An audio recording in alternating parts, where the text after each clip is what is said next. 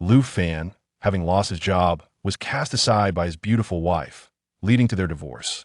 However, it was only after the separation that Lu Fan discovered he was entering a new chapter in his life. He received a guide to romance and embarked on a journey of resurgence. The female CO slid her bank card across the table, declaring, "Marry me, and both I and the company will be yours." The innocent campus belle tugged at his sleeve in the library, saying, "I don't want luxury. I only wish to share street food with you." The aloof female doctor removed her glasses and stated, "I entrust you with both my scalpel and my heart," a popular idol confessed during a live stream. "Meeting you made me realize what a heartbeat truly is." Numerous beautiful women flocked to him. Even his ex-wife's sister unexpectedly appeared. Chapter 1. A man should not be poor. We should get a divorce. Shui Yuqing sat on the sofa at home, coldly gazing at Lu Fan. Clad in a sensual spaghetti-strap dress, she crossed her arms, her fair legs elegantly intertwined, accentuating her flawless figure. Lu Fan met her gaze, but the bright, clear eyes he once knew were now replaced by a distant chill. T31. Lu Fan had been married to the 29-year-old Shui Yuqing for 2 years. They had been together since high school, transitioning smoothly from their studies to marriage. That Lu Fan had once believed he would share a lifetime of happiness with Shui Yuqing. But little did he know that his blissful days would be short-lived. In the fiercely competitive city of Hudou, the deteriorating economic climate led to both Lu Fan and Shui Yuqing being laid off from their jobs. In contrast to the stunning Shui Yuqing, Lu Fan felt the mounting pressures of survival in today's society. While she occupied her time at home with short videos and stand-up comedy, quickly gaining a following and attracting offers from media companies, Lu Fan found himself at a loss. Men are responsible for earning a living, while women should be beautiful. Setting aside the facts, as a man, don't you bear any responsibility? Women need not be defined as someone's daughter, wife, or mother. They must live for themselves. You can't afford a house or a car, and you only offered a meager dowry. Why should I bear your children, and why shouldn't they carry my surname? I am progressing while you are stagnant. Am I to support you? I can thrive on my own. I, Shui Yuqing, am still young and deserve a better and Lu Fan gazed at the once beautiful, now unfamiliar woman before him. After a brief moment of silence, he signed his name on the divorce agreement. Seeing Lu Fan sign both copies, Shui Yuqing swiftly picked up her already signed document and stood. "The cooling-off period lasts another month. We will go to the Civil Affairs Bureau then." Shui Yuqing coldly tossed out her words before slipping on her high heels by the door. As the door slammed shut, Lu Fan could not help but let out a long sigh. Why has my life suddenly plunged into despair? Slumped on the sofa, Lu Fan felt drained of energy. He retrieved his phone and opened the Tomato Novel app, hoping to find a novel to pass the time. With his dwindling savings, he hardly had any meaningful entertainment left. He randomly opened a book titled, "I Am Not Fei Yang," reading a few chapters before exclaiming, "We men truly have it hard. From childhood, we are conditioned, and even in retirement, we must toil for years longer than a lifetime of hard work. But for whom?" Just then, a distant voice echoed in his mind. Men must live for themselves, strive to improve oneself to attain a better life. Having experienced both bliss and betrayal, this guide to romance is bestowed upon you. May it lead you to enlightenment and the pinnacle of life. In the next moment, Lu Fan sat up on the sofa, the light of a new day streaming through the curtains. Curiously, he glanced at his phone only to find it had shut down due to low battery. He hurried to find a charging cable, but realized that he could no longer locate "I Am Not Fei Yang" in the app. Was everything from yesterday merely a dream? He pondered, then turned to the divorce agreement on the table. Picking it up, he confirmed that signing the divorce papers with Shui Yuqing was indeed not a dream. So be it. It was merely a chapter of a bygone relationship. As he contemplated this, a line of text appeared before his eyes. Only by striving to improve oneself can a man attain a better life. Startled by the sudden appearance of the words, Lu Fan instinctively waved his hand before realizing they were merely floating before him. He quickly walked into the bathroom, confirming that his eyes were perfectly normal. Furrowing his brow in thought, he recalled a detail he had overlooked. This is the guide to romance. With this realization, Lu Fan asked in his mind, "Guide to romance, how can I improve myself?" As the question formed, the text before him transformed once more. Methods for a man to enhance himself. External and internal. External. One is judged by appearance, good looks, and appropriate attire, along with pleasant demeanor and conduct. Internal, awakened thoughts, enriched knowledge, a positive mindset, and the courage to remain composed in the face of adversity. Seeing the words change, Lu Fan eagerly inquired, "How can I enhance myself?" This time, two simple words appear before him. "Make money." Lu Fan looked at the phrase and replied in resignation. What difference does that make? Who doesn't know that earning money can change one's life? A comfortable life affords time to better oneself. The key is, how does one earn money? In the next instant, another line of text emerged. Today is favorable for travel and marriage, indicating prosperity and romantic opportunities. Your zodiac sign is Rooster, and your astrological sign is Gemini.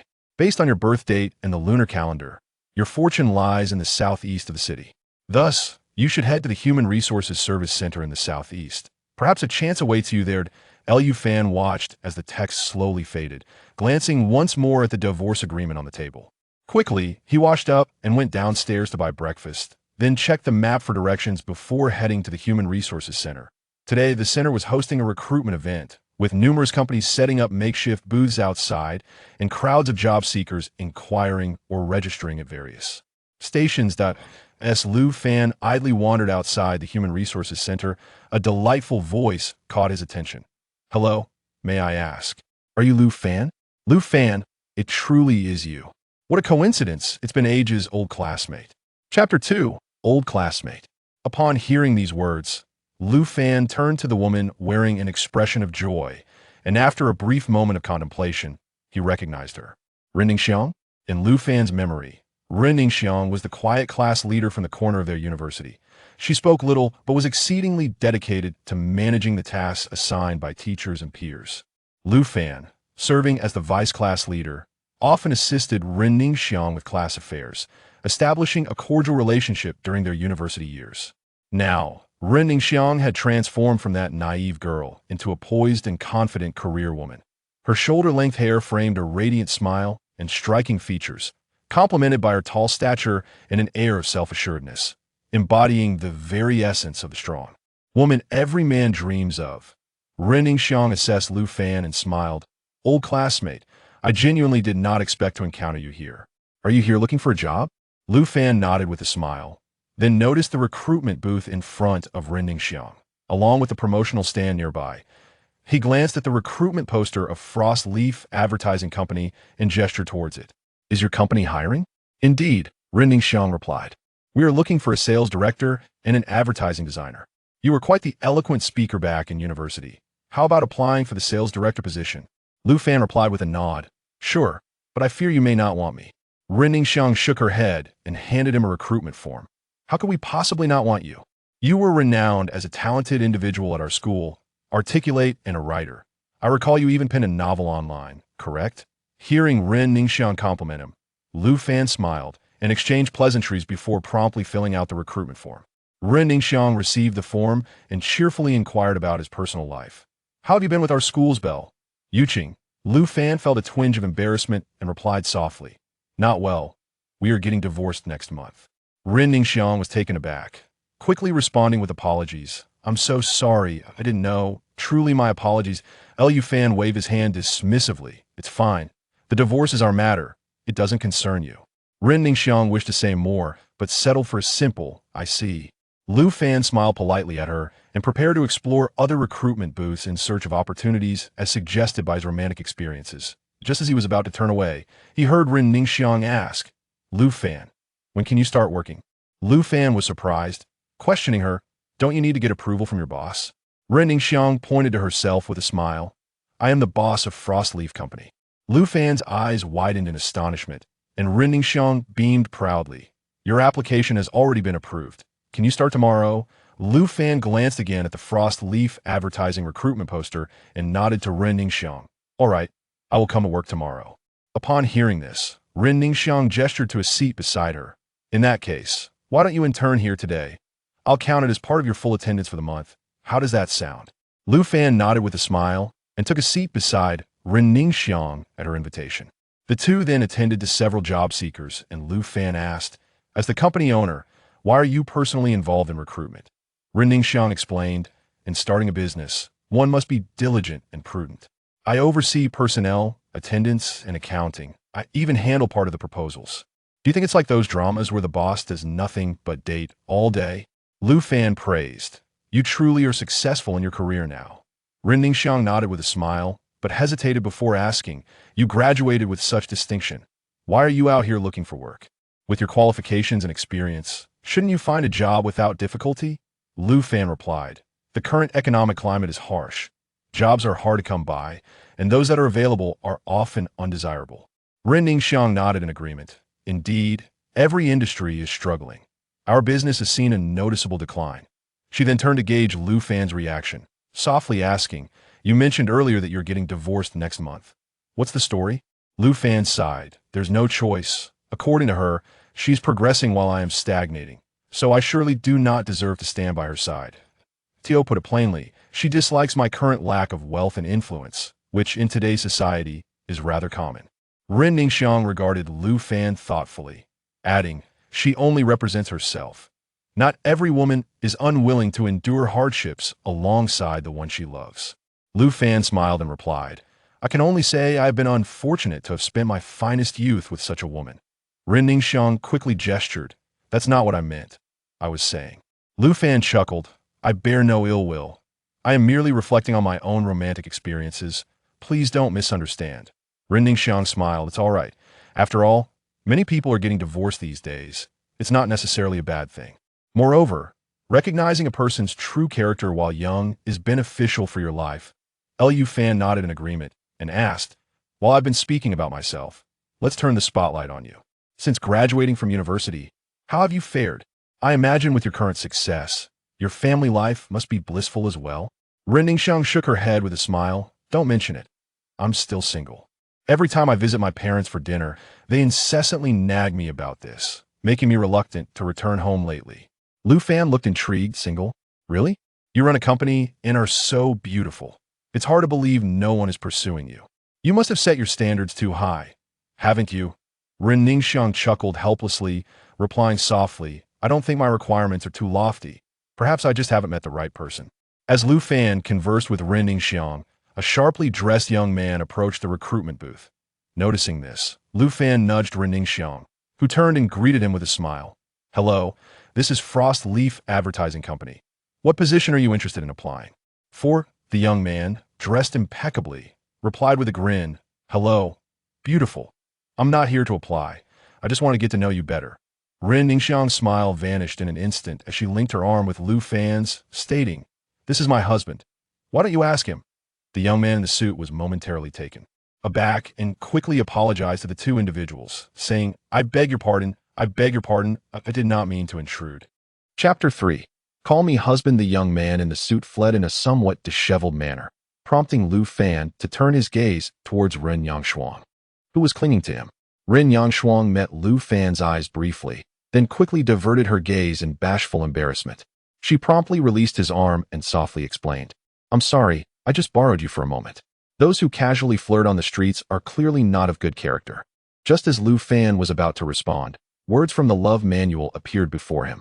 Deliberate explanations are mere veils, and veils conceal the truth. She is concealing her feelings while testing your reaction. Your decision will alter her subsequent choices. A wise man must know how to please a woman.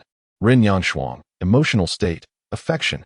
Strive to stir her heartstrings, win her affection, and deepen her feelings for you. As emotional states elevate, the love manual will enhance your physical prowess, guiding you towards the pinnacle of life. Lu Fan stared at the words from the love manual, momentarily taken aback.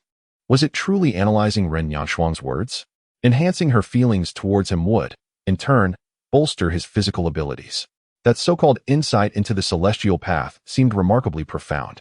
After a brief hesitation, he smiled and said to Ren Yangshuang, since you've called me husband, how could I not help you? Ren Yangshuang was momentarily startled by his words. Then she covered her face with her hand, laughing lightly. Although she shot him a playful glance, Lu Fan could discern her genuine delight. She managed to stifle her laughter and then asked, what if calling you husband hinders your romantic prospects in the future? Lu Fan chuckled in response. Don't flatter me. I'm someone on the verge of divorce. What romantic prospects could I possibly have? Ren Yangshuang replied. Don't speak of yourself in such a manner. I still think you are just as handsome as you were in university. Don't let a relationship cause you to neglect yourself. That is not the Lu Fan I know. Lu Fan nodded in acknowledgement, understood. I promise not to let myself go. Next time I see a beautiful woman, I'll confidently approach her for her number and seek out green bubbles. As he spoke, he took out his phone and opened a messaging app towards Rin Yangshuang. Hello, beautiful. I'm not here for a job. I just think you're quite lovely and would like to get to know you. Rin Yangshuang was amused once more by Lu Fan's imitation of the earlier suit-clad gentleman's approach. Nodding, she took out her own phone. All right, handsome. Given your good looks, I shall reluctantly oblige. Lu Fan added Rin Yangshuang as a friend and sent her a message. Hello, beautiful. It's a pleasure to meet you. Upon reading the message, Rin Yangshuang burst into laughter again and replied, Hello, handsome. I'm also very pleased to meet you. Lu Fan received a message from Rin Yangshuang, and they exchanged a glance, both unable to suppress their smiles. In the next moment, the words of the Love Sutra floated before Lu Fan once more. To make her smile is merely the first step into her heart. Yet, for many men, this step remains a distant aspiration. A woman is a blooming flower. Yet only a man can coax her to blossom. Rin Yangshuang, emotional state, friendly, reward, enhancement of physical attributes.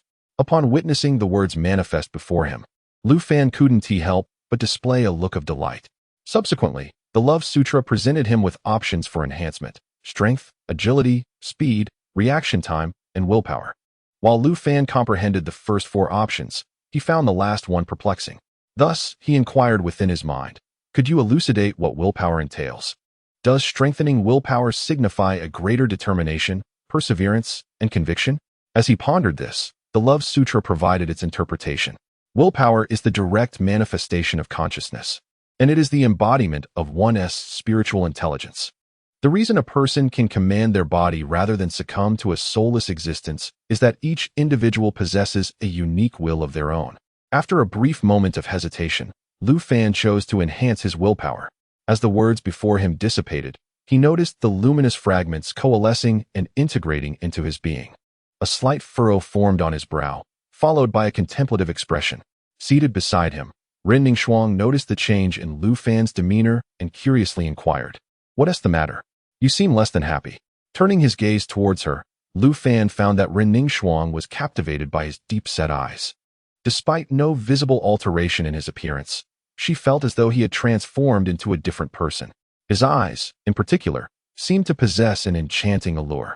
Lu Fan, aware of Rin Yangshuang's rapt attention, asked with curiosity, What's wrong, Ms. Rin? Upon meeting his gaze, Rin Yangshuang quickly averted her eyes, replying, It's nothing. Just then, a job seeker approached for an inquiry, allowing her to swiftly redirect her focus. As more job seekers arrived to ask questions or complete application forms, both Lu Fan and Rin Yangshuang became engrossed in their tasks. Lu Fan guided the applicants in filling out their information, while Rin Yangshuang introduced the company's services and addressed their inquiries.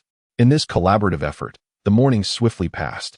At noon, Rin Yangshuang led Lu Fan to casually enjoy a Chinese fast food meal before guiding him back to Frost Leaf Advertising Company. Located on the second floor of a bustling commercial street, the company comprises 3 offices and a spacious communal workspace.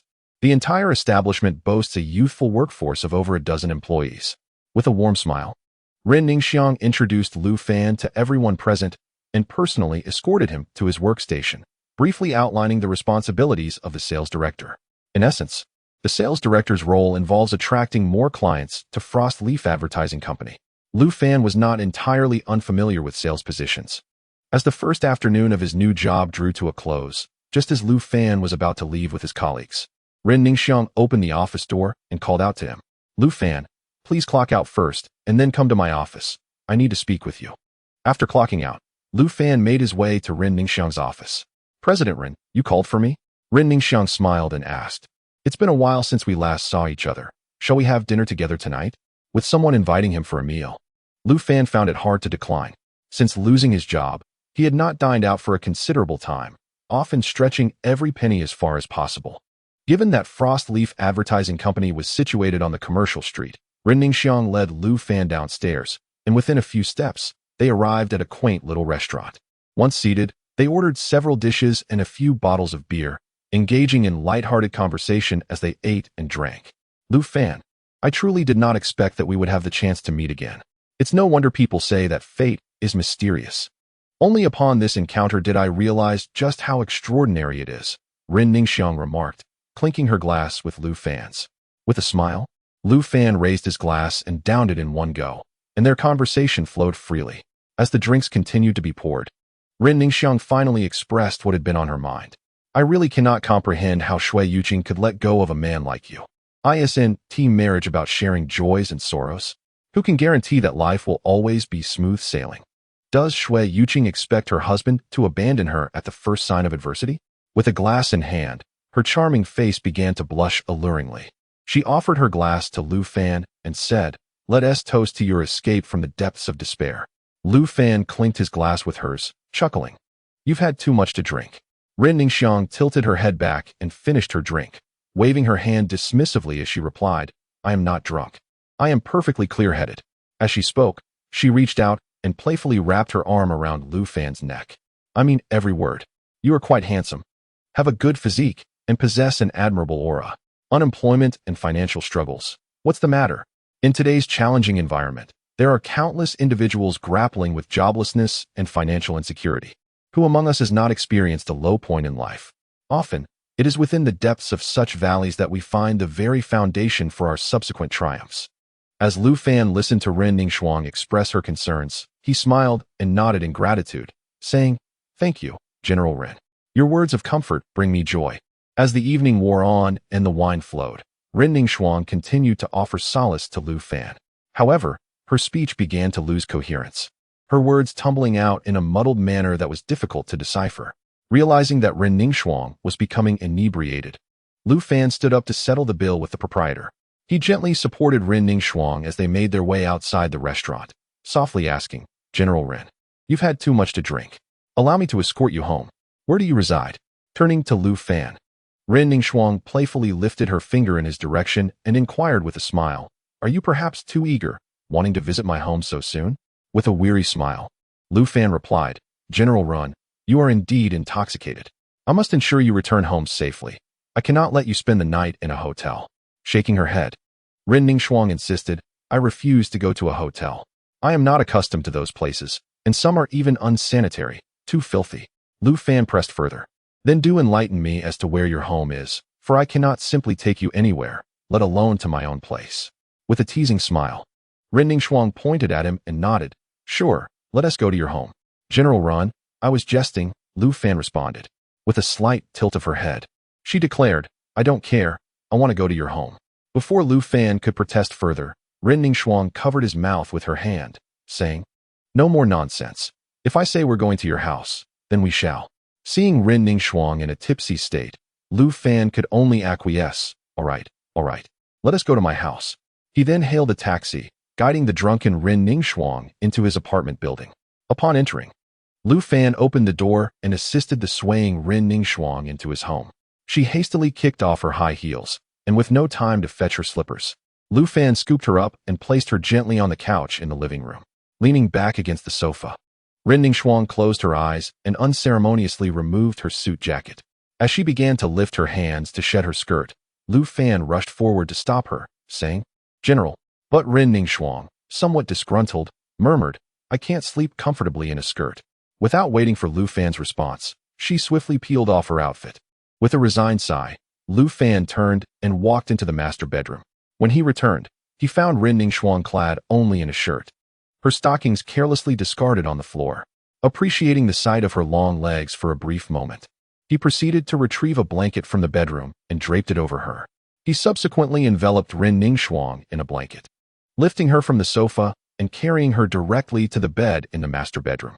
After being placed upon the soft, spacious bed, Ren Ningxiang revealed a gentle smile and turned over in the covers, emitting a soft, contented sigh.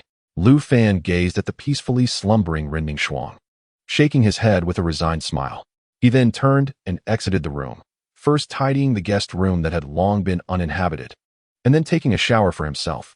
Once he had completed these tasks, he tidied Ren Ningxiang's clothes with a simple touch before returning to the guest room to sleep. As Lu Fan lay on the small bed in the guest room, he found himself surprisingly calm at that moment. Typically, this time of day marked the most arduous period of his day. The despair of unemployment, the estrangement in his relationships, coupled with the pain of life's circumstances, often kept him awake through the night. Yet today, he felt none of that, curiously gazing at the ceiling in the dark, pondering, is this the effect of the Love Sutra? As Lu Fan contemplated, the words of the Love Sutra began to manifest before him. When heaven bestows great responsibilities upon a person, it must first torment their will, labor their muscles and bones, starve their body, and exhaust their spirit. By strengthening your will, you enhance your ability to endure pressure and suffering. A strong will empowers you to confront all hardships and transform them into motivational forces for self-improvement. A true man understands that only by bettering oneself can one attain a better life. Lu Fan let out a soft sigh as he observed the words appearing before him. Indeed, a man can only achieve a better life through self-improvement. He once believed that he needed to be a good man, a good husband, and even planned to become a good father. At this moment, he began to comprehend the essence of Xue Yuqing's words. Those words, if viewed from another perspective, hold true for men as well. A man need not become someone else's son, husband, or father. Rather, he must become himself. Recalling the days of diligent labor at home, his gaze took on an unprecedented firmness. A man can only attain a better life through self-betterment. Chapter 5, Sister-in-Law in the Morning. Lu Fan was awakened by a chorus of shrill screams. Ah, brother-in-law, how could you do this? Aren't you and my sister in the midst of a divorce? Or have you already divorced? How can you seek another woman? Look at these clothes, this skirt, these stockings, an office lady, isn't it? Brother-in-law, so you have a taste for this kind? You and my sister are not divorced, so how can you bring someone home? I always thought you were a good man, but I never expected you to be so desperate. Initially, upon hearing that you and my sister were contemplating divorce, I thought of intervening to offer my counsel. I was utterly taken aback. Lu Fan, bewildered, sat up abruptly from his bed, soon realizing that the voice filled with distress was somewhat familiar. He hastily threw aside the covers and stood up, pushing open the door to the small room. At that moment, in the living room stood a charming and adorable young lady, donned in a delightful cartoon t-shirt paired with a pleated skirt. She appeared as if she had emerged from the pages of an anime, resembling a delicate doll, with a hint of resemblance to Xue Yuqing in her features. Lu Fan gazed at the enchanting girl before him in astonishment and gently inquired, Wanxiu, what brings you here? This delightful young lady was Xue Wanxiu, the sister of Xue Yuqing, and also Lu Fan's sister-in-law. Currently, she was studying at Hudu University, where she excelled academically and was somewhat renowned as a campus beauty. Due to their sisterly bond, Xue Wanxiu often visited Lu Fan and Xue Yuqing's home for meals and would occasionally stay for a few days during breaks. Upon hearing Lu Fan's voice, Xue Wanxiu turned her head in surprise to look at him as he emerged from the guest room. Oh, brother-in-law, what are you doing in the guest room? Lu Fan gestured towards the closed door of the master bedroom, explaining, last night, my boss had too much to drink and didn't return home, so I offered her a place to stay. The small room was unkempt, so I let her have the bedroom while I tidied up and slept in the guest room. Upon hearing Lu Fan's explanation, Xue Wanxiu peered curiously into the guest room. After confirming that the bed was indeed made and that there was no one else there, her expression quickly softened. She smiled again, clasped her hands together in front of her, and adopted a pitiful demeanor. Brother-in-law, I'm so sorry, I misjudged you. Xue Wanxiu had always maintained a friendly disposition towards Lu Fan, and given that there were no real conflicts between them, Lu Fan bore her no ill will regarding the matter. Thus, he waved his hand dismissively, indicating it was of no consequence, and asked, shouldn't you be at school at this hour? What brings you here? In response to Lu Fan's inquiry, Xue Wanxiu hurriedly explained, brother-in-law, chaos has erupted at home upon hearing that you and my sister might divorce. Father disagrees, and mother is unable to persuade my sister, who is in tears. I came to find you. Please, try to reason with her. You two have been together since high school, enduring so many trials and tribulations together. Your bond is so strong. Surely any disagreements can be resolved? Observing Xue Wanxiu's earnest expression, Lu Fan smiled gently and replied, it was Yuqing who initiated the conversation about divorce. She is right. At this juncture, I do not deserve her. Perhaps it is best for me not to hinder her pursuit of a better future. Regardless of how strong our past affection was, we are no longer suited for one another, and parting amicably would be the most dignified course. Xue Wanxiu pouted, adopting a sorrowful expression, brother-in-law, are you angry? Alas, do not be angry. I apologize on behalf of my sister, if you would be so kind. Let us put aside minor grievances. For a noble man does not quarrel with a woman. Please forgive her this once. I implore you, console her, and perhaps family can help persuade her, and this matter can be laid to rest. As Shui Wanxiu earnestly pleaded with Lu Fan, the door to the master bedroom was gently pushed open by Ren Yangxiang. Wrapped in a quilt, she appeared as though she had just awakened, stifling a yawn. Lu Fan, where have you placed my dress and stockings? Oh, there are still people here. Quickly retreating into her room, Ren Yangxiang poked her head out and urged Lu Fan, please bring me my dress and stockings. Upon hearing her request, Lu Fan hastened to the sofa to retrieve her suit jacket, dress, and stockings. Meanwhile, Shui Wanxiu pouted in discontent, crossing her arms while casting a glance at Ren Yangxiang, only to find her also silently appraising her in return. She resembles Shui Yuqing quite a bit. What is this? My brother-in-law is not yet divorced, and here she is trying to steal him away? Lu Fan presented the garments to Ren Yangxiang, only to notice the two women scrutinizing each other. He swiftly smiled and introduced them. Oh, Wanxiu, allow me to introduce you. This is Ren Yangxiang, the esteemed owner of our Frost Leaf Advertising Company and my university classmate. I currently work under her guidance. Yangxiang, this is Shui Wanxiu, Yuqing's sister, who is presently studying at Hudu University. Ren Yangxiang accepted the clothing, nodded with a smile at Shui Wanxiu, offered a casual greeting, and then closed the door once more. Observing the door's closure, Shui Wanxiu quickly pulled Lu Fan aside. Brother-in-law, how could you bring such a woman home so casually? Lu Fan waved his hand dismissively, replying, do not speak recklessly. What nonsense fills your young mind? I have told you, she is my boss and a fellow classmate. Given the current economic climate, she provided me with a job. Last night, we met as old friends and shared a few drinks. She is merely staying over for a short while. Pouting, Shui Wanxiu responded, a solitary man and woman together in a room. Brother-in-law, you are still married to my sister. Do you think this is appropriate? Just as Lu Fan was about to respond, the words of the Love Sutra appeared before his eyes. Due to the constraints of your identity, the feelings concealed within are difficult to express. Yet, as circumstances evolve, her sentiments towards you are also undergoing a transformation. She no longer conceals her emotions and desires to deepen your relationship. Shui Wanxiu, emotional status, amicable. Strive to stir her heartstrings, earn her affection, and enhance her feelings for you. As emotional status escalates, the Love Sutra shall assist you in discerning the way and guide you toward the pinnacle of life. Lu Fan observed that the rewards for Shui Wanxiu's emotional level enhancement seemed to differ from those of Ren Ningxuang. The phrase peering into the Tao of heaven sounded rather sophisticated. Chapter 6. I want to be your girlfriend. As noon approached, Lu Fan merely stretched at his workstation when his phone rang. Upon seeing that it was Shui Wanxiu's number, he answered the call. Before he could utter a word, Shui Wanxiu cheerfully exclaimed, brother-in-law, it's lunchtime, isn't it? Come downstairs. Let us indulge in some delicious food. Curiously, Lu Fan inquired, how did you know we have a lunch break? With a playful giggle, Shui Wanxiu responded, isn't it written on your company's sign? Morning work hours are from 8 to 11:30, and afternoon hours are from 1:30 to 6. Lu Fan pressed further, do you really not have school today? Shui Wanxiu's voice took on a pitiful tone. Brother-in-law, is it because you divorced my sister that you no longer wish to see me? I have never spoken ill of you in front of my sister. You mustn't treat me this way. Hearing her endearing tone, Lu Fan quickly replied, all right. Wait for me downstairs. I'll be right there. Shui Wanxiu beamed upon hearing his response, saying, great, brother-in-law, I'll wait for you downstairs.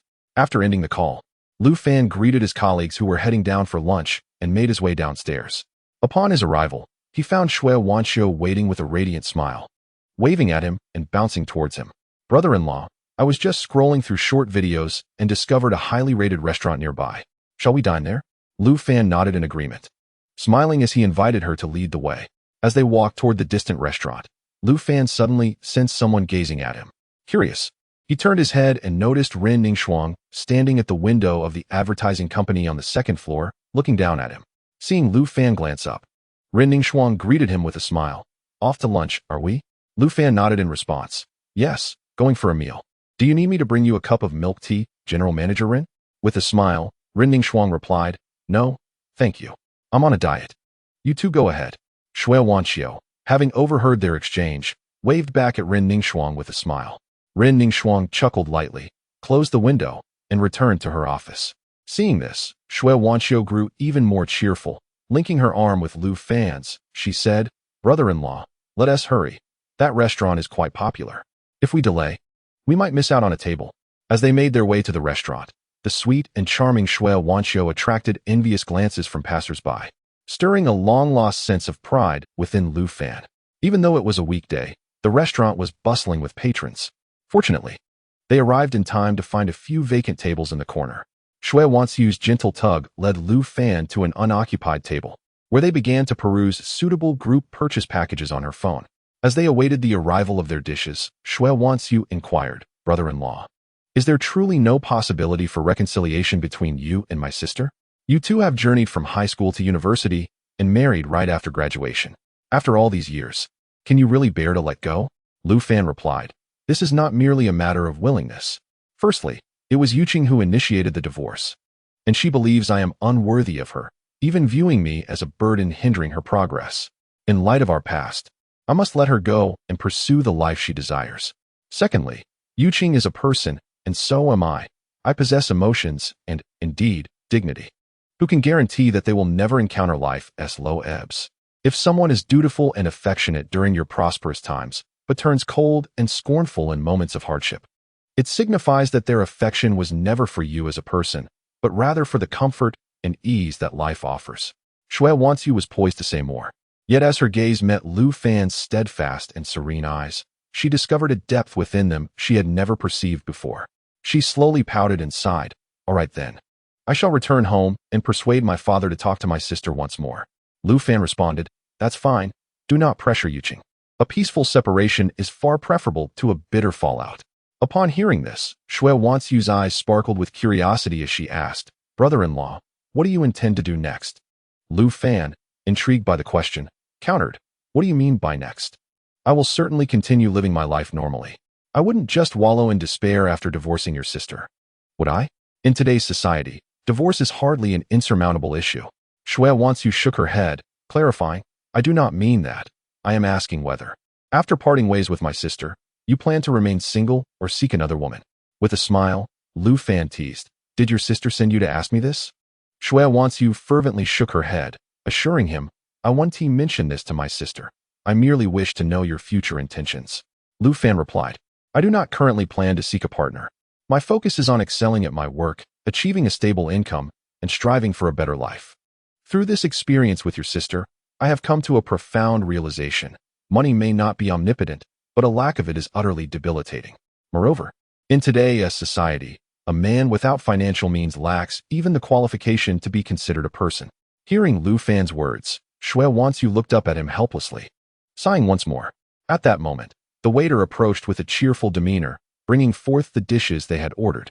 Seeing this, Lu Fan raised his hand to gesture to Shui Wanxiu, and the two began to savor the dishes of the restaurant. Although the prices here were modest, the flavors were quite delightful. While Lu Fan indulged in the culinary offerings, he noticed that Shui Wanxiu was discreetly observing him as she ate. He then inquired, "Wanxiu, you need not worry. Even if I were to divorce your sister, we could still remain friends." Upon hearing Lu Fan's words, Shui Wanxiu softly responded, "Brother-in-law, why don't you be with me? I could be your girlfriend." Lu Fan was taken aback, and before he could respond, words from the Love Heart Sutra materialized before his eyes. The long-suppressed emotions are finally released at this moment.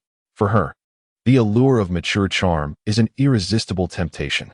She desires to pursue a deeper relationship with you, even if it means bearing some pressure.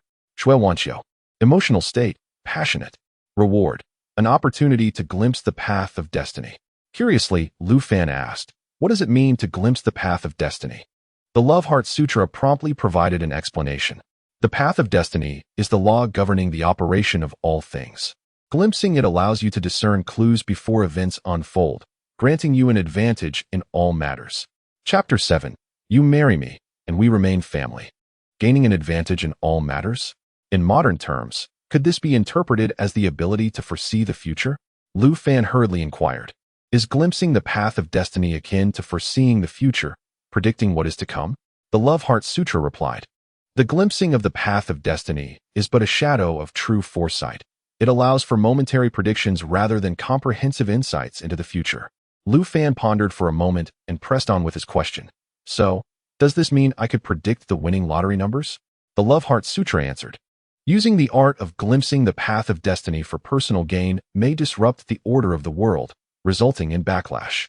The greater the personal profit you seek, the harsher the retaliation from the path of destiny, as all things are interdependent in the cosmic law. Upon hearing this, Lu Fan couldn't help but sigh. He had anticipated that glimpsing the path of destiny would come with a countermeasure against cheating. How was he supposed to utilize this? Just then, a pivotal thought crossed his mind. He was still in the cooling-off period for his divorce. If he were to make a fortune during this month, he might have to share half, or even more, with Shui Yuqing. Since their marital bond had seemingly dissolved, he certainly could not afford to give her a share of his assets. Thus, he inquired of the Love Heart Sutra once more. I haven't yet decided what price I am willing to pay. Can the glimpsing of the path of destiny wait until I am ready to use it? In the realm of love's intricacies, one might ponder, is it truly feasible? At that moment, as Lu Fan reveled in the joy of a newfound opportunity for wealth, he was suddenly interrupted by the sound of gentle sobbing emanating from across the table. Upon lifting his gaze, he discovered Shui Wanxiu, her head bowed, softly weeping. Her tear-streaked visage captivated the attention of all present, drawing their eyes toward her and Lu Fan. Curiosity piqued, Lu Fan inquired, Wanxiu, what troubles you? Why are you crying? Shui Wanxiu, with a face full of grievance, met his gaze and softly asked, Brother-in-law, is it because of your divorce from my sister that you now harbor disdain for me? With a resigned expression, Lu Fan replied, I do not. If I disliked you, why would I share a meal with you? Shui Wanxiu pressed on, if you do not dislike me, then why won't you allow me to be your girlfriend? The moment her words escaped her lips, a wave of murmurs rippled through the surrounding crowd. The patrons at nearby tables, engrossed in their meals, now leaned in, eager to eavesdrop on Lu Fan and Shui Wanxiu's exchange. The young men, observing Shui Wanxiu's exquisite features, cast glances at Lu Fan, eyes brimming with envy.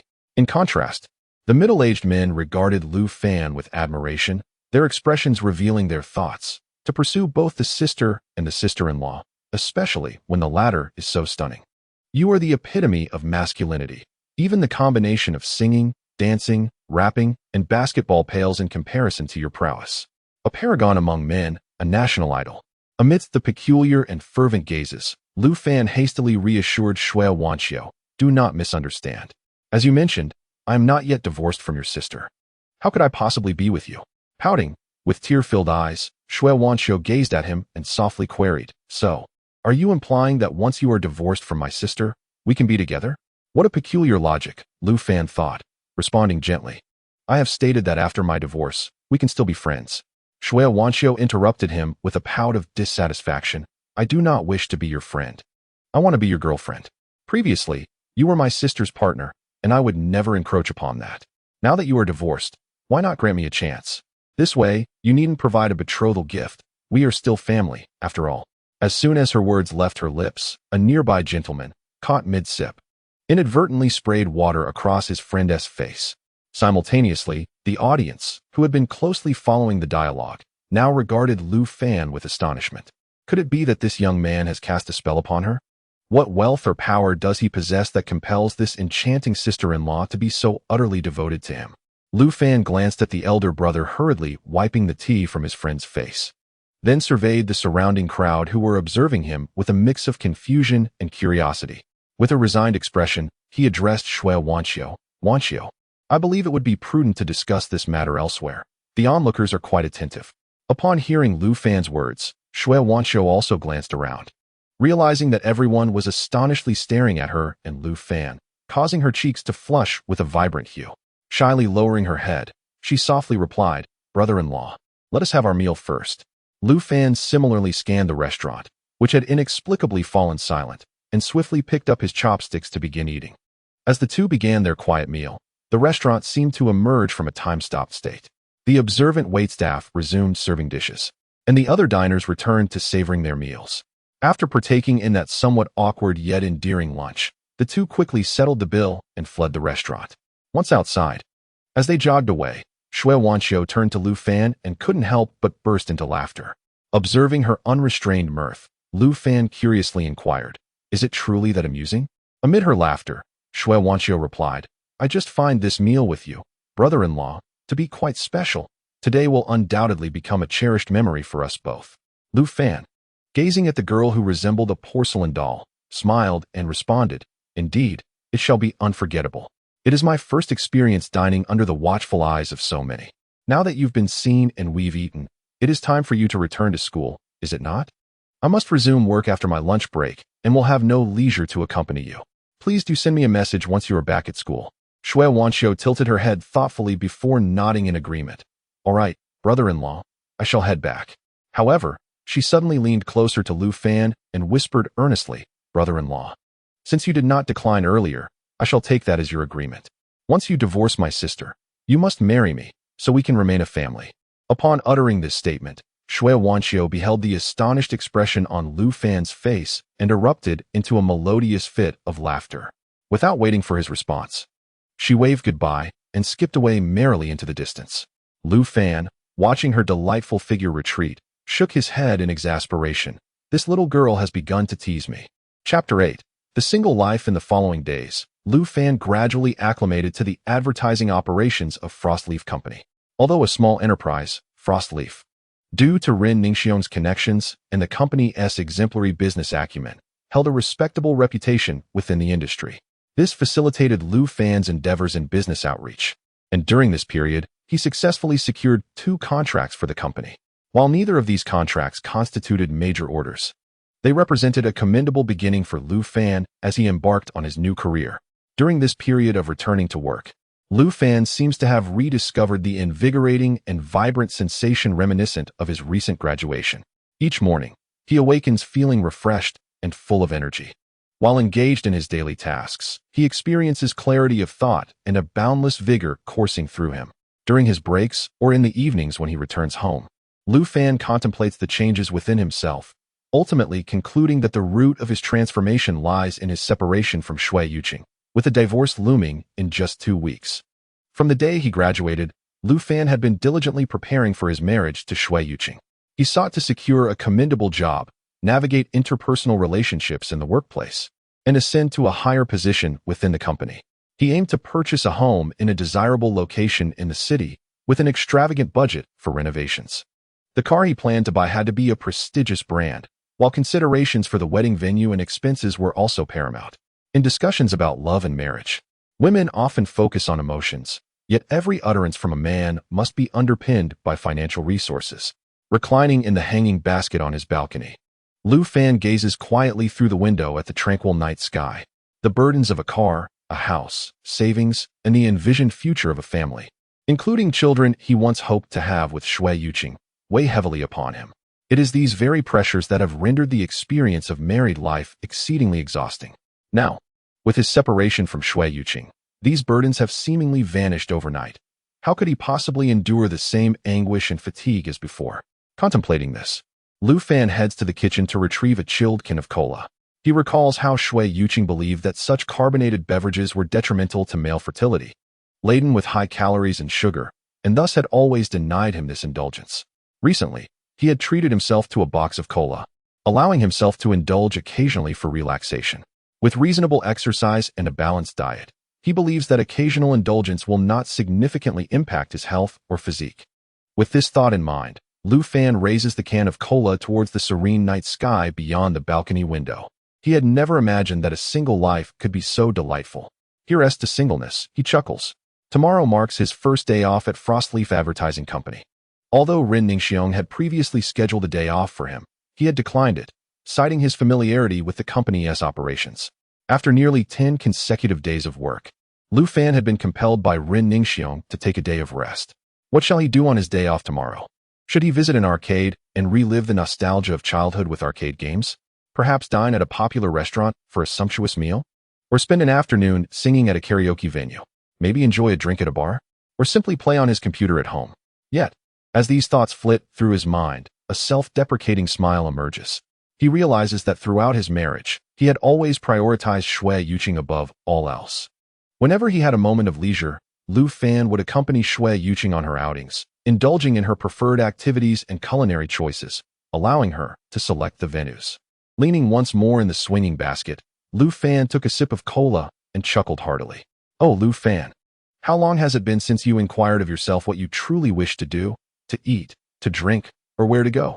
Just as he laughed and took another sip, the words of the Love Sutra materialized before his eyes. You have achieved profound enlightenment, gaining new insights into yourself and life. As it is said, serenity clarifies one's ambitions. Tranquility leads one far. A man must first love himself to love others, and indeed the world. Your state of mind has experienced a breakthrough, enhancing the effects of the Love Sutra. Reward: improvement in physical constitution. With astonishment widening his eyes, Lu Fan watched as the enhancement options of the Love Sutra gradually appeared.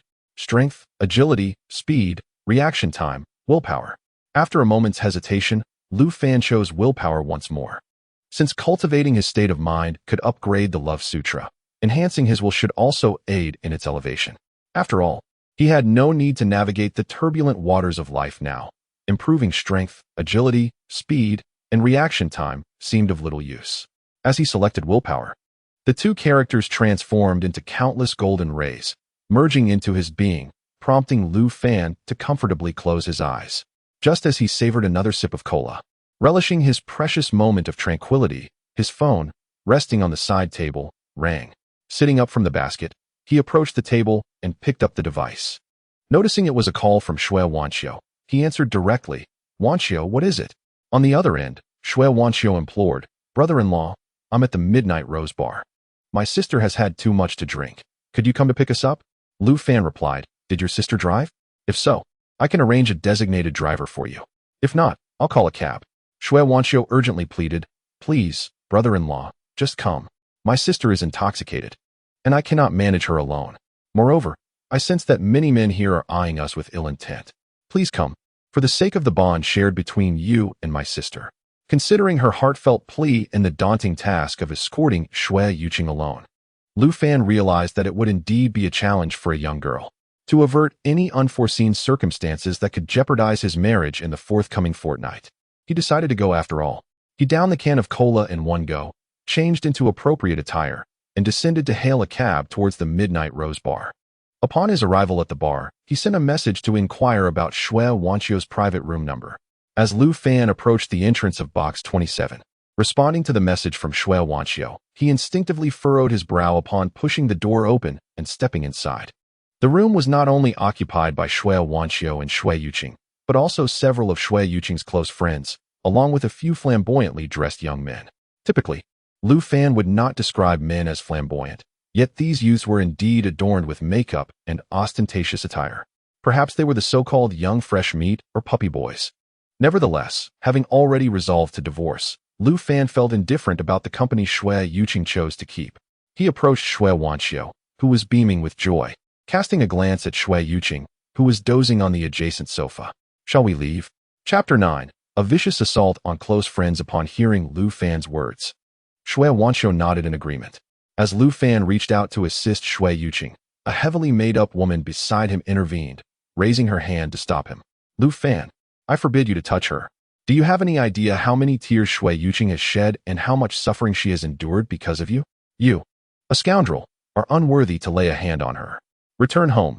We will see Shui Yuqing to her residence. The woman speaking was Li Qianwen, one of Shui Wanxiu's closest friends, and they had shared a long-standing friendship.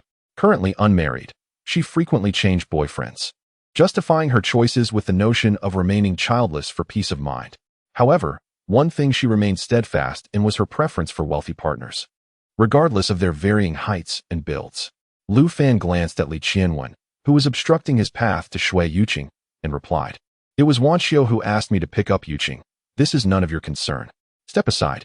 Li Qianwen scoffed dismissively. What are you trying to portray here? You've caused Yuqing so much pain, and you still have the audacity to show your face. As a man who cannot earn a living, I feel embarrassed for you. In the past, Lu Fan would have certainly lashed out at Li Qianwen's words.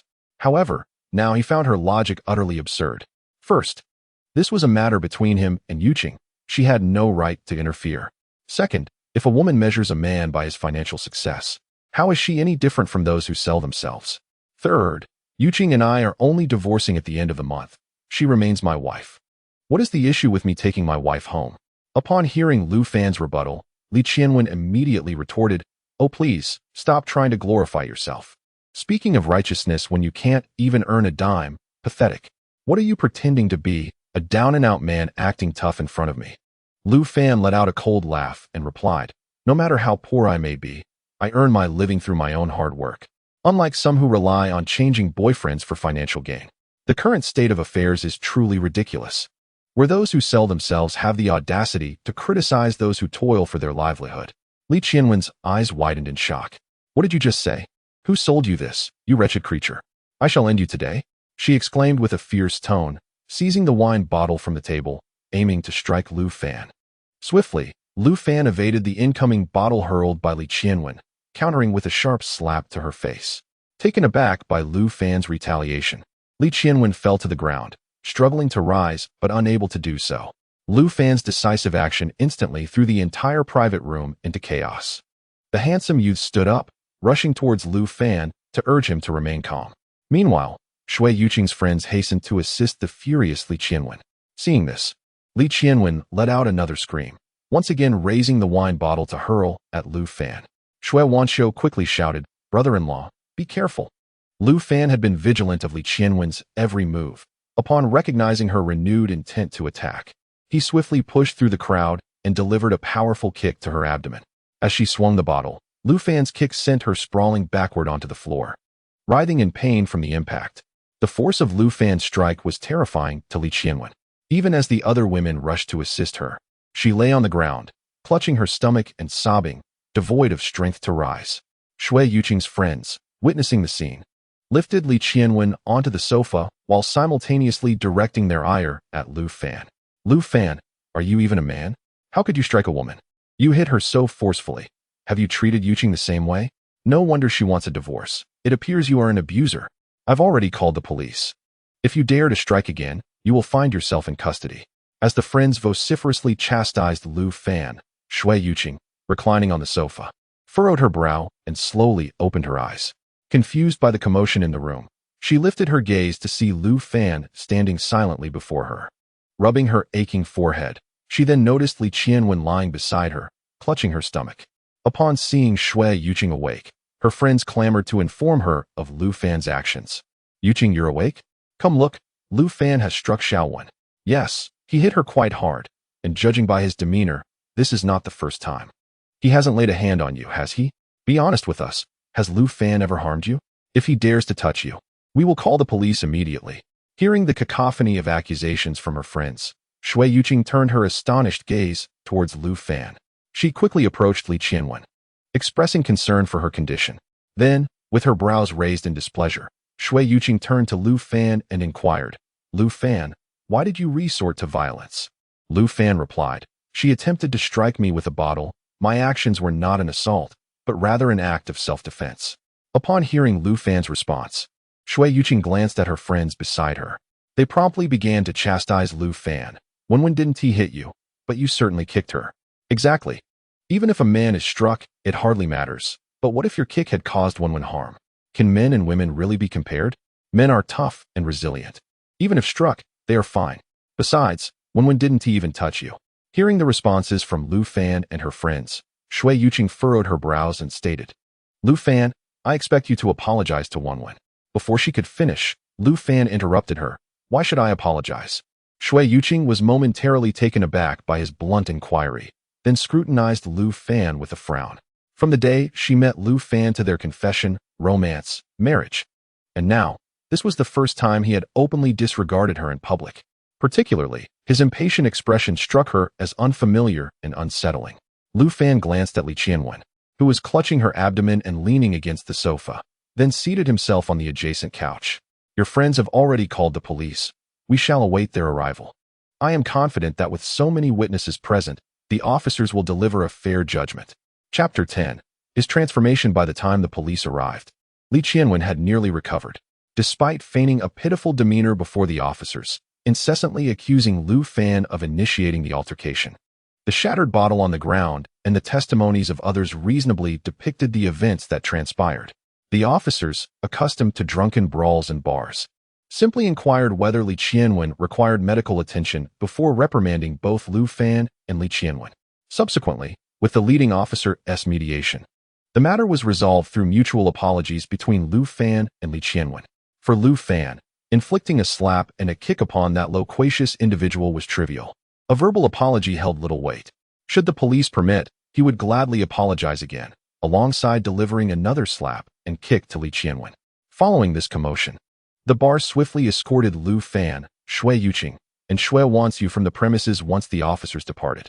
Because of the altercation, Shui Yuqing arranged for her other friends to take Li Qianwen home. After her friends had left, Shui Yuqing turned her displeased gaze toward Lu Fan. Lu Fan. Today you. Yet, Lu Fan seemed indifferent to her, instead addressing the timid Shui Wanxiu beside him. Wanxiu, you all should take a taxi home. As Shui Yuqing witnessed this scene, her brows furrowed even tighter. She was certain that Lu Fan had heard her words, yet he remained utterly unresponsive at that moment. This suggested that he had no intention of acknowledging her presence. How could he act in such a manner? It had only been a mere fortnight and a half since she presented the divorce agreement, but now Lu Fan appeared to be a stranger, someone she barely recognized. It was as if the soul she once knew so intimately had been replaced within his very being. While Shui Yuqing was lost in her thoughts, gazing at Lu Fan, Shui Wanxiu glanced at her sister before addressing Lu Fan. Brother-in-law, it's quite late. Aren't you going to see us home? Before Lu Fan could respond, Shui Yuqing interjected. There's no need for him to drive us. We can take a taxi ourselves. With that, she took her sister's hand and led her to the waiting cab. She opened the door, gesturing for Shui Wanxiu to enter. With a reluctant glance back at Lu Fan, Shui Wanxiu complied and settled into the taxi.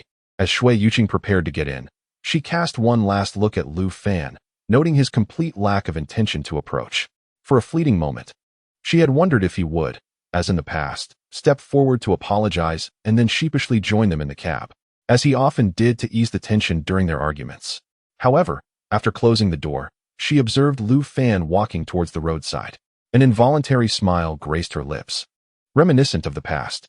Yet, just as quickly, her expression soured again. Lu Fan did not approach their taxi, but instead turned to board another cab parked behind them. Both taxis departed almost simultaneously, merging into the bustling streets of Hudu, teeming with life, yet they veered off in opposite directions. Upon returning home, Lu Fan sent a message to Shui Wanxiu. Have you arrived home? She quickly replied, Brother-in-law, we just got back, but it seems my sister is upset. Why didn't you come after us and share a ride? Lu Fan responded, I'm not on your route, so it wouldn't make sense to ride together. Shui Wanxiu retorted, but you used to ride with us before. Lu Fan replied with a smile, in just half a month, I will be divorced from your sister. We will both embark on new lives, and henceforth, there shall be no further entanglements. Separation must be absolute. For anything less would only serve as torment and harm to us both. It was late, and I decided to end our conversation and get some rest. Good night. After Lu Fan replied to the message, he headed to the bathroom for a shower and then lay on his bed, scrolling through his phone while contemplating where to spend his day off. Meanwhile, Shui Wanxiu's expression turned helpless as she looked at her sister, Shui Yuqing, who sat before her. Noticing the pitiful look on Wanxiu's face, Shui Yuqing furrowed her brows and inquired, what did he say? Wanxiu stared at the response on her phone screen, momentarily at a loss for words. Brother-in-law said. Shui Yuqing, seeing her sister's hesitation, extended her hand to take the phone and examined Lu Fan's reply herself. Upon reading it, Wanxiu noticed Shui Yuqing's breathing become heavier, her shoulders trembling slightly. Having lived together for many years, Wanxiu recognized this as her sister's reaction when she was upset. Just as Wanxiu was about to say something, Shui Yuqing returned the phone to her, stating, Don't keep calling him brother-in-law. I'll be divorced from him by the end of the month. If you keep addressing him that way, he'll think I still have feelings for him. As she spoke, Shui Yuqing stood up from the sofa and walked directly into her room. Wanxiu watched her sister enter her room, then turned her gaze back to the chat history with Lu Fan. What should I call him if not brother-in-law? Lu Fan? Or something else? Since you have resolved to divorce, if I were to take the initiative, it wouldn't be considered as me stealing my sister's man, right? With this thought, Wanxiu sent another message to Lu Fan. Lu Fan, are you asleep? Lu Fan quickly replied with a question mark and asked, Are you Yuqing? Wanxiu chuckled and responded, I'm Wanxiu. It's just that my sister won't let me call you brother-in-law anymore. Lu Fan sent another question mark and replied, Oh, that's fine. I also think it would be inappropriate to call me brother-in-law in the future. Wanxiu smiled and said, Lu Fan, when do you have a day off? Let's go out together. I've been wanting to visit Mickey Mouse Amusement Park, but I have no one to accompany me. Will you come with me? After sending the message, Wansu glanced nervously at her sister's closed door. Sister, it's not that I'm stealing your man. It's just that you and Lu Fan are getting divorced.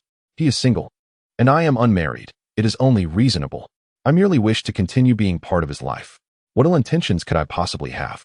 Chapter 11. The first day off. Today marks Lu Fan's first day off since returning to work. He woke up naturally in the morning, realizing it was already nearing 10 o'clock. After a quick wash, he dismantled the old computer at home and set off for a nearby shopping mall. Today, he prepared to visit the e-commerce flagship store at the mall to upgrade his old computer, replacing its components to breathe new life into it. In the past, Lu Fan had been preoccupied with socializing and ingratiating himself with the powerful, coupled with the incessant notion of traditional masculinity instilled in him by Shui Yuqing, leaving him no time to indulge in computer gaming. Although he had only recently returned to work, his personal savings still afforded him the opportunity to upgrade his computer without financial strain. Upon arriving at the e-commerce flagship store, Lu Fan placed his old computer on the proprietor's counter. Sir, could you assess how much I might get for this old machine? I wish to upgrade to a system capable of handling contemporary games, but I prefer something reasonably priced. Perhaps a graphics card like the 1660, a motherboard such as the 5600X for memory sticks, and a large solid-state drive. Could you offer me a competitive price? After a spirited negotiation with the shopkeeper, Lu Fan successfully acquired the desired configuration at an agreeable rate. As he observed the owner assembling his new computer, a smile of genuine joy emerged on his face. Since yesterday, he had come to realize how delightful it was to live for oneself.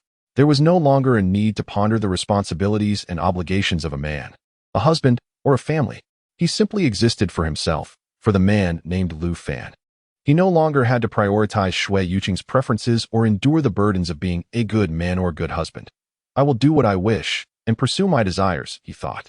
Once the proprietor completed the installation and tuning of the computer, Lu Fan settled the payment and cradled the machine as he made his way home. However, upon reaching his doorstep, he discovered a crowd gathered below his building. Lu Fan had no inclination to indulge in idle curiosity. He merely continued towards his home, clutching his computer case. Yet, as he descended the stairs, he spotted Li Qianwen among the throng. Li Qianwen, upon noticing Lu Fan, raised her hand and pointed at him with a venomous expression.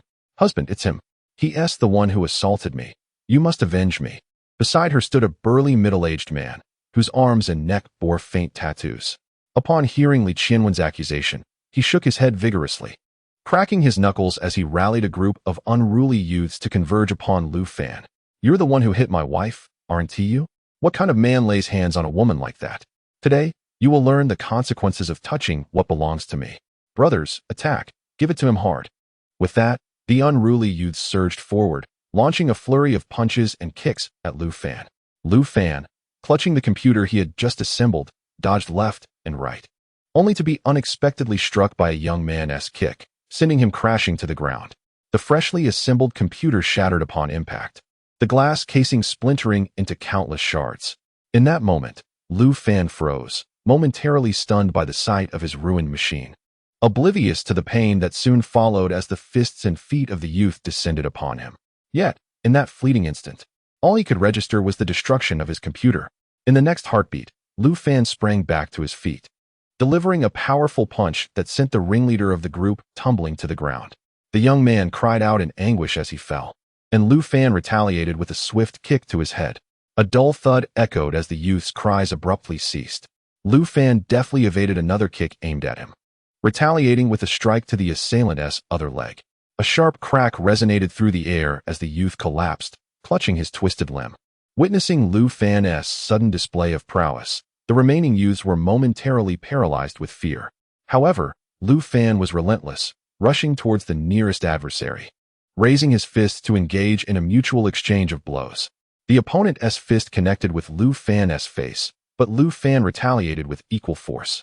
The young man felt as though he had struck a solid wall, only to be sent sprawling to the ground by Lu Fan's counterstrike. Fortunately, he managed to protect his head, narrowly avoiding another brutal kick aimed at him. The remaining youths, seeing Lu Fan appear almost divine in his fury, quickly lost their nerve. The trio exchanged glances before hastily retreating. As Lu Fan observed their flight, he glanced back at the fallen youth who was still groaning in pain, and delivered another kick to one of the retreating figure's abdomen. The young man, Faced with Lu Fan's murderous glare, winced in agony, yet dared not utter another sound. At that moment, only the middle-aged fat man and the trembling Li Qianwen remained in Lu Fan's line of sight. Clenching his fists, Lu Fan advanced toward the portly man, who trembled in fear and hastily raised his hands in a placating gesture. Brother, let us talk this over. There's room for negotiation in this matter. Let us just call it even, shall we? We were merely exchanging blows. A mediation agreement will suffice. What you're doing now is tantamount to murder. You could end up in prison, or worse, he implored. You're still young. Don't tread the path of crime. Please, think clearly.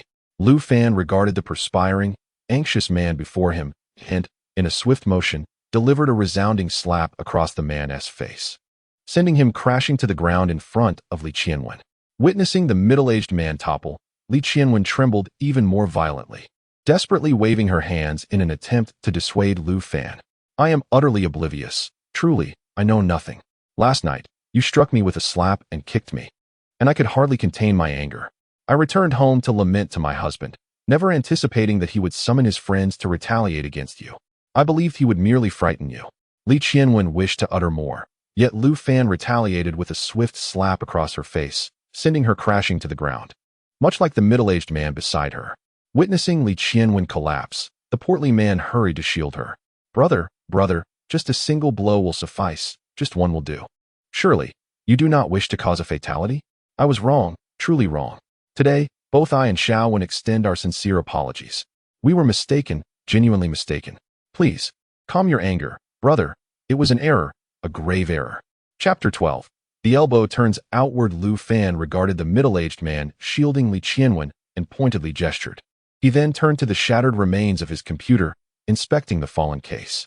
The glass panel lay in shards, with fragments scattered throughout the interior. Fortunately, the case itself appeared intact, and the internal components seemed undamaged. At that moment, a shrill siren pierced the air outside the community. As a police car entered, the middle-aged man assisted the shaken Li Qianwen to her feet. 3 officers disembarked. Observing Lu Fan crouched over his computer while casting glances at the silent middle-aged man and Li Qianwen, along with 4 youths sprawled on the ground, clutching their midsections and legs in agony. The officers were momentarily taken aback by the scene. They swiftly called for an ambulance before radioing for additional support. Soon, an ambulance and more officers arrived at the scene. The ambulance whisked away the injured youths, while the police escorted Lu Fan, Li Qianwen, and the middle-aged man to the station. At the precinct, Li Qianwen and the middle-aged man candidly confessed that their actions were in retaliation for Lu Fan's slap the previous day. Naturally, they claimed their initial intention was merely to intimidate Lu Fan, but the exuberance of the youths led to a physical confrontation. The police, having reviewed surveillance footage from Lu Fan's residential complex, pieced together the events. Subsequently, they sought Lu Fan's perspective. Given that he had been assaulted, it seemed likely that Li Qianwen and the middle-aged man would face arrest. However, with Lu Fan having hospitalized 4 individuals and having struck Li Qianwen and the middle-aged man, the situation was less clear-cut. The police suggested that Lu Fan seek compensation, and if both parties could agree and sign a reconciliation document, the matter could be laid to rest. Otherwise, if pursued strictly, Li Qianwen, the middle-aged man, and those young individuals could face detention, and Lu Fan might also find himself in similar circumstances. Lu Fan harbored no objections to such a ruling. After all, acquiring a compensation sum was far more advantageous than allowing Li Qianwen and the others to face the consequences of their actions. He had derived immense satisfaction from the altercation earlier and was now eager to see how much compensation he could obtain. As the police officers and Lu Fan deliberated over the compensation matters, the sound of high heels striking the ground resonated, heralding the swift entrance of 2 graceful figures into the police station. Upon their arrival, all present could not help but glance at the alluring Su Yuqing and her sister Su Wanqiu. The elder sister exuded elegance and poise, while the younger radiated vivacity and charm. The striking resemblance between the two, despite their contrasting styles, was impossible to overlook. Su Yuqing entered the mediation room, where another officer promptly stood to verify the identities of both sisters before allowing them entry. Su Yuqing first cast a glance at Li Qianwen and the middle-aged man seated across from her, then shifted her focus to Lu Fan, who was conversing with a police officer. She exhaled in relief and approached Li Qianwen, whispering, "Wen, are you all right?" Lu Fan, I apologize on her behalf." Upon hearing Su Yuqing's words, Li Qianwen shot a wary glance at Lu Fan before mustering a faint smile in response to Su Yuqing.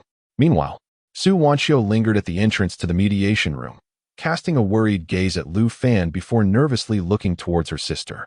Lu Fan, meanwhile, was unfazed by Su Yuqing's entrance and addressed the officer, stating, "Comrade, the computer I just purchased today was damaged by them. Furthermore, today is my only day off, and I was assaulted as well. These events have inflicted significant harm upon my physical and mental well-being. Nevertheless, since you've spoken up, I shall extend a measure of leniency. Let them compensate me with 50,000 yuan, and we shall consider this matter resolved." 50,000. Both Li Qianwen and the middle-aged man widened their eyes in disbelief upon hearing the requested amount. The middle-aged man quickly pleaded with Lu Fan, "Brother, no, please. I beg you, show mercy and let this slide. It was a grave mistake to trouble you today. I truly regret it. Brother, given the current economic climate, I genuinely do not have such funds at my disposal." Seeing the desperate expression on the middle-aged man's face, Li Qianwen turned to Su Yuqing for help. "Yuqing, my husband was momentarily misguided. He acted out of concern after hearing about last night's incident. He cares for me deeply, which led him to confront Lu Fan. We truly erred. Please urge Lu Fan to be lenient with us this time." Shui Yuqing, upon hearing Li Qianwen's words, furrowed her brow and inquired of Lu Fan. "Lu Fan, what on earth is happening?" Lu Fan replied, "It's quite a straightforward matter. They brought a group of people to assault me due to last night's incident and even smashed my newly purchased computer. I am now seeking compensation for the collective assault, the damage to my computer, and the mental anguish caused by the disruption of my holiday." Shui Yuqing turned her gaze towards the somewhat guilty Li Qianwen and said, "But 100,000 seems excessive. A computer surely does not cost that much."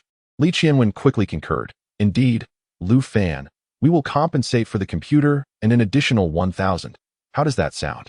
The middle-aged man clasped his hands together and, addressing Lu Fan, implored, "Brother, please let this slide just this once."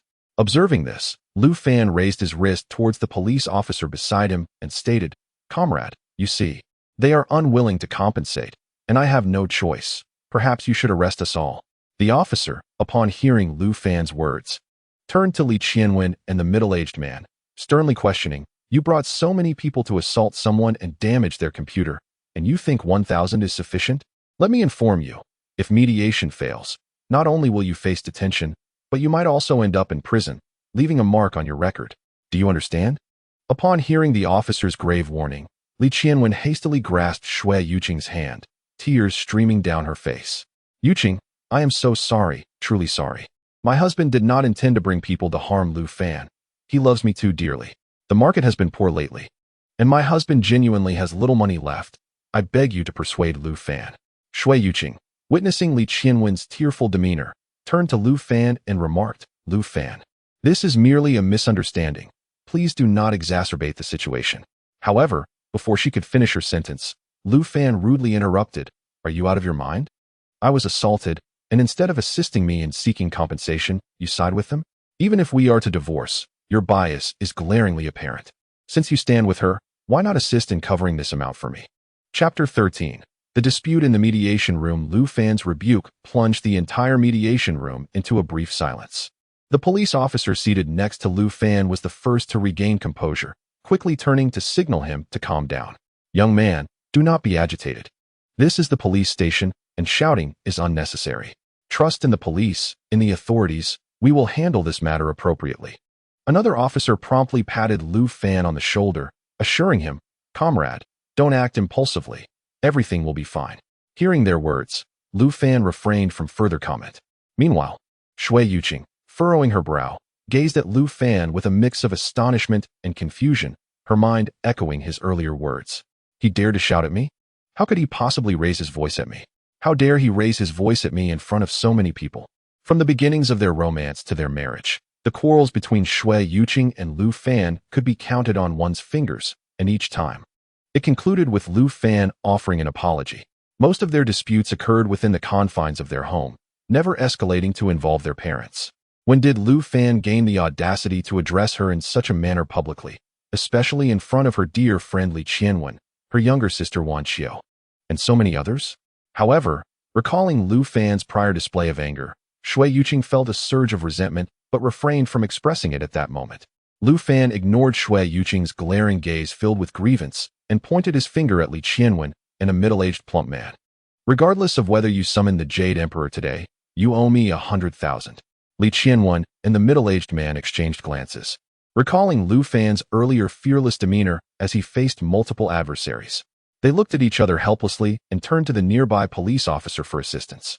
The officer, seated beside Lu Fan, first glanced at him before addressing Li Qianwen and the middle-aged man.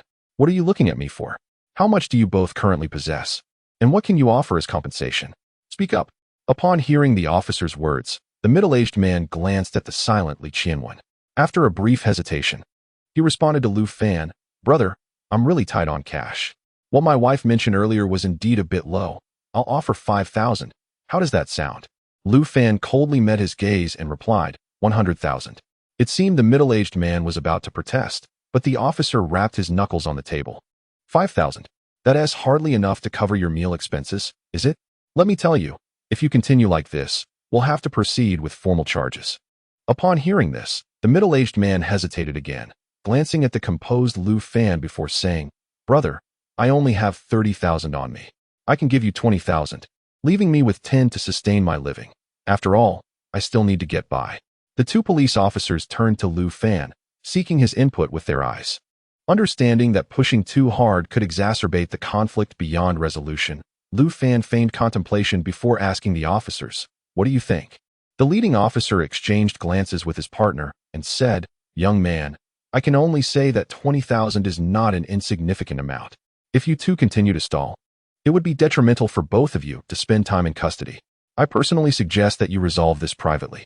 Nodding at the officer's words, Lu Fan then handed over his phone, saying, "All right, let us heed the officer's advice." Seeing Lu Fan extend his phone, the middle-aged man quickly smiled and transferred the 20,000 yuan. Lu Fan confirmed the receipt of 20,000 yuan and briefly showed the transfer record to the two police officers. Subsequently, the officers began to have Lu Fan, Li Qianwen, and the middle-aged man sign the mediation agreement.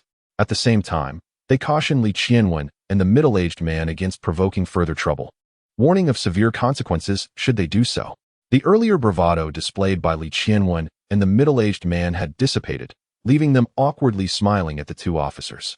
After signing the mediation agreement, Lu Fan shook hands with the police officers and exchanged a few pleasantries before turning his attention to the side, where Shui Wanqiu stood. "Wanqiu, all is well now. Take your sister home," Lu Fan remarked, and without waiting for a response, he exited the mediation room. Shui Wanqiu wanted to call out to Lu Fan, having noticed that Shui Yuqing had been staring at him intently. Clearly, her sister had something to convey to Lu Fan. Yet Shui Wanqiu also sensed the unwelcoming expression on Shui Yuqing's face and could only stand awkwardly in place. Upon seeing Lu Fan leave without a backward glance, Shui Yuqing hastily exited the mediation room, pursuing his retreating figure. Lu Fan, she called out, demanding he halt. "Did you not hear me calling? Stop." Despite her pleas, Lu Fan appeared oblivious, continuing on his path. A surge of frustration ignited within Shui Yuqing as she quickened her pace to intercept him, ultimately blocking his way at the entrance of the police station. Shui Wanqiu, witnessing this, rushed over, standing nervously to the side, apprehensive that a single misstep in their conversation could incite conflict. Shui Yuqing confronted Lu Fan in a low tone. "Lu Fan, did you not hear me calling you?" Lu Fan retorted, "I heard you, what of it? Then why did you not stop?" She pressed. "Why should I?" He countered, taken aback by his response. Shui Yuqing had never encountered Lu Fan speaking to her in such a manner before. Observing the calmness of Lu Fan before her, she felt an increasing estrangement from the man she once knew. She scrutinized him, then posed, "We are not yet divorced. Must you treat me with such disdain?" Lu Fan replied softly, "What attitude do you expect from me? Should I grovel before you or weep and wail at your feet? As you stated, we are to divorce by the end of the month, and I had no intention of troubling you over this matter. Yet, you arrived, siding with others to undermine my interests. Did you consider our marital status then?" Just as Lu Fan finished speaking, Shui Wanqiu pointed at his hand, exclaiming, "Brother-in-law, your hand, it's bleeding." Both Lu Fan and Shui Yuqing turned to look where she indicated. Lu Fan lifted his hand, discovering several wounds on his palm and the side of his hand. Shui Wanqiu mistakenly believed that the blood was flowing, while in reality, it was merely the scabs forming over the wounds. However, the sight of the injuries was indeed somewhat alarming. Observing this, Lu Fan reassured Shui Wanqiu, saying, "It's nothing. I will just buy some medicine." Chapter 14.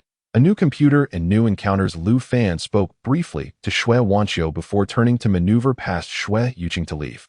Upon seeing this, Shui Wanqiu hurriedly approached him, anxiously urging, "Brother-in-law, you should really go to the hospital to clean the wound and apply some medicine. That injury looks quite frightening. It must be disinfected before any ointment is applied, or else it could lead to complications from an infection." As she spoke, she turned to her sister, Shui Yuqing, asking, "Sister, shall we accompany brother-in-law to the hospital?" Shui Yuqing frowned and replied, "He doesn't need us to accompany him. He is capable on his own." Hearing Shui Yuqing's remark, Lu Fan turned his head towards Shui Wanqiu and assured her, "Wanqiu, it's fine. I will go to the hospital. You and your sister should head back." After bidding farewell to Shui Wanqiu, he walked to the roadside, hailed a taxi, and departed. Shui Wanqiu watched helplessly as Lu Fan entered the taxi and left. Just as she was about to say something to Shui Yuqing, she noticed her sister standing there with red-rimmed eyes. Tears brimmed in Shui Yuqing's eyes as she struggled to hold them back, but they cascaded down her cheeks regardless. Witnessing this, Shui Wanqiu could only let out a resigned sigh and said to Shui Yuqing, "Sister, why put yourself through this?" Shui Yuqing wiped away her tears with her hand and softly replied, "It's none of your concern. Let's go home." Observing her sister's facade of strength, Shui Wanqiu sighed again and followed her into another taxi to leave. Meanwhile, Lu Fan, once seated in the taxi, instructed the driver to head to the hospital. Initially, he hadn't thought much of the injury on his hand, but as time passed, the discomfort and pain began to manifest. He arrived at Hudu Hospital, registered for an emergency consultation for external injuries, and subsequently sought the doctor's assistance to treat the wounds. When he entered the examination room, a female doctor, donning a mask and a white coat, first had him fill out some information on the computer before proceeding to clean and disinfect his injuries. Given the substantial nature of Lu Fan's wounds, the cleaning and disinfection proved to be a cumbersome task. However, Lu Fan took a deep breath and remained silent throughout the entire procedure. This prompted the doctor to glance at him with curiosity after completing the cleaning and disinfection. "You must refrain from any strenuous activities for the next few days due to this injury. Avoid getting the wound wet to minimize the risk of infection. If your work necessitates contact with water, consider taking oral antibiotics for the next 2 or 3 days as a precaution against infection." Upon hearing this, Lu Fan stood up, thanked the doctor, and then turned to leave the hospital. After leaving the hospital, Lu Fan hailed a taxi once more, making his way to the e-commerce flagship store. The owner was taken aback when Lu Fan returned so soon, exclaiming, "Brother, what happened? Did something go awry with the computer?" Lu Fan replied, "It's nothing. I encountered 2 benefactors on the way, and my machine was smashed. Now I can opt for something more extravagant. This time, I desire a high-end setup, an i9 paired with a 4080, along with a Z970 motherboard, for 32 GB RAM sticks, a 1 TB solid-state drive from a renowned brand, and water cooling for the system. Let's max out the configuration, as all these items are courtesy of the benefactors I met today." Upon hearing Lu Fan's words, the owner initially chuckled along with him before commencing the assembly of the top-tier computer. In no time, the owner presented Lu Fan with a strikingly stylish and powerful machine. Given that Lu Fan had purchased 2 computers in one day, the owner graciously offered him a substantial discount. After Lu Fan promptly settled the payment and exchanged pleasantries with the owner, he took his new computer and hailed a taxi home. The total cost of the computer approached 20,000 yuan, yet Lu Fan felt no remorse. He had relished the opportunity to teach a lesson to Li Qianwen, the middle-aged man, and those rowdy youths. The middle-aged man had even splurged on a high-end computer for himself. This day off had indeed been exceptionally gratifying. Upon returning home, Lu Fan swiftly connected the computer to the monitor and proceeded to download several games. He set the game configurations to the highest settings and indulged in some long-awaited gaming. When Lu Fan finally emerged from the virtual realm, he noticed that darkness had enveloped the outside world, and his stomach was growling with hunger. Opting not to venture downstairs for a meal, he stretched luxuriously and, phone in hand, rose from his computer to sit on the sofa and order takeout. During his time living with Shui Yuqing, she often insisted that takeout was unsanitary and unhealthy, asserting that only home-cooked meals could provide the warmth and essence of home. However, as Lu Fan collected his takeout from the delivery person, he realized just how delightful it was to forego cooking. He savored a generous portion of braised chicken rice before returning to his computer, diving back into the exhilarating battlegrounds of gunfire and chaos. It was only when fatigue began to set in that Lu Fan powered down the computer, content and ready to take a shower before collapsing onto his bed with a smile, drifting into sleep. Early the next morning, refreshed and invigorated, Lu Fan rose from his slumber, washed up, dressed, and made his way to Frost Leaf Advertising Company for work. Having contacted a potential client that day, Lu Fan bid farewell to Ren Ning Shuang and his colleagues before departing for a cafe to await the client for a meeting. However, as he waited, he found his attention inadvertently drawn to a couple at the adjacent table, engaged in a blind date. "Hello, I was introduced by Aunt Wang," one of them said. "Greetings. Are you Dr. Guan? I have previously heard Aunt Wang speak of you. You are a physician, a graduate of a prestigious university, and have a commendable career, though regrettably, you possess an out-of-town household registration. My family is comprised entirely of local residents, with our ancestors being natives of this city. My mother hopes I will find a local girl. However, as you may know, local girls tend to be rather discerning and possess challenging temperaments. Thus, my family desires a woman who is gentle and virtuous. I believe a girl should gracefully navigate both the social sphere and domestic responsibilities, serving as an admirable partner and showing filial piety to her in-laws, especially considering my family possesses several properties in this city." This classic matchmaking scenario naturally piqued Lu Fan's curiosity as he discreetly observed the couple at the next table engaged in a similar arrangement. To his astonishment, he recognized the woman as the doctor who had treated his wound the previous day. However, upon identifying her, Lu Fan tactfully averted his gaze, content to await his client's arrival. He could only muse that the doctor was quite attractive in private, though regrettably paired with an insufferable suitor. Chapter 15. An encounter with the female doctor the client Lu Fan was expecting soon arrived, and they commenced discussions regarding their advertising collaboration. Given the proposal presented by Frost Leaf Advertising Company, coupled with Lu Fan's eloquence and extensive negotiation experience, the client expressed considerable satisfaction with the plan. Based on Lu Fan's experience, as long as the pricing met the client's approval, securing a contract within 3 days was virtually assured. After exchanging a few pleasantries, the client indicated a need to return to confer with their company. Lu Fan engaged in brief cordiality before bidding farewell with a handshake. Just as Lu Fan returned to his seat, preparing to gather his belongings and depart, he was unexpectedly doused with half a cup of water from the adjacent table. Although he was soaked, he was fortunate to be wearing a waterproof jacket that day. However, being doused in such a perplexing manner left him feeling both bewildered and irate. Turning to confront the source of the water, he found it was none other than the female doctor and her suitor. At that moment, the doctor stood furiously, clutching the cup from which the water had been splashed. Yet, her hand was firmly grasped by her match, rendering her unable to break free. The suitor, displaying a smug demeanor in response to the doctor's struggles, taunted, "What's the matter? Feeling anxious? I'm speaking to you." The rural women hoping to marry into the city, pretending to be high and mighty. "You're not getting any younger, so why maintain this facade of chastity? Do you think you're still in your early 20s? The altercation between the doctor and her suitor drew considerable attention from onlookers. Naturally, the doctor, subjected to such scornful humiliation, gritted her teeth in anger and raised her hand, poised to deliver a sharp slap to this impudent individual. However, just as she made a move, her hand was once again seized by the young man. He deftly restrained the female doctor, gently pushing her back into her seat. Subsequently, he disdainfully wiped his hands with a tissue from the table and contemptuously remarked, "Country bumpkin, wasting my time." As the young man turned to leave, he was intercepted by Lu Fan, who was adjusting his clothing beside him. "Ah, city dweller, you splashed water all over me, and now you're just going to walk away? As the saying goes, one must take responsibility for their actions. You doused me and expect to leave? That hardly seems fitting for someone from the city." The young man scrutinized Lu Fan and merely sneered before attempting to depart. "What does it concern me? The water was meant for her. I merely caught her hand, and it splashed onto you.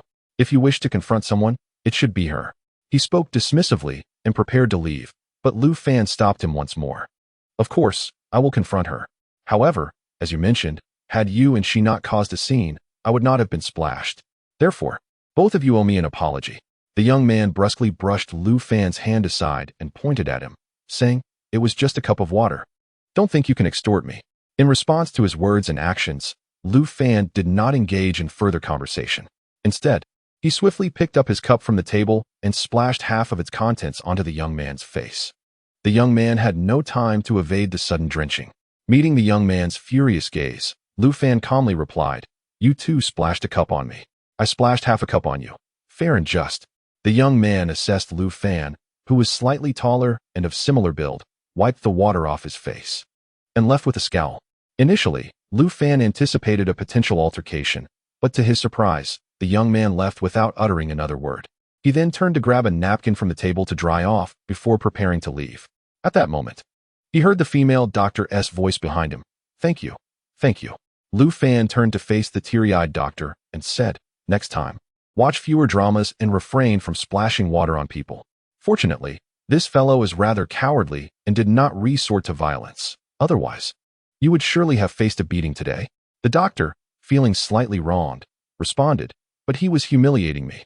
Lu Fan replied, "I am well aware he was humiliating you, and his intent was to leverage his family's wealth to belittle you. If you allow his insults to provoke anger and frustration, you are giving him precisely the reaction he desires. His family's property has no bearing on your life. Regardless of how many houses he owns, he will never transfer them to you, so why should you care about his wealth? His demeanor reveals him to be a brash nouveau riche.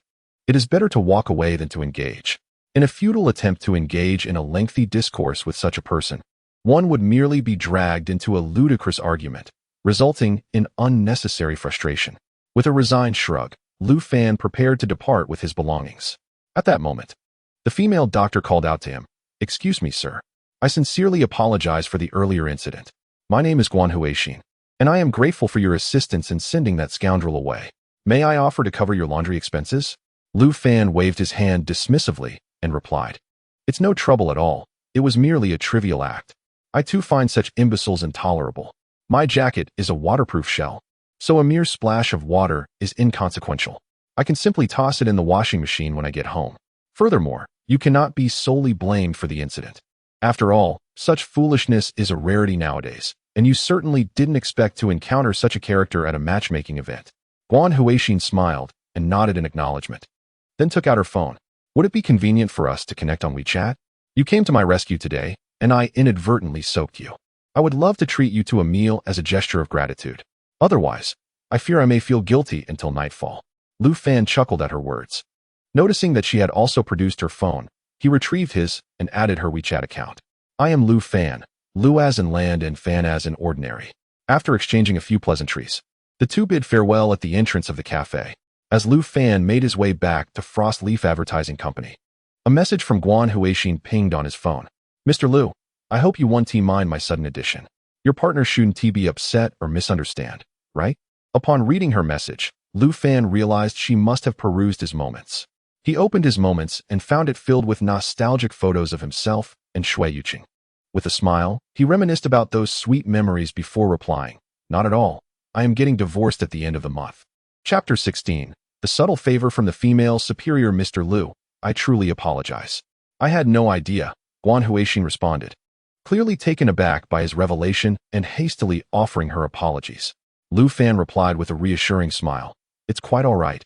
You were unaware, and it bears no relation to you." Seeing his response, Guan Huixin sent a cute bunny emoji in acknowledgement.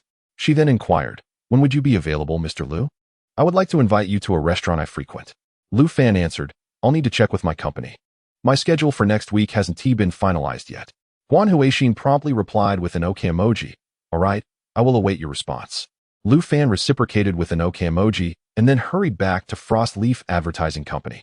Upon his return, he reported to Ren Yangshuang regarding his meeting with the client earlier that day. Ren Yangshuang was immensely pleased that Lu Fan had already secured his third deal in his first month at the company. "Lu Fan, I never anticipated that you would adapt to our business so swiftly. It appears you are still the talented individual renowned during your school days. Our future at Shuangye relies on you," she expressed with genuine admiration. In response to Ren's praise, Lu Fan smiled and waved his hand modestly, stating, "Director Ren, you flatter me. I am truly grateful for the opportunity you have provided me at this time. Since I have joined the company, It is only right that I perform my duties diligently. Rin Yangshuang nodded with a smile. Very well, you have worked hard. Go take a rest. Lu Fan acknowledged her with a nod and returned to his workstation to organize the materials needed for his upcoming sales tasks. Later that evening, as Lu Fan was tidying up his belongings, Rin Yangshuang casually exited the office. Upon seeing her, Lu Fan smiled and nodded in greeting. Noticing his gesture, Rin inquired, "Would you like a ride home today? I can drop you off." Lu Fan hesitated, saying, "Our homes are in different districts. It might not be on your way."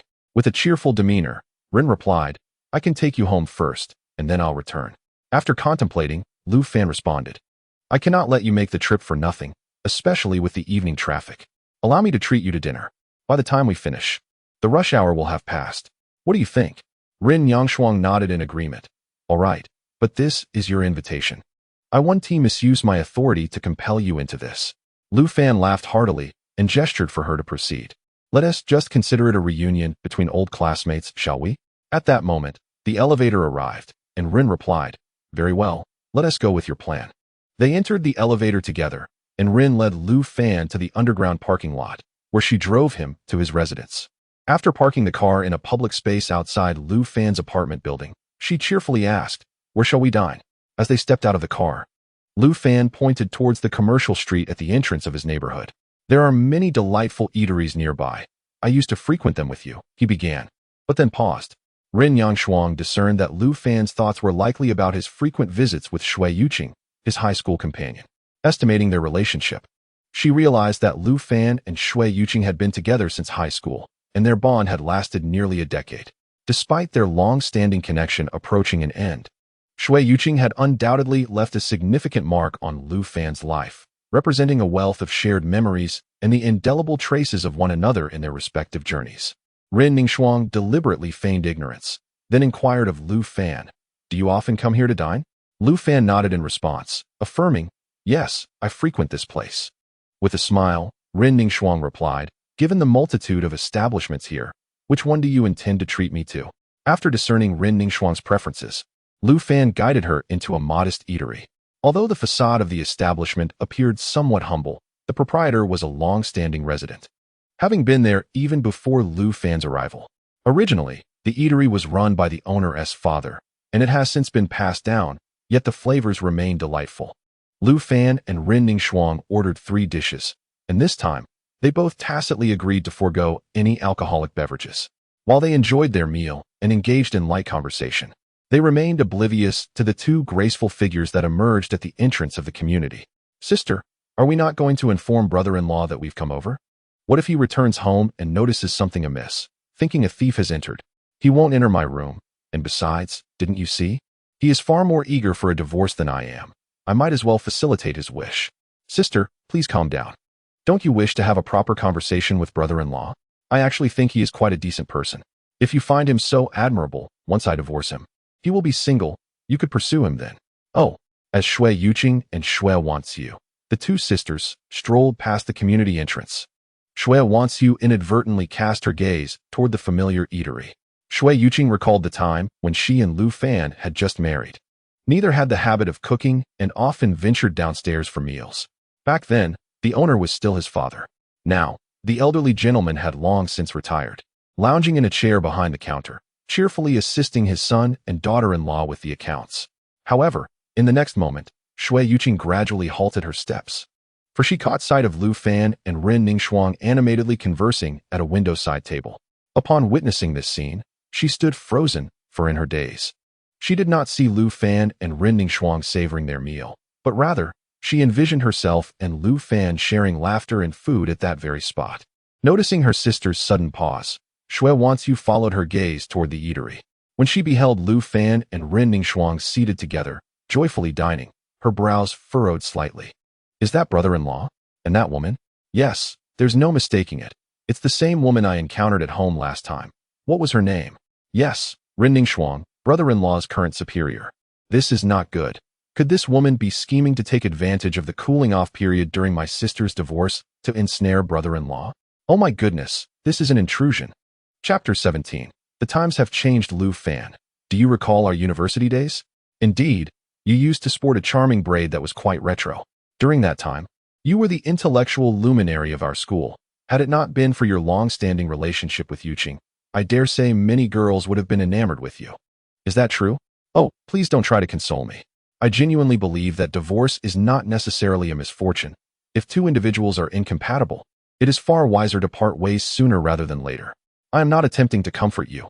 I speak earnestly. Back then, I felt utterly out of place among everything around me. I was akin to Lu Lao entering the Grand View Garden, an unsophisticated country bumpkin.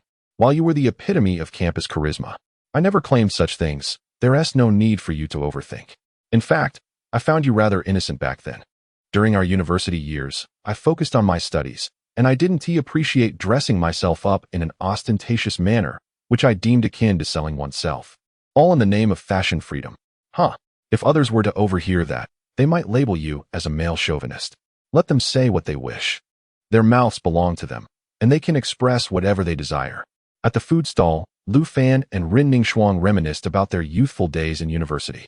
Outside the stall, Shui Yuqing and Shui Wanxiu had been silently observing the lively exchange between the two. For some reason, Shui Yuqing found this seemingly joyous and heartwarming scene to be profoundly distressing at that moment. She felt an inexplicable heaviness in her chest, making even her breathing labored. Shui Wanxiu watched Lu Fan and Rin Ningxuang in their blissful interaction and couldn't help but pout. Brother-in-law, you haven't divorced my sister yet, have you? Moreover, I confessed my feelings to you first. How is it that you've already become involved with her? This is so frustrating. It feels as though my brother-in-law hasn't yet returned to being single, yet suddenly faces such formidable competition. Just as Lu Fan and Rin Ningxuang shared another hearty laugh, Shui Yuqing could no longer suppress the emotions bubbling within her, and tears streamed down her face once more. Seeing this, Shui Wanxiu was about to speak when Shui Yuqing turned on her heel and walked towards the nearby intersection. In response, Shui Wanxiu hastily took out her phone and captured a photograph, then followed her sister, who was weeping. Before long, the jovial Lu Fan received a message from Shui Wanxiu. Brother-in-law, I can't believe you made my sister cry. Innocent face emoji, weeping emoji. How could you? Image, click to enlarge. You and my sister are still not divorced. Even during the cooling off period, you shouldn't be so brazen as to bring someone else around. And you clearly know I confessed my feelings to you first. How could you move on so quickly? As Lu Fan observed the illuminated screen of the phone resting on the table, he picked it up and opened the chat window with Shui Wanxiu. Upon glancing at the image she had sent him, he realized it was a photograph taken outside a bustling food stall. Curiously, Lu Fan tilted his head to gaze in the direction from which the photo was captured, but he saw no sign of Shui Wanxiu. Rin Ningxuang, noticing Lu Fan's intrigue as he peered out the window, joined him in looking outside. However, she perceived nothing out of the ordinary and inquired, "What's the matter?" Lu Fan shared the photograph with Rin Ningxuang, prompting her to exclaim in surprise, "Who took this?" He replied, "It was Yuqing's younger sister." The image of that innocent, vibrant, and playful figure sprang to Rin Ningxuang's mind. "Ah, your adorable sister-in-law," she remarked. Lu Fan cast a glance at the last message from Shui Yuqing, silently erasing the bold confession she had sent him. He had yet to navigate the complexities of his feelings for Shui Yuqing, and he feared that stirring up matters with Wanxiu at this juncture might further complicate his relationship with Yuqing. It was best to set these issues aside until after his divorce from Yuqing was finalized. Rin Ningxuang observed the complex expression on Lu Fan's face and playfully asked, "Are you worried that your sister-in-law might share this photo with her sister, causing Yuqing to feel jealous?" Lu Fan shook his head in response, stating, "Divorce is not solely Yuqing's decision. I am prepared for it as well. Through this marriage, I have come to realize that a man's path to true happiness lies in self-improvement." Rin Ningxuang nodded in agreement and asked, "What do you plan to do?" With a smile, Lu Fan replied, "First and foremost, I intend to work diligently at our company, striving to adapt to the current job market and gain insights into it. Additionally, I will begin accumulating experience and financial resources, so when the time is right, I can venture into entrepreneurship. A man must love himself before he can love others. I must ensure I lead a fulfilling life." Upon hearing this, Rin Ningxuang nodded once more in approval. "You are right. To love others, one must first learn to love oneself. I believe in your abilities. Not only will you help me attract more clients and business, but you will also lay the groundwork for your own entrepreneurial aspirations. When the time comes, be sure to let me know what you wish to pursue. Perhaps we can collaborate." Lu Fan, heartened by Rin Ningxuang's words, raised his glass to her, saying, "Then I thank you in advance, Ning Shuang." At the sound of his address, Ren Ning Shuang's face brightened, a hint of pride and delight gracing her smile. She lifted her glass and clinked it with Lu Fan's. After sharing a meal, Lu Fan escorted Ren Ning Shuang to her car. Just before she entered, she turned to him and asked, "Is there really no issue with the photo from tonight?" Lu Fan replied with a reassuring smile, "Ning Shuang, it's all fine. I am currently in the cooling-off period of my divorce. Do you think there is anything worse than this? Let us not pretend that we are innocent and have nothing to hide. Even if there were something, it would be handled openly and honestly. One cannot claim that life ceases to exist post-divorce. In this modern society, who can truly not survive without the other?" Ren Ning Shuang nodded slightly at Lu Fan, then entered her car. Before driving away, she lowered the passenger window and waved goodbye to Lu Fan. Subsequently, Ren Ning Shuang glanced at Lu Fan, who stood by the roadside bidding her farewell through the rearview mirror. Indeed, it is all above board. After witnessing Ren Ning Shuang's departure, Lu Fan took out his phone to reply to Shui Wanxiu. "Did you and your sister come by just now?" Shui Wanxiu promptly responded, "Brother-in-law, how could you dine with that female boss? Do you really need to compromise yourself for work? I am as furious as my sister right now. I don't want to talk to you today, nor tomorrow, nor the day after. I want to calm down until next Monday. So I will only respond to you then." Lu Fan, upon reading Shui Wanxiu's message, could only smile and reply, "All right, I will reach out to you next Monday." Chapter 18. Self-improvement. Through Lu Fan's diligent efforts, he successfully secured a third business deal just before the second day of rest. This particular order was a significant one for Frost Leaf Advertising Company. After signing the contract, Ren Ning Shuang publicly praised Lu Fan in front of all the employees. According to the company's commission structure, Lu Fan would earn a bonus of 5,000 yuan from this deal, coupled with the previous two orders and his base salary. Even though Lu Fan did not complete a full month of work, his earnings had surpassed 10,000 yuan. For someone who had been out of work for quite some time, this was a commendable income. Just as Lu Fan returned to his workstation, holding the paycheck given to him by Ren Ning Shuang and contemplating how to spend his second day off, his phone suddenly lit up. Upon checking, he discovered a message from the doctor he had previously met, Guan Huixin. "Mr. Lu, have you not taken a break this week?" Lu Fan, recalling their earlier dining arrangement, was pleasantly surprised that the doctor remembered him. He quickly replied, "I just wrapped up a business negotiation for the company this week. I only have tomorrow off. Do you have time?" Guan Huixin responded swiftly, "Tomorrow, you say? I can switch shifts with a colleague." Lu Fan replied, "Will this disrupt your schedule? You doctors have demanding jobs. Will this affect your rest?" Guan Huixin reassured him, "Not at all. So, shall we go ahead with this? Do you have any particular place in mind you wish to visit?" Lu Fan replied, "I don't have any specific preference. I'm open to suggestions. You can decide." Guan Huixin replied, "However, I usually spend my time at the hospital, and after work, I go straight home. I might not be aware of any good dining or entertainment options. Mr. Lu, could I trouble you to arrange tomorrow's itinerary? I can settle the expenses." To express her sincerity, Guan Huixin concluded with a pleading emoji. Observing this, Lu Fan inquired about Guan Huixin's preferences and interests, subsequently suggesting a leisurely stroll at the mall. Since Guan Huixin had a film she wished to watch, they decided to dine at a restaurant with a light menu before heading to the cinema in the evening. After confirming their plans for the next day, Lu Fan's work shift came to an end. He rose from his workstation, greeted Ren Ning Shuang and his colleagues, and clocked out. Upon arriving outside his apartment complex, Lu Fan ordered a fried rice dish from a nearby eatery and made his way home with it in hand. However, as he approached his residence, he noticed that the lights were on. After inspecting the windows, he surmised that Shui Yuqing had returned, possibly to retrieve her belongings. At this thought, Lu Fan realized that the nearly month-long experience of solitude had not been as arduous as he had anticipated. On the contrary, he had grown accustomed to his single life and even started to relish it. Even encounters with Shui Yuqing and matters related to her no longer evoked the initial sorrow and anguish. With this in mind, Lu Fan entered the elevator, carrying the fried rice. As he opened the door to his home, he indeed found Shui Yuqing there. Upon seeing Lu Fan enter, she sat on the sofa, arms crossed, and coldly inquired, "With the month drawing to a close, when are we finalizing the divorce?" Lu Fan, upon hearing this, glanced at his phone's calendar and replied, "The cooling-off period ends next Wednesday. I will inform my workplace, and we can head to the Civil Affairs Bureau on Thursday."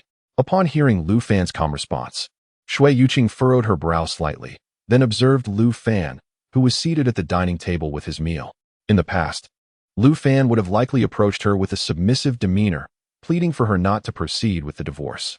Alternatively, he would have sat before her, visibly dejected and distressed, expressing a desire to discuss and salvage their nearly 10-year relationship. Contemplating this, Shui Yuqing let out a light laugh and asked, "Is there someone else?" "You're quite composed." Taken aback by her unexpected remark, Lu Fan turned to her and replied, "No, I have not engaged in any such actions. So please refrain from making assumptions." Shui Yuqing continued, "I heard from Wan Xiu that your new boss is Rin Ningxuang, a classmate from our university days?" While continuing to eat, Lu Fan responded, "Indeed, it's quite a coincidence. On the day you presented me with the divorce agreement, I sought employment and fortuitously encountered Ning Shuang at the Human Resources Center. Her advertising agency was also hiring, and I seized the opportunity to embark on a career in sales, which I have found to be quite suitable during this period." Upon hearing this, Shui Yuqing cast another glance at the composed Lu Fan and softly replied, "Oh, that is indeed commendable. She has become a successful businesswoman. And Wan Xiu mentioned that she has been spending the night at home. You two seem to be progressing rather swiftly. When you decide to marry, do remember to invite this senior to celebrate with a toast." Lu Fan sensed the subtle sarcasm in Shui Yuqing's tone and paused his meal to respond. That day she had a bit too much to drink and stayed over for the night. We have separate rooms. Wan Xiu was there that day and can attest to it. Do not heed that little girl's wild tales. Shui Yuqing continued, "Wan Xiu did not fabricate anything. She told me you two are just friends. Yet, it is evident to even the simplest of minds that a woman willing to drink to excess in your presence signifies absolute trust in you. I even found recent photos of her online. She has transformed remarkably, now wealthy and beautiful, the epitome of a dream woman for men, I suppose." Lu Fan replied, "As a divorced man without financial means, how could someone of her stature, worth millions, possibly be interested in me?" Shui Yuqing scoffed and retorted, "I was once the belle of the school. Among those who pursued me were many wealthy and powerful individuals. So why would I choose you?" Lu Fan looked at the barely concealed anger on Shui Yuqing's face and softly responded, "That is precisely why we are getting a divorce, isn't it? If you believe our 10 years together have hindered you, I apologize." Shui Yuqing coldly questioned, "You are aware it has been 10 years. The most beautiful decade in a woman's life. Does your apology bear any weight?" Lu Fan countered, "Your 10 years are indeed 10 years. Why would my decade be any less significant? You are human, am I not?" Shui Yuqing was poised to argue further when Lu Fan raised his hand and pointed towards the door. "If you have come to argue, please leave. I have agreed to the divorce. We shall meet at the entrance of the Civil Affairs Bureau next Thursday." Shui Yuqing, taken aback by Lu Fan's gesture, stood up and nodded at him. "This is your decision, Lu Fan. Do not regret it." Chapter 19. A date on a day off. Shui Yuqing coldly tossed out a final remark before standing up from the sofa and storming out, slamming the door behind her. Lu Fan turned his head to glance at the resounding door closure, shook his head in resignation, and resumed his meal. This period of single life had left Lu Fan with no desire to reconcile with Shui Yuqing, and with the ongoing disputes, he even found her increasingly bothersome. Had it been the previous Lu Fan, he would have languished in discomfort for a prolonged period after the quarrel, unable to eat or sleep properly. Yet, for the Lu Fan of today, he felt an immediate sense of relief and comfort upon Shui Yuqing's departure from the household. Soon, a thought emerged in his mind. Am I truly finding her bothersome? This very notion made Lu Fan feel as though he had profoundly transformed from within. In the past, no matter what Shui Yuqing did, he would never consider her annoying. Instead, he would reflect on whether the fault lay with him. However, the present Lu Fan experienced a visceral aversion when he saw Shui Yuqing seated on the sofa, arms crossed, exuding an air of superiority. As this thought crossed his mind, the words from the Love Sutra resurfaced in his consciousness. To love another, one must first learn to love oneself. If someone consistently undermines your emotions, making you unhappy, they surely do not love you. Reward: enhancement of physical attributes. To Lu Fan's surprise, he had unwittingly received a reward from the Love Sutra after their unexpected argument at home. Strength, agility, speed, reaction, willpower, with familiar options appearing before him. Lu Fan contemplated and ultimately chose reaction ability. In the current peaceful society, strength, agility, and speed were traits primarily needed by martial artists or athletes.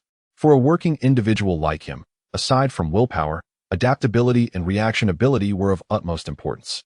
Upon selecting reactionability, the words transformed into golden light, merging into Lu Fan's being. He felt the warmth of the golden energy coursing through him, prompting an involuntary sigh of relief. Once the warmth dissipated, he resumed his meal and disposed of the takeout container in the trash. He then approached his newly acquired computer, indulging in a game for a while before logging off.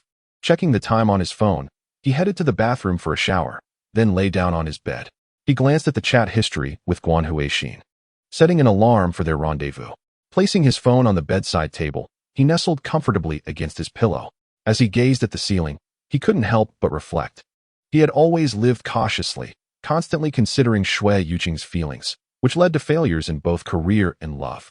Yet, having now embraced the Love Sutra, prioritizing himself has resulted in a remarkable turn of events, a continuous influx of romantic prospects, and a revival in his career. Indeed, the wisdom of loving oneself before loving another rings true. Lost in such thoughts, Lu Fan soon drifted into a deep slumber, unaware that the alarm on his bedside table would soon awaken him. He sat up in bed and stretched languidly before reaching for his phone on the nightstand to check the time. After yawning, Lu Fan rose from his bed and made his way into the bathroom to freshen up. Once he had readied himself, he noticed his phone chiming with a message notification. Curiously, he opened it to find a message from Guan Huixin. "Mr. Lu, have you risen?" Lu Fan promptly replied, "Miss Guan, I am all set to head out." Guan Huixin quickly responded, "Great, I am also preparing to leave. Please be careful on your way."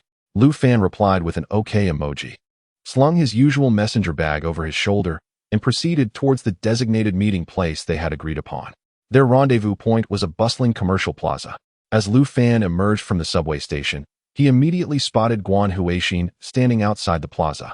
Today, she donned a chic blazer that perfectly complemented her demeanor as a physician, coupled with her naturally tall stature and a pair of high heels. She exuded an air of elegance and style. As she awaited Lu Fan's arrival, passers-by couldn't help but steal glances in admiration. Lu Fan approached her swiftly and waved from a distance. With a smile, Guan Huixin greeted him. "Mr. Lu, you've arrived." Lu Fan returned her smile, complimenting, "Dr. Guan, you look stunning today. From afar, one might mistake you for a movie star." Taken aback by his praise, Guan Huixin laughed and brushed a stray lock of hair behind her ear, saying, "Thank you, Mr. Lu. You flatter me." Lu Fan replied with a grin. "There's no need for such formality. Just call me Lu Fan." Guan Huixin nodded in agreement. "Very well, you may call me Huixin. I truly appreciate your assistance the other day. I felt quite embarrassed." Lu Fan reassured her. It was nothing, merely a small favor. Besides, I have little tolerance for those nouveau riches who think themselves superior due to their wealth. Their riches are their own concern. They don't share their fortune with us, yet expect everyone to revere them, as if they were royalty. Guan Huixin nodded in agreement. Indeed, such individuals only serve to illustrate the diversity of humanity. Lu Fan concurred. It further attests to the myriad opportunities in our country today, where even such characters can thrive. Guan Huixin chuckled at Lu Fan's remarks and then informed him, "Lu Fan, I've made a reservation at a restaurant inside. It's quite renowned in this plaza, and reservations are essential. I managed to secure a table for 2 last night. Shall we go and savor the experience together?" Lu Fan expressed his gratitude and followed Guan Huixin into the acclaimed restaurant. At this moment, a queue has formed outside the trendy restaurant. And since Guan Huixin had reserved a VIP table in advance, the two swiftly entered under the envious gazes of others. However, as soon as Lu Fan stepped inside with Guan Huixin, he was captivated by a stunningly alluring woman in a corner of the establishment. This enchanting woman, sensing Lu Fan's gaze, lifted her head in mild surprise to glance at him. Shui Yuqing? Lu Fan felt as though he were seeing a ghost. How could he encounter Shui Yuqing here? The next moment, upon noticing the distinguished aura of Guan Huixin beside Lu Fan, she couldn't help but frown slightly. Guan Huixin, sensing the silent exchange between Lu Fan and the beautiful woman, softly inquired, "Lu Fan, do you know her?" Lu Fan cast another glance in that direction and quietly replied, "She is my wife, currently my almost ex-wife." Chapter 20. Encountering you everywhere. Upon hearing this, Guan Huixin turned to look at Shui Yuqing, who was also sizing her up. Realizing the situation, Guan Huixin led Lu Fan to their reserved seat and gently asked, "Lu Fan, are you all right? If you truly feel uncomfortable, we can choose another place to dine." Lu Fan waved his hand dismissively and responded, "It's fine. I've come to terms with it. If the two of us are indeed incompatible, there is no need to force a connection." Guan Huixin nodded lightly at his words, then glanced once more at Shui Yuqing and the man seated across from her. After a brief hesitation, she asked Lu Fan, "I am genuinely curious. Why did you and your almost ex-wife part ways?" Lu Fan countered her question with one of his own. "What makes you wonder about that?" Guan Huixin replied, "If it were not for a matter of principle, I would never let go of a man like you." Lu Fan chuckled, pointing to himself. "You think I'm a good man, but we've only met twice, 3 times if we count our encounter at the hospital. How can you be so certain?" Guan Huixin smiled and responded, "In today's world, if those willing to act bravely are not considered good men, then perhaps there truly are none left." Lu Fan chuckled softly at her words. Just as he was about to say something to Guan Huixin, a text from the love manual flashed before his eyes. "She is curious about your experiences and wishes to know everything about you. A woman's curiosity about you indicates that you possess qualities that attract her. The inception of all emotions stems from curiosity and attraction. You have opened the door to her innermost heart." Guan Huixin, emotional status, affectionate. Strive to stir her heartstrings, win her favor, and deepen her feelings for you.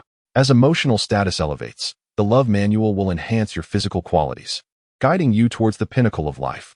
Lu Fan was utterly astonished to discover that the love manual would assign tasks to Guan Huixin as well. While he could comprehend the tasks given to Ren Ningxuang and Shui Wanxiu, it was perplexing that this woman, whom he had only recently met, would also be included. Before Lu Fan could even ponder this in his mind, the love manual provided an explanation. A benevolent heart, having saved countless souls tormented by illness, elegant and poised, resilient and steadfast, she possesses virtues rare among women. She is the ideal partner that men in this world have long sought. Observing the manual's description, Lu Fan then turned his gaze towards Guan Huixin. Noticing Lu Fan's scrutiny, she smiled and inquired, "What is the matter? Is there something on my face?" Lu Fan shook his head and replied, "Nothing at all. I simply think your attire today suits you remarkably well." Guan Huixin continued, "Thank you for the compliment. I was worried that asking about you and your ex-wife might upset you." Lu Fan responded, "Not at all. Since I have decided to divorce, it means I have resolved to let go of that chapter in my life. That relationship was a part of my existence, a fragment of my memories. However, having made the decision to part ways, it shall remain merely a memory. After all, as a man, one must learn to both embrace and relinquish." Upon hearing this, Guan Huixin nodded gently, choosing not to elaborate further. Meanwhile, seated at a nearby table, Shui Yuqing discreetly observed the two individuals conversing. She had not anticipated encountering Lu Fan here today, especially with a beautiful woman whom she did not recognize accompanying him. Hadn't he been quite close to Ren Ningxuang? Why had he suddenly shifted to another woman? It was undeniable that Lu Fan had an eye for beauty, selecting women of increasing allure and grace. Were they not supposed to divorce tomorrow? In just a month, he had already found 2 other women for himself. Lu Fan, I had no idea when I first met you that you were so effortlessly charming to women."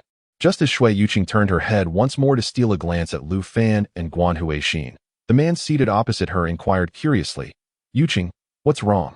She gently shook her head in response, "Nothing. I just spotted my ex-husband." The man, intrigued, glanced around, and soon his gaze settled on Lu Fan, who sat with Guan Huixin. "The table diagonally across from us, is that your ex-husband?" he asked. Shui Yuqing nodded, confirming, "Yes, that is indeed my ex-husband. I just didn't expect that with our divorce tomorrow, he would already be dining with another woman today." The man turned his head to glance at the animated conversation between Lu Fan and Guan Huixin, then regarded Guan Huixin with a hint of astonishment. He then smiled at Shui Yuqing, saying, "Yuqing, since your ex-husband has found a new direction in his romantic life, it is prudent for you to make plans for yourself. You ought to liberate yourself from your previous relationship at the earliest opportunity, allowing you to embrace the next chapter of love." As he spoke, he reached out to gently place his hand over Shui Yuqing's resting hand on the table. However, before he could make contact, Shui Yuqing discreetly lifted her wine glass. "Since we have crossed paths here, I must extend my greetings. I am still his wife today, even though we shall divorce tomorrow.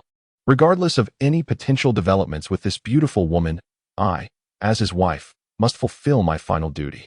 With a smile, Shui Yuqing addressed the man before rising with her glass and making her way towards Lu Fan and Guan Huixin.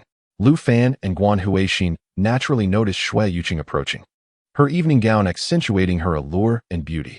She arrived before them, smiling as she inquired, Lu Fan, just a few days ago you were dining with General Ren, and now you've changed your company? Lu Fan cast a sidelong glance at Shui Yuqing, who wore a disdainful smile, and replied softly, "This is my friend. Please do not misconstrue the situation. Moreover, we are in a public setting. Do refrain from causing a scene." Shui Yuqing responded with a light-hearted laugh. "I am not causing a scene. After all, we are divorcing tomorrow. Seeing you dining with such a stunning woman today, it is only fitting that I raise a toast as his wife, don't you think?" Just as her words left her lips, Guan Huixin stood up, raising her glass. "Hello, I am Guan Huixin. You are Lu Fan's ex-wife, correct? I have often heard him speak of you, and I did not expect to meet you here. It is a pleasure to make your acquaintance." Chapter 21. The Duel of Women. Lu Fan was genuinely surprised that Guan Huixin took the initiative to engage Shui Yuqing in conversation. Before he could utter a word, Shui Yuqing smiled and clinked glasses with Guan Huixin.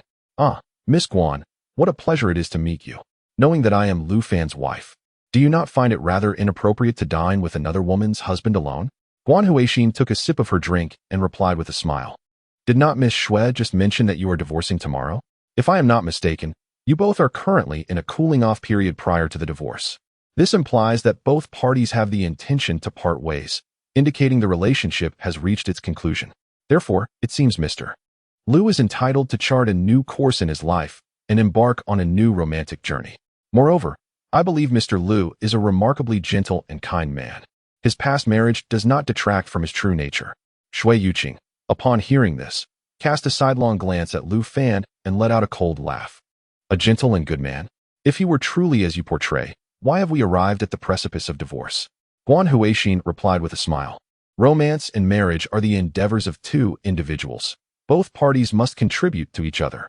If one is perpetually giving while the other remains insatiably demanding, anyone would eventually feel exhausted and seek to abandon the relationship." Shui Yuqing scoffed once more, responding, "I never expected Miss Guan to harbor such fondness for Lu Fan after just a brief acquaintance. I have known him for nearly a decade. I can only say that there are many experiences you have yet to encounter. Do not be too hasty in your conclusions. Romance may bask in tenderness and romance. Yet marriage is no trivial matter." Guan Huixin nodded thoughtfully before addressing Shui Yuqing. "Indeed, marriage is no trifling matter. It encompasses the mundane aspects of daily life. However, the modern woman is no longer bound by traditional roles. She can manage a household while also pursuing a career. As our great leader once proclaimed, women can indeed hold up half the sky. I am capable of balancing both work and home." Upon hearing Guan Huixin's words, Shui Yuqing furrowed her brow and glanced at the smiling Guan Huixin. She then turned her gaze to the quietly seated Lu Fan and softly replied, "Lu Fan, you have discerning taste. I wish you both well." Subsequently, Shui Yuqing reluctantly nodded at Guan Huixin before turning away with a sullen expression as she departed. Guan Huixin watched Shui Yuqing return to her seat. Then, after exchanging a few words with the man sitting opposite her, she too turned to leave. The man cast a disapproving glance at Lu Fan and Guan Huixin before hastily settling the bill and pursuing the hastily departing Shui Yuqing. Lu Fan similarly watched as Shui Yuqing and the man turned to leave. Then he addressed Guan Huixin. "I truly apologize for today. I appreciate your understanding." Guan Huixin set down her glass and flashed a proud smile at Lu Fan. "Not at all, not at all." It was immensely satisfying to engage in such a reasoned rebuttal. Lu Fan, taken aback, regarded Guan Huixin with newfound admiration. "I never anticipated you possessed such a side. I always thought the medical profession comprised individuals who remained emotionally stable, unflinching even in the face of calamity." Guan Huixin laughed heartily before responding, "Healthcare professionals are human too. We cannot possibly be as you describe. We are merely ordinary people in our daily lives." This meal, marked by such an interlude, inadvertently served to dissolve the unfamiliarity between Lu Fan and Guan Huixin. As they continued their delightful conversation over dinner, Lu Fan found himself reflecting on the insights of love. She has deepened her understanding of you, leaving her with an indelible impression. Only through mutual understanding can one truly penetrate the heart of another. Guan Huixin. Emotional state, amicable, reward, enhancement of physical well-being. As the familiar options reappeared before Lu Fan, he unhesitatingly chose agility once more.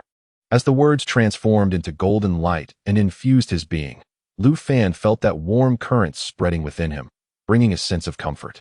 While reveling in this pleasant sensation, he noticed Guan Huixin quietly observing him.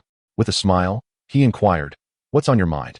Guan Huixin, with a playful gaze, replied, "You seem to radiate a newfound vitality, completely different from before." Taken aback by her keen observation, Lu Fan chuckled. "Perhaps it's simply the satisfaction of a hearty meal that has put me at ease." Guan Huixin then asked, "So, does that mean I made you feel quite tense earlier?" Lu Fan nodded, affirming, "Of course. Dining with a stunning beauty like you, I cannot help but feel a bit nervous." Her laughter echoed again, and she responded, "Although I know you are flattering me, it still brings me joy." In response, Lu Fan made a gesture of solemnity, asserting, "I assure you, I have not lied about your beauty." This elicited another light-hearted laugh from Guan Huixin, drawing the astonished gazes of passers-by. The two then proceeded to the cinema in the mall, where they collected their tickets and, upon the usher's indication, entered the screening room. The film chosen by Guan Huixin for the evening was a dramatic urban romance. The plot revolved around a beautiful heiress who married a gambling addict. Despite her numerous acts of kindness towards him, her husband plotted to kill her to seize her wealth. The heiress's friend impersonated her, orchestrating a series of twists that ultimately led the male protagonist to confess his murderous intentions. In the film's climax, the friend presented the heiress's prenatal checkup report to the apprehended husband, revealing that not only had he murdered his beloved, but also their unborn child. With this revelation, the film concluded. Lu Fan could only express that the movie was passable, though he found the plot lacking in depth. After all, scenarios where wealthy women marry impoverished men typically exist only within the realm of film and television. Women of considerable means, shielded by their families, usually wed affluent suitors of equal social standing or powerful gentlemen. Even if they were to choose an ordinary person, thorough background checks would surely be conducted by the heiress's family.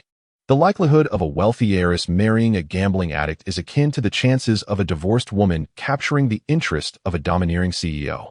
As the lights in the screening room illuminated, Lu Fan noticed that many women in attendance were tearfully distressed, as if the drowned heiress mirrored their own experiences.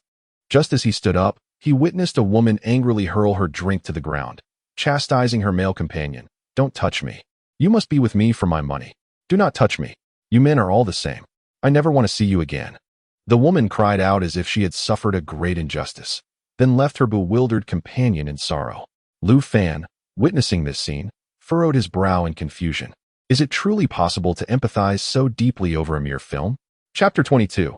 Today, I Am Divorced. Lu Fan and Guan Huixin exited the cinema, which had been filled with tears and sorrow as if a funeral had taken place, and returned to the bustling shopping plaza. With a mixture of helplessness and curiosity, Lu Fan inquired, "You do not mean to say that after watching that film, you have begun to despise men, do you?" Guan Huixin shook her head with a smile, responding, "I cannot speak for that woman. Her reaction seems rather peculiar." Lu Fan nodded in agreement. Indeed, it is quite strange that a film could provoke such strong emotions. Guan Huixin replied with a smile, "You must not express such sentiments in front of other women. Women are inherently emotional beings. Upon viewing such a film, it is natural for them to project their feelings. One could say they struggle to distinguish between fiction and reality." Upon hearing her words, Lu Fan chuckled, saying, "In my former self, I would have wholeheartedly agreed with you. However, the person I am now holds a more reserved opinion." Curious, Guan Huixin asked, "What do you mean? Do you not concur with my statement?" Lu Fan replied, "If a film can incite someone to lash out at their boyfriend or harbor animosity towards him, I do not see that as emotional or empathetic.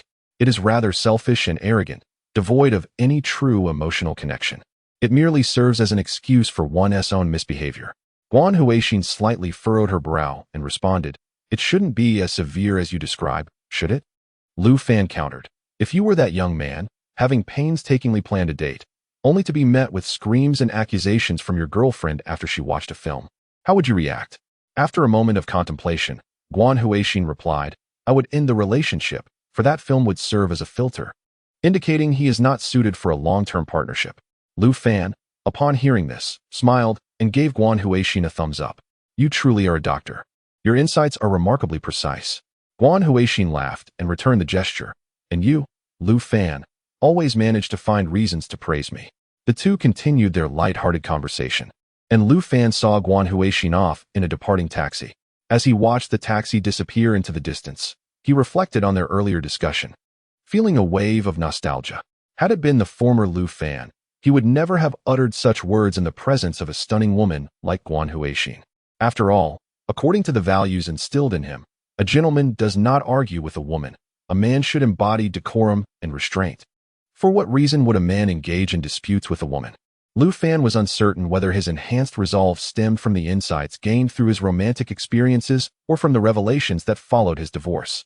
At present, he yearned to articulate his innermost thoughts and desires, liberated from the constraints of the ideologies he once adhered to. Why should a man defer to a woman? Is it not stated that men and women are equal? While it is imperative to respect women and embrace humility, I shall extend the same respect to women as I do to men and exhibit the same humility. As for the arduous nature of childbirth, why should that concern me? You are not my partner, and those are not my children. It bears no relevance to me. In every situation, one should ponder the relevance of their plight to oneself. Yet one must also uphold the moral and ethical standards inherent to humanity. Just as Shui Yuqing expressed her sentiments when seeking a divorce, I, too, must align with the progressive thoughts of the modern era. Women are indeed as beautiful as flowers, yet it is the man's duty to provide for the household. What relevance does a patriarchal society have for an ordinary man like me? I have not reaped the benefits of such a society, so why should I atone for it? A man need not be anyone's son, husband, or father. He must simply be himself. You wish to bear children? If you choose to marry another man without bearing children, what grounds do you have to demand that I father them? If you intend to have children, why then invoke childbirth as a point of contention? The youth you sacrifice is indeed youth. Does that not apply to men as well? The sole obligation of a man is to earn a living and retain his wealth. For in this society, a man devoid of money is worth less than a dog. Contemplating this, Lu Fan hummed a tune as he boarded a taxi home. Upon arriving, he sent a message to Guan Huixin, confirming her safe return before heading to the bathroom for a shower. Lu Fan comfortably reclined on his bed, only to be interrupted by the sound of a text message. Curiosity piqued, he opened his phone, initially expecting a message from Guan Huixin, but instead discovered a text from Shui Yuqing. See you at the Civil Affairs Bureau at 8 tomorrow morning. Smiling at the message, Lu Fan replied affirmatively. He set an alarm for 7:30, then settled into bed, drifting off to sleep. When the alarm rang, Lu Fan opened his eyes. After a satisfying stretch, he arose to begin his morning routine. After grooming himself, he took a moment to tidy his appearance in the mirror, donning a suitable outfit. Today marked the day of his divorce from Shui Yuqing, a definitive farewell to his former life. After a modest breakfast downstairs, he took a taxi to the Civil Affairs Bureau. Upon his arrival, he found a number of couples already waiting to initiate their divorce proceedings. As the bureau opened its doors, couples gradually entered, taking numbers to commence the process. As the striking luxury sedan came to a halt in the public parking lot in front of the Civil Affairs Bureau, Shui Yuqing and the man she had encountered the previous day with Lu Fan stepped out of the vehicle. Accompanying them were Li Qianwen and two of Shui Yuqing's other close friends, evidently a group assembled to support her through the process of divorce.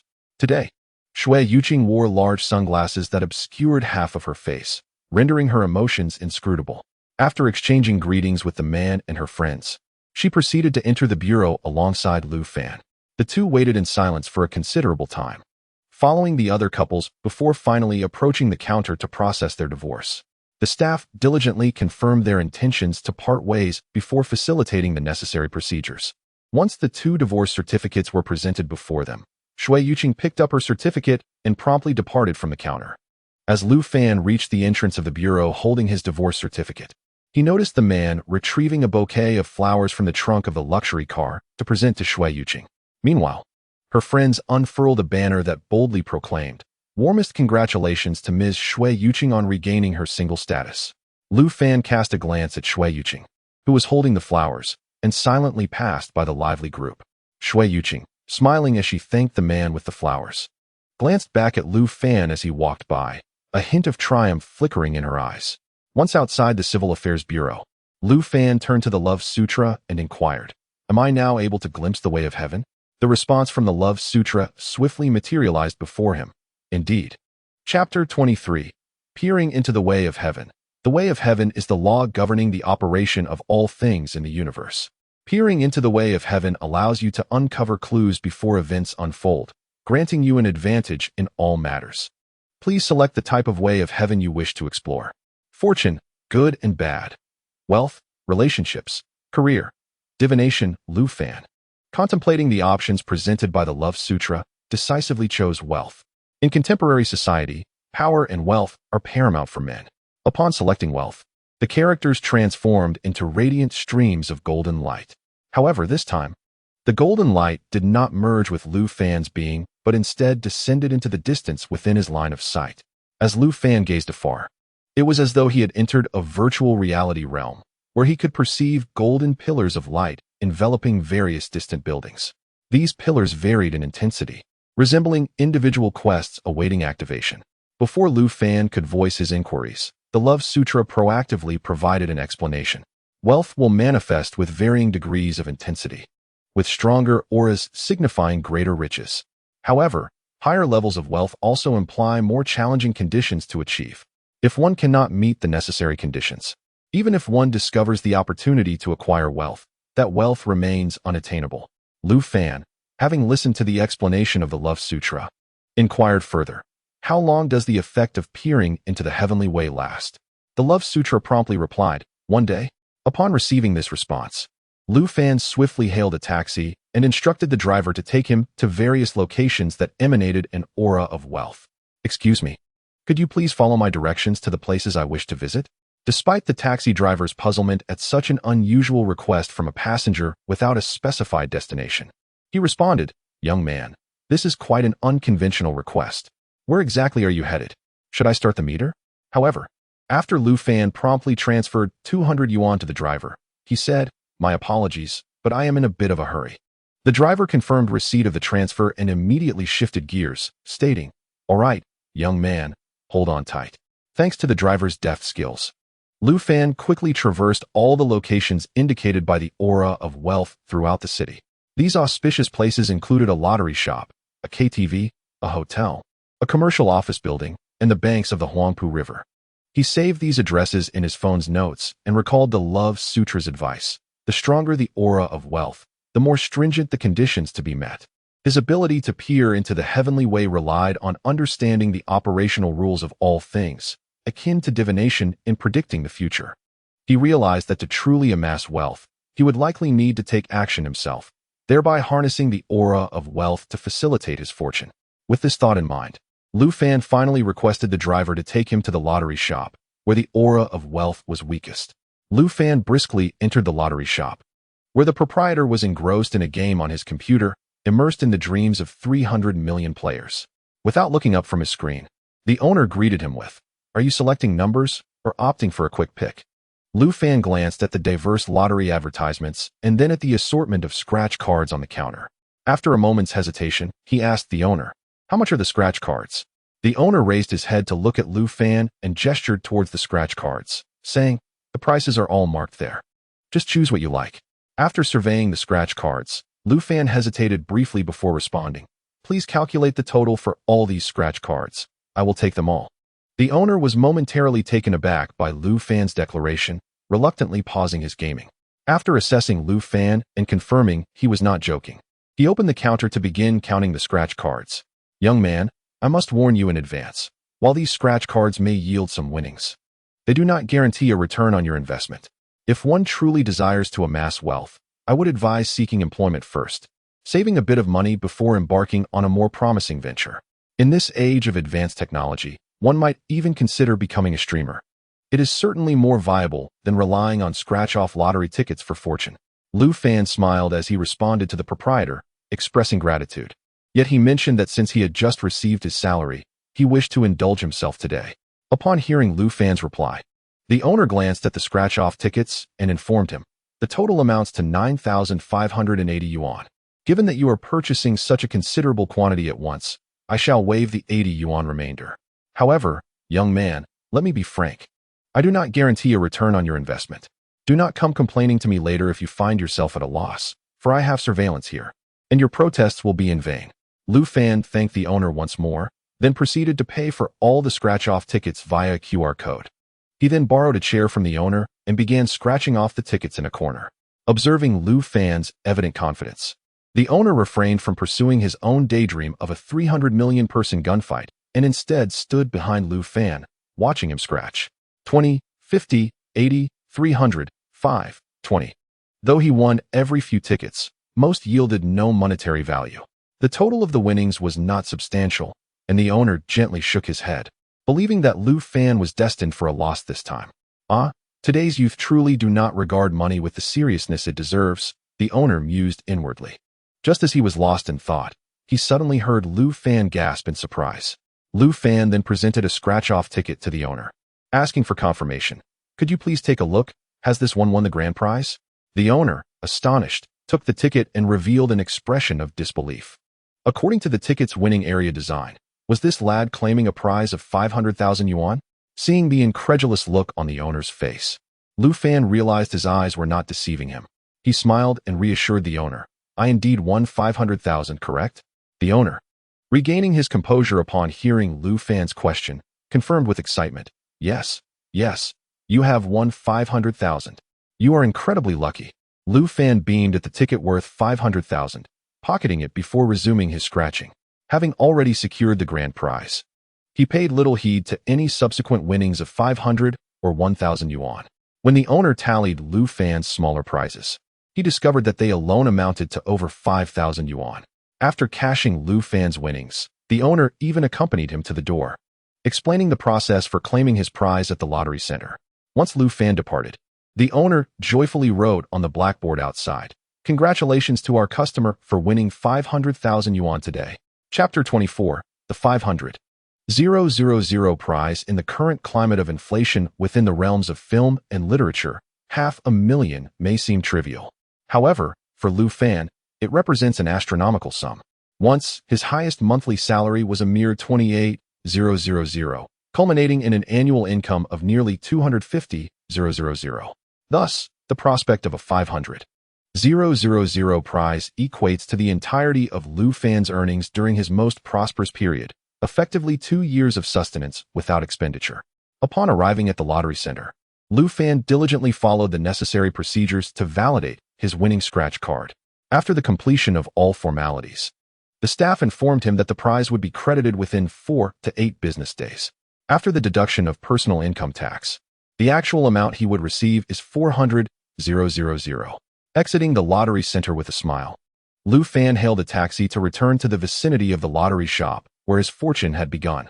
Yet, as he approached, the once auspicious establishment appeared devoid of its former charm, blending seamlessly with the ordinary buildings along the street.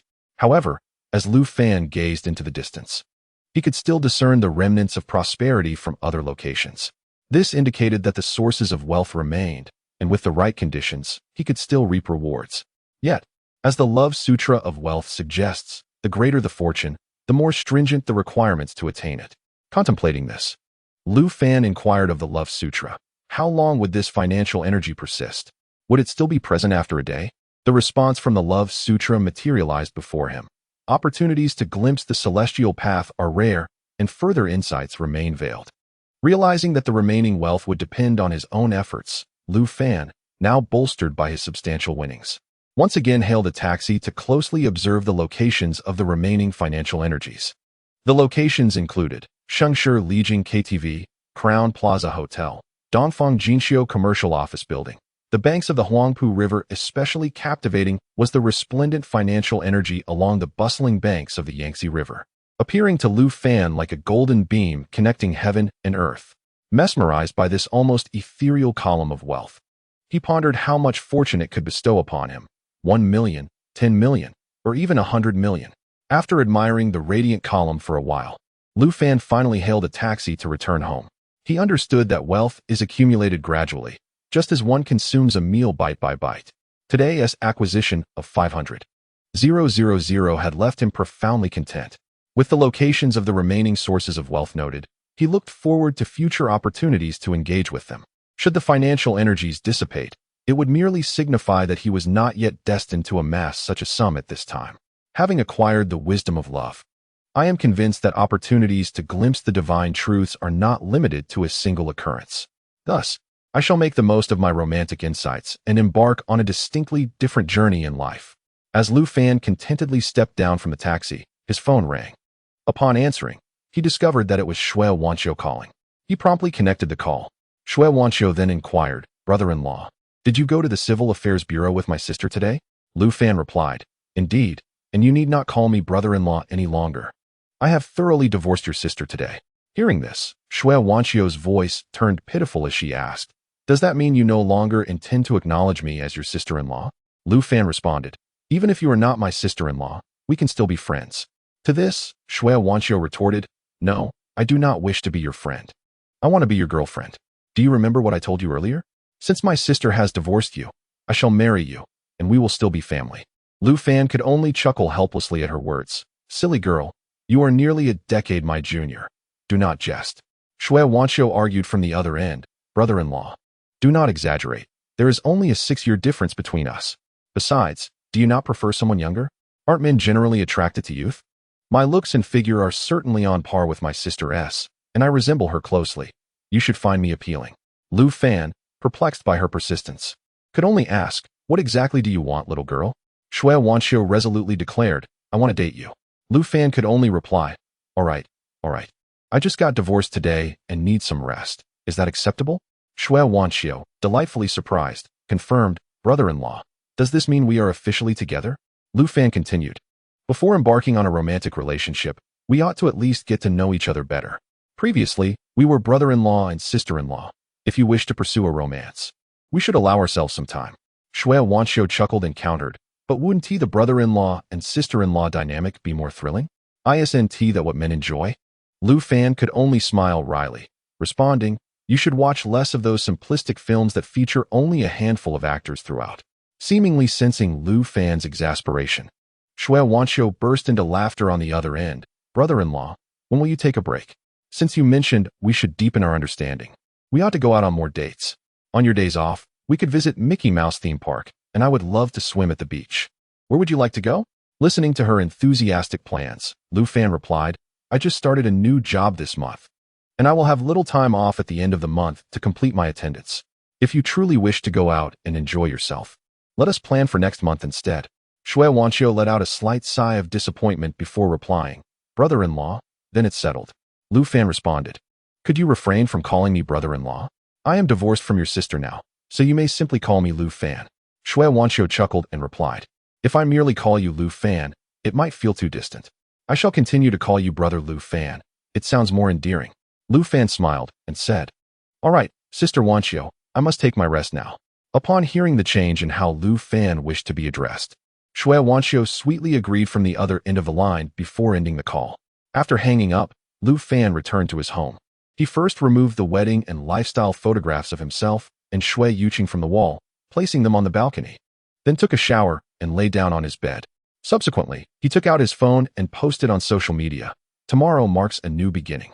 Chapter 25. The bonus arrives in the time that followed. Lu Fan immersed himself once more in a relentless work routine, seeking out clients, introducing services, nurturing relationships, and finalizing contracts. Just as he confirmed a cooperative intention with a newly established company, he received a call from the lottery center. "Hello, Mr. Lu Fan. This is the lottery center. The prize you won earlier has arrived. You may come to our center during business hours to claim it. Additionally, please notify us in advance of your visit, as we would like to hold a small ceremony in your honor to express our gratitude for your support of the lottery." Lu Fan quickly replied to the staff, "I am available today. I can come by this afternoon. How does that sound?" The staff responded with a smile, "That works perfectly. Once again, congratulations on your win." After concluding the conversation, Lu Fan wore a joyful smile. The prize of 500,000, after taxes, would net him 400,000. 400,000. My goodness, I hardly know how to spend it. Just as Lu Fan was blissfully contemplating how to enhance his life with this newfound fortune, the sweet voice of Ren Yanshuang chimed in, "What are you thinking about? You look so pleased. Did that company you mentioned the other day quickly show interest in collaboration?" Turning to find Ren Yanshuang standing behind him, he smiled and replied, "That company is currently in the follow-up phase."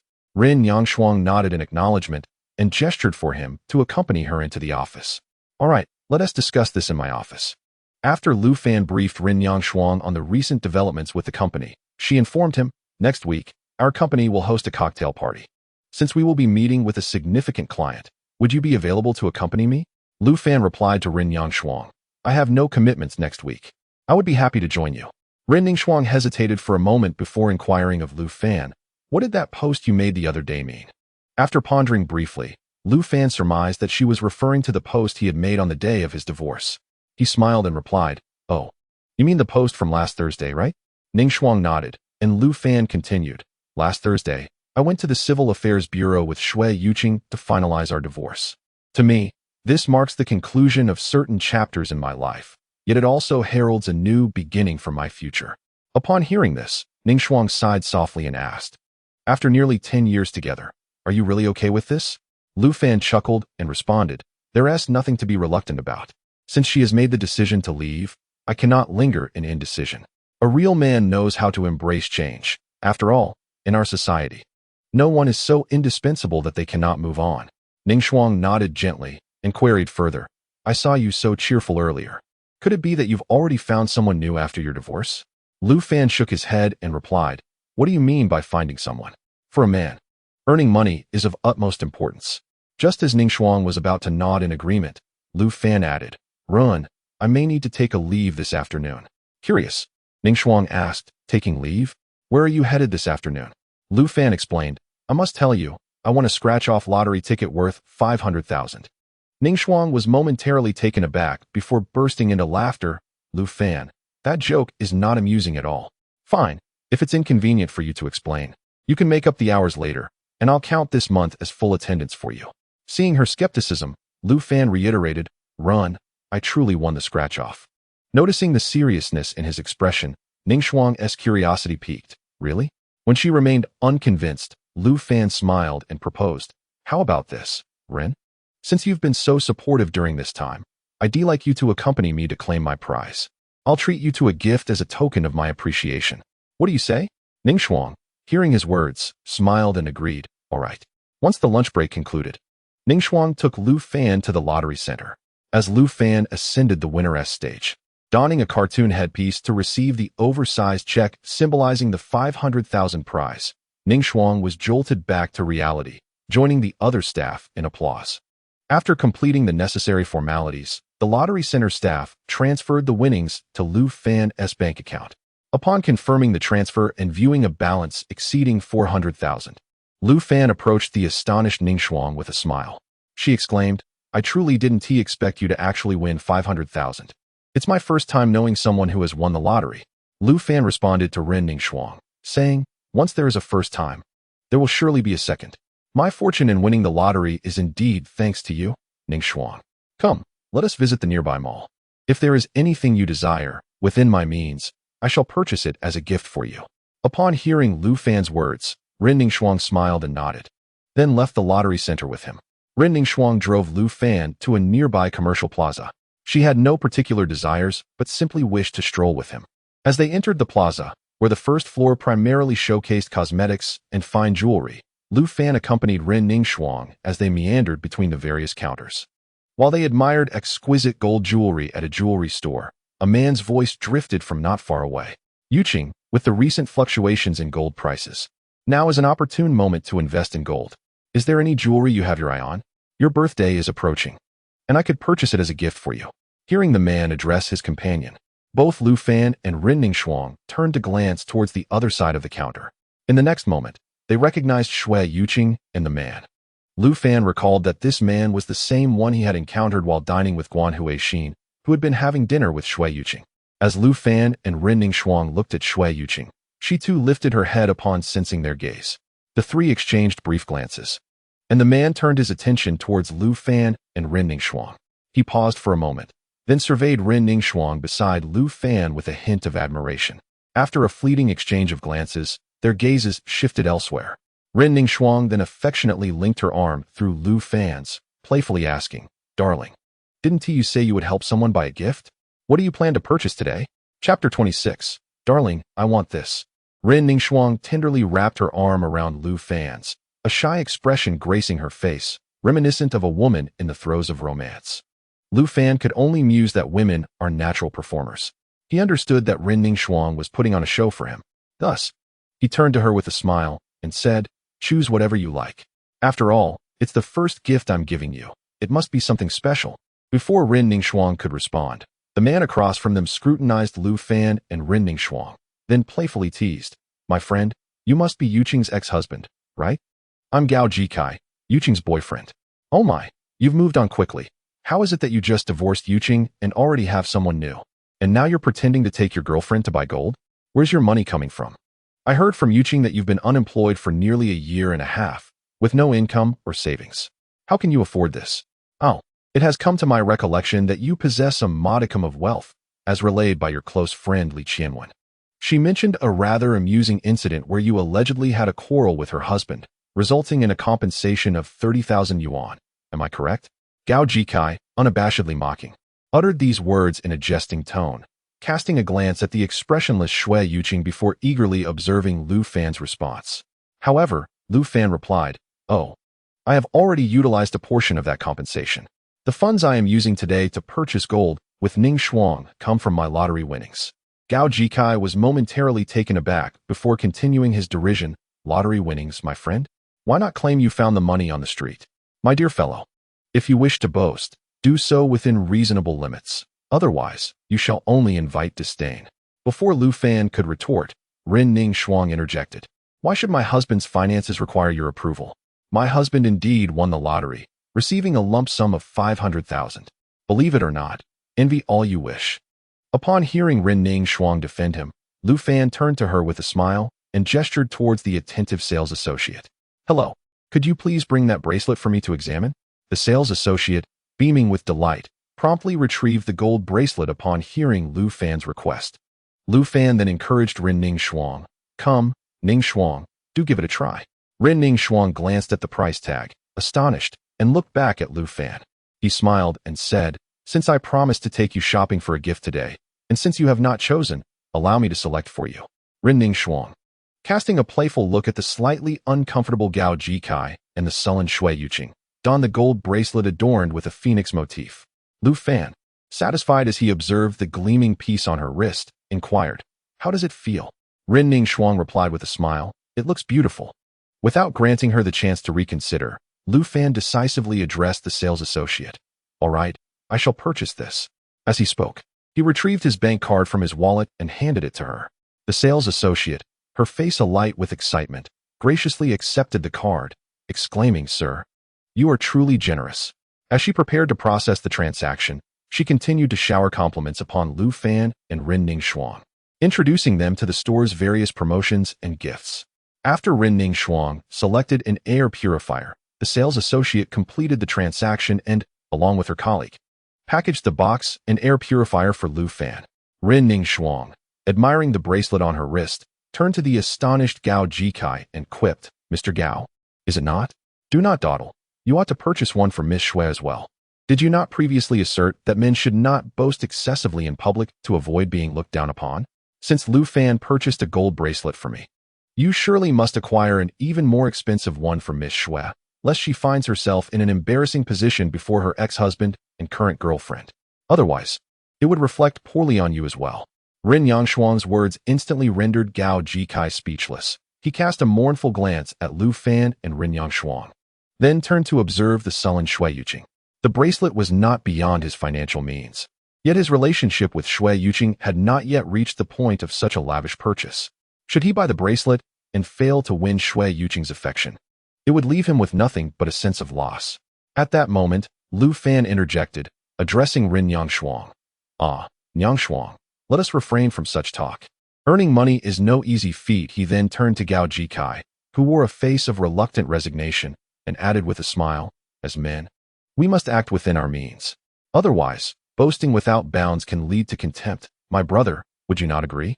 Faced with Lu Fan's teasing, Gao Jikai could only roll his eyes in disdain.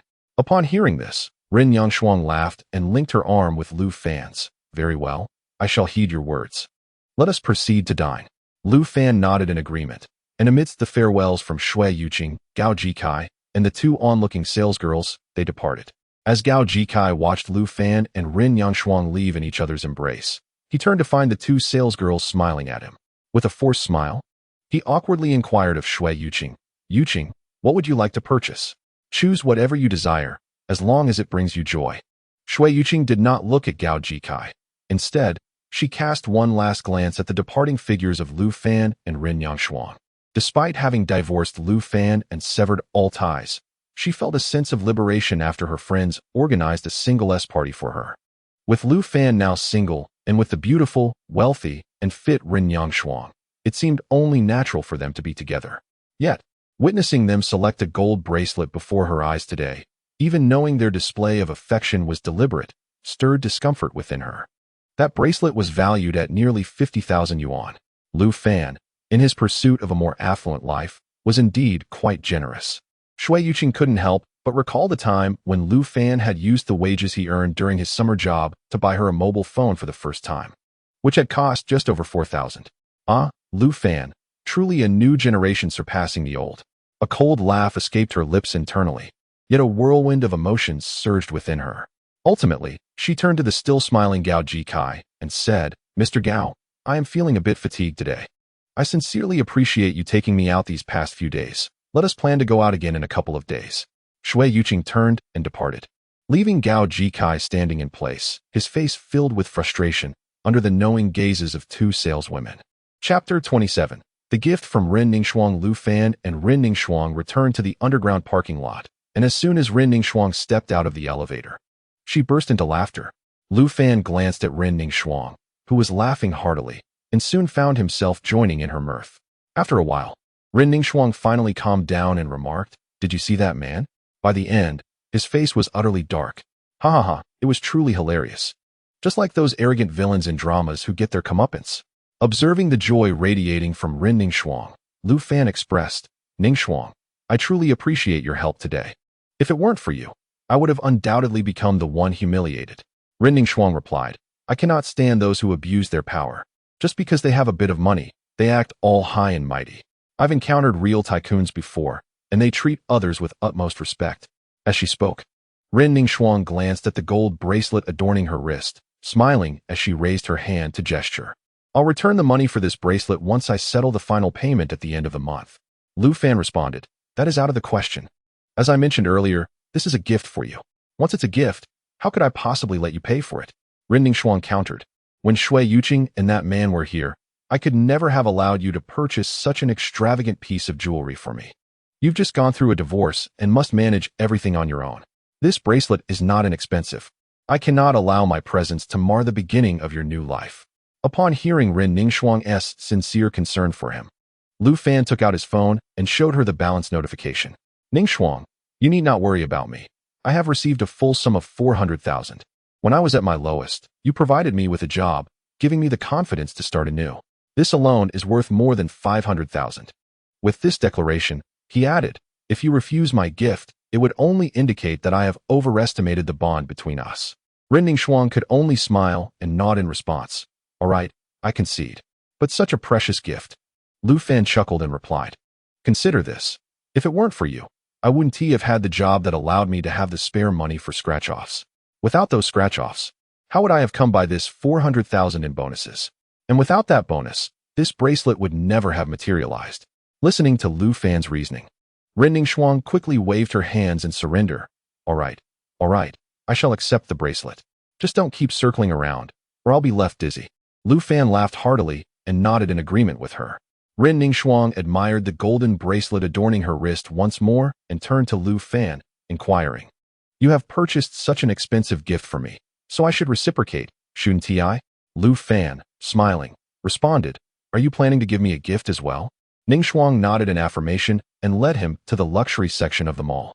As a representative of Frost Leaf Advertising, it is essential for you to present yourself well in business. Beyond attire, a fine watch is of utmost importance for a man. While it may suffice to encounter ordinary individuals, meeting the executives of large corporations demands a distinguished timepiece to leave a favorable impression.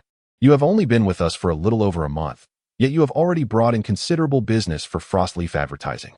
So I believe it is fitting to gift you a quality watch. Consider it an employee benefit. By dressing smartly and elegantly, you can enhance our company's image as well."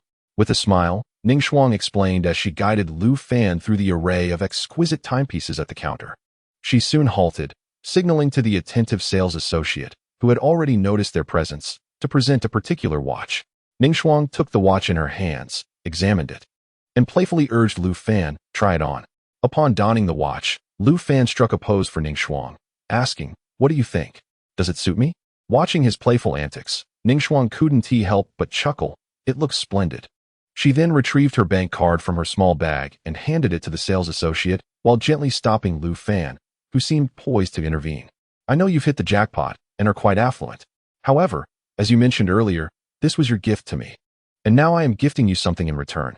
If you refuse to let me pay, does that mean you do not wish to accept my gift? Rendered speechless by Ningxuang's reasoning, Lu Fan could only nod in agreement. Subsequently, the sales associate packaged the watch along with the receipt and handed the bag to them, cheerfully remarking, Sir, your girlfriend is truly wonderful to you. Ningxuang paused, her cheeks flushing with shyness. Just as she was about to clarify, Lu Fan thanked the sales associate with a smile, took the bag, and turned to Ningxuang, saying, let us return to the office. With a smile, she glanced at Lu Fan, gently nodding in agreement as they departed together. Later that evening, Ningxuang made a special effort to drive Lu Fan to the entrance of his residential complex. They enjoyed a casual meal together before Lu Fan escorted her to her car. Just before parting, Ningxuang raised her wrist, showcasing the golden bracelet, and said, Lu Fan, thank you for the bracelet. I truly adore it. Lu Fan smiled in response. Of course, it cost nearly 50,000. If you didn't like it, I would have suffered a great loss. Ningxuang chuckled softly, replying, it's not about the price, but rather that it is a gift from you. As a hint of shyness graced Ren Ningxuang's smile, Lu Fan's mind swiftly conjured the words of a romantic guide. Because of your gift, her feelings for you have gradually intensified. Her perception of you has begun to diverge from that of others, marking your official entrance into her heart. Your relationship is embarking on a brand new phase. Ren Ningxuang's emotional state, passionate. Reward, enhanced physical prowess. After bidding farewell to Ren Ningxuang with a wave, Lu Fan watched her drive away before opting once more to enhance his reflexes. The words transformed into golden light, merging once again with Lu Fan's being, making him feel lighter and more invigorated. After stretching his body, he returned home. Following a refreshing shower, he reclined on his large bed and retrieved his mobile phone. The balance message revealed numbers that confirmed today's events were not a mere dream, but a tangible reality. He couldn't help but reminisce about his encounters with Shui Yuqing and Gao Jikai at the mall, as well as the moment he bought a gold bracelet for Ren Ningxuang. The exhilaration he experienced that day was something he had never felt during his marriage to Shui Yuqing. Reflecting on this, he picked up the exquisite watch resting on his desk. Indeed, a man must not be impoverished. Chapter 28. The company banquet with a bonus of 400,000 and his prior savings, even after spending nearly 50,000 on the gold bracelet for Ren Ningxuang. Lu Fan still had 360,000 remaining. He had yet to decide how to spend this substantial amount, and with work keeping him busy, he didn't dwell on it further. Recently, the company he was following encountered a slight issue, just as they were about to sign the contract. The other party began to procrastinate and be evasive. Lu Fan understood that this likely meant other advertising companies had approached them. Whether in terms of proposals or pricing, the client must have found alternative options. At this juncture, he had done all he could, and the rest depended on the client's decision. Ren Ningxuang did not comment much on the situation. She simply encouraged Lu Fan to adjust his mindset and prepare for the company banquet this Friday. In contrast to the potential client, this banquet would cater to the major clients of Frostleaf Advertising Company.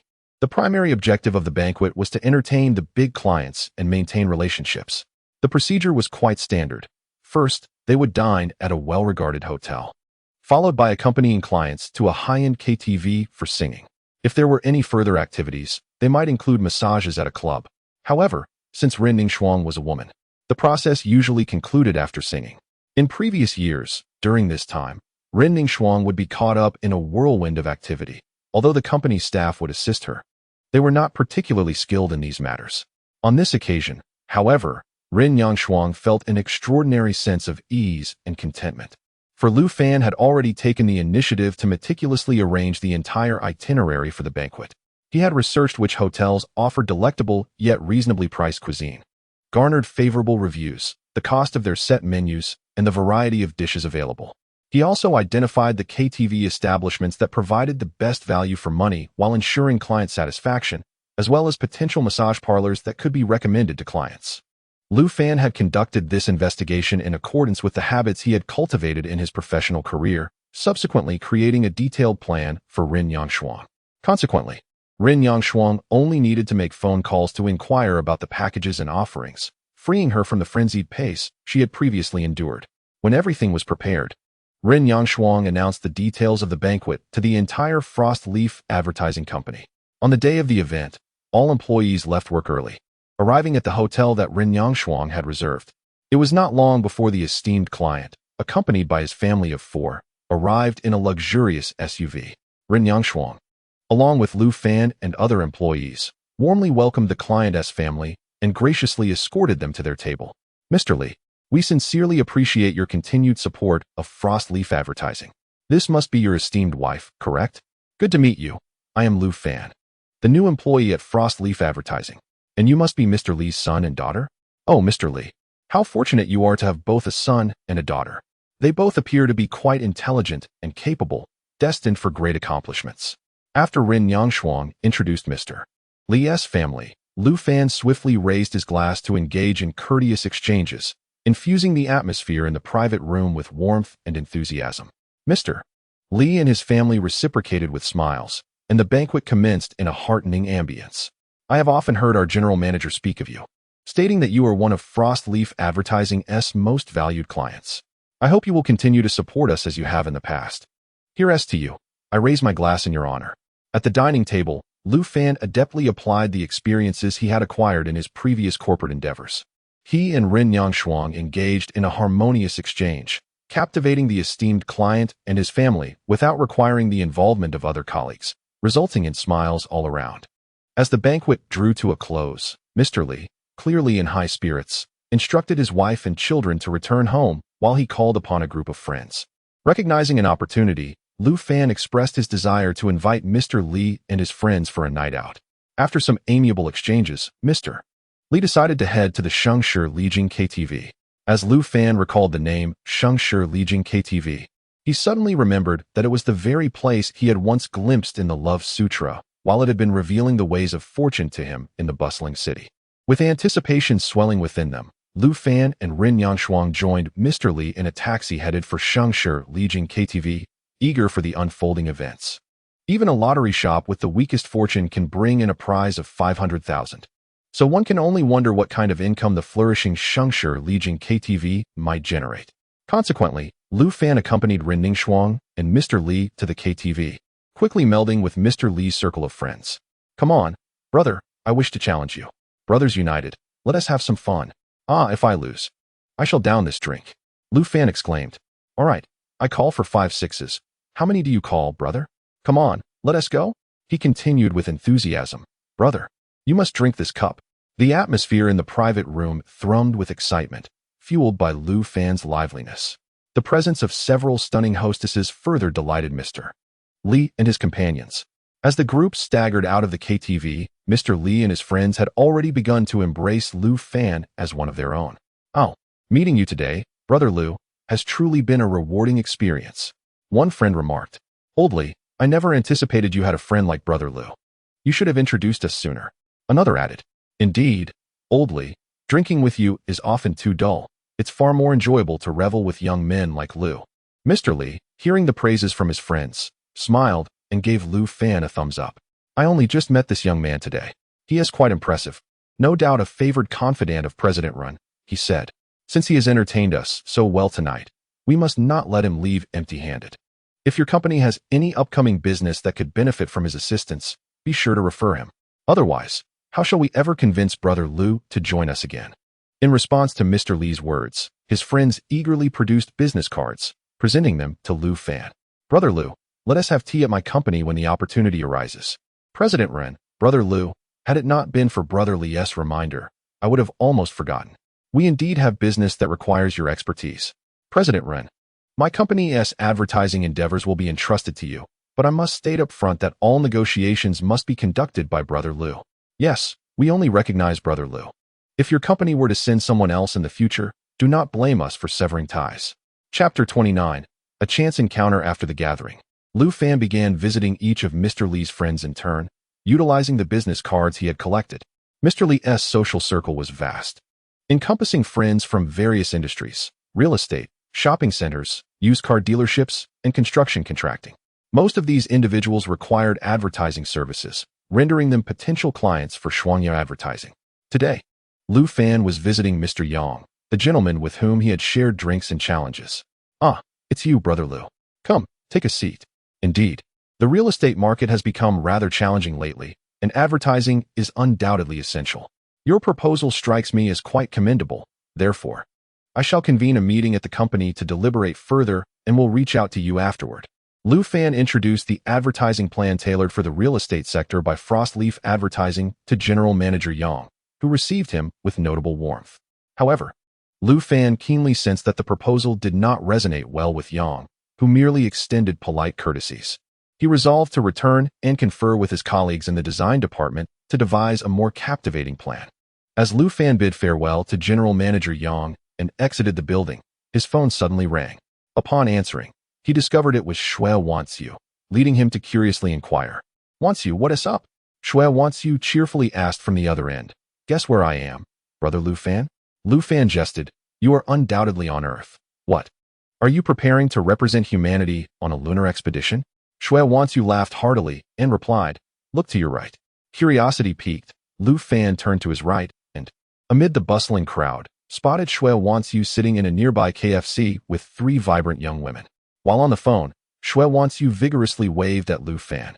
Upon noticing her, a delightful smile spread across his face. He had not anticipated encountering Shui Wanxiu in this location. He speculated that the 4 girls accompanying her must be her classmates. Today, Shui Wanxiu donned a crisp white shirt layered with a knitted vest, paired with a flowing, pleated skirt. The other girls shared a similar style, reflecting the current fashion preferences among young women. Upon realizing Lu Fan had seen her, Shui Wanxiu cheerfully beckoned him, saying, "Brother Lu Fan, since we've crossed paths, shall we have lunch together?" Lu Fan considered his schedule and, finding himself free, sent a message to Ren Ningxuang to inform her that he would not be returning to the office for lunch. Ren Ningxuang promptly replied in agreement, and Lu Fan then tucked away his phone and entered KFC. Shui Wanxiu smiled and made room for him, introducing Lu Fan to her 3 companions. "Sisters, this is my brother Lu Fan, whom I often mention." Simultaneously, Shui Wanxiu introduced her friends, Yuan Xin, Chui Sisi, and Jiang Peishan. The trio greeted Lu Fan in turn, and he reciprocated their salutations before inquiring of Shui Wanxiu, "Why aren't you in class today?" Shui Wanxiu responded, "We only had 2 classes this morning, and there are none in the afternoon, so my friends and I decided to go shopping." She then asked Lu Fan, "Brother Lu Fan, have you come here to discuss business today?" Lu Fan nodded in agreement, stating, "Indeed, one must work during weekdays." Yuan Xin, having overheard their conversation, smiled and inquired, "Brother Lu Fan, where do you work?"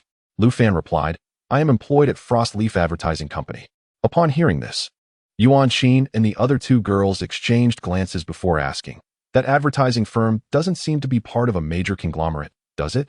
Chui Sisi playfully teased Shui Wanxiu, saying, "You've claimed that Brother Lu Fan is quite impressive. Perhaps you were exaggerating?" Jiang Peishan chimed in with a laugh, "I suspect you are merely infatuated with his looks, aren't you?" Shui Wanxiu, initially casting a helpless glance at Lu Fan, defended him to her 3 friends. "Brother Lu Fan is truly remarkable. He is tall, handsome, and self-reliant." Chui Sisi retorted, "But the Brother Lu Fan you describe sounds like a paragon of perfection. The disparity is rather significant, isn't it?" Hearing this, Lu Fan chuckled and addressed Shui Wanxiu and the other 2. "All right, let us not quarrel over this. Since you are Wanxiu's friends, allow me to treat you all to a meal today." The 3 girls beamed with joy and clapped their hands at his words. At that moment, Lu Fan playfully patted Shui Wanxiu on the shoulder. Understanding his gesture of comfort, she managed a faint smile in return. Meanwhile, Chui Sisi inadvertently caught sight of the exquisite watch adorning Lu Fan's wrist, her eyes widening in surprise. She paused momentarily before tugging at Yuan Xin and Jiang Peishan, discreetly pointing at Lu Fan's wrist. Yuan Xin, summoning her courage, asked, "Brother Lu Fan, your watch is stunning." Lu Fan, hearing her compliment, smiled and showcased the luxurious timepiece gifted to him by Ren Ningxiang. The 3 girls leaned in with curiosity, and Chui Sisi, her expression one of astonishment, examined the watch closely. An Omega's latest model. This must cost at least 20 to 30,000, right? Lu Fan was taken aback by Cui Cici's accurate appraisal of the watch's price, regarding her with surprise before nodding with a smile. This young lady, despite her youth, displayed an extraordinary ability to identify luxury brands and estimate their worth, a rarity indeed. Cui Cici, noticing Lu Fan's acknowledgement, was momentarily taken aback and scrutinized him once more. Could it be that Lu Fan was a hidden scion of wealth? However, recalling his profession, she dismissed the notion, surmising he was merely a vain office worker who splurged on himself to project an image of affluence. At that moment, Lu Fan was busy booking a nearby restaurant on his phone. Having previously selected venues for company events, he had identified several high-value hotels in the city, and conveniently, there was one nearby. Lu Fan presented the hotel he had carefully selected to Yuan Qin and the others, inquiring with a smile, "What do you think? This hotel should suffice, right?" Upon seeing the chosen location, Yuan Qin and her companions displayed expressions of astonishment. Yangtze Grand Hotel? Although the name may suggest an ordinary establishment, it is, in fact, a venue steeped in history. The most significant aspect is that the costs here are rather steep, with the average expenditure for a meal reaching a minimum of 2,000 to 3,000. For students in the bustling metropolis, this is a luxurious locale reserved for the affluent elite. Chapter 30. Appearance matters despite the fact that in the realms of film and the internet, sums in the hundreds of thousands or even millions may seem trivial. In reality, an average expenditure exceeding 1,000 can deter 99% of the general populace. Thus, when Lu Fan truly led Shui Wanqiu and Yuan Qin into the Yangtze Grand Hotel, the trio could not help but exclaim in awe. Moments later, they began to strike various poses for photographs right at the entrance. Although Shui Wanqiu joined in the fun, she discreetly approached Lu Fan and whispered, "Brother Lu, the expenses here are exorbitant. You need not spend so much on me." Lu Fan replied with a smile, "Earning is meant for spending. If I am willing to bring you all here, rest assured I have the means to cover the bill. You need not worry. I won't leave you here to wash dishes in repayment. Moreover, since you have praised me so highly in public, I must reciprocate with a fitting gesture." Upon hearing Lu Fan's teasing, Shui Wanqiu unveiled a radiant smile once more. Subsequently, she joyfully joined Yuan Qin and the others for group photos, while also pulling Lu Fan to pose together at the entrance and in the lobby of the Yangtze Grand Hotel. Witnessing Lu Fan and Shui Wanqiu taking pictures together, Yuan Qin and her companions approached with smiles, eager to join in. Lu Fan glanced at Shui Wanqiu, who was affectionately linked to his arm, along with the smiling Yuan Qin and her friends. He then observed the well-dressed patrons entering and exiting the hotel, all of whom appeared either affluent or aristocratic. Yet, despite their polished appearances, they cast envious glances toward Shui Wanqiu and her companions surrounding Lu Fan. In Lu Fan's eyes, Shui Wanqiu bore a resemblance to Shui Yuqing, which momentarily caused him to drift into nostalgia. He felt as though he had been transported back to his campus days, standing beside Shui Yuqing in front of a group of his friends. Those cherished university companions were joyfully applauding and smiling as they congratulated him. In the next moment, Lu Fan turned his head again to look at Shui Wanqiu, who was still holding on to him. Yuan Qin and her friends expressed their gratitude with cheerful smiles, their earlier scrutiny replaced by expressions of delight. At this moment, they were no longer aware of any doubts or questions. They simply laughed and surrounded Lu Fan and Shui Wanqiu as they entered the hotel. With a smile, Lu Fan guided the four women into a private room, occasionally glancing back at the resplendent and historically rich foyer of the Yangtze Grand Hotel. Such is the power of wealth. When a man possesses money, he attracts beautiful women and garners respect and envy from others. A man devoid of financial means, even if blessed with love and family, may find both his career and romance faltering due to his lack of resources. Money, money, money. Alas. Subsequently, Lu Fan, embraced by Shui Wanqiu and Yuan Qin, entered the room, where the attentive waiter promptly presented them with the menu. Lu Fan instructed Shui Wanqiu to lead the others in selecting dishes. Shui Wanqiu initially inquired about group discounts before opting for a relatively inexpensive set meal. Yet, astonishingly, even this meal amounted to over 10,000 yuan. Once the waiter respectfully served the dishes, Yuan Qin and her companions eagerly began capturing the moment on their phones. Although Shui Wanqiu appeared somewhat pensive at first, Lu Fan cheerfully lifted his chopsticks and addressed her. "Wanqiu, what's the matter? The dishes have arrived. If you don't eat now, they will grow cold." Surely, you're not worried that I will leave you here to wash the dishes? Rest assured, you will be the first to be let go. In response to Lu Fan's jest, Shui Wanxiu managed a faint smile, while Yuan Qin and her friends burst into laughter. Observing this, Shui Wanxiu picked up her chopsticks and joined them in savoring the opulent feast before them. After this extravagant meal concluded, Lu Fan smiled and produced his bank card to settle the bill. As the waiter returned with the receipt and card, Yuan Qin and her companions gleefully glanced at the bill. While Yuan Qin and Jiang Peishan scrutinized the exorbitant prices, Cui Cici pointed to the final line of the bill in astonishment, exclaiming, "Brother Lu Fan, you still have over 300,000 left in your account?"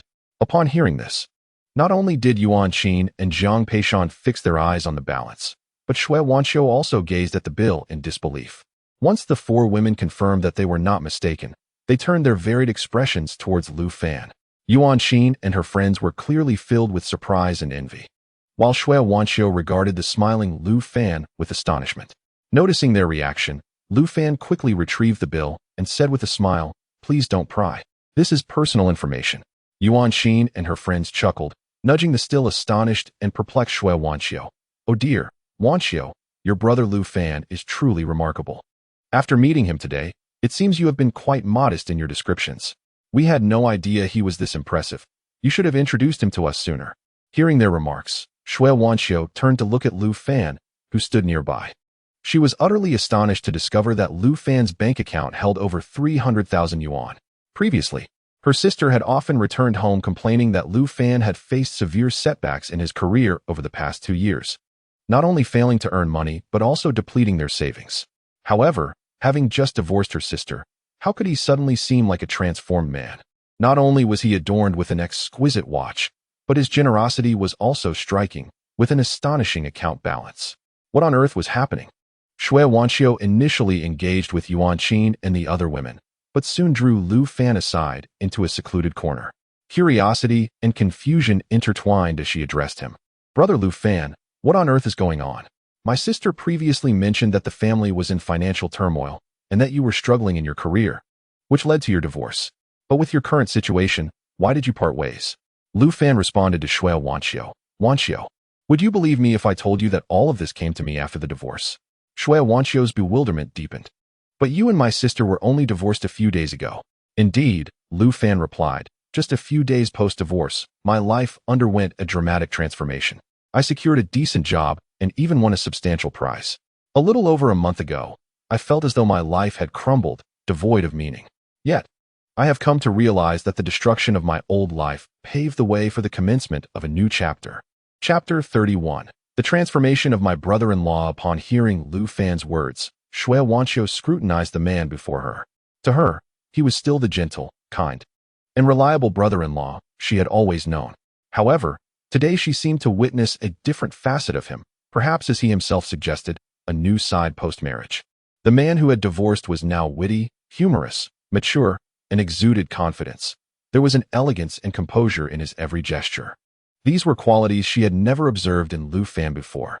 Previously, whenever Shui Wanxiu visited her sister or stayed at her brother-in-law's home, he was either cleaning, cooking, or washing dishes after meals, always engaged in household chores. Moreover, he had never raised his voice in front of her or her sister, speaking softly and with reason.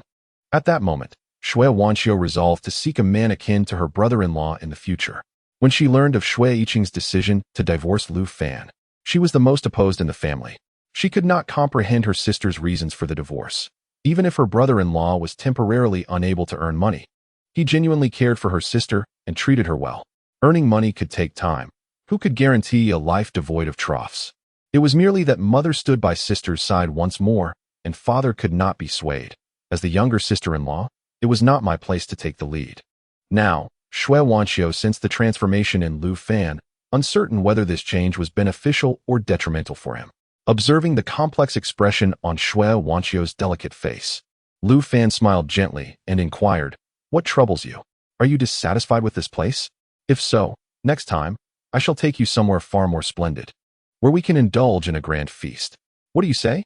Upon hearing Lu Fan's words, Shui Wanxiu softly replied, "Brother Lu Fan, I feel as though you have changed." Lu Fan responded with a smile. "Change is inevitable. No one remains unchanged." Some may evolve for the worse, while others grow for the better. Shui Wanqiu then asked, will you become someone I no longer recognize? Lu Fan, gazing at her with the tenderness akin to that of a kitten, affectionately ruffled her hair and reassured her, rest assured, regardless of how I may change, I will always be the Lu Fan you know, and my feelings for you shall remain unwavering. Upon hearing Lu Fan's words, a slow smile blossomed on Shui Wanqiu's face. Brother Lu Fan declared that he would never change towards her, forever remaining the familiar Lu Fan. How enchanting, as if living in a romantic drama. Especially since Brother Lu Fan had just patted her head. No wonder sister once held such affection for him. Furthermore, the words Lu Fan spoke to her seemed to affirm her special place in his heart. Surely, it is said that the younger sister-in-law is the dear little warmth for her brother-in-law. Just as Lu Fan saw Shui Wanqiu's smile return, he too felt a wave of relief. At that moment, words from the heart of love appeared before him. Your transformation has piqued her curiosity, even stirring a hint of panic and fear. Yet your promise has filled her with joy, regarded as a sacred vow between you two. Her feelings for you have entered a new phase, growing increasingly fervent. Shui Wanqiu, emotional status, ambiguous. Reward, enhanced physical capabilities. After a moment of contemplation, Lu Fan chose to enhance his responsiveness once more. As the luminous words dissolved into golden light and infused his being, he felt a soothing warmth surge within him. While relishing this invigorating sensation, he accompanied the now smiling Shui Wanqiu and Yuan Qin to a taxi bound for Hudu University. Lu Fan watched the taxi depart before boarding the subway to return to Frostleaf Advertising Company. Due to the vast population of Hudu, even at this hour, which was neither rush hour nor evening peak, the subway remained crowded. As he navigated through the throng, Lu Fan was unexpectedly bumped into by a girl carrying a large guitar and wearing a black mask. The large guitar case, pushed by the throng of people, inadvertently collided with Lu Fan's chin. The impact caused him a moment of pain, prompting a sharp intake of breath as he rubbed his jaw. This motion, however, caught the attention of a nearby girl with a guitar slung over her back, who turned her head and regarded Lu Fan with a hint of disdain. Initially, Lu Fan found the accidental bump in the crowded subway understandable, but the girl's expression irked him, as if he were attempting to feign injury. Thus, he indignantly addressed her. What kind of look is that? Your guitar hit me, not the other way around. Why roll your eyes at me? His admonishment drew the attention of other passengers in the subway. The girl, hearing Lu Fan's words, glanced at her guitar and hesitated for a moment before typing a message on her phone. She then extended the device towards Lu Fan. Leaning in to read the screen, he discovered her inquiry. Do you want an autograph or a photo? There are many people on the subway. Please do not disturb them. Furrowing his brow at the message, Lu Fan shot the girl a disdainful glance before waving her off and turning his back, unwilling to engage further.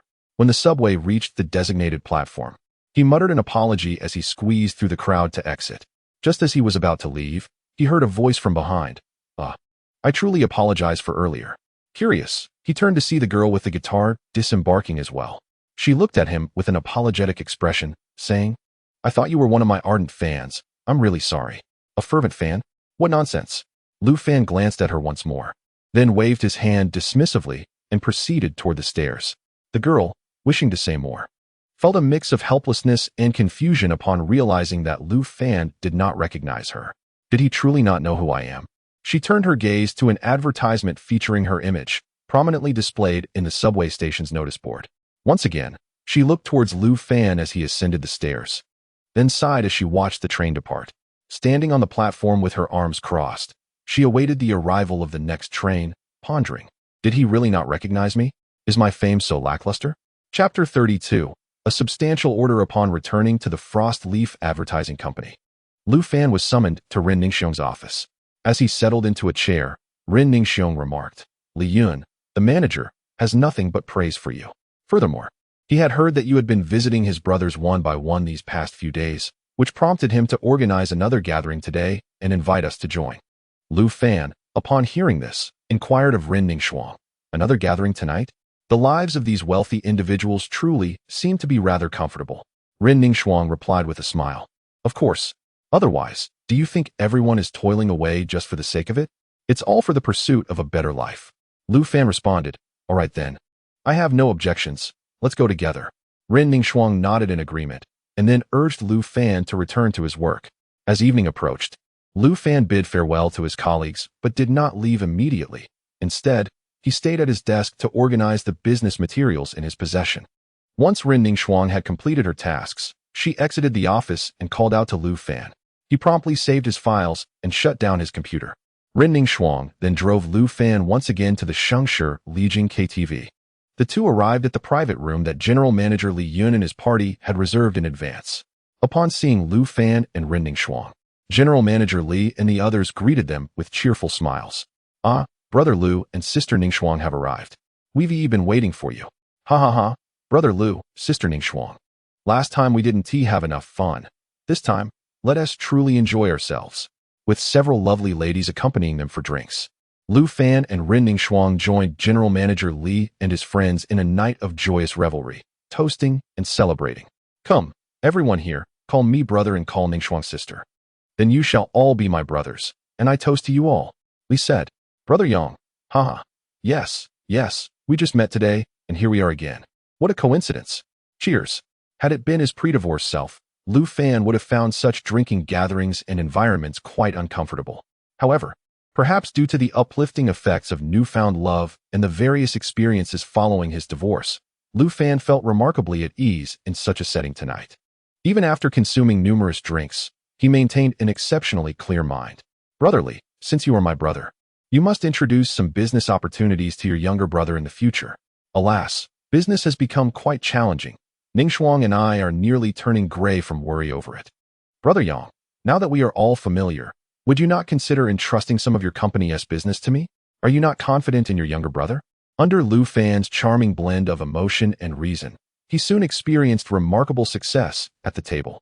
"All right, for Brother Lu's sake, I'll certainly introduce some opportunities to you. Ah, Brother Lu, business is tough these days, but rest assured, with brothers like us around, you will never go hungry. The more I converse with Brother Lu, the more I feel we are destined to be friends, since we are on such familiar terms. I shall gladly accept you as my younger brother. The tasks of the company entrusted to the elder brother have all been handed over to the younger brother." As the convivial atmosphere of the gathering flourished, various business magnates extended their offers to Lu Fan. Ren Ningxiang, seated beside Lu Fan, could hardly believe her eyes as she witnessed one after another of these affluent entrepreneurs acquiescing. It is essential to note that these tycoons are worth millions, if not tens of millions, and their contracts would be immensely significant for Frost Leaf advertising. Moreover, Lu Fan's simultaneous acquisition of so many high-profile clients implies a substantial influx of lucrative orders for the company. These contracts are not trifling sums. Should he successfully secure them, they could amount to hundreds of thousands, even millions. Most critically, through these agreements, Lu Fan has also established vital connections for Frost Leaf advertising with these influential figures. What is a network of relationships? This is precisely it. What constitutes social capital? This is the essence. Ren Ningxiang could envision that as these orders are finalized, Frost Leaf advertising is bound to enter a period of rapid growth. With this thought, she smiled and raised her glass, continuing to toast with Lu Fan, General Manager Li, and others. After a round of joyous toasting, the guests reached their limits. One businessman had even succumbed to slumber in the embrace of a companion. As the revelry drew to a close, Lu Fan supported the somewhat unsteady Ren Ningxiang, alongside the similarly inebriated General Manager Li, as they exited the KTV. They exchanged cordial farewells, and the enthusiastic designated drivers approached, inquiring if their services were needed. General Manager Li's friends were whisked away by a waiting family, while the remaining attendees called for their designated drivers to return home. Lu Fan and Ren Ningxiang accompanied the designated driver in escorting General Manager Li to his vehicle, then stood before the KTV, watching the car depart. Once the vehicle had vanished from sight, Ren Ningxiang, brimming with excitement, exclaimed to Lu Fan, "You are remarkable. I never imagined you would manage to win over all of General Li's friends in just one evening. Each of their companies represents a substantial client for us at Frost Leaf Advertising. If we can secure their business and diligently handle every order, we are looking at a windfall of at least several hundred thousand." Overwhelmed with joy and slightly unsteady from the effects of alcohol, Ren Ningxiang intended to pat Lu Fan's shoulder but lost her balance and stumbled sideways. Observing her plight, Lu Fan swiftly reached out to steady her, resulting in her falling into his embrace. As Ren Ningxiang lifted her head, slightly flustered, she found herself face to face with Lu Fan, mere inches apart. For a moment, she was taken aback, but then she gradually leaned closer to him. Noticing her advance, Lu Fan did not shy away. As his fingers brushed against Ren Ningxiang's crimson lips, a rush of warmth surged to his brain. However, before they could immerse themselves in the moment, a friendly voice interjected, "Excuse me, do you two require a designated driver?" Both Lu Fan and Ren Ningxiang were startled, realizing that the surrounding drivers were observing them with various expressions. It dawned on them that they were still at the entrance of the KTV. Hastily, Ren Ningxiang waved to the driver and pulled Lu Fan towards a waiting taxi. "Ningxiang, you can retrieve your car tomorrow," he mentioned. Chapter 33. Enchanted Night. The taxi journeyed to Dingfu Garden, Ren Ningxiang's residence. Concerned for the inebriated Ren Ningxiang, Lu Fan supported her as they entered the community. Despite being assisted, Ren Ningxiang was in no rush to return home. She waved her arms joyfully, laughing like a child. Observing her exuberance, Lu Fan could only helplessly remind her, "Ningxiang, it's late. You mustn't disturb the neighbors." Hearing his words, she playfully gestured for silence, covering her mouth to indicate quietness. Lu Fan couldn't help but join her laughter, captivated by the transformation of the usually composed Ren Ningxiang under the influence of alcohol. She waved her hands again, prompting Lu Fan to ask, "Are you this happy today?" With a smile, Ren Ningxiang replied, "It's because we secured a plethora of orders. If this were in the past, I wouldn't have dared to imagine landing so many major companies in one night." After sharing her excitement, she opened her arms for a hug, exclaiming, "Lu Fan, you are truly amazing. Do you realize that with these orders, our frost leaf advertising will soar?" As she spoke enthusiastically, she animatedly waved her hands. Lu Fan, seeing the tipsy Ren Ningxiang resembling a little girl, could only shake his head in amusement, diligently assisting her to her doorstep. After she unlocked the fingerprint lock, Lu Fan cautiously peered inside. Sensing his gaze, Ren Ningxiang chuckled and turned on the lights in the living room. "I live alone. My parents reside in another district." After hearing her words, Lu Fan changed his shoes and helped her remove her high heels. Subsequently, he lifted Ren Ningxiang into his arms and carried her towards the master bedroom. Gently, he placed her on the bed and began to assist her in removing her outerwear. As Lu Fan assisted Ren Ningxiang in loosening her belt, she suddenly pressed his hand down. "Lu Fan, please don't. I feel like our relationship is progressing too quickly, and I am not ready for that yet." With a helpless expression, Lu Fan looked at Ren Ningxiang and replied with a smile, "Then perhaps you could undress yourself and slip under the covers? And let us not forget, taking advantage of someone under the influence of alcohol is illegal. As a refined man of the new era, I would never stoop to such base behavior." As he stood up from the bed, intending to leave the room, Ren Ningxiang reached out and wrapped her arms around his neck. Before Lu Fan could utter a word, she pressed her lips against his. Initially taken aback, Lu Fan soon embraced her slender waist. Just as he was swept away by the kiss, Ren Ningxiang held his hand firmly. "This is a reward for you. Thank you for escorting me home today, but I cannot allow any further progression. I do not wish to rush things." Lu Fan made a conscious effort to steady his somewhat rapid breathing and gently nodded at Ren Ningxiang. "All right, good night." She observed Lu Fan's attempts to calm himself and rewarded him with a radiant smile before kissing him once more. This time, it was Lu Fan who gently pushed her away. "Your mixed signals make it quite difficult for me to maintain control." With a blush, Ren Ningxiang replied, "I was afraid you might be upset, so I wanted to reward you a little more."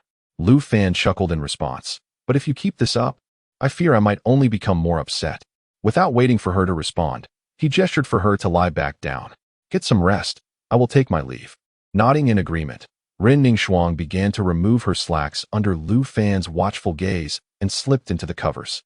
Lu Fan admired her lace lingerie for a moment before turning away to bid her farewell. "Well then, I shall take my leave. Please rest well."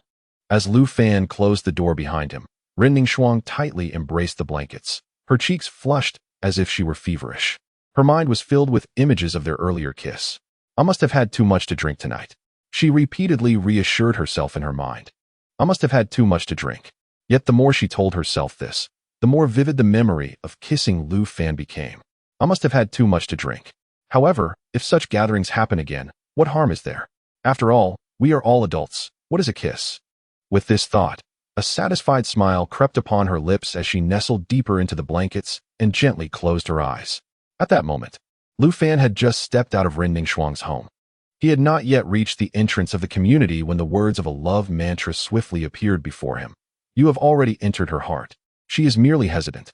She fears that your pace is too swift, yet simultaneously worries that she cannot match your speed. The heart of a woman is as elusive as a needle in the ocean, yet you have already unlocked the door to her heart. Ren Ningxuang finds herself in an ambiguous emotional state. The reward, an enhancement of physical prowess. Lu Fan gazed at the text of the love manual before him, realizing that he had not previously contemplated this notion. Could it be that his relationship with Ren Ningxuang had unknowingly deepened? As time passes, feelings develop. Yet when will this gradual affection truly manifest? Lu Fan playfully chided himself in his mind before turning his attention to the options before him. Strength, agility, speed, reactionability, willpower. This time, he opted once again for reactionability. The enhancement of willpower would fortify his resolve in executing his ambitions when facing life, while an increase in reactionability would enable him to respond more gracefully to any situation. With this thought, Lu Fan inquired of the love manual. Could it present a list of all my previous selections? The text of the love manual remained unchanged, prompting a resigned sigh from Lu Fan. Unlike the systems of time travelers or reborn individuals, the love manual resembled a tome of cultivation, lacking the conveniences of such systems. Lu Fan recalled that he had chosen willpower twice and reactionability 4 times. This time, he would select willpower. As he made his choice, the word willpower transformed into a cascade of golden light that flowed into his being. He felt a warm current swiftly coursing through his body, then glanced at his watch before hailing a taxi home. The taxi driver, observing Lu Fan in the back seat through the rearview mirror, smiled and inquired, "Where is the young gentleman off to enjoy the nightlife?" Taken aback by the question, Lu Fan chuckled and replied, "I'm not going out to play. I'm heading home." The driver responded with a grin.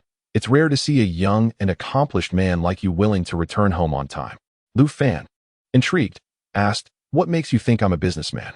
I could simply be a regular office worker." The driver laughed along, saying, "Just that watch on your wrist is worth several months' wages for us ordinary folks. I've driven many wealthy bosses, but none have had such an impressive demeanor while remaining so approachable. I have a keen eye for people. You will undoubtedly thrive in business and attract abundant wealth." Lu Fan glanced at his watch, continuing to engage in light conversation with the driver. Indeed, appearances can be deceiving. Chapter 34, A Future Filled with Hope. As a new day dawned, Lu Fan set out for the companies of Mr. Li's acquaintances. Due to his prior commitment to Lu Fan at the banquet, the executives, despite their busy schedules, instructed their subordinates to attend to him. Additionally, having given prior notice, these subordinates began discussing formal business matters with Lu Fan. He presented the advertising templates and demonstration cases from Frost Leaf Advertising, which were met with satisfaction by the attendees. Once both parties confirmed that there were no issues, the companies gradually communicated their business requirements to Lu Fan and signed letters of intent for business cooperation. After completing the final meeting, Lu Fan returned to the office with the signed letters of intent. The signing of these documents signified the establishment of a preliminary cooperative intention between both parties. As long as Frost Leaf Advertising could subsequently propose satisfactory advertising solutions, it would lead to the signing of formal contracts. This also indicated that Lu Fan had accomplished approximately 40% of the orders. Upon returning to the company, Lu Fan excitedly reported this news to Ren Ningxuang. After confirming Lu Fan's impressive work efficiency with evident joy, Ren Ningxuang exited her office to share this wonderful news with the entire company. The employees of Frost Leaf Advertising displayed expressions of excitement and elation at the unexpected large orders. Cheers erupted, and praises for Lu Fan followed. "Lu Fan, you're incredible. In just 2 months on the job, you've secured such a sizable order for us. Haha, with Lu Fan on board, we needn't worry about our performance anymore. Brother Lu Fan, with orders from so many companies, your bonus this month will surely be substantial. Don't forget to treat us." Hearing the congratulations and playful banter from his colleagues, Lu Fan humbly returned their gestures of appreciation. "Thank you all for your kind words. I hope this large workload doesn't burden anyone too much. As for treating everyone, that is a must. And I'll not only treat you to dinner, but also to milk tea." The colleagues applauded Lu Fan for his graciousness. He then smiled and took out his phone to inquire about each colleague's preferred flavors, ordering the milk tea they desired. As he was about to return to his office, he called out to Ren Ningxuang, who was turning to leave. "Manager Ren, what would you like to drink?" Ren Ningxuang glanced back at Lu Fan, smiling as she replied, "I want tea, have anything. I'm on a diet." You enjoy it with everyone. I'll get back to work now. You should too. Lu Fan, still holding his phone, wished to say more, but Ren Ningxuang swiftly entered her office. Watching her give him one last glance before closing the door, he couldn't help but smile helplessly. He had noticed since that morning that aside from their usual work exchanges, Ren Ningxuang seemed to be avoiding him. Could it be due to the kiss they shared the previous night? Is it truly those two kisses? She was clearly the one who took the initiative. So why does it now feel as if she is evading me? Never mind. If she chooses to evade, let her have these 2 days to acclimate. Yet, the complexity of a woman's heart is as elusive as a needle in the ocean. The wisdom of love has proven true. Lu Fan first placed orders for milk tea for his colleagues before returning to his workstation to continue organizing documents. With the signing of the letter of intent, he found himself less busy than before. According to the workflow, he needed to wait for his colleagues to present their preliminary proposals before proceeding to demonstrate to the client. Once the client was satisfied, both parties would sign the formal contract, marking the conclusion of Lu Fan's responsibilities as a salesperson. The remaining tasks would fall to his colleagues in the content department. Moreover, based on the contract signed with Shuangye Company, if all these orders were finalized, Lu Fan could potentially earn a commission of at least several hundred thousand. With this commission, combined with his current account balance of over 300,000, Lu Fan could soon have 500,000 at his disposal.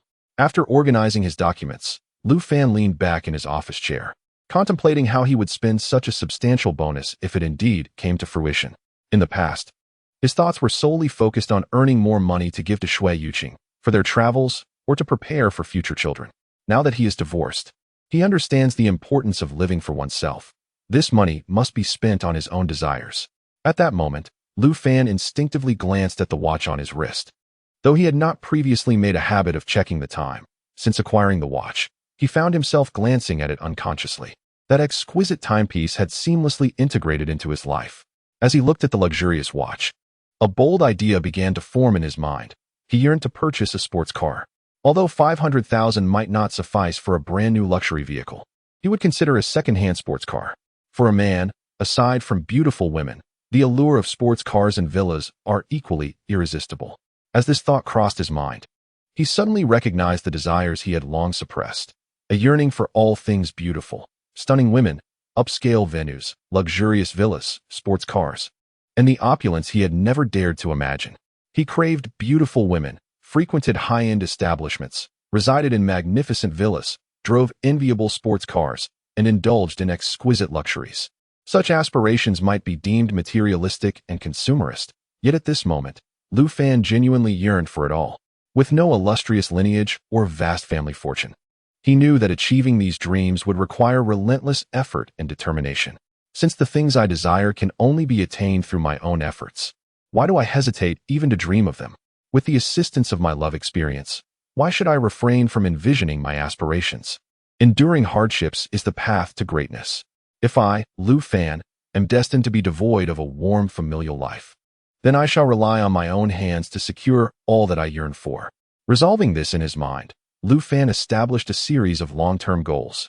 He then opened the webpage of a second-hand car dealer on his phone, beginning to browse through the sports cars available for sale.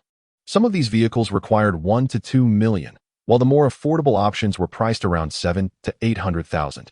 And the older models could be obtained for approximately 3 to 400,000. Just as Lu Fan was contemplating which second-hand sports car would be both economical and practical, his phone suddenly chimed with a new message notification. It was from Guan Huixin. Mr. Lu, are you there? Chapter 35. The invitation to a date. Lu Fan did not anticipate that Guan Huixin would suddenly reach out to him. Although she had a task assigned by the love experience, their daily lives rarely intersected, and having only met her once, Lu Fan harbored no particular feelings towards her. However, given her initiative and messaging, he felt compelled to respond politely. I'm here. What prompts Dr. Guan to message me? Guan Huixin quickly replied, I apologize, Mr. Lu. I have been exceedingly busy lately. Due to some colleagues taking leave and others giving birth, I have been working nonstop for nearly a month. My goodness, nearly a month of continuous work, Lu Fan thought, reflecting on the hardships faced by frontline medical staff. Before Lu Fan could respond, Guan Huixin followed up with another message. Mr. Lu, are you free on the 28th of this month? Lu Fan replied, I have just secured several major contracts for the company, so I believe I will be free until the end of the month. Guan Huixin then inquired. Could you do me a favor? Curiosity piqued, Lu Fan asked. What do you need help with? Guan Huixin explained. I would like you to accompany me to a class reunion. A class reunion? Lu Fan replied, puzzled. Why would you need me to attend with you? Typically, one does not bring a partner to such events. Guan Huixin clarified. It's because I had an unsuccessful blind date earlier, and I've told my parents that I have a boyfriend. Moreover, this reunion consists of childhood friends and their families, and everyone else is bringing their partners. So I would like to take you along as my pretend boyfriend. Lu Fan gently advised Guan Huixin. Miss Guan, I believe it would be prudent for you to communicate with your family regarding this matter. Guan Huixin replied, I understand, but if there were an alternative, I would not resort to such measures. I implore you, Mr. Lu, you are truly the only one who can assist me. Coincidentally, my friend has given me 2 hot spring vouchers. Would you accompany me to the hot springs? After a moment's contemplation, Lu Fan agreed. I happen to have no plans at the end of the month, so I shall join you for the hot springs. Upon hearing Lu Fan's affirmative response, Guan Huixin sent a laughing emoticon, expressing her gratitude. I cannot thank you enough, Mr. Lu. Not only will I treat you to the hot springs, but I shall also invite you to a sumptuous meal. Lu Fan replied, splendid. I look forward to your class reunion. Guan Huixin sent another laughing emoticon and replied, thank you once again, Mr. Lu. I must attend to some matters now. We shall chat later. Lu Fan sent a supportive emoticon and prepared to browse more information about sports cars on his phone. At that moment, he received another message. It was from Shui Wanqiu, who sent him a pouting emoticon. Curiously, he replied with a question mark and asked, Wanqiu, what is the matter? Who has wronged you? Shui Wanqiu quickly responded, yes, someone has indeed bullied me. Lu Fan, with a smile, replied, who is it? Tell me, and I shall confront them. Shui Wanqiu answered, his name is Lu Fan. Lu Fan continued, oh, Lu Fan? I know him. He is quite a decent fellow. How has he wronged you? Shui Wanqiu replied, because that Lu Fan promised to date me but rarely contacts me. He is a terrible person. Lu Fan chuckled and shook his head at her response.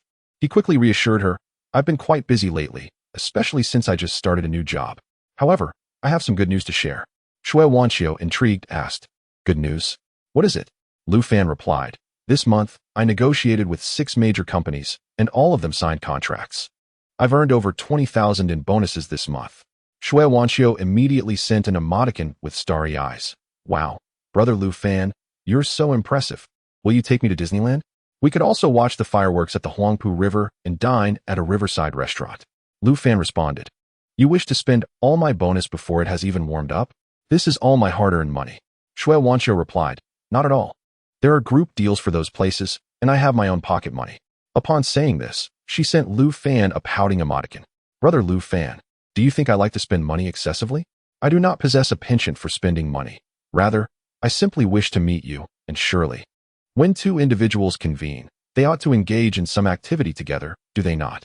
After all, it might be rather inappropriate to go directly to your home or a hotel, would it not? Initially, Lu Fan felt a twinge of sympathy for Shui Wanqiu. But upon reading the final sentence, he could only shake his head once more. He replied to Shui Wanqiu, saying, what is this? Your sister has only just moved out, and you are already eager to move in? Shui Wanqiu responded, indeed, is that a problem? Lu Fan found himself at a loss with this whimsical and outspoken young lady. Having just ended his relationship with Shui Yuqing, he had no desire to maintain any ties with his ex-wife's family. However, his rapport with Shui Wanqiu was pleasant, and coupled with the task at hand regarding romantic experiences, he felt there was no valid reason to sever ties with her. Contemplating this, Lu Fan replied to Shui Wanqiu, wait until the end of the month. Once I conclude the contracts with various large companies, my schedule will be free. By then, I should be well on track with my work, so do make sure to clear your schedule in advance. Shui Wanqiu first responded with an enthusiastic emoji before replying, I shall await your invitation to go out. However, in the meantime, could you, despite your busy schedule, spare a moment to send me a message and chat? I am curious about your recent endeavors and would love for you to share your life with me. Upon seeing Shui Wanqiu's message, Lu Fan promptly activated the front camera of his phone, capturing a selfie at his workstation to send her. Surely, this would suffice? Shui Wanqiu replied with a drooling emoji, saying, Lu Fan, you look so handsome, hee. Lu Fan, smiling at her response, replied, I shall return to my duties now. You focus on your classes. Chapter 36. I want to buy a sports car as the subsequent tasks were delegated to colleagues in the content department. Lu Fan found himself with considerably fewer responsibilities. Each day, aside from visiting clients and gathering information, he spent the remainder of his time organizing documents at his workstation, occasionally indulging in a bit of leisure. Naturally, from time to time, he would be summoned by General Manager Yang and his friends to drink at the Shangshi Legion KTV. Before long, the end of the month arrived, and salaries were duly dispersed. Prior to the month's closure, Shuangya Advertising had successfully signed contracts with 2 major companies for advertising services, which also meant that Lu Fan would receive 2 bonuses on the day of salary payment. As Lu Fan glanced at the text notification on his phone, a joyful smile spread across his face. This month's earnings amounted to nearly 40,000 yuan. With the current balance in his account, Lu Fan's savings had surpassed 400,000 yuan. Furthermore, several advertising contracts with 4 additional companies, facilitated by General Manager Yang's friends, remained unsigned, suggesting that Lu Fan could expect at least another 100,000 yuan in bonuses yet to be received. On his next day off, Lu Fan made his way to a well-regarded used car dealership near his home. As he stepped inside, the owner greeted him with a warm smile. "Young man, are you looking to purchase a vehicle? Do you have a particular brand or model in mind? And what is your budget? Would you like me to recommend something?" Lu Fan responded with a smile. "Boss, I am interested in buying a sports car." The owner's eyes lit up with delight upon hearing this. A sports car. A splendid choice. Young people should indeed invest in sports cars. With that, he led Lu Fan to a smaller showroom adjacent to the main one, where 2 strikingly designed sports cars were displayed. The owner enthusiastically introduced, "Here we have the 718 and the 911, the star models of our dealership. Both vehicles are in excellent condition, and we conducted thorough inspections when we acquired them. As you know, new cars have seen significant price reductions lately, resulting in fewer buyers for used cars. If you are genuinely interested, I can offer you the car at the acquisition price." Following the owner's gesture, Lu Fan approached both sports cars. He initially examined their exteriors and, at the owner's indication, sat inside both vehicles. After a brief inspection of the interiors, he stepped out and inquired, "How much for this 718? Noticing Lu Fan's earnest intent to purchase, the owner glanced at Lu Fan's watch and promptly replied, "Let us be straightforward. The listed price is 450,000, but I can offer it to you for 420,000. What do you think?" Lu Fan smiled and replied, "Isn't that a bit steep? I've seen other similar sports cars online that don't cost nearly as much. I even spotted a 718 of the same year selling for just over 300,000. The owner quickly countered, "I understand, but each used car has its own condition. Those cheaper ones often have issues or might even be accident vehicles, flooded cars, or poorly refurbished. You must recognize the reputation of my dealership in the area." With determination, the owner continued, "All right, let me reduce the price by another 10,000, making it 410,000. How does that sound?" Seeing the owner willing to negotiate, Lu Fan sensed there was still room for haggling. He waved his hand dismissively and replied, "That's still too high. If others are willing to sell at that price, it shows they have confidence in their vehicles. Your price is significantly off, boss. It feels like you are not sincere in your offer." The owner, recognizing the gravity of the situation, asked Lu Fan, "Brother, since we are being candid, can you make a payment today?" Before Lu Fan could utter a word, the car dealership owner continued, "If you can make the payment, I will sell it to you at cost price. We are both young. Let us befriend one another, brother. What do you think?" Lu Fan took out his phone and showed the dealership owner the message indicating his account balance. "Boss, I am fully prepared to purchase the car. Do you think I wouldn't want to buy it? The truth is, your price is simply too steep. I shall explore other options." Upon seeing that Lu Fan indeed had over 400,000 in his account, the owner hastily grasped Lu Fan's arm and said, "Brother, let us speak candidly. Business is tough across all industries these days. I have not made a sale in nearly a month. How about this? I want to drag this out for you. The price is 375,000. I acquired this vehicle for 370,000, and the remaining 5,000 covers routine maintenance. I assure you, this is my utmost sincerity. Even if other shops offer lower prices, I can guarantee that neither the vehicle's year nor its upkeep will match the quality I provide." Seeing the dealership owner's earnestness, Lu Fan once again settled into the driver's seat of the 718 to savor the experience. Afterward, he handed his bank card to the owner, saying, "All right, boss, let's proceed with the payment." The owner smiled at Lu Fan's words, took the card, and went to process the transaction. When the owner returned with the completed payment, the staff provided Lu Fan with the purchase contract. The owner, appreciative of Lu Fan's prompt payment, offered him a 1-year warranty and assured him that they would handle all the transfer formalities. After Lu Fan signed the contract, the owner added him on WeChat, promising that all procedures would be completed by the following day. He requested Lu Fan's address, assuring him that the car would be delivered to his doorstep once all was finalized. The next day, while Lu Fan was enjoying noodles after work, the dealership owner called. "Hello, Mr. Lu. I have arrived at the entrance of your community. Would you be able to come down to collect your car?" Upon hearing the call, Lu Fan hastily finished his noodles and exited the eatery. The freshly cleaned 718 sports car was parked nearby, under the owner's control. As Lu Fan approached from across the street, the owner stepped out of the vehicle, greeting him with a smile. Handing over the keys, he cheerfully declared, "Brother, this sports car is now yours. Wishing you abundant wealth and success in your endeavors." Lu Fan bid farewell to the courteous dealership owner, opened the door, and, amidst the envious gazes of passers-by, settled into the 718. A smile gradually spread across his face. At last, I am a man with a sports car. Chapter 37. Driving a sports car to work. For those who do not possess a sports car, it is merely an extravagant luxury with no advantages beyond its exorbitant price. However, for those who own one, the confidence it instills is unparalleled. Lu Fan had long possessed a driver's license, yet due to Shui Yuqing's fondness for adorable sedans, their family had purchased a charmingly designed compact car. The vehicle was registered in Shui Yuqing's name, and given Lu Fan's prior unemployment, he rarely drove except when accompanying her. Additionally, with the ever-increasing traffic congestion, Lu Fan had previously deemed riding an electric bike or taking the subway as the most comfortable modes of transportation. However, when he set out for work in his newly acquired sports car, he discovered that even being stuck in traffic could be a delightful experience. The mere presence of the car seemed to magnetically draw the envious gazes of passers-by. As Lu Fan parked the sports car in the public parking area beneath his office building and stepped out, he noticed several onlookers assessing him curiously. Just as he began to ascend the stairs to the office, he overheard a voice of astonishment. "Lu Fan, is this your car?" Turning toward the sound, he recognized a few colleagues who were bringing breakfast to work. He greeted them with a smile and, in response to their astonished stares, nodded affirmatively. "Yes, it's a new purchase." His colleagues' eyes widened in disbelief as they gathered around the newly acquired sports car. A male colleague eagerly inquired if he might sit inside for a closer look, while a female colleague whipped out her phone to capture selfies with the vehicle. Although luxury sports cars were a common sight on the streets of Hudu, the experience of seeing a colleague's new purchase was altogether different.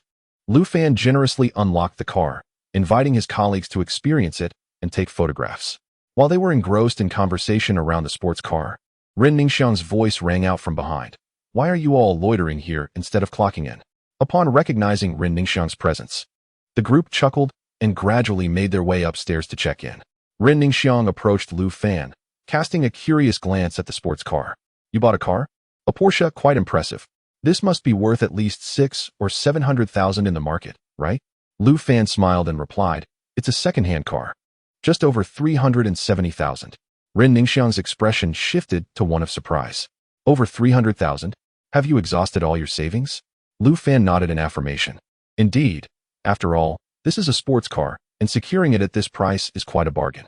Ren Ningxiang scrutinized the vehicle once more and asked, "Aren't you going to save a little money? What if you end up with nothing?"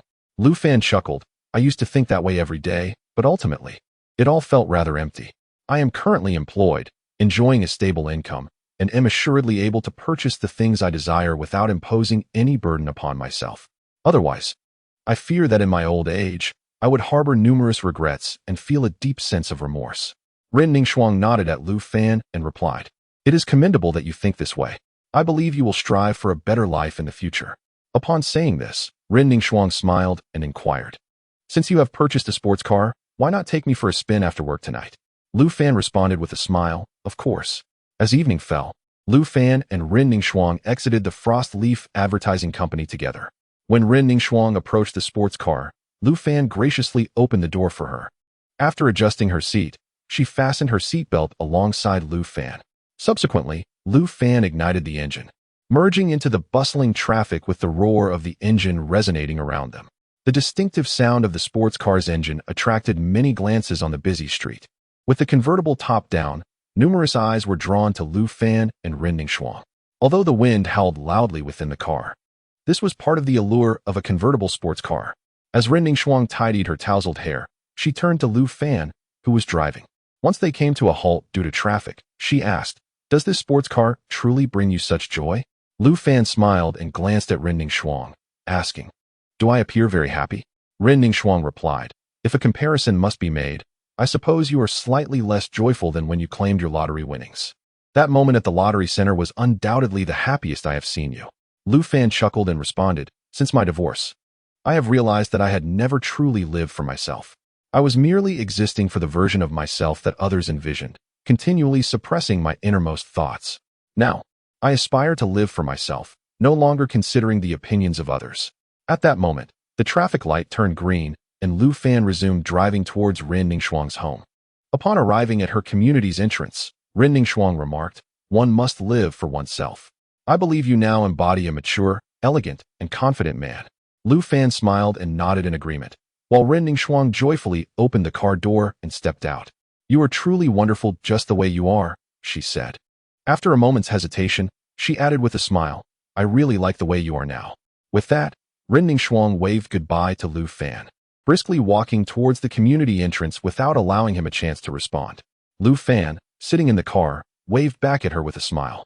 As Lu Fan watched Ren Ningxuang depart, he resumed his drive in the sports car towards his home. Upon arriving at the entrance of his residential complex, two passing beauties on the street exchanged amused glances at Lu Fan as he stepped out of the vehicle. After a moment of hesitation, one of the elegantly adorned women approached him and inquired, "Hello, handsome, may I add you on Green Bubble?" Lu Fan, taken aback by her words, assessed the enchanting woman before him. Her beauty and figure were impeccable, and in the past, he would have undoubtedly stolen a few glances at her on the street. To think that such a stunning woman would approach him now. Glancing at the sports car parked beside him, he smiled and replied, "I'm sorry, but I have a girlfriend."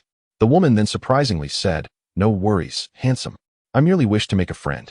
After Lu Fan declined her advances multiple times, she finally smiled in resignation and walked away with her companion. Lu Fan watched them depart and then entered his residential complex. At that moment, he received a message from Guan Huixin. "Mr. Lu, you haven't forgotten our appointment for tomorrow, have you?" Chapter 38. Guan Huixin's class reunion. Upon reading Guan Huixin's message, Lu Fan realized she was referring to their scheduled meeting the next day. He promptly replied, "Dr. Guan, I have not forgotten our appointment for tomorrow. Please choose a location, and I will come to pick you up." Guan Huixin then sent him an address and confirmed the time for their meeting. Since the class reunion was a dinner event, Lu Fan opted to sleep in, spending the morning and afternoon engrossed in video games. Later, he calculated the time, took a short nap, and refreshed himself with a shower before heading out. He climbed into his sports car, its engine roaring to life as he drove towards the address provided by Guan Huixin. Upon arriving at her residential complex, he noticed Guan Huixin just as she reached the entrance. Lu Fan honked twice, but to his surprise, she glanced at him briefly before turning to walk away. Realizing this, Lu Fan lowered the convertible top and called out, "Dr. Guan, where are you headed?" Surprised to see Lu Fan in the sports car, Guan Huixin approached with astonishment. Once she confirmed it was indeed him, she curiously examined the vehicle and asked, "Mr. Lu, did you rent this sports car for me?" Lu Fan chuckled and replied, "Dr. Guan, I believe you've been reading too many romance novels. This is my newly purchased car." He gestured for her to join him, and after another moment of surprise, she opened the door and took a seat. Buckling her seatbelt, she informed Lu Fan of the venue for the class reunion. Upon hearing this, Lu Fan set the navigation and began his journey to the location of the gathering hosted by classmate Guan Huixin. Since his graduation, Lu Fan had not attended any such reunions, for they typically attracted only those who had fared well and a few who sought to bask in the camaraderie. Attending a class reunion amounted to a gathering where a collective of exuberant classmates would pay to listen to the successes of those who had thrived. Additionally, it provided an opportunity for some middle-aged men and women who once shared a flirtatious rapport during their youth to perhaps cross boundaries they had once hesitated to breach. Fortified by the guise of alcohol, as Lu Fan parked his car in front of the upscale hotel, he and Guan Huixin alighted. The hotel staff approached with beaming smiles. "Sir, may I inquire whether you require accommodation or dining?" Lu Fan, with a smile, replied to Guan Huixin, "You should ask my girlfriend. I am merely accompanying her to the reunion." Initially taken aback by Lu Fan's words, Guan Huixin quickly realized he had embraced his role. She then smiled and informed the staff of the private room designated for the gathering, and they were cordially escorted to the elevator. Once inside the elevator, Lu Fan extended his hand with a playful grin. After a moment's hesitation, Guan Huixin took his arm.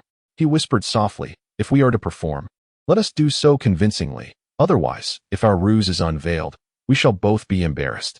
Upon hearing this, Guan Huixin glanced at him and nodded gently. As the elevator doors opened on the third floor, the pair stepped out. Following the guidance of the staff, they arrived at the entrance of the private room, where the attendant graciously opened the door for them. Inside, they found a group of individuals of similar age, a mix of young men and women.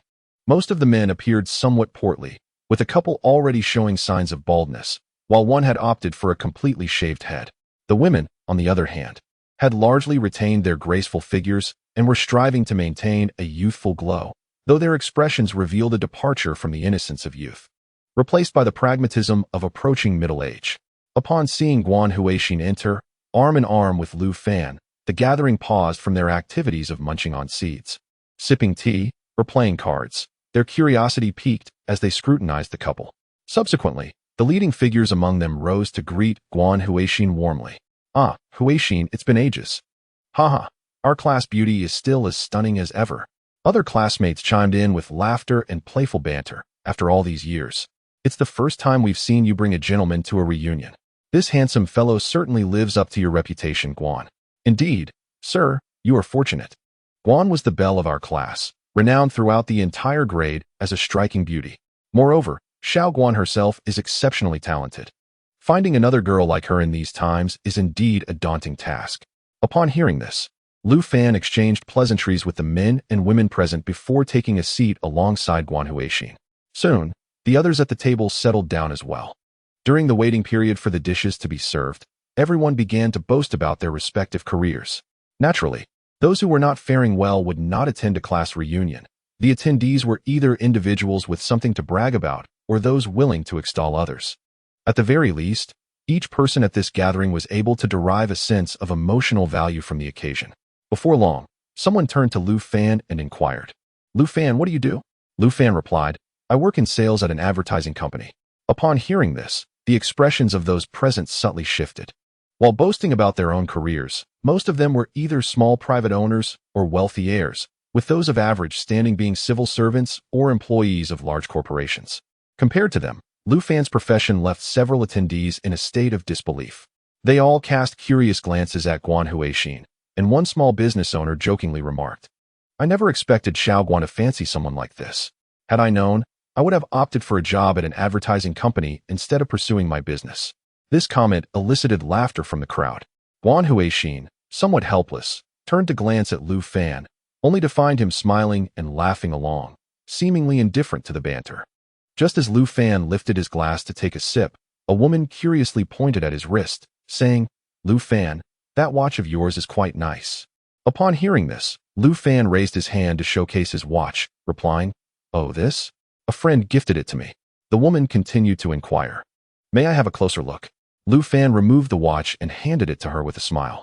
As she examined it closely, her brow furrowed slightly as she remarked, "Is this the latest model from Omega?" She then asked Lu Fan, "This watch must cost several tens of thousands, right?" Lu Fan responded, "Yes, it's around 20 to 30,000.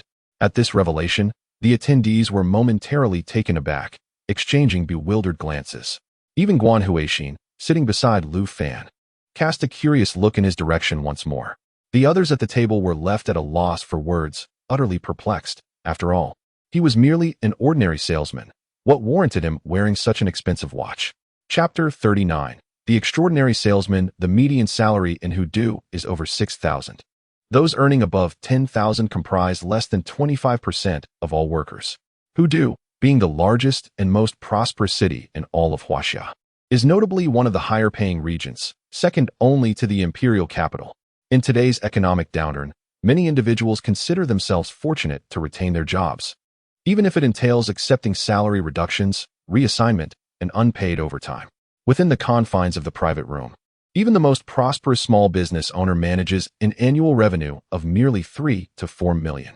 However, revenue does not equate to profit. Some small business owners may appear to thrive, but are, in reality, burdened with substantial bank debts.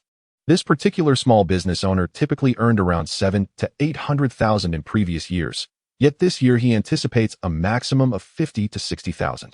Consequently, the small business owner took the watch handed to him by the woman, first verifying its authenticity and scrutinizing its details before smiling and returning it to Lu Fan. After a moment's hesitation, he inquired, "Lu Fan, this watch was a gift from Xiaoguan, wasn't it?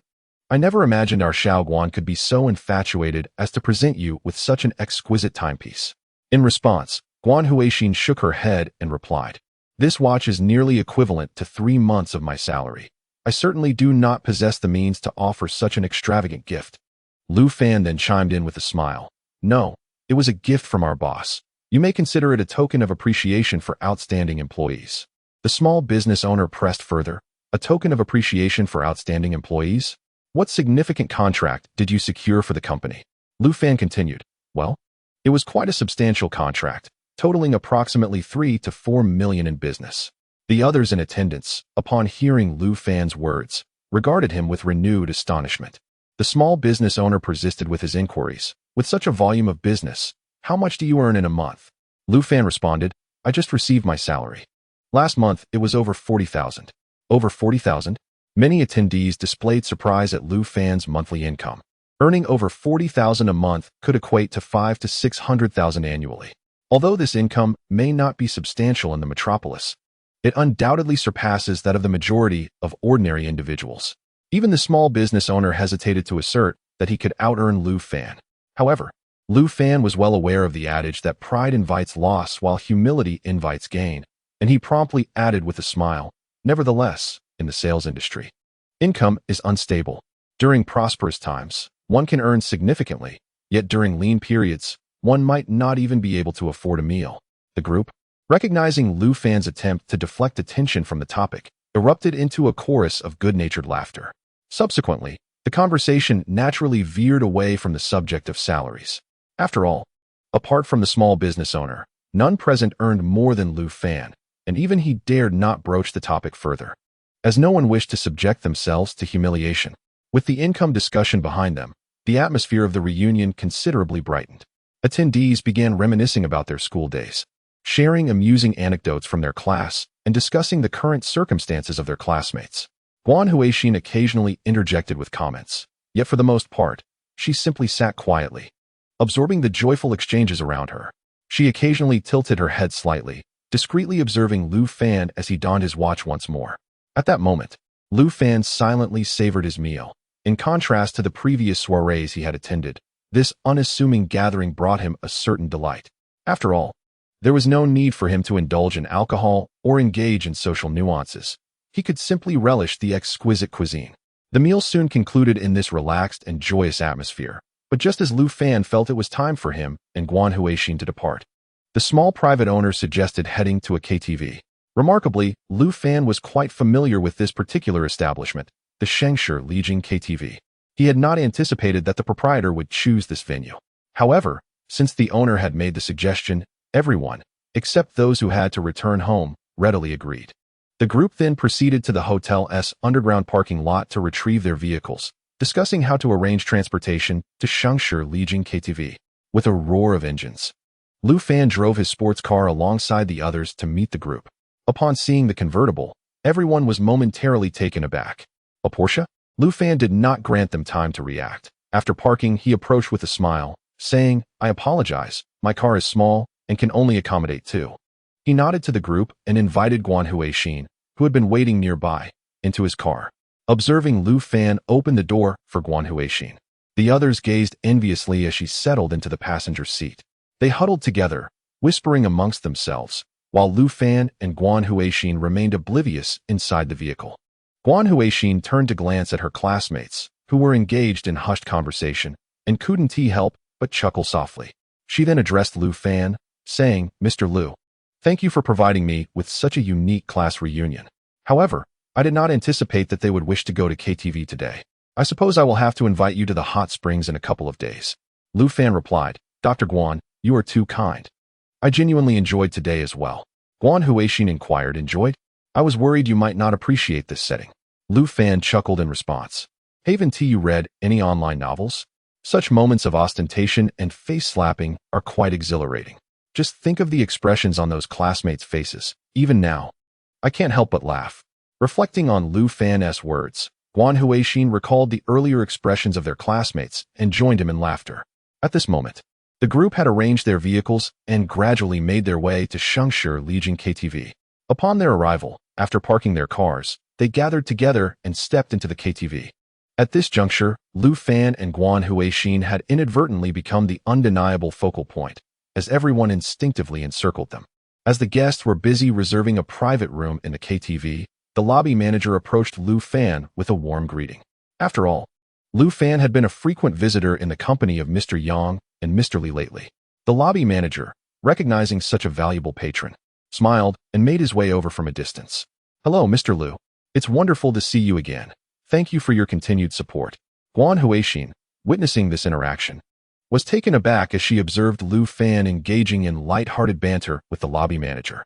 Initially, she perceived Lu Fan as an ordinary individual, yet now he seemed to transcend the mundane. Curiosity sparked among the group as they glanced at Lu Fan, who was conversing amiably with the KTV manager.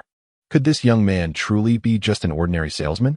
He wore an expensive watch, drove a luxury sports car, had a beautiful doctor for a girlfriend, and was being addressed as Mr. Lu by others. Surely, this was absurd. As the group finalized their selection of the private room and began to sing, an unusual atmosphere enveloped the space. The women seemed unfazed, joyfully singing their favorite love songs into the microphones.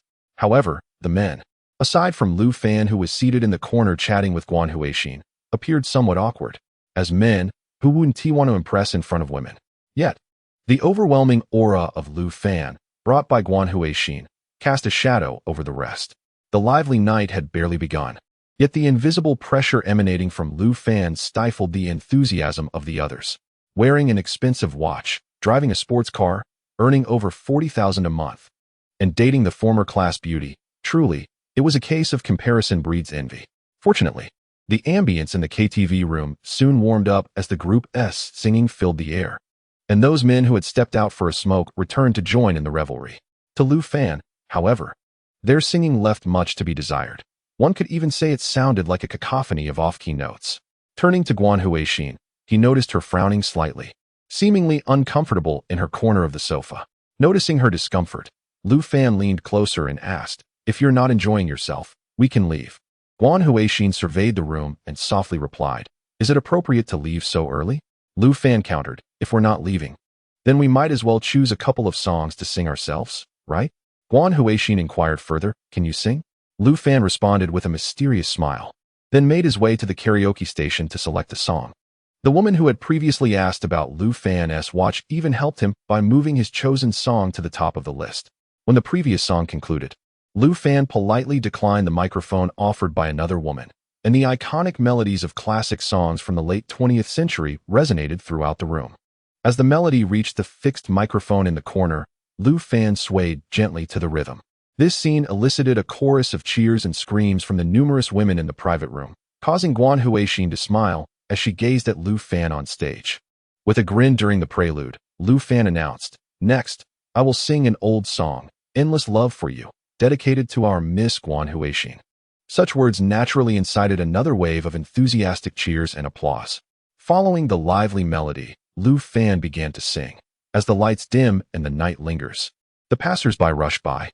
When the chorus arrived, Lu Fan mimicked the iconic moves of Aaron Kwok from the music video, singing and dancing with abandon. "My love for you is endless. I can love you day after day, month after month, year after year, forever." Though his movements were not entirely precise, he maintained a cheerful gaze fixed on Guan Huixin. The audience erupted into laughter and cheers at Lu Fan's antics, prompting Guan Huixin, seated in the corner, to burst into laughter and clap along with the rhythm. Thus, the entire room reverberated with Lu Fan's melodious voice. During their school days, Lu Fan often accompanied Shui Yuqing to karaoke, honing a reasonably pleasant singing voice. However, the demands of family and life had restrained him from such carefree expression in recent years. Standing on this modest stage tonight, singing freely rejuvenated Lu Fan's spirit. Love is, after all, so difficult. As he reached the final line, Lu Fan spun in place before the microphone, striking a suave pose reminiscent of the music video, which once again triggered a wave of laughter and applause. Many women clapped enthusiastically for Lu Fan, with Guan Huixin laughing and joining in the applause, even cheering for him. Yet, the fervent atmosphere in the private room left the men present feeling increasingly disheartened, for Lu Fan had once again eclipsed them. This was particularly true for the small business owner who had suggested coming to karaoke. He had entirely abandoned the thought of singing and was now reclining on the sofa, nursing his drink. He truly regretted proposing this outing, and even began to question the necessity of bringing Guan Huixin with her boyfriend to this gathering. He had been the focal point of every previous social event, whether at dinner or karaoke, but now all the attention had been snatched away by Lu Fan, who had done so quite inadvertently. For this small business owner, tonight's gathering was undoubtedly the most vexing of all. After concluding his song, Lu Fan cheerfully declined the invitations from other women to perform another, and he made his way to sit beside Guan Huixin. With a smile, he inquired, "Huixin, won't you go up and sing a song?" Guan Huixin replied with a grin, "You sing so well. I wouldn't want to embarrass myself." Lu Fan chuckled and asked, "Does that mean you are complimenting me?" Upon witnessing the scene, Guan Huixin immediately gave Lu Fan a thumbs up, exclaiming, "You sang wonderfully. It deserves encouragement." Encouraged by her praise, Lu Fan joined her in hearty laughter. Subsequently, apart from the women who continued to sing into the microphones, most of the men began to engage in a game of dice or occasionally stepped out into the corridor for a smoke. Perhaps due to Lu Fan's lively demeanor, the group did not wait until the KTV room's time was up before gradually departing. Lu Fan and Guan Huixin waved goodbye to their companions as they left together, subsequently getting into Lu Fan's sports car. On the journey home, before Lu Fan could select a song on the central control screen, Guan Huixin took the initiative to choose a tune herself. Observing her, Lu Fan focused on driving until he heard her select Endless Love for You. As the nostalgic yet vibrant melody filled the air once more, Lu Fan glanced over at the passenger seat during a traffic light pause. Although Guan Huixin pretended to admire the scenery outside, the smile on her face betrayed her true feelings. She began to hum along to the song, "My Love for You. Endless and eternal, I can cherish you every day, month, and year, forever." Lu Fan chuckled at her cheerful humming and pressed the accelerator, causing the sports car to roar to life. The vehicle sped through the bustling streets of the city under the night sky. Eventually, Lu Fan gently applied the brakes, bringing the car to a slow stop at the entrance of Guan Huixin's residential complex. She did not immediately open the door, but instead smiled at Lu Fan, saying, "Mr. Lu, I am truly grateful for today. With you here, this has been the most enjoyable class reunion for me. If you have time, do message me. I still have 2 hot spring tickets valid for 6 months. If you wish to explore anywhere else, feel free to reach out. You have really been a tremendous help today." Lu Fan acknowledged her with a nod before merging into the traffic, gradually disappearing from Guan Huixin's line of sight. She hummed the melody of Endless Love for You, walking towards her home with a smile. She glanced back once more in the direction Lu Fan had departed, her smile growing even brighter. At that moment, Lu Fan found himself waiting at a traffic light, and suddenly, words from the love manual appeared before him. Guan Huixin. Emotional state, passionate. Chapter 41. The date with the sister-in-law. Your assistance has rescued her from helplessness and confusion. Your humor has further nourished her previously parched heart. Reward. Enhancement of physical fitness. Lu Fan contemplated the rewards presented in the love manual, then opted for willpower. Having consistently chosen willpower and reaction ability in the past, he recognized the significant impact these enhancements had on his life. Given the profound effect of willpower and reaction ability, Lu Fan reassessed the initial 3 options before him: strength, agility, speed. Having chosen their willpower and reaction abilities thrice, would it not be prudent to select alternatives this time? After a moment's hesitation, Lu Fan opted for agility. In the next instant, the word agility transformed into golden light and infused into Lu Fan's being. Once again, he felt a warm current surging within him.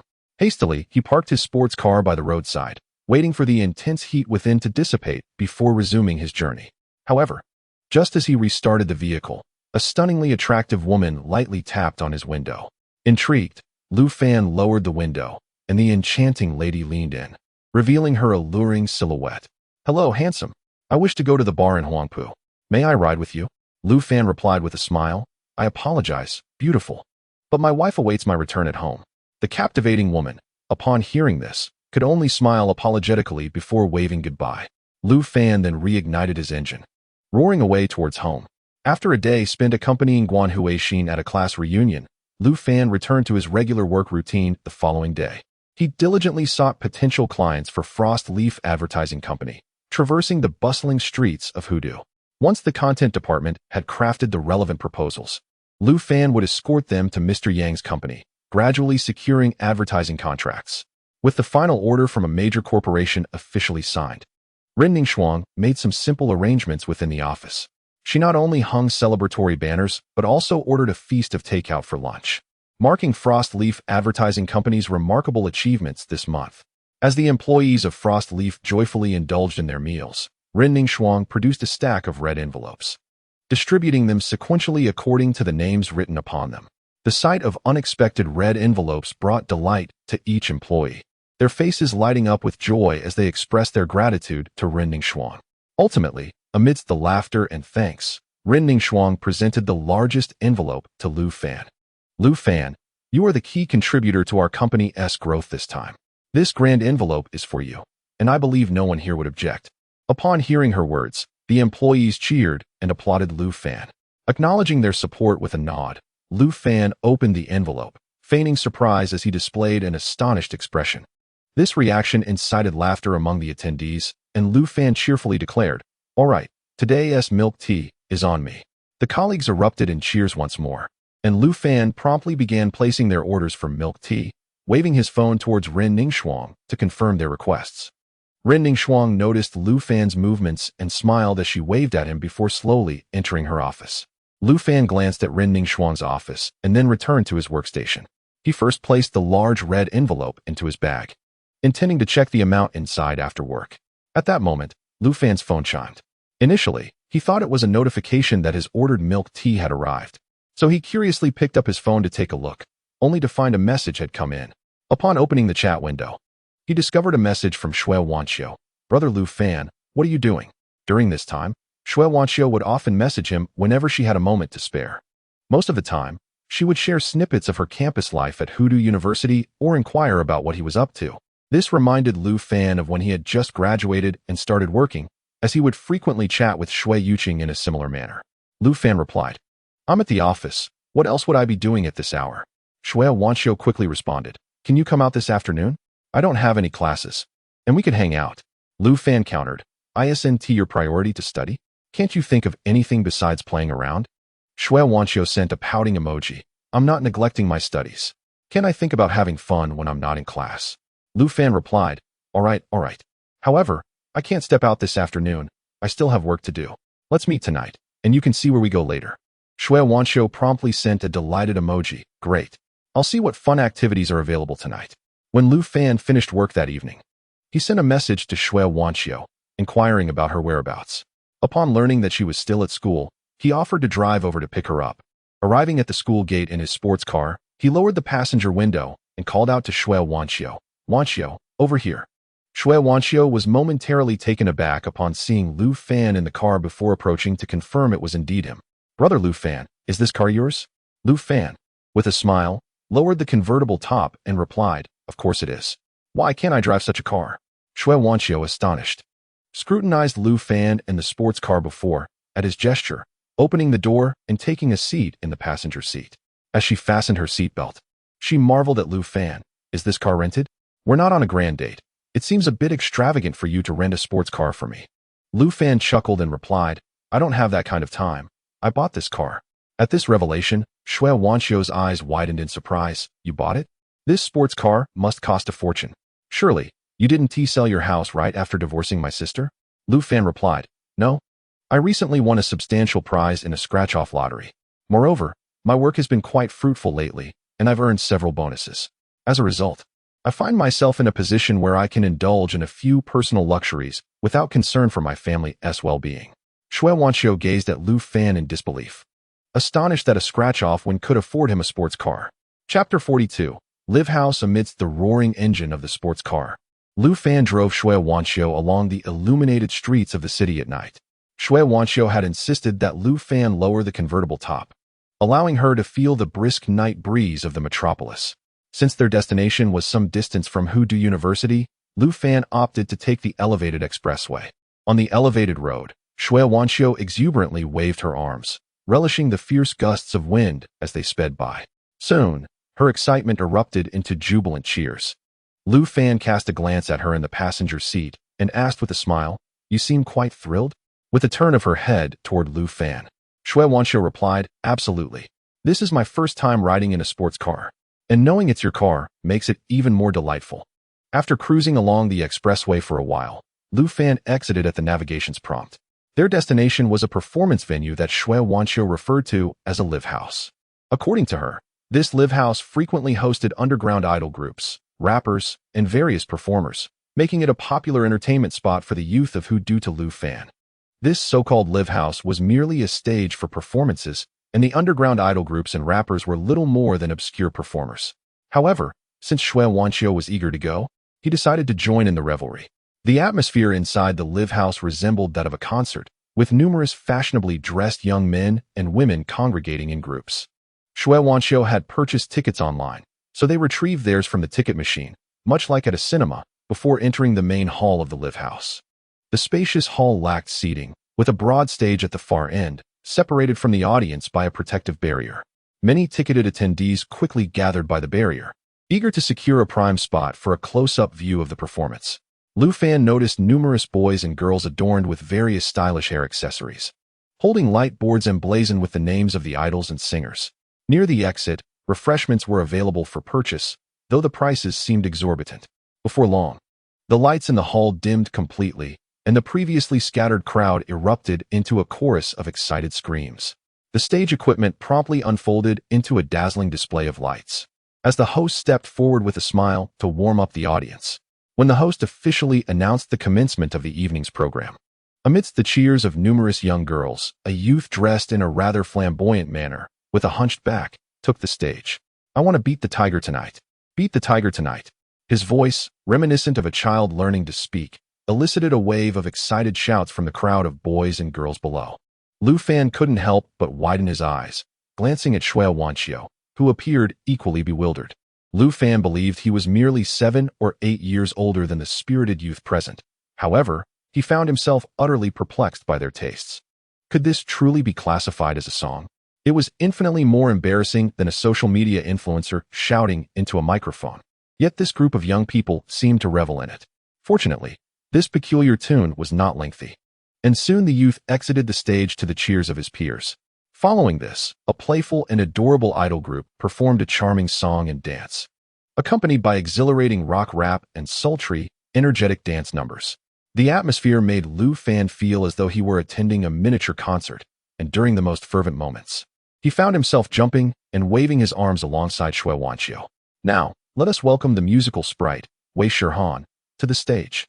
As the host announced the next performer, the entire live house erupted in excited cheers and shouts. When the stunning young girl holding a guitar appeared on stage, the audience once again erupted into enthusiastic applause.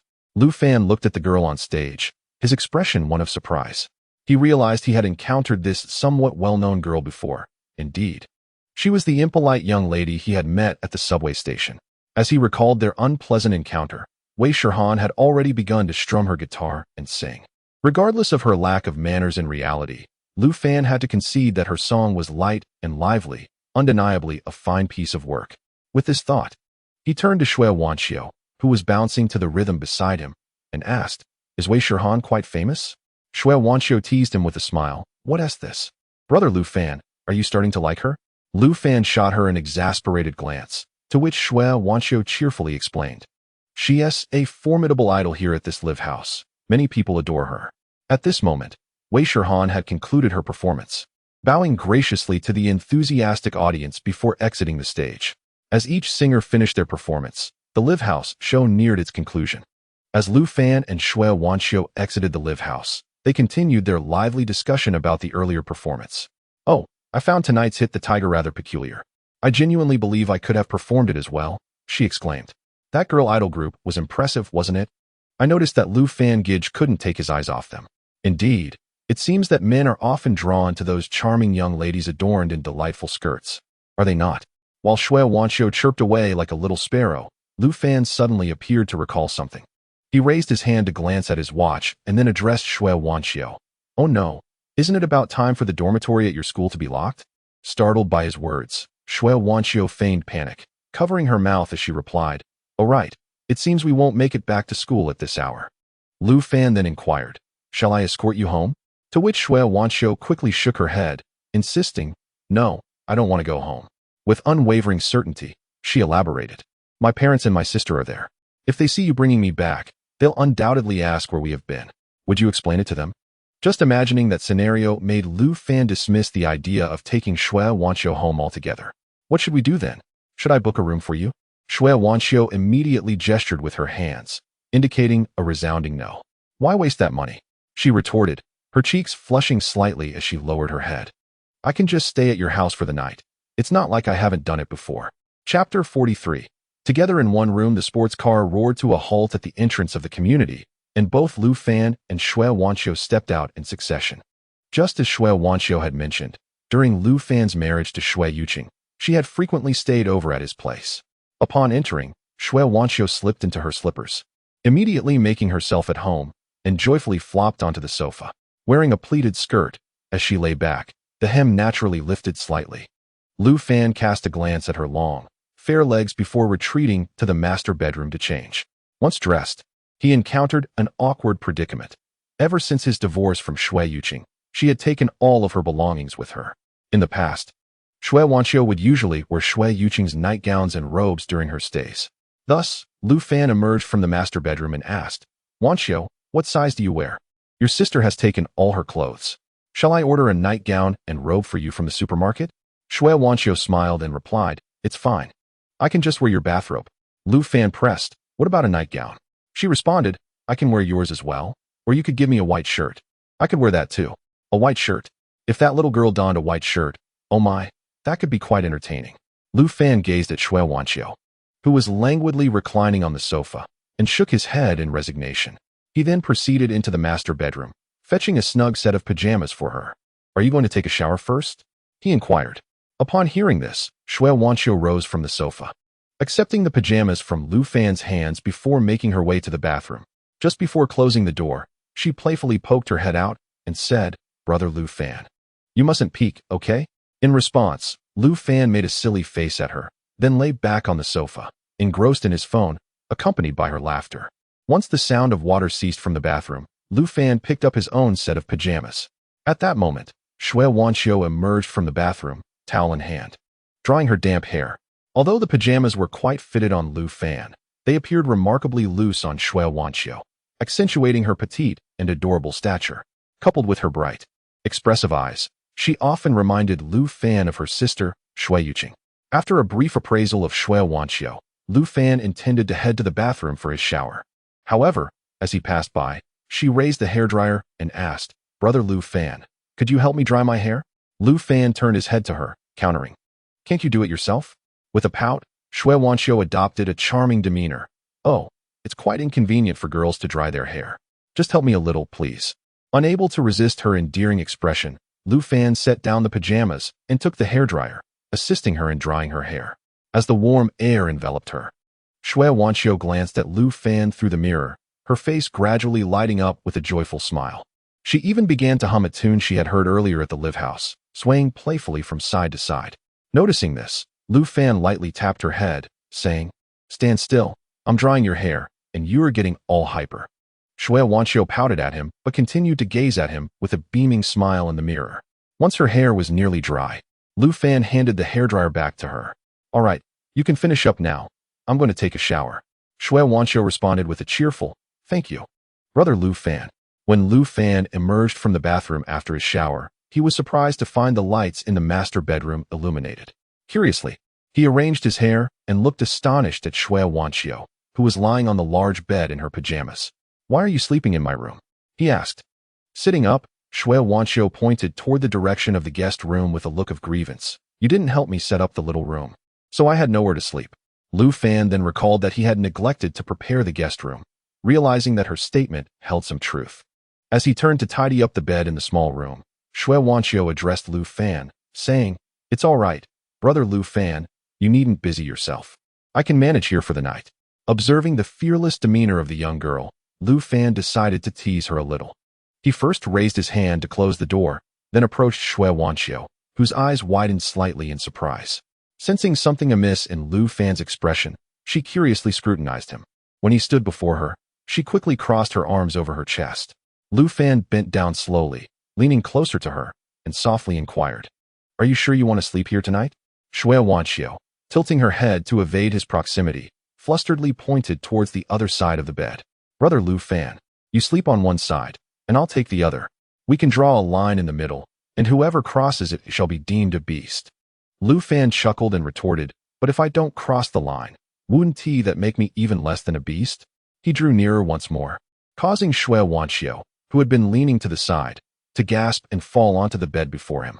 In a moment of spontaneity, she reached out and wrapped her arms around his neck, while Lu Fan swiftly supported himself against the bed frame. As he steadied himself, he realized he was now sprawled atop Xue Wanxiu, who had embraced his neck in a rather suggestive manner. At that moment, Xue Wanxiu closed her eyes, waiting. But upon realizing Lu Fan had not moved, she curiously opened them again. Their gazes locked, and simultaneously they asked, "What are you doing?" In the next instant, Xue Wanxiu, reacting to Lu Fan's demeanor, tightened her grip around his neck and pressed her lips against his. At the moment her soft lips approached, Lu Fan instinctively sought to retreat, yet was thwarted by her embrace. As Xue Wanxiu kissed him, Lu Fan felt a surge of heat erupt within his chest, swiftly enveloping his entire being. Unable to suppress his instincts any longer, he wrapped his arms around Xue Wanxiu. After a brief yet fervent kiss, both Lu Fan and Xue Wanxiu found their breaths becoming somewhat erratic. Xue Wanxiu gazed at Lu Fan, whose face was flushed, mirroring her own rapid breathing. Leaning closer to his ear, she whispered tenderly, "Brother Lu Fan, you want me, don't you?" Chapter 44. A Night Belonging to Wanxiu. Xue Wanxiu's words struck Lu Fan like a thunderclap, sending a rush of blood to his head, leaving him speechless as he leaned down to kiss her fervently. Just as Lu Fan was about to take it a step further, he heard Xue Wanxiu softly murmur, "Brother Lu Fan, it hurts." Looking down at her, he noticed her biting her lip tightly, momentarily stunned, and then lost in thought. In the fleeting moment, the figure of Xue Wanxiu in his embrace seemed to transform into that of Xue Yuqing. Once upon a time, he had shared a similarly enchanting experience with Xue Yuqing. It was a romantic night, where Lu Fan donned the white suit that Xue Yuqing cherished most, standing before her dormitory with a grand bouquet of roses on her birthday. Amidst the envious and jealous gazes of fellow students, Xue Yuqing emerged from her dormitory, adorned in an elegant evening gown, met with gasps and exclamations. As the cheers and congratulations echoed around them, Lu Fan stepped forward, presenting the exquisite bouquet to Xue Yuqing. With the uproar of applause and cheers surrounding them, Lu Fan embraced Xue Yuqing's waist and shared a passionate kiss before the crowd, reminiscent of a fairy tale prince and princess. That night, Lu Fan and Xue Yuqing did not return to their dormitories. Instead, they found solace in the finest suite of the best hotel nearby, on a bed strewn with rose petals, pledging their love for eternity. "Yuqing, I love you." "Lu Fan, I love you too." "Yuqing, I wish to marry you and ensure your happiness for a lifetime." Memories cascaded before Lu Fan's eyes. Yet he felt himself being kissed once more in the next moment. Lowering his gaze, he was met with the enchanting eyes of Xue Wanxiu. Before he could utter a word, she leaned closer and whispered in his ear, "Lu Fan Gige, I'm being so forward. Are you not a man?" His blood surged anew, and Lu Fan resolved to demonstrate to Xue Wanxiu what it meant to be a true man. When all was said and done, Xue Wanxiu curled up in Lu Fan's embrace. Silence enveloped the room, broken only by their slightly hurried breaths. Leaning against Lu Fan's shoulder, she softly declared, "Lu Fan Gige, I am yours now." Lu Fan turned to regard Xue Wanxiu's weary visage, then glanced at the crimson marks upon the sheets. With a resigned sigh, he murmured, "I must be out of my mind." Xue Wanxiu tilted her head to meet Lu Fan's gaze, pouting, "What kind of attitude is that? It's clearly you who took advantage of me, yet you make it seem as though I've taken advantage of you." Upon hearing her discontent, Lu Fan leaned over and kissed her forehead, bringing back her smile. Xue Wanxiu then inquired, "Are you thinking of my sister again?" Lu Fan looked at her, shook his head, and replied, "No." She playfully pinched him, asserting, "You're lying. The way you looked at me was so complex. You clearly saw my sister in me. Didn't you?" You're my man now, and I despise being deceived. Noting her impending irritation, Lu Fan quickly restrained her and kissed her again, confessing, indeed, I often see your sister's shadow in you. However, just a moment ago, I found myself reminiscing about certain past events and felt a twinge of remorse towards you. Shui Wanxiu, upon hearing these words, replied with a smile, well, that was simply a reminder of my sister. But I am delighted that you do not perceive me as a mere substitute for her. In this modern era, where love flourishes freely, what is there to hinder our happiness? Lu Fan responded to Shui Wanxiu, when I was your age, I too believed that everything revolved around love. Yet, as you mature, your perspective on many matters will inevitably evolve. My relationship with your sister followed this very path, and yet, we have since parted ways. Shui Wanxiu, upon hearing this, turned in Lu Fan's embrace and wrapped her arms around his neck once more. But my sister is my sister, and I am myself. Your relationship with her may have faltered, yet that does not imply that ours will meet the same fate. Furthermore, after your divorce from her, you found new employment, struck a substantial fortune, and even acquired a sports car. Does that not suggest that fortune has smiled upon you as well? As she spoke, a proud expression adorned her face. Moreover, after separating from my sister, you encountered me. In response to Shui Wanxiu's words, Lu Fan lowered his head and once again pressed his lips against hers. Shui Wanxiu quickly sensed something amiss with Lu Fan, but before she could fully comprehend it, she found herself gently pushed down. After a night filled with fervor, when dawn broke the following day, Lu Fan held the exhausted Shui Wanxiu as they drifted into slumber. Yet, it felt as though they had scarcely closed their eyes when the shrill alarm from the phone on the bedside table pierced the stillness. Rubbing his slightly throbbing head, Lu Fan sat up and nudged Shui Wanxiu beside him. Wanxiu, it's time to rise. You have school to attend. Shui Wanxiu, determined to remain cocooned in her blanket, replied. I don't want to get up. Let me sleep a little longer. Did you not consider that I would need to attend class this morning while you were keeping me up last night? Lu Fan chuckled helplessly at her response, opting to rise first and attend to his morning routine before once again urging Shui Wanxiu to awaken. It was only after Lu Fan playfully lifted the blanket and began to tickle her that Shui Wanxiu succumbed to a flurry of laughter and pleas for mercy. All right. I'm getting up. While Shui Wanxiu proceeded to freshen up, Lu Fan retrieved 2 eggs from the refrigerator, placing them in a small pot to boil, and also set some buns to steam. Once Shui Wanxiu had completed her morning rituals, Lu Fan served the boiled eggs and warm buns on the dining table. Upon seeing this, Shui Wanxiu smiled and took a seat, joining Lu Fan for a simple yet heartwarming breakfast. After their meal, Lu Fan hastily escorted Shui Wanxiu out the door. As he drove her towards Hudu University, Shui Wanxiu, seated in the passenger seat, inquired, Lu Fan, will I come over tonight? Lu Fan turned his head with a sense of resignation to glance at Shui Wanxiu, retorting, I believe you should remain obediently in your school dormitory for the next few days. Shui Wanxiu, smiling, continued to inquire, Brother Lu Fan, you wouldn't have been defeated in yesterday's battle, would you? Upon hearing her words, Lu Fan shot back, who was it last night that begged for mercy, claiming to be unable to move? If it weren't for your health, I reckon you wouldn't even be able to rise from bed today. Shui Wanxiu was momentarily taken aback, then rolled her eyes at Lu Fan, playfully pinching him while waiting for the traffic light. Yet, in the next instant, she couldn't help but laugh along with him. As Lu Fan drove his sports car to the entrance of Hudu University, he inevitably attracted the attention of numerous students gathered there. Many classmates admired the exquisite smile on Shui Wanxiu's face as she waved goodbye to Lu Fan, their expressions tinged with envy and jealousy. Indeed, there was not a single woman stepping out from the passenger seat of a sports car who could be deemed unattractive. Chapter 45. The marks of affection on the neck. Arriving at the Frost Leaf Advertising Company, Lu Fan's sports car once again drew the gazes of passers-by. Stepping out of the vehicle, he happened to encounter Ren Ningxuang and a few colleagues making their way to work. They exchanged greetings and ascended the stairs to the second floor of the company. As they climbed, an observant colleague pointed towards Lu Fan's neck. Brother Fan, you didn't sleep well last night, did you? Oh, you seem quite affectionate with your wife. The moment those words escaped his lips, everyone turned their attention to Lu Fan's neck, erupting in laughter that both men and women could understand. Realizing the teasing was in reference to the marks left by Shui Wanxiu, Lu Fan felt a flush of awareness. Brother Lu Fan, I want to leave my mark on you, so everyone will know you belong to me. As Lu Fan reminisced about the enchanting scene from the previous night, he inadvertently caught Ren Ningxuang's gaze. Her expression was somewhat complicated. After glancing at Lu Fan, she pretended to check her phone and quickly entered the company. Lu Fan sensed the suppressed dissatisfaction in Ren Ningxuang, yet he found himself at a loss as to how to explain the situation to her. Given their current relationship, he and Shui Wanxiu appeared more like a couple, leaving him uncertain about how to define his relationship with Ren Ningxuang. Just as Lu Fan was lost in this conflicting contemplation, Ren Ningxuang opened the door to her office and called out to him. Lu Fan, come here for a moment. Upon hearing her, Lu Fan promptly stood up and swiftly entered Ren Ningxuang's office. She handed him several documents from the nearby printer, stating, "We need to collaborate with an entertainment company.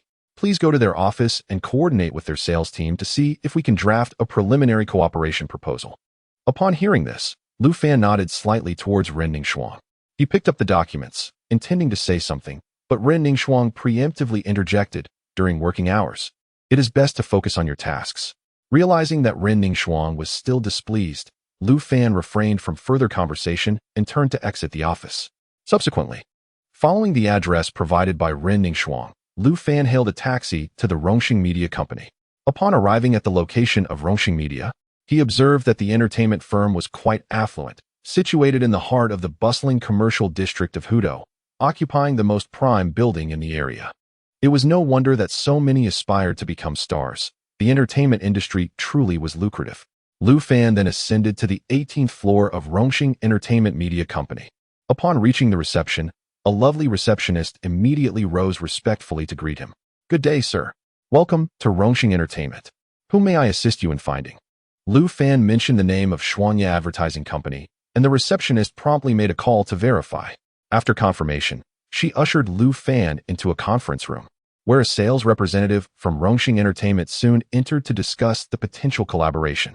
The two parties quickly reached a straightforward agreement for a small promotional event. After exchanging a few pleasantries with the sales representative, Lu Fan prepared to leave. Just as the Rongxing Entertainment sales representative guided him into the elevator, another voice suddenly called out, "Excuse me, wait a moment." Upon hearing the voice, Lu Fan swiftly pressed the elevator door open button. "Thank you very much." A girl carrying a large guitar hurriedly approached from the entrance of Rongxing and entered the elevator. Lu Fan was momentarily taken aback. It was the same girl, Wei Shihan, who had mistakenly thought he was a fan in the subway. When Wei Shihan recognized Lu Fan in the elevator, she initially frowned slightly before her expression transformed into one of realization. Lu Fan, having no inclination to be cordial, lowered his gaze to his phone. Wei Shihan discreetly studied Lu Fan for a moment before softly inquiring, "I apologize, sir, about that day in the subway." Lu Fan heard her voice and replied softly, "Yes, it was me." Upon hearing his response, Wei Shihan quickly said, "Sir, I am truly sorry about that day. I mistakenly thought you were one of my fans. I truly misunderstood, and I apologize." Lu Fan, feeling the sincerity in her apology, found his irritation dissipating. "It's fine. Just avoid such misunderstandings in the future. Even if you are a star, you are still a person, and your livelihood hinges on fan support. Your fans admire you and follow you for a reason. There's no need to treat them that way." Wei Shihan responded with a hint of helplessness. "Actually, it's because I've been followed by paparazzi lately, which has left me a bit traumatized. I sincerely apologize for the misunderstanding that occurred last time." The term "saseing fan" refers to those obsessive individuals who stalk their beloved idols or celebrities. Upon hearing Wei Shihan's explanation, Lu Fan could only nod in acknowledgement and respond, "It's all right. Since you have apologized, we can consider this matter resolved." Indeed, saseing fans can be quite terrifying, and as a young woman, you must prioritize your safety. If the situation escalates beyond reason, do not hesitate to report it to the authorities. It is essential to employ the most appropriate means to safeguard yourself. Often, excessive tolerance can inadvertently embolden such individuals, potentially endangering oneself further. Wei Shihan nodded in agreement. Choosing not to elaborate further, Lu Fan felt he had fulfilled his duty to advise and opted for silence as well. As the elevator reached the ground floor, Lu Fan swiftly exited and made his way to the parking lot to drive away in his sports car. Wei Shihan, having also exited the elevator, watched the car disappear into the distance before heading towards the nearby subway station. Upon returning to Frost Leaf Advertising Company, Lu Fan first reported the preliminary collaboration plan with Rongxing Entertainment to Ren Ningxue, and then coordinated with colleagues from the content department. Having completed these tasks, he found that the end of the workday was approaching. Since all his responsibilities were fulfilled, Lu Fan decided to clock out alongside his colleagues, engaging in light-hearted banter as they departed. As Lu Fan and his colleagues left, Ren Ningxue opened her office door and peeked through the crack at Lu Fan's vacant workstation. Realizing it was unoccupied, she sighed softly and turned to gaze out of her office window. She watched as Lu Fan bid farewell to his colleagues, got into his sports car, and with a roar of the engine, merged into the bustling street, gradually fading from view. Ren Ningxue watched the car disappear, feeling a twinge of grievance as she softly murmured, "I was here first." Chapter 46. The star who lost his partner due to the substantial orders from General Manager Yang and General Manager Li. Colleagues in the content department have been working tirelessly. This situation has strained the already limited staff at Frost Leaf Advertising Company, leading even the owner, Ren Ningxue, to become increasingly busy. With the entire company enmeshed in such busyness, Lu Fan found himself assigned additional tasks that were outside his usual responsibilities, liaising with Rongxing Entertainment concerning their commercial performances. Lu Fan possessed a certain understanding of commercial events, making this work relatively familiar to him. Therefore, whenever he encountered uncertainties, a quick inquiry via a green bubble to Ren Ningxue could resolve most issues. Moreover, since this was not Rongxing Entertainment's first venture into such performances, they were quite adept at managing various matters.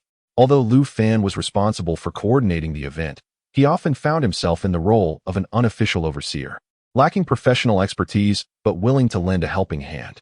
As the commercial performance event required the presence of numerous singers and idol groups, Lu Fan found himself in a corner, observing these artists rehearsing on stage in various costumes.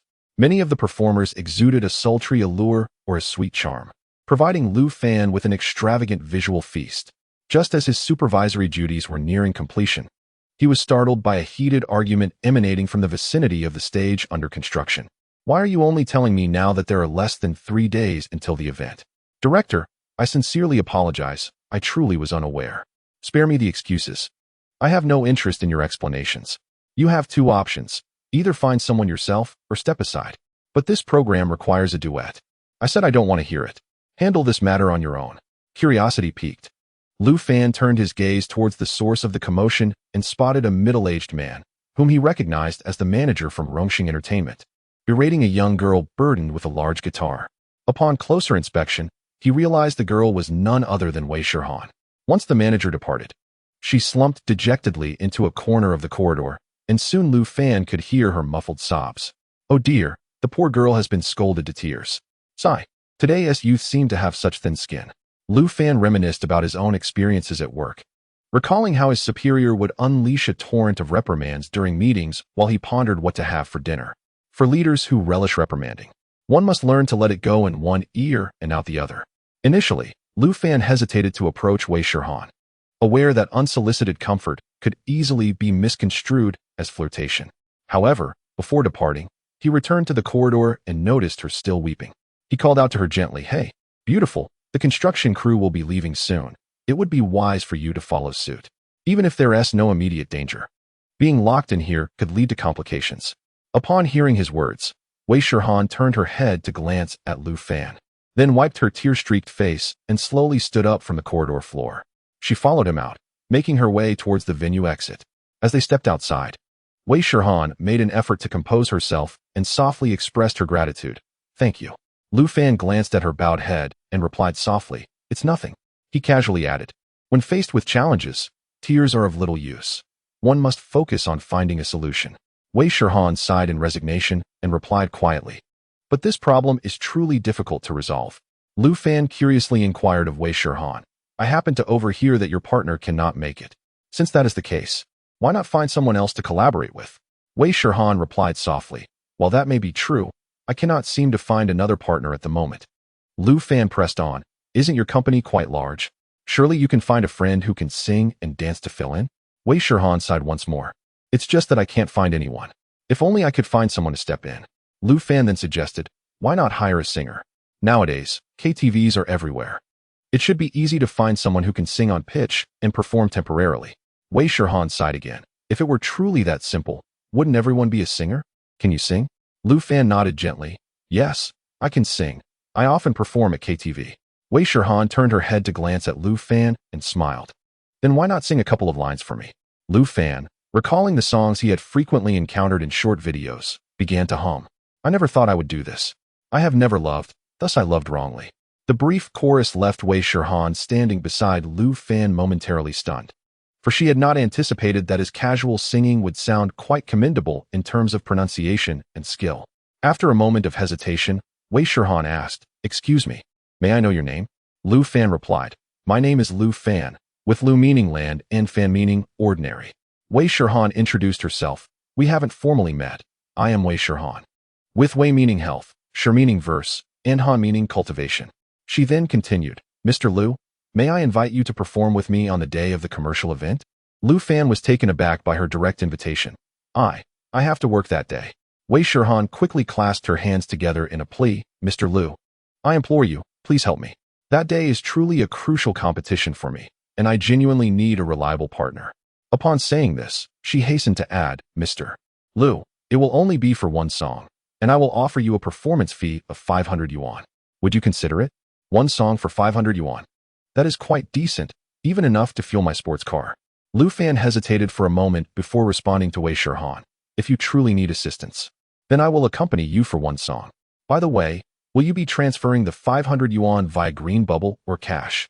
Upon hearing Lu Fan's agreement, Wei Shirhan quickly added him on her phone's Green Bubble and promptly transferred the 500 yuan to him. After receiving the payment, Lu Fan asked Wei Shirhan, "What song shall we sing?" Wei Shirhan replied, "A duet love song would suffice, Mr. Lu." "Why not? After work, we find a KTV to rehearse together." She then added, "Rest assured, I'll cover the bill at KTV." Lu Fan, appreciating her thoughtfulness, smiled and responded, "Sounds good. I have no plans after work, so let us enjoy some singing." Chapter 47. A singer among ordinary people. After clocking out at Frost Leaf Advertising Company, Lu Fan made his way to the KTV where Wei Shirhan had reserved a room. Upon entering the KTV suite, he found her practicing an adorable dance number all by herself. As soon as Wei Shirhan noticed Lu Fan stepping in under the guidance of a waiter, she shyly paused her performance. Lu Fan thanked the waiter and waved a greeting to Wei Shirhan before closing the door behind him and taking a seat to select some songs. After Lu Fan made his song choices, Wei Shirhan promptly pinned them to the top of the playlist. Lu Fan, unpretentious, hummed a few notes to warm up his voice before launching into the songs he had chosen. As Wei Shirhan listened to Lu Fan sing in various styles, she observed him with surprise, captivated by his earnestness. Although she could tell he needed more practice in certain technical aspects of singing, his performance was commendable for an ordinary person. His pronunciation, pitch, vocal technique, and even his falsetto were impressive, a rare gift for someone of his background. Moreover, his ability to navigate different musical styles without any sense of dissonance was noteworthy, earning him admiration from Wei Shirhan, who fancied herself a musician. She sensed that Lu Fan possessed a latent talent for music. As Lu Fan passionately belted out his songs, he couldn't help but reminisce about the delightful days of his university life. During that time, his peers affectionately referred to him as a prodigy, not only for his academic prowess and leadership roles, but also for his flair for performance. He had participated in theatrical productions and had a keen understanding of singing. When he was romantically involved with Shui Yuqing, she once confessed, "I admired you so much in college. Whenever you performed on stage, whether in a play or singing, it felt as if you were glowing. Many girls had crushes on you.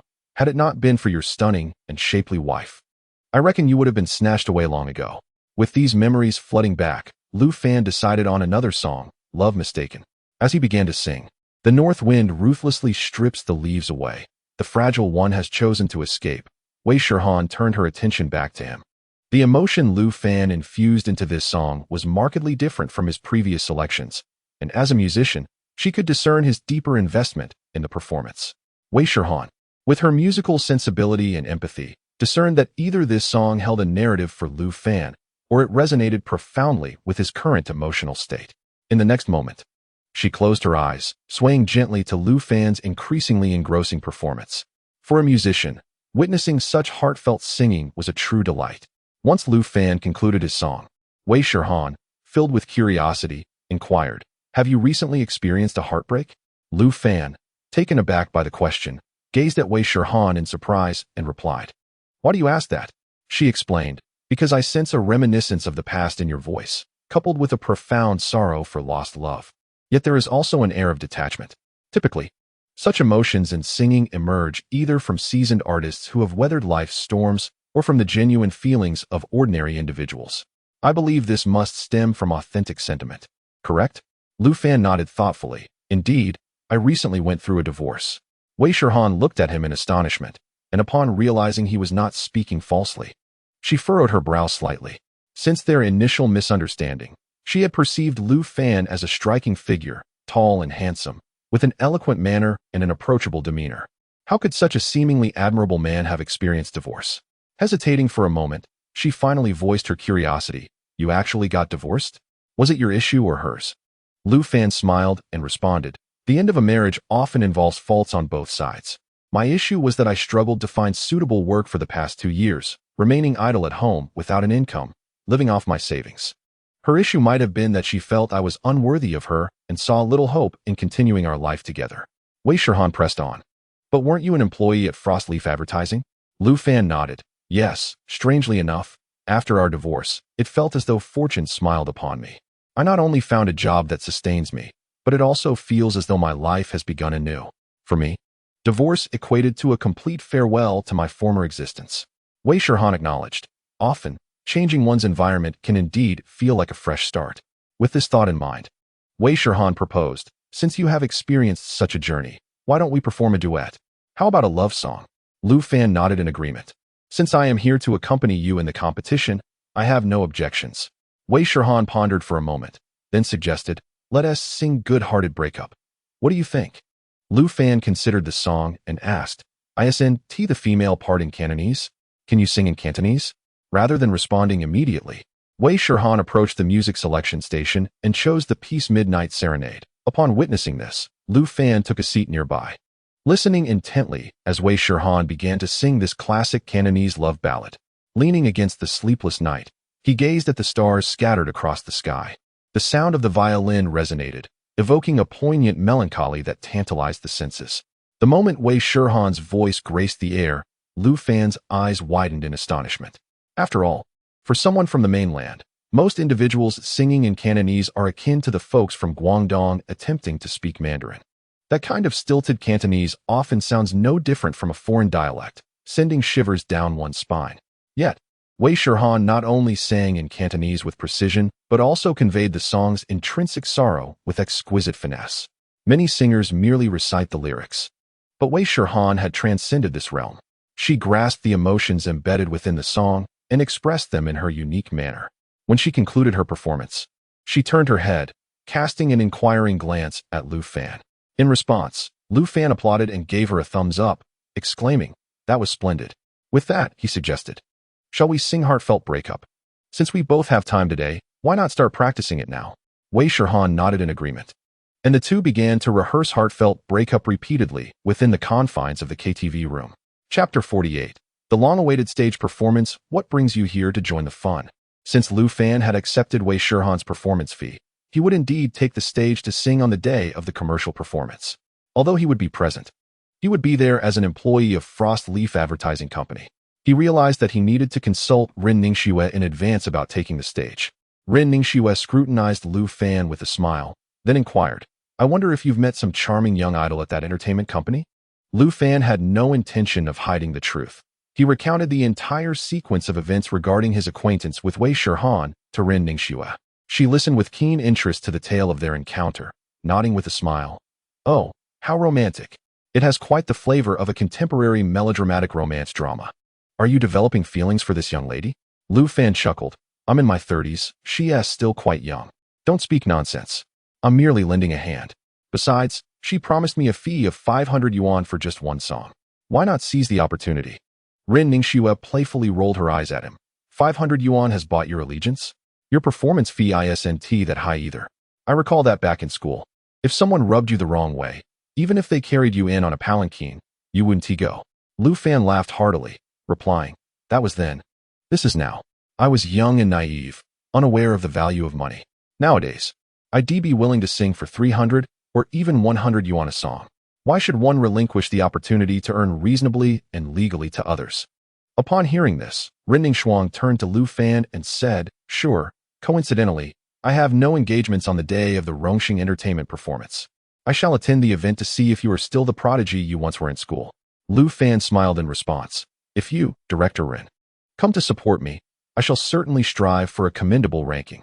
Rinning Shuang extended her hand towards Lu Fan and remarked, "That is not my assertion. Since you have made a solemn vow in my presence, should you fail to secure a place, you shall treat me to dinner that evening. Given that you have a performance fee of 500 yuan, I assure you, our meal will not exceed that sum." Lu Fan's expression turned to one of helplessness. "Ah, I have just pocketed my performance fee. It has yet to warm in my hands." Rinning Shuang flashed a mischievous smile. "You taking on side jobs during working hours is already leniency on my part. Otherwise, do you wish for me to deduct a portion of your bonus this month? With such a substantial bonus, surely a small deduction would be inconsequential?" Upon hearing her words, Lu Fan quickly replied with a smile, "Dinner is a must. As you rightly said, earning some extra cash surely necessitates treating others. Otherwise, it would be rather ungracious." Rinning Shuang laughed and rolled her eyes at Lu Fan, then waved her hand. "All right, enough banter. Go tend to your own matters."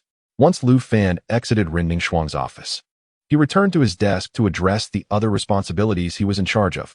2 days swiftly passed, and during his off hours, Lu Fan and Wei Shihan had diligently honed their song to perfection. 2 days later, the Rongxing Entertainment performance commenced as scheduled. Numerous fans who had purchased tickets arrived early to await entry, while security personnel conducted orderly ticket checks after the entrance opened. As a participant, Lu Fan was backstage with Wei Shihan, both anticipating their turn to perform. Noticing Lu Fan's lack of trepidation or fear, Wei Shihan felt a sense of relief wash over her. She then remarked to Lu Fan, "Your mental fortitude is commendable. I was concerned you might feel anxious before going on stage." Lu Fan replied, "Oh, I have often performed on stage before. I possess a fair amount of experience."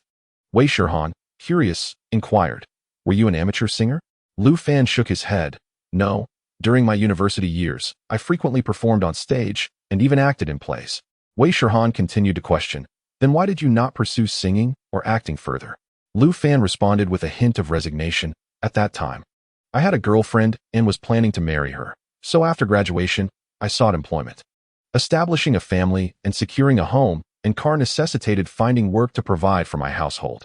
Little did I expect that the subsequent economic downturn would lead to unemployment. And now, having even experienced a divorce, it feels as though my efforts were akin to drawing water with a bamboo basket, all in vain. Reflecting on it now, I realize that pursuing my dreams back then might have led to a vastly different situation today." Wei Shihan consoled Lu Fan, saying, "But you have already begun anew, which means you can now pursue what you truly desire."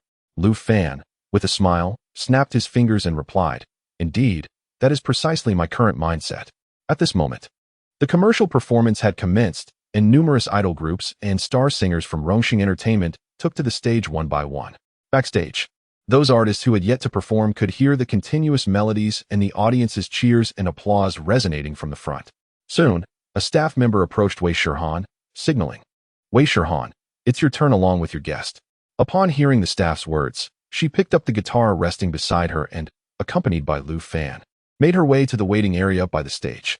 As the host concluded the announcements and the stage lights dimmed completely, Wei Shihan adjusted her guitar and swiftly stepped onto the stage.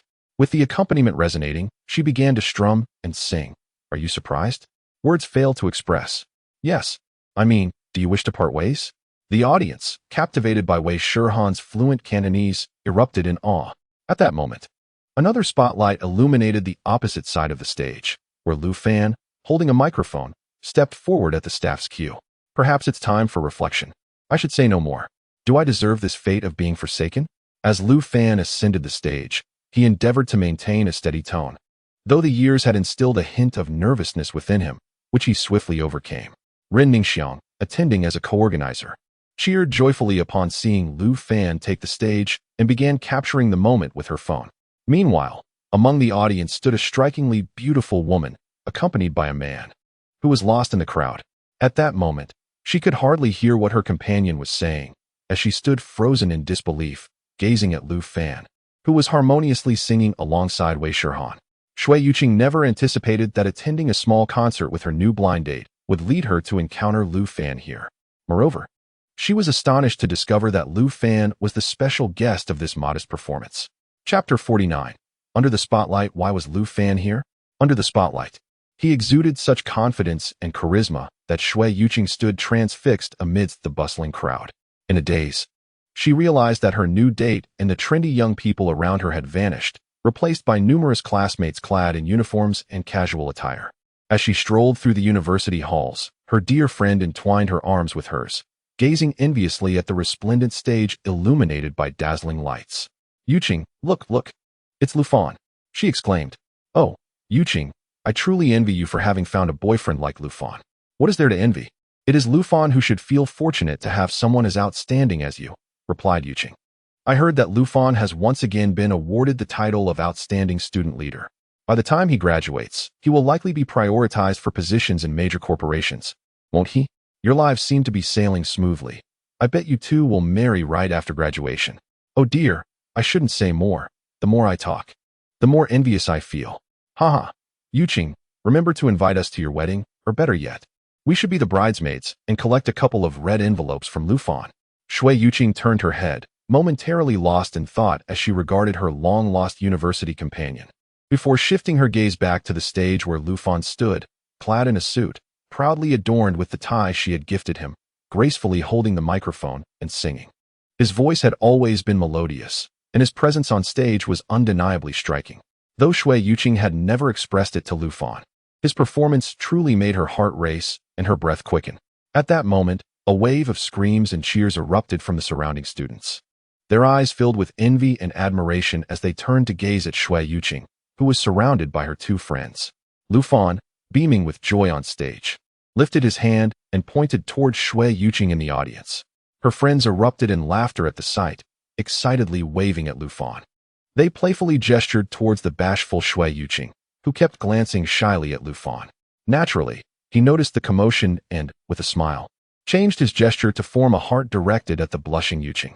This tender display elicited waves of cheers from the audience below. Even the teachers seated in the front row turned to witness the spectacle, their attention drawn to the now spotlighted Shui Yuqing. As the lingering notes of the song faded, Lu Fan boldly declared into the microphone, Shui Yuqing, I love you. The auditorium fell momentarily silent at these 6 words, only to erupt into a thunderous ovation akin to a tidal wave. Shui Yuqing, her cheeks flushed with embarrassment, smiled shyly yet sweetly at the confident Lu Fan on stage. Memories flooded her mind as she gazed at the man once again bathed in the limelight. Tears began to cascade uncontrollably down her cheeks. Noticing her earlier indifference and her sudden tears, her new suitor hastily produced a tissue from his pocket and offered it to her. Upon witnessing the scene, Shui Yuqing accepted the napkin, murmuring her thanks, yet her gaze remained steadfastly fixed on Lu Fan upon the stage.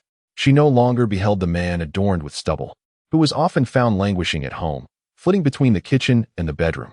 Instead, it was as if she beheld once more the captivating figure on stage, the one who made her heart race, hailed as a prodigy by the entire school. However, in the next moment, a frown creased Shui Yuqing's brow. She discerned a significant alteration in the man, who appeared to have been reborn on stage. His eyes had not once sought her out. In times past, Lu Fan, while performing, would effortlessly locate her among the audience, his eyes sparkling with warmth as they connected across the expanse. No matter whether she stood amidst the throng on the ground floor or seated in the balcony, he would invariably find her first. Yet now, the man on stage did not allow his gaze to linger upon her for even a fleeting moment. The blinding lights of the stage obscured Lu Fan's view of the audience below.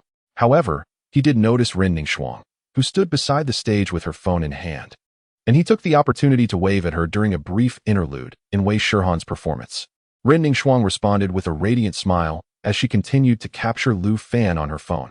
As Lu Fan and Wei Shihan showcased their remarkable vocal talents, the previously raucous audience fell into a hushed silence.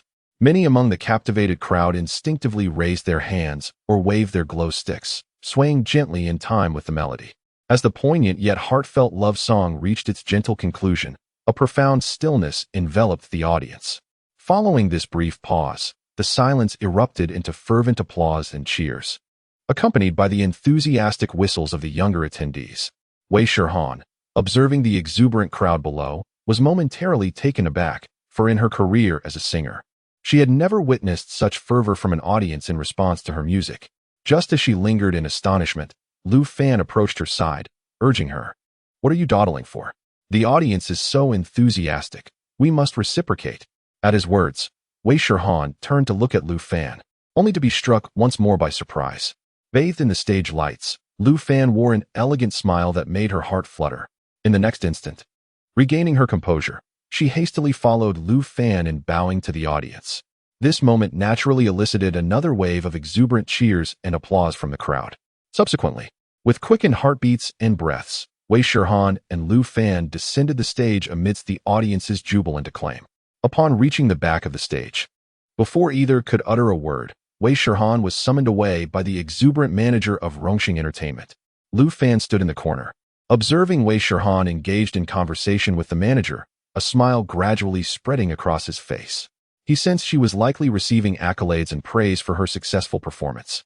Stealing a glance at Lu Fan, Wei Shirhan smiled and nodded in acknowledgement. In response, Lu Fan also nodded back at her, revealing a joyful grin. Since graduation, it seemed he had not graced the stage to sing again. However, this time, apart from an initial bout of nervousness, Lu Fan found the remainder of the performance to be an exquisite enjoyment. It appeared that he could indulge in karaoke more often in his free time. Ever since his divorce, Lu Fan had felt as though he had forsaken many pursuits. Perhaps it was time to rekindle those lost interests and hobbies. Chapter 50. The resonance of music. After exchanging pleasantries with the manager, Wei Shirhan approached Lu Fan. With a smile, she remarked, "The manager praised my stage presence today, saying you seem to have guided me toward a new musical path." Lu Fan replied, "It was not I who found it for you. You were merely momentarily lost." In today's fast-paced society, where ambition often overshadows authenticity, many forget the true essence of their pursuits. If today you can reaffirm the faint path you wish to tread, then I consider it a deed well done. Wei Shirhan was taken aback by Lu Fan's response, regarding him with mild surprise. After a moment, she inquired with a smile, "Will we have the chance to meet again after today?" Curious, Lu Fan countered, "What do you mean by meet?" After a brief hesitation, Wei Shirhan answered, "I mean, will I have the opportunity to invite you to sing together in the future?" Lu Fan smiled and nodded. "Of course, there will be opportunities." He added playfully, "However, if I am to perform on stage, I must charge a fee." With a hearty laugh, Wei Shirhan replied, "So, if I go to karaoke, that means I can invite you for free?" Lu Fan nodded again, grinning. "Well, I might at most treat you to a cup of milk tea." Wei Shirhan shook her head with a smile and said, "Thank you so much for today." Before Lu Fan could respond, the question of romantic sentiments flashed before his eyes. Music can evoke a resonance of the soul. She never expected to encounter a kindred spirit. You can comprehend her music, naturally eliciting a resonance of her soul. Wei Shirhan, emotional state, affection, reward, enhancement of physical prowess.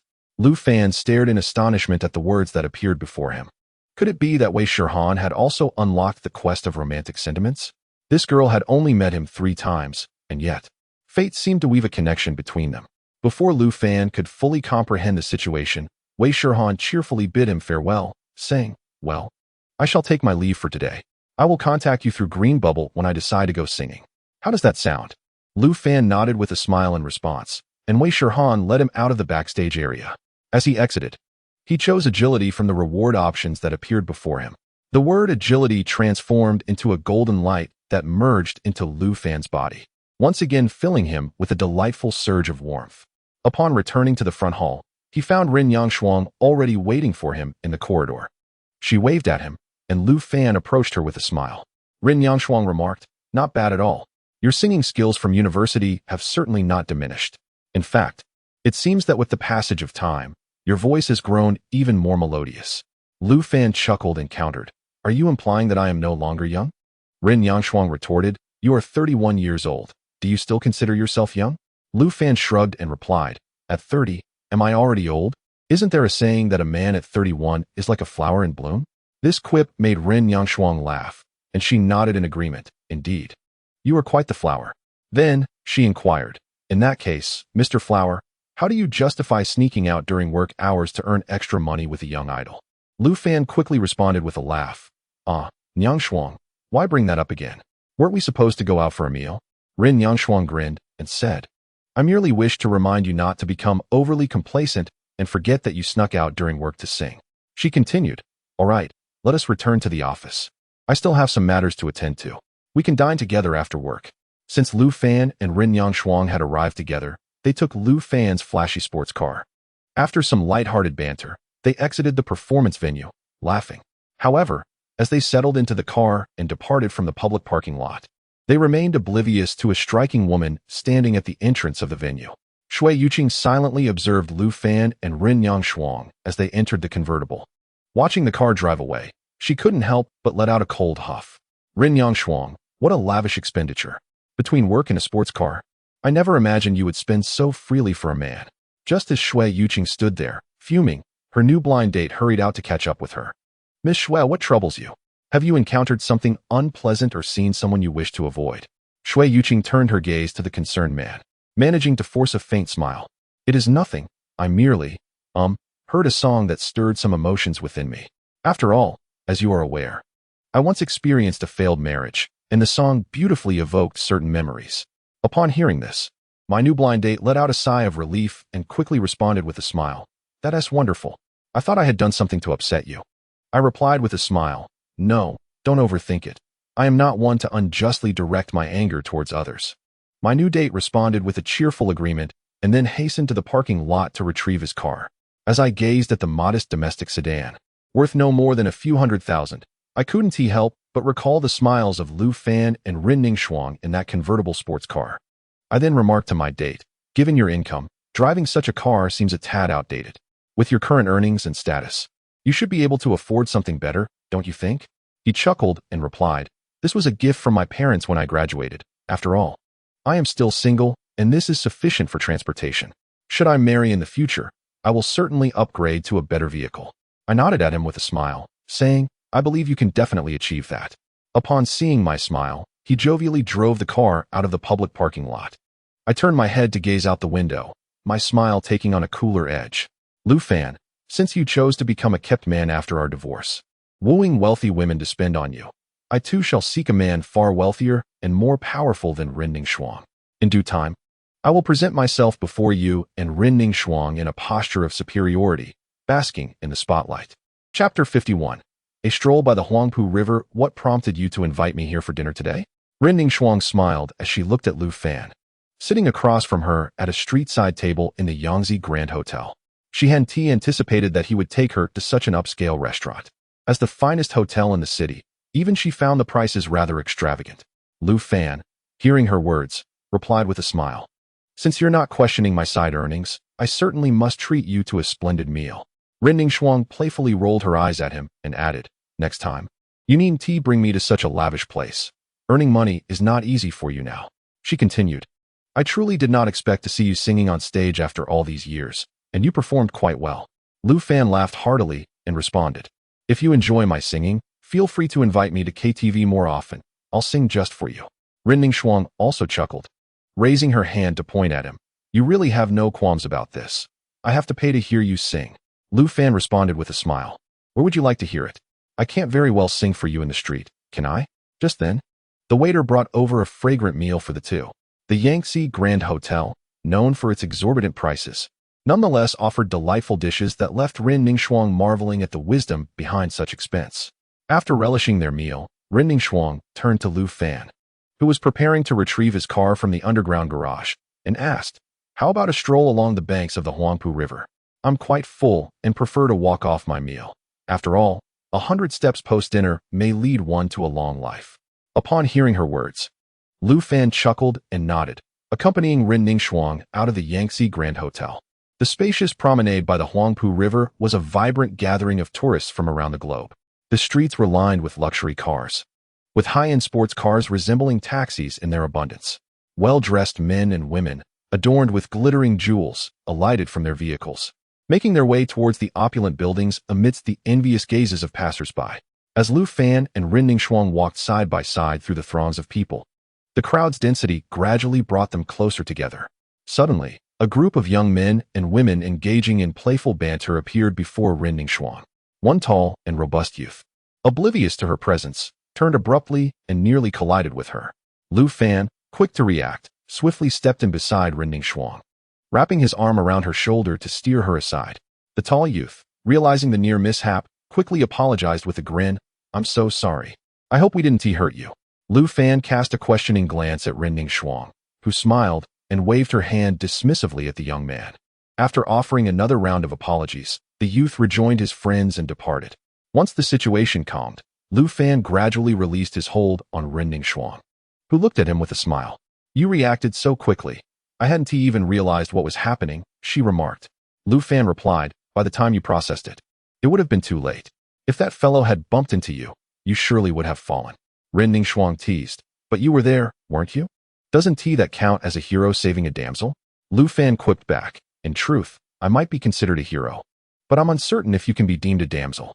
Taken aback by his remark, Ren Ningxuang playfully raised her hand as if to strike him. Oh, so I'm not beautiful enough, is that it? Lu Fan nimbly dodged her playful punches, and amidst their light-hearted banter, they reached the most scenic stretch along the Huangpu River. Here, they could not only admire the shimmering water, but also gaze at the dazzling lights of the Pearl Tower in the distance. As their playful antics subsided, Lu Fan and Ren Ningxuang found a quiet spot by the railing, gazing serenely at the breathtaking view before them. Ren Ningxuang admired the distant beauty before turning her gaze to Lu Fan beside her. After a moment's hesitation, she retrieved her phone from her pocket, activating the front camera to capture both herself and Lu Fan in the frame. Noticing her action, Lu Fan turned his head and cheerfully flashed a peace sign towards the camera. Ren Ningxuang, witnessing this, laughed heartily and pressed the button on her phone, successfully immortalizing their joyful expressions by the riverbank. At that moment, a melodious song wafted through the air, capturing the attention of both Lu Fan and Ren Ningxuang. Following the sound, they approached a corner where a considerable crowd had gathered to watch a street performer. The singer, cradling a guitar, had a portable speaker and a phone streaming live in front of him. To supplement his income, he placed a small bucket for donations at his feet, along with a QR code attached to his microphone that read, "Want to sing with the performer? Scan to pay, 50 yuan per song." The street performer, with flowing long hair, possessed a voice rich in resonance. Despite the throngs of passers-by, only a few paused to listen, occasionally tossing coins his way. None, however, ventured to join in the singing. After all, 50 yuan per song was a considerable expense for most. With that amount, one could enjoy an entire afternoon of karaoke at a discounted KTV on weekends. At that moment, Lu Fan turned to Ren Ningxuang and asked, "Didn't you want to hear me sing earlier? How about I perform a song right here?" Surprised and slightly bashful, Ren Ningxuang glanced around and replied, "Here? In front of so many people?" Seeing her not decline, Lu Fan stepped forward and scanned the QR code, paying the 50 yuan. The street performer, noticing someone had finally approached to pay, paused his singing with a smile and quietly inquired what song Lu Fan wished to sing. After a brief discussion, the performer relinquished his microphone and stepped aside with his guitar, encouraging the surrounding audience to applaud for Lu Fan. The audience, witnessing this, began to clap and cheer. As Lu Fan, amidst the applause, addressed Ren Ningxuang, "This next song is dedicated to our lovely Miss Ren. Its title is If Only, and If I Falter, I Ask for Your Understanding." As the street performer began to strum the introductory chords, Lu Fan smiled at Ren Ningxuang standing before him and commenced singing. "Your voice unravels the riddles of our tale, a promise made a millennium ago. Beneath the great tree, your red scarf cradles the rain in your palms. We laughed and cried, and through it all, it remains you." Chapter 52, Emotional State. Love. As Lu Fan's voice resonated, it elicited gasps of astonishment and admiration from the audience gathered around. Numerous women exchanged whispers, casting envious glances towards Ren Ningxuang. As she sensed the attention directed at her, the smile on her face grew increasingly radiant. "If only I could return to that day we first met, to freeze time amidst that rain." Lu Fan continued to sing the song, his gaze unwaveringly fixed on Ren Ningxuang standing before him. Initially shy, she eventually met Lu Fan's eyes, relishing the moment as he sang for her by the banks of the Huangpu River. When Lu Fan concluded the final line, the audience erupted into enthusiastic applause and cheers almost instantaneously. Observing this, Lu Fan stepped away from the microphone, smiling as he bowed graciously to the crowd. After exchanging a few pleasantries with the street performer, he strolled towards Ren Ningxuang. Before he could utter a word to the blushing Ren Ningxuang, an audience member shouted, "Kiss her." Laughter erupted around them, and soon the crowd began to chant, "Kiss her, kiss her, kiss her." In response, Lu Fan waved his hands in playful denial, attempting to explain himself, but Ren Ning Shuang seized his arm, pulling him down as she shyly pressed her lips against his cheek. Taken aback by her boldness, Lu Fan gazed at Ren Ning Shuang, whose face was now flushed with embarrassment. Before he could fully process the moment, the spectators cheered for Ren Ning Shuang's courage, once again applauding the pair. Flustered, she covered her burning cheeks with her hands and, still blushing, tugged Lu Fan away amidst the crowd's good-natured laughter. As they hurried away along the bustling banks of the Huangpu River, Lu Fan chuckled and asked, "Why are we running? No one is chasing us." Hearing his words, Ren Ning Shuang gradually slowed her pace, her cheeks still aflame. She softly replied, "With so many people staring, of course I had to run." Lu Fan laughed, "But we don't know those people. Let them watch if they wish." He then inquired playfully, "So, has your wish been fulfilled?" Ren Ning Shuang beamed at him, nodding vigorously as she replied, "Yes, I'm very satisfied." Lu Fan continued, "Now, you 1T hold my side gig against me, will you?" She chuckled lightly, countering, "What? Do you really think I would dock your pay for that?"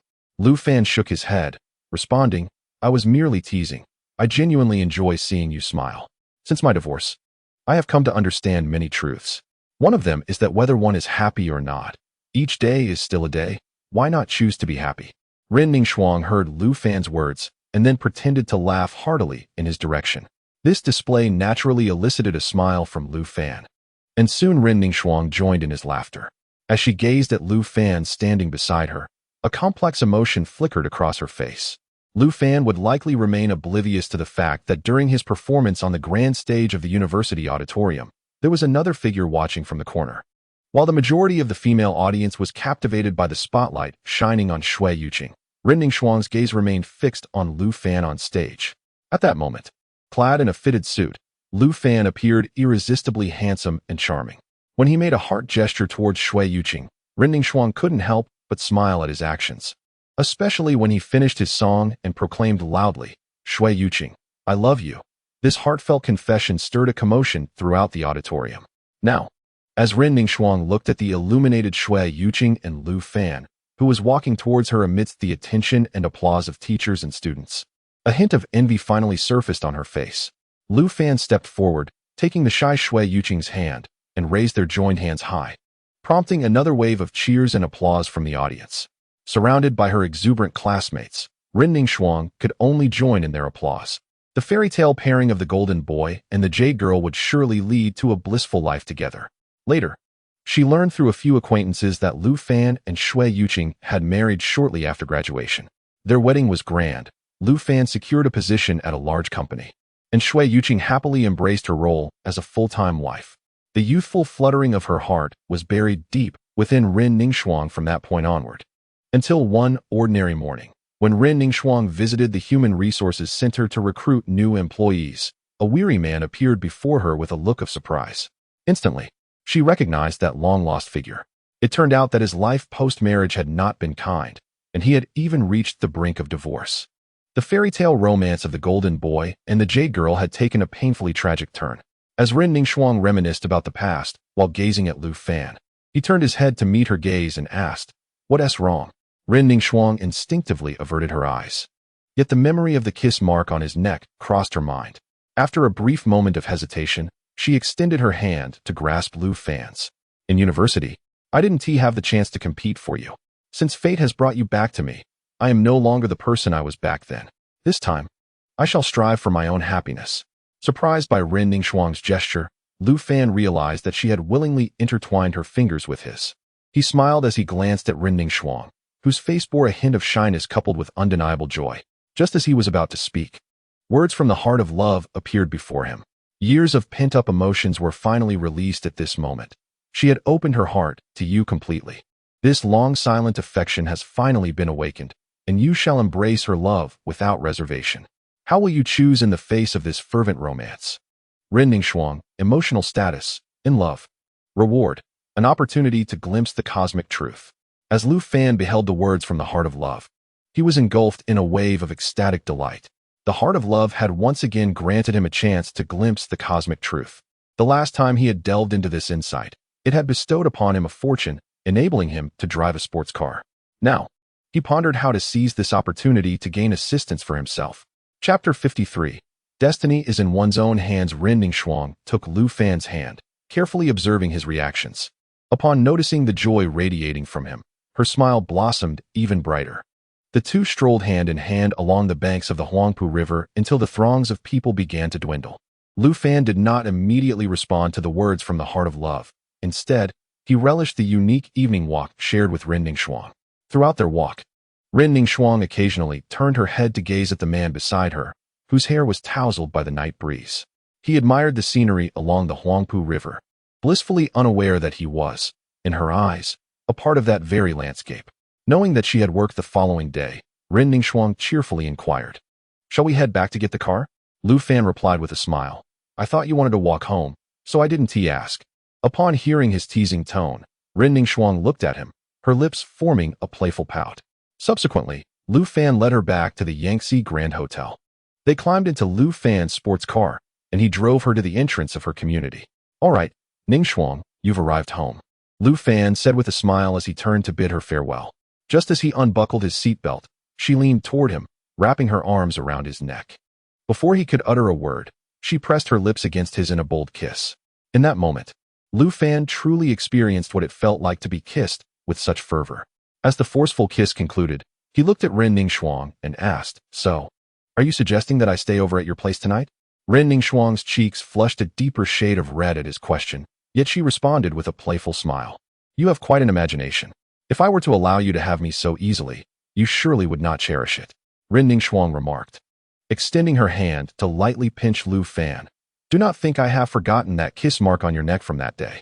Just as Lu Fan was about to respond, Ren Ningxuang softly continued, "This time, I wish to make a stand. Otherwise, I fear I will regret it for the rest of my life." Hearing her words, Lu Fan gazed at her with a hint of confusion. Before he could inquire further, Ren Ningxuang shyly averted her gaze and softly said, "Good night. I shall head back now. Also, while at the office, let us maintain some distance. Otherwise, I may find it difficult to manage the company." With that final statement, she swiftly opened the car door and exited. Lu Fan watched her somewhat flustered figure and couldn't help but chuckle in exasperation. As Ren Ningxuang hurried to the entrance of the community, she turned back to give Lu Fan a radiant smile, vigorously waving her hand at him.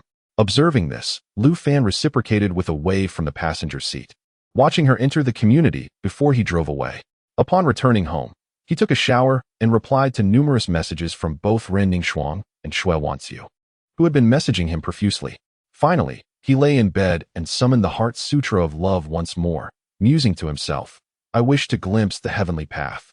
As Lu Fan opted to utilize the opportunity to explore the heavenly path, the words of the Heart Sutra of Love swiftly materialized before him.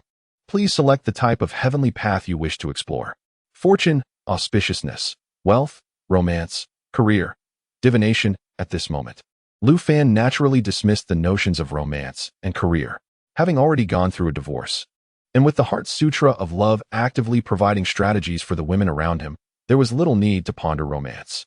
As a mere sales employee at Frost Leaf Advertising, contemplating a career path was equally unnecessary. Regarding the final option of divination, he lacked any understanding of the esoteric arts of divination. Even if he were to comprehend them, he would not know how to interpret the results. Given this, he found himself limited to choosing among the options of fortune, auspiciousness, and wealth. Previously, Lu Fan had selected wealth and observed prosperous locations within the metropolis through the Heart Sutra of Love. If he were to choose fortune or auspiciousness, would the Heart Sutra of Love merely provide him with a reading akin to a street fortune teller, leaving him with nothing further? However, Lu Fan reconsidered. The remarkable nature of the Heart Sutra of Love had already been experienced, thus it should not lead to such a disappointing outcome. After contemplation, Lu Fan decided to select the fortune option. Once he made his choice, the words of the Heart Sutra of Love swiftly dissipated, transforming into new lines of text. Lu Fan, 31 years old, divorced, currently an employee at Frost Leaf Advertising. Your childhood to adolescence was smooth sailing, accompanied by a fair companion, and you garnered applause and attention through your talent and appearance. However, one who lacks ambition and succumbs to complacency foolishly seeks success through cunning and sycophancy. Blinded by desire, you refuse to toil diligently. Success is not achieved overnight, and the pursuit of instant gratification will ultimately lead to ruin. You have experienced the fleeting joys of youth and the ecstasy of love. Yet you have also endured the depths of despair in your career and the heartache of unrequited affection. The heavens are ever dynamic. A gentleman should persist in self-improvement. One must establish a solid foundation and remain grounded to truly find the path to success. With financial prosperity following life's tribulations, you come to realize that economic stability is paramount. With unwavering conviction, substantial wealth shall be yours. Romantic fortune smiles upon you, and you will attract the attention of many women. However, discerning their true intentions is a task for you alone. The threads of fate regarding love are intricate, leading to entanglements with multiple women, yet matters of the heart are often ambiguous. Only you can truly understand your own desires. Favorable activities include business ventures, trading, property acquisition, travel, prayer, and offerings. Unfavorable activities include digging wells, cooking, and lumbering. Avoid marriage and relocation. Lu Fan gazed at the series of fortune readings and could not help but ponder. Are all my choices predestined? Is everything meant to transpire? Is a person's fate truly predetermined? At that moment, a phrase from the Romance Heart Manual resurfaced in his mind. Destiny has its own course, yet a person's fate is in their own hands. Every thought and choice directs one's destiny. Thus, the sages have said, do not neglect small acts of kindness, nor commit minor wrongs. Every action will influence your fate. Lu Fan was taken aback by the insight from the Romance Heart Manual and urgently inquired, if that is the case, isn't destiny akin to the butterfly effect? Is there truly a reciprocity of good deeds? What governs these rules? Are there indeed celestial beings? Yet this time, the Romance Heart Manual offered no further guidance. Lu Fan could only glance over his fortune once more, softly murmuring the manual's advice. Every thought and choice directs my destiny? Is my fate truly in my hands? In the next moment, lying in bed, Lu Fan's expression grew resolute. My fate must surely be in my own hands. Chapter 54. I bring you milk tea. In the days that followed, Lu Fan returned to his bustling work routine. With all contracts signed by General Manager Li Yun and his associates, Lu Fan began to visit new clients in earnest. Having taken on the role of a salesperson, he was naturally compelled to seek out more customers and secure additional orders for the company. During this period of visits, although the recipients graciously accepted Lu Fan's business card or added his work account, there has been a notable lack of follow-up with potential clients. Lately, it seems that the endeavor to discover new clients has not been progressing smoothly. After yet another fruitless morning, Lu Fan found himself at the corner cafe, Snow King, ordering a refreshing fruit tea to quench his thirst. As he indulged in a brief respite amidst his bustling work, his phone chimed with a new message. Mr. Lu, have you been busy lately? With curiosity, Lu Fan unlocked his phone and was pleasantly surprised to find a message from Guan Huixin. It suddenly dawned on him that they had previously arranged to go out together, but his overwhelming workload had caused him to completely forget about it. He quickly replied, I've recently secured several major contracts for the company, and it's been a whirlwind of activity. He then sent a photo of his freshly ordered fruit tea along with his message. Even now, I'm out on business. Guan Huixin responded promptly, if you're that busy, I won't disturb you. Lu Fan replied, if you say that, then we might never have a chance to chat. If you don't reach out to me and I don't reach out to you, we might end up completely losing touch. Guan Huixin sent a helpless shrug emoji, but you haven't been Dudong Jiaowa lately either. Lu Fan countered, your social media hasn't shown any updates either. As a savior in white, I have no idea about your schedule, but since you've mentioned it, I suppose I've neglected our dear angel in white. Please grant me the opportunity to apologize. What do you say? Guan Huixin replied, I have this weekend off. Do you have time? Just as I mentioned before, I wanted to treat you to a hot spring visit. We can arrange something.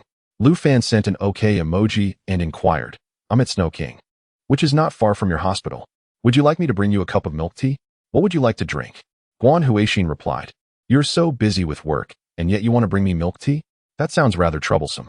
Lu Fan assured her, it's no trouble at all. Just a simple task. Feel free to ask for whatever you want. Seeing Lu Fan's willingness, Guan Huixin responded, then could you order me a jasmine milk green tea, with 7 parts sugar and no ice? Lu Fan sent her an okay gesture. The People's Hospital, Surgical Department, right? I'll let you know when I arrive. After finishing the conversation, Lu Fan rose and headed to purchase the jasmine milk green tea as requested. He then hailed a taxi to the nearby People's Hospital, arriving at the surgical department. Standing at the entrance, he noticed a multitude of patients waiting inside and sent Guan Huixin a message. I've arrived. Could you come out to collect it? Guan Huixin swiftly replied to Lu Fan, please wait a moment. Shortly after, she emerged from the department clad in a white coat. Lu Fan, with a smile, handed her the milk tea, stating, jasmine milk green, 7 parts sugar, no ice. Taking the cup, Guan Huixin expressed her gratitude with a smile. I truly appreciate this. I never expected you would actually bring me milk tea. Lu Fan responded, I happen to be nearby visiting clients. It's just a cup of milk tea, so no need to think too much of it. He teased her, if you truly wish to thank me. Perhaps you could introduce me to a few clients when you have the chance. Nodding in agreement, Guan Huixin replied, all right, if the opportunity arises, I will certainly introduce clients to you. Lu Fan then glanced at the numerous patients in the department and remarked, I want to delay you from your noble work of healing. I shall take my leave. Guan Huixin replied, I'm not on duty today. I'm here for a consultation and will be heading back shortly. Lu Fan chuckled, saying, this still pertains to the noble act of healing. My delivering milk tea today is undoubtedly a recognition of your dedication to saving lives. Guan Huixin laughed at his words. This is simply our duty as doctors. There is no need to elevate it to such grandeur. Lu Fan countered, indeed, saving lives is your profession, but the acknowledgement from others serves as affirmation of your work. It is only through such recognition that you can find the motivation to continue, and that is true positive energy. With that, he waved farewell and began to walk toward the elevator. Guan Huixin watched him enter the lift, smiling and waving back as he turned to her. Upon entering the surgical ward with the milk tea in hand, several young nurses gathered around, smiling at her. Dr. Guan, someone brought you milk tea. Who is it? Who is it? They inquired. Dr. Guan, have you started dating? I just saw him. He is quite handsome. Hearing their playful banter, Guan Huixin quickly waved her hand with a smile. No, stop making wild guesses. He is just a friend I recently met. He is quite nice. The nurses continued their teasing, but we've never seen a guy bring you milk tea before. Is he a blind date introduced by your family? He seems quite attentive. Knowing you're at work and bringing you tea, it's clear he is interested in you. Blushing at their remarks, Guan Huixin reiterated, I already said he is just a friend. Don't say such things. Seeing her bashful demeanor as she entered her office with the milk tea, the nurses erupted into a chorus of tinkling laughter. As Guan Huixin listened to their giggles behind her, she felt her cheeks warm slightly. She approached her desk and sat down, placing the cup of milk tea atop it. Inserting a straw, she savored a sip of the pleasantly sweet jasmine milk green tea. Shortly thereafter, Guan Huixin retrieved her phone and opened the chat window with Lu Fan. After a moment's hesitation, she inquired, if we go to the hot springs that day, is there anything else you would like to do? Having just exited the People's Hospital, Lu Fan received the message and promptly replied, as the guest, you may decide. Since you are treating, I will certainly defer to your arrangements. My sole responsibility is to drive us there. Guan Huixin beamed at Lu Fan's response, lifting her phone to capture a photograph of her milk tea. Subsequently, she shared the image on her social media, proclaiming, today is truly a splendid day. Chapter 55. The Hot Spring Journey on Friday. As Lu Fan concluded his workday, a message from Guan Huixin arrived. Mr. Lu, I might need to visit the hospital again on Sunday morning. There is a sudden matter in the department. The 2 hot spring vouchers allow for an overnight stay, and my initial plan was for us to go on Saturday and return Sunday morning. However, it seems we may be pressed for time. Have you finished work? If we adjust our itinerary to depart tonight, would that be acceptable to you? Lu Fan quickly responded, sure, I have no objections. I just need to go home to grab some clothes. Please send me your address so I can determine whether to pick you up first or head home for my clothes. Guan Huixin sent a grateful emoji and then provided her address. Given that her residence was relatively close to the city center and considering the notorious evening traffic in Hudu, Lu Fan decided to pick her up first. When Lu Fan arrived at the entrance of Guan Huixin's community, he was dressed casually, sporting a cap. Despite this ordinary appearance, her elegant demeanor remained unmistakable. Lu Fan parked his sports car in front of her, then stepped out to take her suitcase and place it in the trunk. Curiously, he asked, is it really necessary to bring such a large suitcase for just one night? Guan Huixin chuckled, you wouldn't understand since you're not a woman when traveling. We have many essentials to bring. Lu Fan nodded with a smile, secured her suitcase, and motioned for her to join him in the car. He then drove towards his home, stopping at the entrance of his community. Turning to Guan Huixin, he asked, will you accompany me upstairs to fetch my clothes? Or would you prefer to wait in the car for a moment? With a smile, Guan Huixin replied, since you've put it that way, It would seem rather inconsiderate not to accompany you. Lu Fan laughed heartily and led her out of the car. As he opened the door to his apartment, Guan Huixin followed him inside. As Lu Fan went to the master bedroom to gather his personal belongings, Guan Huixin sat curiously on the sofa in the living room, surveying everything around her. Being a man, Lu Fan had little to take along, so he casually grabbed a change of clothes and exited the room. "All right, let us go," he said. Guan Huixin smiled, nodding at the plastic bag in Lu Fan's hand. The two returned to the sports car, where Lu Fan asked Guan Huixin to send him the address of the hot spring resort, and then he drove straight there, following the navigation instructions. As the sports car roared along the elevated highway, Guan Huixin curiously examined the interior of the vehicle. Once Lu Fan had left the overpass and entered the suburbs of Hudu, Guan Huixin inquired, "Is this sports car really yours?" Lu Fan nodded while driving, responding, "Yes. It's mine. What's the matter?" She pressed on, "Didn't you just get divorced? And didn't you say you were just an ordinary employee at an advertising company? Tell me, when have you ever seen an ordinary employee from an ad agency driving a sports car?" Lu Fan chuckled, replying, "I bought a scratch-off lottery ticket after my divorce and happened to win 500,000. Additionally, I closed a few big deals this month and earned several tens of thousands in bonuses. Now that I'm divorced, I only need to worry about feeding myself." He continued, "I used to always think about making money to support my family, but now that I'm alone at home, I thought I might as well buy some things I like." Guan Huixin listened to Lu Fan's explanation, nodded gently, and refrained from further comments. Upon their arrival at the hot spring resort, they discovered several large tour buses parked in front of the lobby. It seemed the resort was hosting a tour group that day. When Guan Huixin presented her ticket and proceeded to check in with Lu Fan, they were met with an awkward situation. "Dear guests, I sincerely apologize, but today our hotel is accommodating 2 tour groups, and most of the rooms are already occupied. Currently, all standard rooms are fully booked. Since you have standard room vouchers, we can upgrade you to a twin room. Is that acceptable?" The staff's inquiry left both Lu Fan and Guan Huixin momentarily stunned. This implied they would have to share a room for the night. Noticing their silence, the staff asked again. Lu Fan finally responded, "Yes, I don't see a problem with that." He spoke, then turned to Guan Huixin beside him and inquired, "Miss Guan, is this convenient for you?" Guan Huixin, slightly flustered, glanced at Lu Fan and nodded in response to the attendant. "If that is the case, we shall proceed this way." The attendant smiled and expressed gratitude to the two, swiftly completing their check-in process. Subsequently, Lu Fan and Guan Huixin, with room cards in hand, followed the attendant's guidance to their designated room. Despite a sense of awkwardness stemming from the room allocation, the space was remarkably spacious and bright. Through the expansive glass windows of the balcony, they could clearly behold the entire resort and its surrounding beauty. Upon entering the room, Lu Fan and Guan Huixin stood by the glass window, admiring the picturesque scenery outside the hot spring resort before exchanging an awkward glance. Neither of them had anticipated that fate would have them sharing the same room. After a moment of hesitation, Lu Fan asked Guan Huixin, "Shall we enjoy the hot spring?"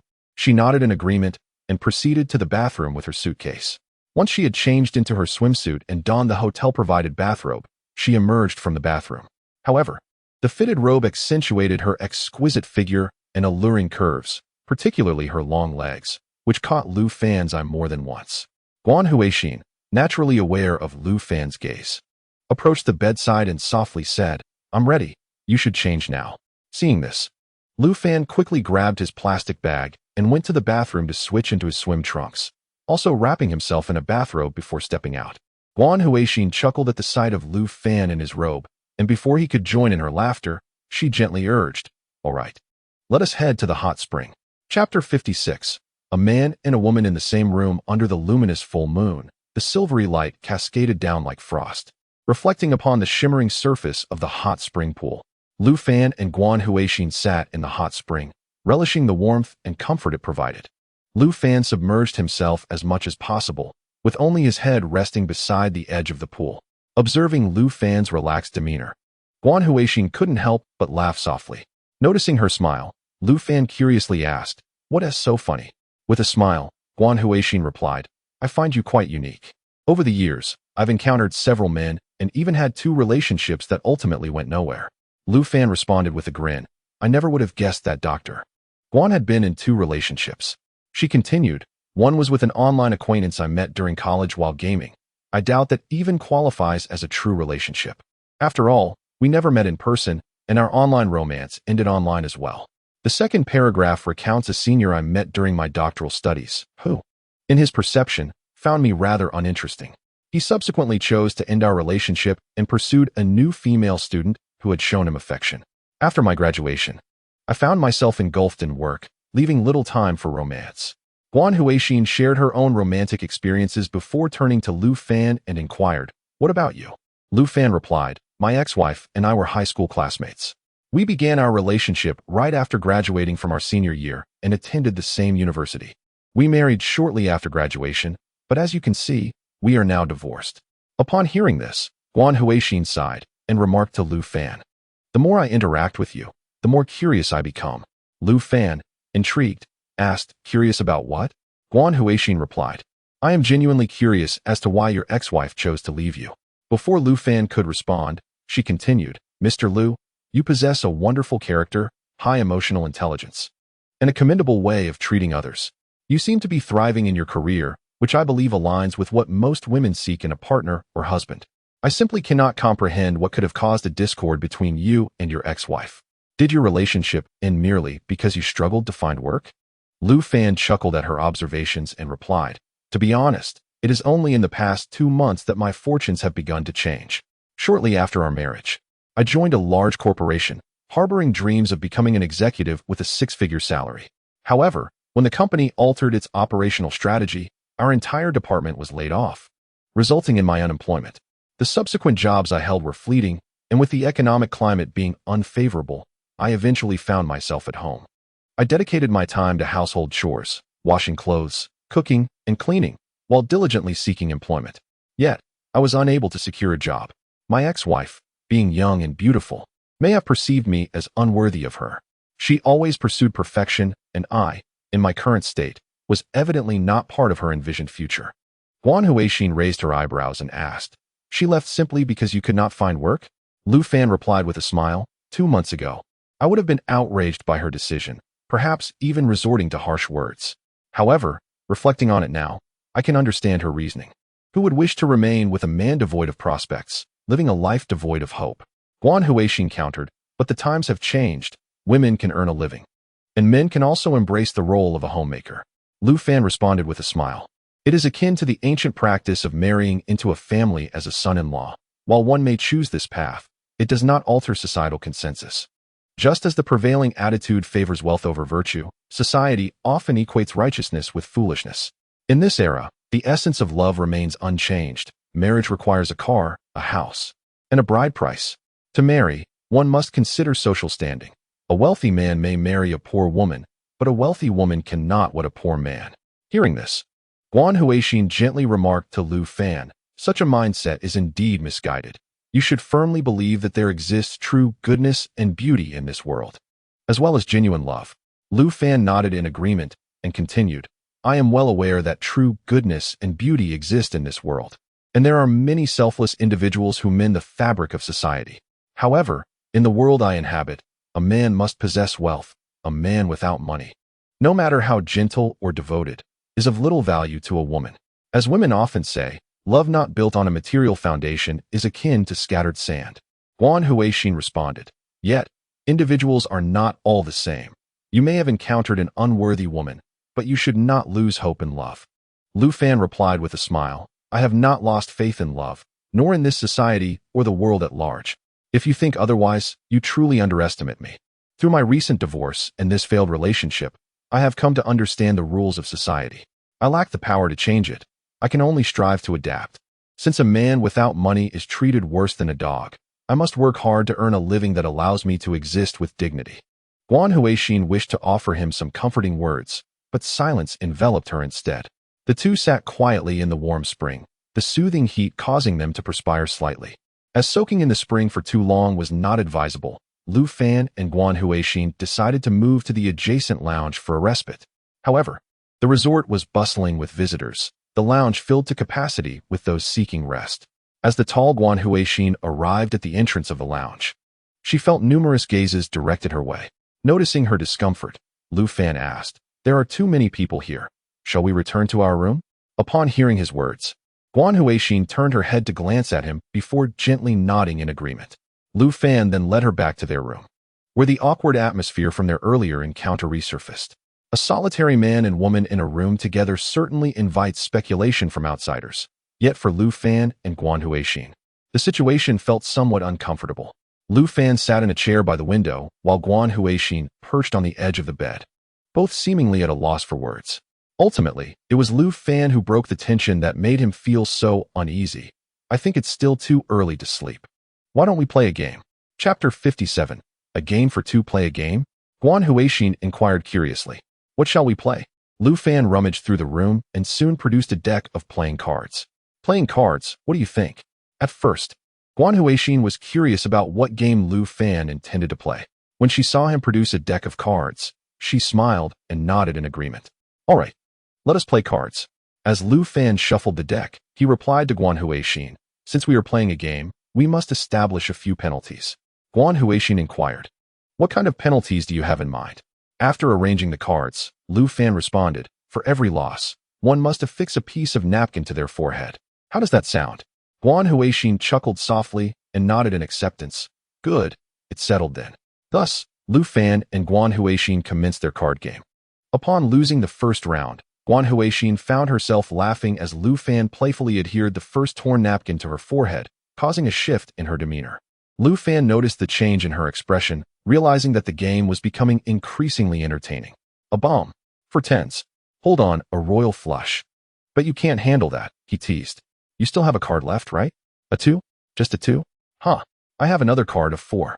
Let us see what you have, he laughed heartily. So it's a pair of 3s. As Guan Huixin reveled in her victory, Lu Fan found himself adorned with a napkin as well.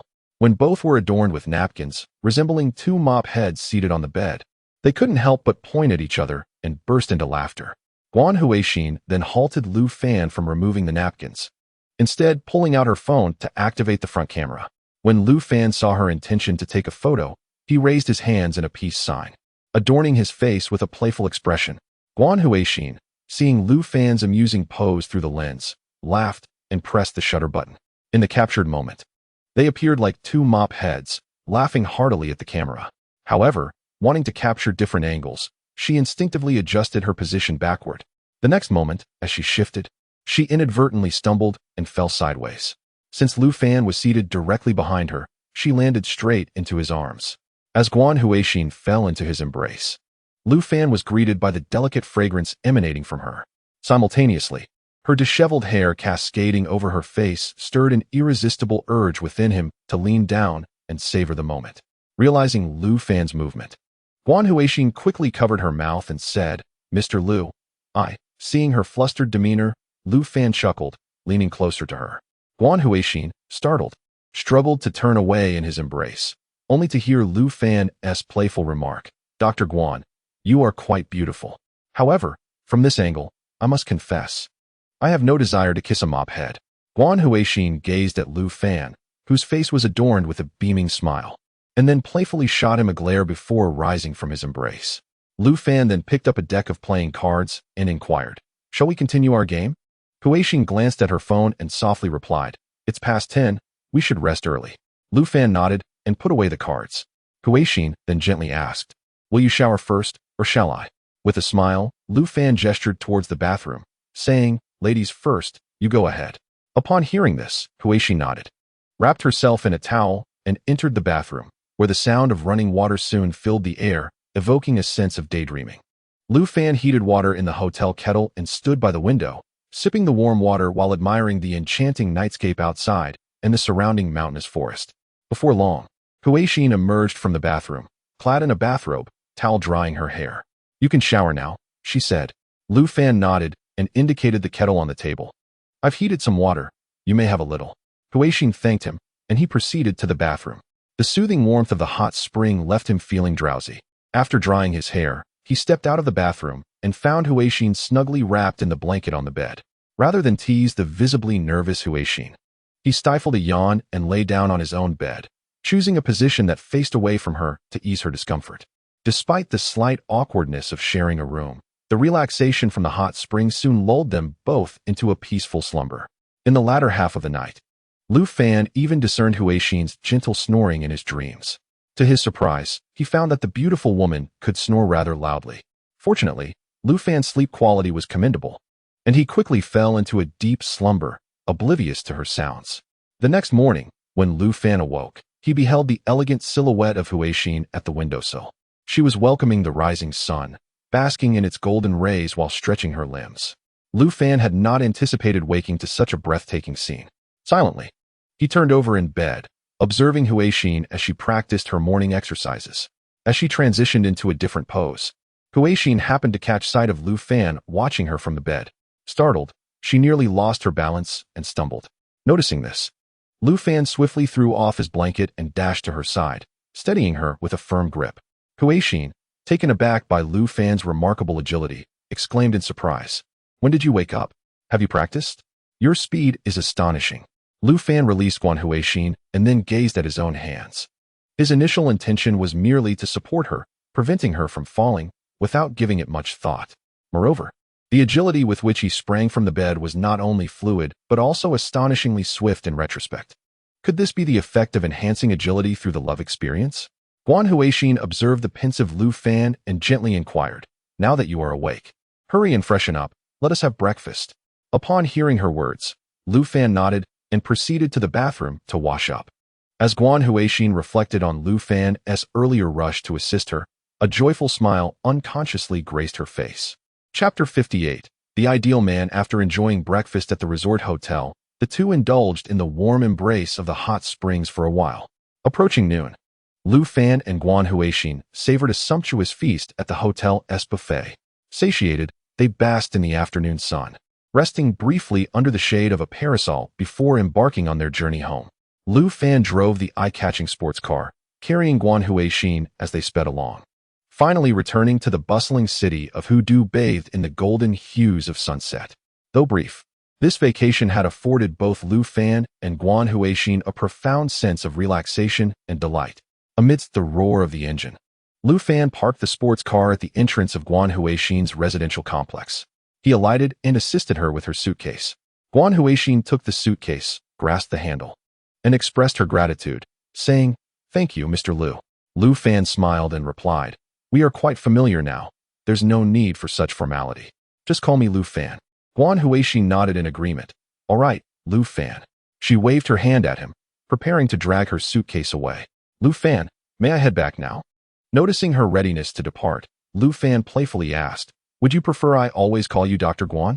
Realizing his jest, Guan Huixin laughed and responded, "Then you may call me Hui Hui. That's south what those close to me call Mang." Lu Fan nodded and waved goodbye. "Hui Hui, farewell." A hint of shyness colored Guan Huixin's smile as she waved back and walked toward her complex with her suitcase in tow. Leaning against his sports car, Lu Fan waited until she entered the complex, and when she turned to glance back one last time, he cheerfully waved at her. As Guan Huixin looked at Lu Fan leaning against the sports car, the sunset cast a warm glow over him. The sports car, the handsome young man, and his radiant smile created a captivating scene. Unable to contain her joy, Guan Huixin beamed a brilliant smile and waved once more at Lu Fan.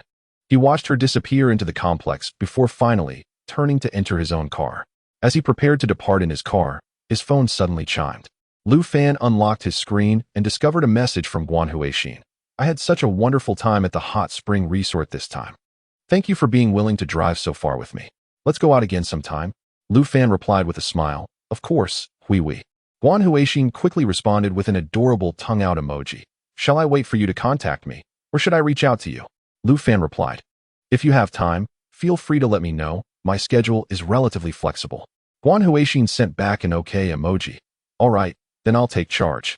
Lu Fan reciprocated with an OK emoji before placing his phone in the holder and driving the sports car towards his home. Upon arriving at his residence, as Lu Fan stepped out of the sports car, he caught the attention of two fashionable young women passing by. They first admired the car, exchanged glances, and then approached Lu Fan. "Excuse me, is this your sports car?" one of them asked. "May I sit in it for a moment?" Lu Fan, intrigued, assessed the two strangers and nodded. "Yes, it is indeed my car." The fashionable ladies feigned surprise, exclaiming in exaggerated tones to elicit a reaction from Lu Fan. "Wow, it's impressive that you can afford such a fine sports car at such a young age. You are quite the dashing gentleman." Could we take a couple of pictures inside? With a smile, Lu Fan retrieved his keys and unlocked the car. The two women gratefully hopped in, snapping a few glamorous selfies. Afterward, they sweetly thanked Lu Fan. And one of the ladies leaned closer to him, playfully asking, "Dashing brother, do you have a girlfriend? Let's add each other on Green Bubble." Lu Fan glanced at her subtly revealing neckline and replied, "Thank you for your kind words, but I am already married." The two fashionable girls immediately displayed disappointment. Yet one of them replied with a smile, "We're not trying to steal someone's husband. We just want to hang out with you when you're free." The other chimed in, "And with someone as remarkable as you, surely you have single friends. We are both single. Could you introduce us to a successful boyfriend like yourself?" Lu Fan chuckled and waved his hand, saying, "Haha, you two are too kind. My wife is quite strict, and I genuinely don't have any single friends. I'm sorry. I have some matters to attend to, so I must be off. Goodbye." With a friendly wave to the two ladies, who wore expressions of regret, he turned away, retracting the polite smile from his face. He turned his head to glance at the sports car parked nearby, secured it, and then proceeded towards his home. Ever since he acquired this magnificent vehicle, he found himself being approached by alluring women whom he could previously only admire from afar. He remained the same person, with the sole distinction being that he now possessed a sports car. Did this car truly bring about a transformation in his life? No.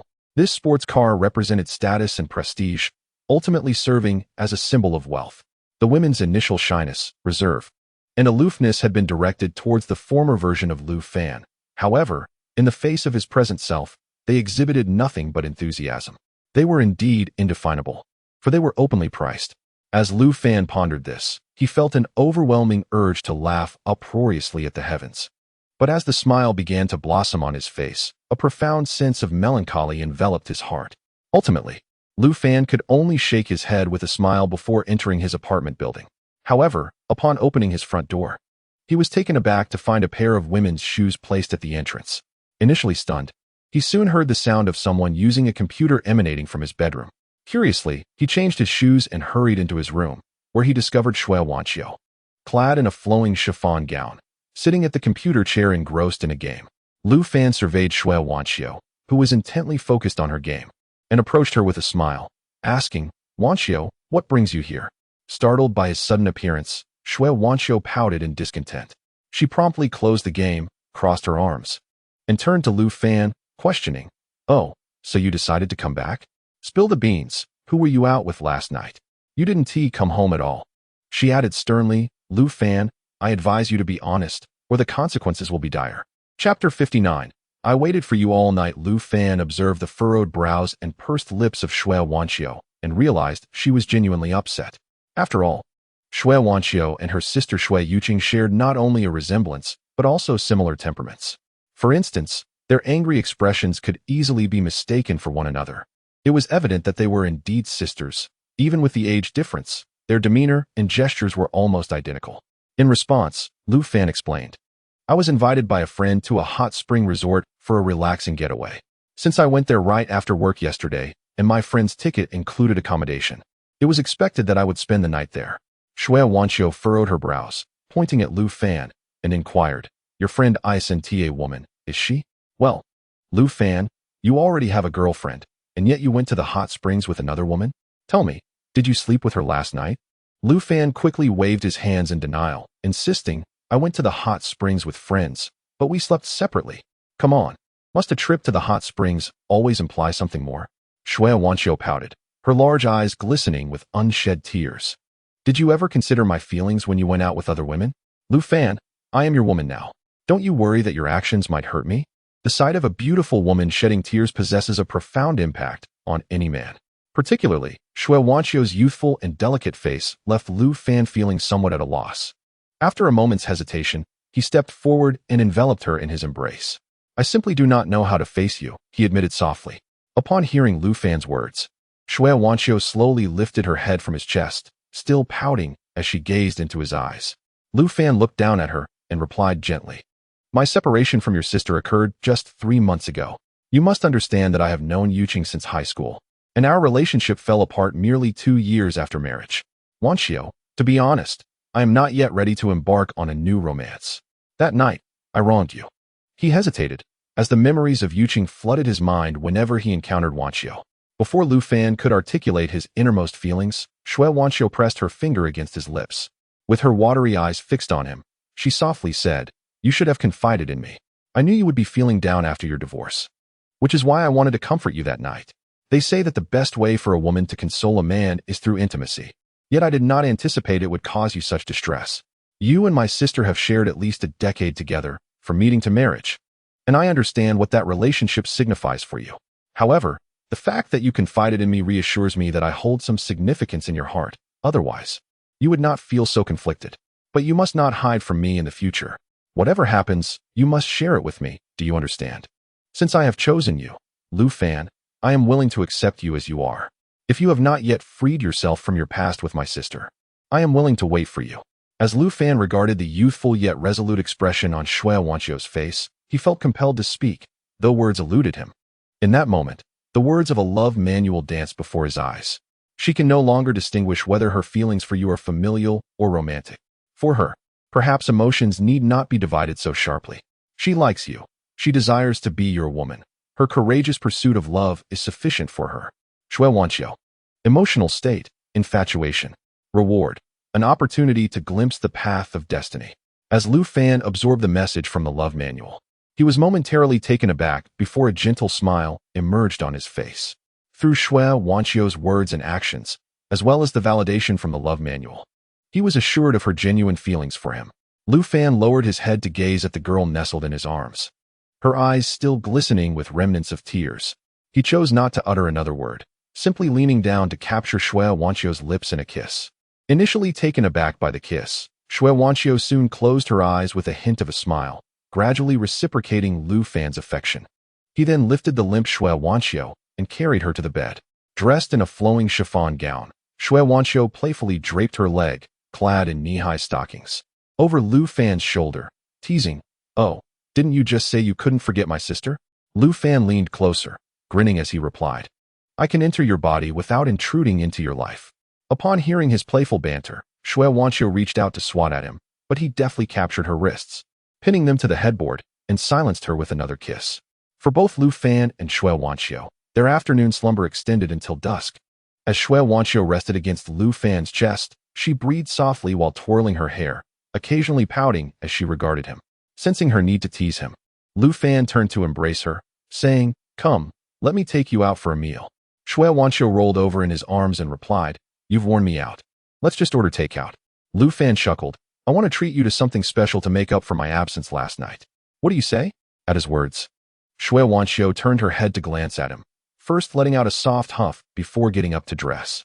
Once they exited the community, Lu Fan drove his sports car through the bustling streets of the city with Shui Wanxiu beside him. The roar of the engine soon brought a smile to Shui Wanxiu's face. She urged Lu Fan to lower the convertible roof and stretched her arms out to embrace the rushing wind. Laughing, she reveled in the exhilarating gusts as they sped along. Unable to contain her exhilaration, she let out a joyous cheer. Their adventure led them to a seaside night market, where the dockside restaurants are popular among the city's youth. Seated in a long corridor adorned with lights, they indulged in a sumptuous seafood feast. Had Lu Fan not been the one driving, Shui Wanxiu would have playfully suggested a bottle of red wine for a more romantic touch. After savoring their delightful meal, Lu Fan led Shui Wanxiu to the observation deck of the dockside restaurant, where they admired the shimmering waves under the night sky. As Shui Wanxiu gazed at Lu Fan leaning against the railing, she shyly slipped her hand around his arm. "Oh, what has prompted you to be so kind today? After all that earlier chaos, are you now entering your sage period?" Lu Fan chuckled at her whimsical nature, shaking his head before pulling her close into his embrace. Startled by the sudden gesture, Shui Wanxiu squealed, and Lu Fan lowered his head, whispering softly, "Is it not enough to treat you well, you silly girl?" Shui Wanxiu's head tilted back as she playfully stuck out her tongue at Lu Fan. "What of it? Your woman is a fool. How much better could you be?" she huffed. Chapter 60. Advertising Tinder. That night, Shui Wanxiu did not return to school, and Lu Fan struggled to find restful sleep. When the alarm on his bedside table finally rang, Lu Fan slowly opened his eyes. Beside him, Shui Wanxiu lay sprawled in a starfish position, one hand and one foot draped over him. With a smile, Lu Fan sat up, silenced the alarm, and gently said to Shui Wanxiu, "It's time to get up. I'll take you back to school." Shui Wanxiu squinted at him, her eyes filled with a hint of reproach. I told you to sleep early last night, yet you didn't stop at all. Lu Fan chuckled and replied softly, then I shall grant you a few more moments of slumber. I'll go brush my teeth and wash my face first. With a light huff, Shui Wanxiu turned away, enveloping herself in the blanket. Lu Fan playfully patted her perky bottom before rising to freshen up. Afterward, he retrieved some buns from the refrigerator and began steaming them.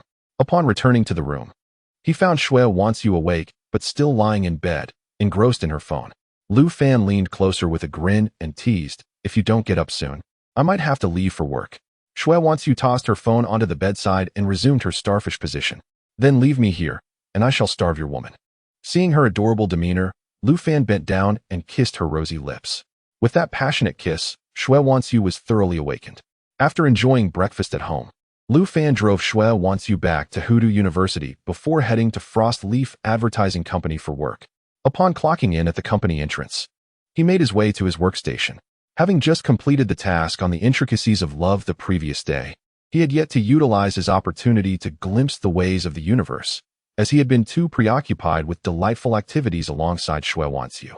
Just as Lu Fan was preparing to seize that opportunity, Ren Ningxiang briskly exited her office. Lu Fan, don't go out seeking clients today.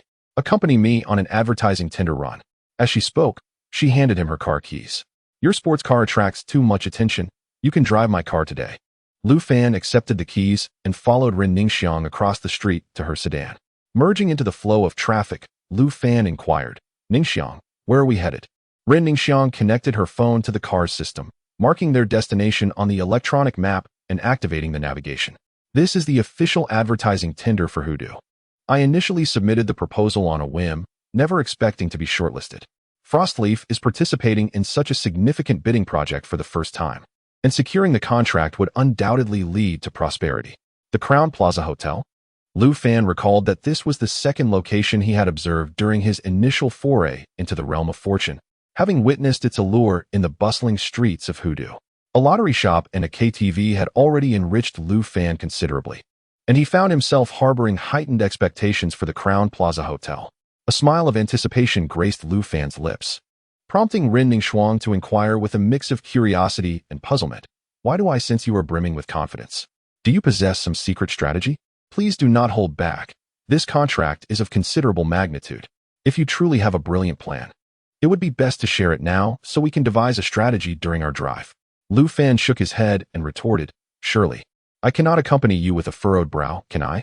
Even if the odds of winning are slim, all we need to do is give our utmost effort. The rest shall be left to the bidding committee. At his words, Ren Ningxiang nodded in agreement, and Lu Fan continued to drive towards the Crown Plaza Hotel. As one of the more renowned five-star establishments in Hudu, the Crown Plaza Hotel is a favored venue for the administrative and business endeavors of numerous companies, owing to its elegant and sophisticated decor. Following the instructions of the hotel's concierge, Lu Fan guided their vehicle into the underground parking garage, and together with Ren Ningxiang, they ascended to the 6th floor of the hotel via the elevator. The banquet hall on the 6th floor had been temporarily transformed into a bidding venue.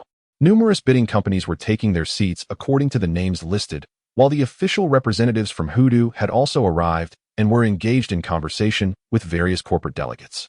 Observing this, Ren Ningxiang naturally approached the official staff to extend greetings and engage in polite small talk, while Lu Fan hastily made his way to the seating designated for Frostleaf Advertising Company. He retrieved the laptop that Ren Ningxiang had brought, diligently preparing the necessary materials for the upcoming bidding process. As the Hudu officials signaled for all advertising companies to take their seats, Ren Ningxiang and the other company representatives settled in. Noticing that Lu Fan had proactively organized all the documents, she bestowed upon him a smile of approval. In response, Lu Fan raised an eyebrow, further illuminating Ren Ningxiang's cheerful demeanor. Once the Hudu officials confirmed the attendance of the advertising companies according to their list, the bidding commenced. Each advertising firm had previously submitted their proposals, and this session served as an opportunity to showcase their plans through the prepared documents. By highlighting the features, costs, and unique aspects of their proposals, they aimed to win over the official representatives and secure victory in this advertising bidding. When it was Frostleaf Advertising Company's turn, despite Ren Ningxiang's thorough preparations, she delivered a comprehensive explanation of their proposal. However, Ren Ningxiang clearly did not anticipate that the officials from the city would raise inquiries regarding the advertising scope of the proposal. As we understand, Shuangya Advertising Company is relatively smaller in scale compared to other firms. Do you believe you can rise to the occasion? After all, this advertising tender is quite substantial. And despite your qualifications, Shuangya does not hold an advantage among the companies present. I would like to ask Ms. Ren to elaborate on the strengths of Shuangya Advertising and how they compare to the other companies here. In response to such inquiries, Ren Ningxiang smiled awkwardly, tilting her head as she contemplated her answer when Lu Fan's voice resonated in the room. Rest assured, esteemed leaders, while Shuangya Advertising may be a medium-sized company, we do not lack in our capabilities. We have previously provided advertising services for real estate, large supermarkets, KTVs, and other significant service venues, all of which have yielded excellent feedback from our clients. If you would grant us some time, we would be delighted to showcase representative projects from Shuangya Advertising. Having prior experience in a large corporation, Lu Fan was well aware of how to address the peculiar demands and rhetoric of these officials. He gestured for the surprised Ren Ningxiang to return to her seat before stepping in to engage with the officials himself. Subsequently, Ren Ningxiang sat back, watching Lu Fan articulate confidently before the officials. She glanced around at the other company representatives and employees, who wore serious expressions, and a hint of pride adorned her face. Chapter 61. The call of financial power. Leaders of considerable capability tend to focus directly on the crux of issues, striving to accomplish tasks with utmost efficiency. Conversely, those lacking competence often resort to tangential discussions when faced with problems. Beyond these irrelevant topics, their skills are limited to flattery and sycophancy, which are ultimately futile. They fear exposing their ignorance when engaging in professional discussions, thus resorting to diversions to suppress the matter at hand. When Lu Fan worked in a large corporation, he once revered this unwritten rule of the workplace, seeking to ascend the social ladder through such flattery. Yet, he ultimately realized that such sycophancy and purported connections were worthless when confronting critical issues. This mirrored his subsequent experiences with emotional matters. One might believe that by assisting the leaders with numerous tasks, they would reciprocate in the future. However, leaders often perceive such efforts as merely part of one's duties, believing that performing one's responsibilities does not warrant praise or commendation, seeing it as an expectation. Similarly, one might feel deeply in love and invest everything they possess, only to find that their devotion goes unrecognized. However, she might perceive this as a testament to her own excellence, believing that one must appease and yield to her. Otherwise, she could easily cast you aside in favor of someone superior. Thus, when Lu Fan encountered such leaders or women, he gleaned a vital lesson: to maintain a stance of neither servility nor arrogance, focusing instead on his own responsibilities. He discerned that all matters should first be categorized by their benefits, utilizing them to enhance one's own standing. As for endeavors devoid of personal gain, they would be approached with a sense of indifference, as he felt no compulsion to assist others. He respected the destinies of others, refraining from unwarranted interference in their karmic paths, having grown weary of living a life solely for the benefit of others.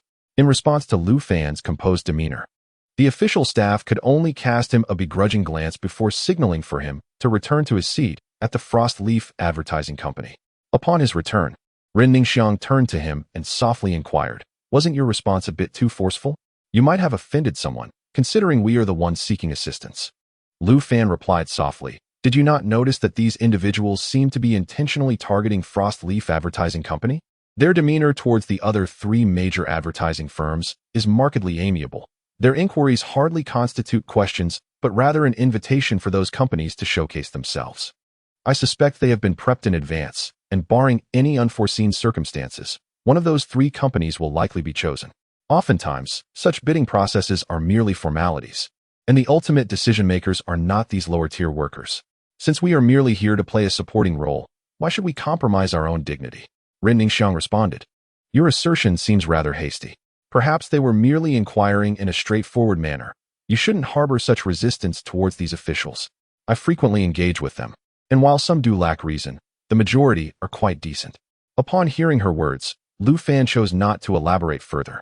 As the final company presented its proposal, the entire bidding process came to a close. Following the official announcement, personnel from other companies swiftly gathered their belongings and departed. Only the representatives from the three major firms rose, approaching the officials with smiles, engaging them in cordial conversation. Witnessing this, Ren Ningxiang also stepped forward to inquire. To her surprise, the previously amiable officials abruptly changed their demeanor, offering only perfunctory replies before collecting their materials and leaving. Faced with this situation, Ren Ningxiang could only return to Lu Fan amidst the varied gazes of the representatives from the other three companies. Not wishing to further dishearten her, Lu Fan refrained from commenting on the disappointing reality, understanding that the disparity between reality and aspiration is a bitter pill for anyone to swallow. He accompanied Ren Ningxiang out of the conference room. His curiosity piqued as he began to observe his surroundings in the Crown Plaza Hotel. Previously, he seized the opportunity to probe into the realm of fortune and discovered a wealth more profound than that found in both the lottery shop and the Shili Jing KTV. Based on his experiences at the lottery shop and the KTV, he believed that merely entering this place would trigger some event related to financial prosperity. In the lottery shop, it was winning a substantial prize from scratch-off tickets, while at the KTV, it involved encountering significant orders from Mr. Yang and others. What might unfold here? Just as Lu Fan pondered this, he followed Ren Ningxiang into the elevator.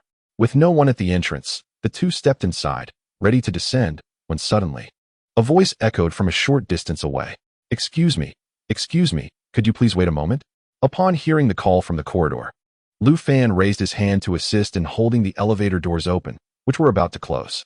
The man hastily approaching from outside nodded in acknowledgement to Lu Fan and Ren Ningxiang. Subsequently, he began a phone call inside the elevator. Hello, I'm in the elevator now. Can you still hear me? Oh, forget about collaborating with that advertising company. Their designs are a complete disaster, and their promotional efforts are even more appalling. You should look for another firm outside. I refuse to believe that in such a vast city like Hudu, we can't find a reliable advertising agency. As the man vented his frustrations and then ended the call, Lu Fan sensed an opportunity had arisen. He took out his business card and cheerfully addressed the man. Good day, sir. I am a sales representative from Frost Leaf Advertising Company, and this is our general manager, Ms. Ren. We overheard you were searching for an advertising agency, and we happen to be here to participate in an advertising tender. If you require the services of an advertising firm, do consider Frost Leaf Advertising. Grateful for Lu Fan's earlier gesture of assistance, the man smiled as he accepted the card. What a coincidence. This is truly fate, haha, he remarked, pulling out 2 business cards from his pocket and handing them to Lu Fan and Ren Ningxiang. Since we are fated to meet, let us consider ourselves acquainted today. I have some matters to attend to, so I will take my leave. Should I find myself in need, I will contact you using this card. Lu Fan and Ren Ningxiang exchanged smiles and shook hands with the man, just as the elevator arrived at the first floor. The three exited the elevator, engaging in light conversation until the man departed. Once he was gone, Lu Fan and Ren Ningxiang examined the business cards they had received, their eyes widening in astonishment. For emblazoned upon the card was the name and title of the individual, Wei Yaozong, chairman of the Starlight Entertainment Group. Chapter 62, An Unexpected Collaboration. The Starlight Entertainment Group is renowned in Hudu, standing as one of the largest and most powerful entertainment conglomerates in the city. From film stars to self-media hosts, the illustrious Starlight Entertainment Group has ventured into the realms of cinema, entertainment, and the internet, excelling in its various enterprises. For Lu Fan, there exists another connection with this resplendent entertainment conglomerate. It appears that the platform where Shui Yuqing signed before their divorce is a subsidiary of Starlight Entertainment Group. Reflecting on this, Lu Fan could not help but muse inwardly about the whims of fate. Lu Fan and Ren Ningxiang returned to Frost Leaf Advertising Company, subsequently immersing themselves in their daily tasks. In the evening, Lu Fan received a call from an unfamiliar number. Mr. Lu Fan, greetings. This is Starlight Entertainment Group. Our esteemed General Manager Wei Yaozong wishes to invite your company to handle our promotional endeavors. Might you have time to visit us and meet with our marketing team? Upon hearing the call from Starlight Entertainment Group, Lu Fan sensed that this collaboration could present yet another opportunity for wealth. Thus, he arranged a meeting for the following day to discuss the partnership in detail. The next morning, after clocking in at the office, Lu Fan drove Ren Ningxiang in her car to Starlight Entertainment Group. As one of the foremost corporations in the metropolis, its offices are located in the bustling commercial district of Shujiakou, where the group occupies 3 entire floors of the Shujiakou commercial building. Such formidable financial prowess is a testament to its status, and despite Lu Fan's prior experience in large corporations, he felt a twinge of nervousness. Ren Ningxiang appeared even more eager and anxious, continuously adjusting her hair and attire in the elevator. Observing this, Lu Fan chuckled and reassured her, "All right, enough fussing. You look beautiful." Smiling at his words, Ren Ningxuang softly replied, "I never anticipated your fortune would be this remarkable. We might actually encounter General Manager Wei of Starlight Entertainment Group in the elevator, and he wishes to collaborate with us. This is the largest entertainment group in the metropolis. Establishing a relationship with them would alleviate any future concerns for Frostleaf Advertising." As Lu Fan and Ren Ningxuang exited the elevator, they proceeded to the front desk of Starlight Entertainment Group to register as visitors. They soon met with the employees of the marketing department. The two parties engaged in the standard procedure of discussing advertising matters, and Ren Ningxuang began to present the advertising proposal offered by Frostleaf Advertising. Due to her thorough preparation, the marketing team expressed great satisfaction with the proposal. The Frostleaf Advertising Company has crafted an exceptionally outstanding proposal for this advertising collaboration, and we are thoroughly satisfied with it. Aside from a few minor details that Mike from the marketing department will coordinate with you, there are no further issues remaining. The Starlight Shining Entertainment Group has always prided itself on efficiency. If Frostleaf Advertising has no objections, we can sign the letter of intent today. Ren Ningxuang was taken aback upon hearing the marketing manager from Starlight Shining Group, exchanging a glance of astonishment with Lu Fan seated beside her. She could hardly believe that Frostleaf Company could so seamlessly secure an advertising contract with such a prestigious enterprise as Starlight Shining Entertainment Group. This is a major player in the metropolis, and conducting business with them was something she had never dared to dream of. Not to mention the substantial scale of this deal, collaborating with a company of Starlight Shining's magnitude could pave the way for ongoing opportunities. Most importantly, Frostleaf Advertising would undoubtedly gain significant acclaim in the business circles of the metropolis. After all, being associated with Starlight Shining Group would elevate Frostleaf's reputation immensely. If Frostleaf were to engage in a long-term partnership with Starlight Shining Group, it would be nothing short of extraordinary. As Ren Ningxuang was lost in her daydreams of a promising future, Lu Fan gently nudged her. Awakening from her reverie, she smiled and signed her name on the letter of intent, subsequently handing it over to the marketing manager of Starlight Shining Group. After both parties signed the cooperation agreement, they stood up with smiles, exchanging handshakes and pleasantries. Following a brief exchange of cordialities, the marketing team from Starlight Shining Group amicably escorted Lu Fan and Ren Ningxuang out. Despite Ren Ningxuang's efforts to maintain her composure, Lu Fan could sense her suppressed excitement through her slightly hurried breaths. As the elevator doors closed, Ren Ningxuang could no longer contain herself and let out a jubilant cheer. In her exuberance, she embraced Lu Fan and nearly leaped in the elevator. Lu Fan quickly intervened, saying, "Ningxuang, calm down, we are in an elevator. We wouldn't want to cause any malfunctions that could jeopardize our continued collaboration with Starlight Shining Group." Ren Ningxuang replied with a grin, "I'm not a hefty person. What's the harm in a little bounce? Moreover, this is Starlight Shining Group. I truly never imagined we would have the opportunity to collaborate with them. From now on, our Frostleaf Company will undoubtedly gain even greater recognition in the advertising realm." Lu Fan smiled and asked, "So, are you feeling grateful for having brought me on board?" Ren Ningxuang nodded with a smile. "Absolutely. You are truly our company's lucky star. Since your arrival at the company, its business and performance have experienced remarkable growth. You are indeed a boon for Frostleaf Company." Lu Fan, upon hearing this, playfully teased Ren Ningxuang, saying, "Having contributed so significantly to the company, shouldn't you reward me?" As he spoke, he gestured toward his own cheek. Initially, Lu Fan intended merely to jest with Ren Ningxuang, but to his surprise, she leaned in and playfully kissed him on the side of his face. At that moment, the elevator chimed, indicating it had arrived at the underground level.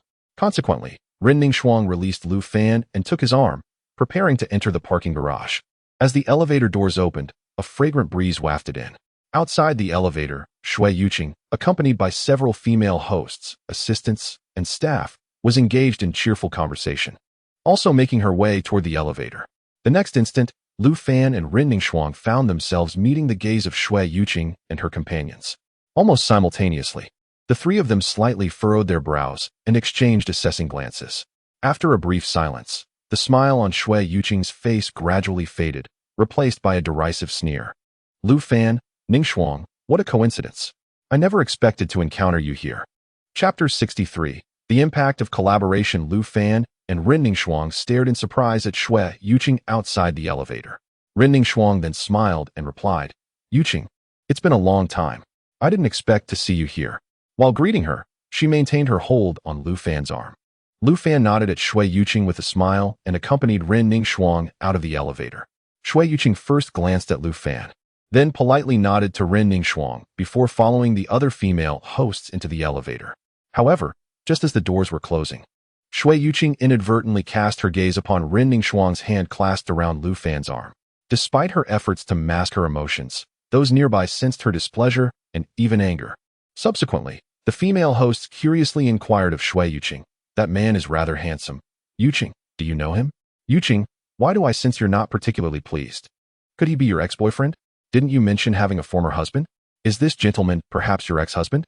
Shui Yuqing forced a smile and replied, "No one special. Just two university acquaintances." As the elevator doors finally closed, Ren Shuang glanced back at the elevator. She then remarked to Lu Fan, "I never expected to run into Shui Yuqing here." Lu Fan responded, "When I divorced her, she had already signed with the management company under Starlight Entertainment Group." Ren Shuang nodded, saying, "I see. So you truly have a fateful connection with Shui Yuqing." Lu Fan turned to Ren Shuang, shaking his head in resignation. Ren Shuang chuckled, continuing her playful banter. "So, now that you're divorced, you surely don't still harbor feelings for her, do you?" Lu Fan shook his head in response.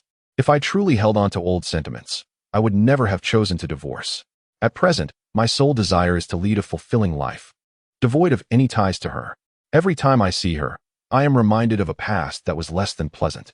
Linking her arm with Lu Fan's, Ren Shuang led him to her car, smiling as she remarked, "Since the divorce is finalized, it's imperative to look forward. Moreover, you must thrive," allowing her to witness what an exceptional man she has overlooked. Upon hearing Ren Shuang's words, a slow smile crept onto Lu Fan's face. Subsequently, he drove her back to the Frost Leaf Advertising Company. Upon returning to the office, Ren Shuang excitedly announced to the staff the news of Frost Leaf's collaboration with the Glorious Star Entertainment Group. This revelation naturally invigorated the entire team at Frost Leaf Advertising. Despite the impending busy schedule, knowing their earnings would significantly increase. For them, Ren Shuang had never been a miserly boss. She treated her employees with genuine kindness. As Frost Leaf's business flourished, they felt a deep-seated joy for both Ren Shuang and the company as a whole. Since the contract with the Glorious Star Entertainment Group was jointly signed by Lu Fan and Ren Shuang, it was only natural that Lu Fan would be responsible for the subsequent liaison. That afternoon, he was added to the work group encompassing both the Glorious Star Entertainment Group and Frost Leaf Advertising, where he began to oversee the relevant tasks. This advertising collaboration primarily served the Dream Building MCN under the Glorious Star Entertainment Group, necessitating coordination between Frost Leaf Advertising and Dream Building MCN. Given the extensive advertising details that needed to be communicated, Ren Shuang arranged for Lu Fan to escort colleagues from the content department the following day for discussions with the other party. At the insistence of that colleague, Lu Fan took to the road in a flashy sports car.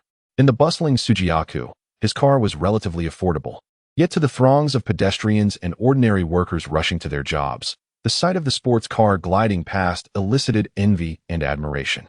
As Lu Fan drove his colleague into the open-air parking lot of the commercial building housing Dream Building MCN, he exited the vehicle amidst the astonished gazes of numerous office workers.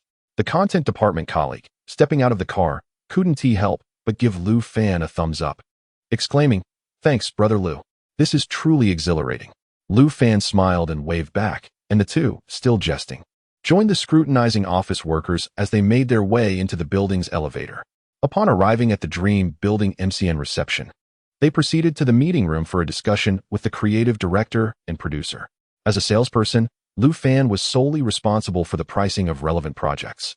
Thus, he hardly participated in the negotiation, merely sitting aside to facilitate the discussion. Just when he thought the day's work would pass by effortlessly, he inadvertently caught sight of a striking figure outside the conference room. Today, Shui Yuqing donned a traditional costume, draped in a delicate veil, performing a captivating dance for the live stream. Lu Fan silently admired the graceful Shui Yuqing for a moment before turning his attention back to the meeting with the staff. "Is this truly the life you desire? It seems rather ordinary." At that moment, Lu Fan suddenly remembered that he had yet to utilize the opportunity to glimpse the path of destiny he had acquired from the Love Sutra a couple of days ago. "Oh dear, I must have been too busy these past few days to remember this.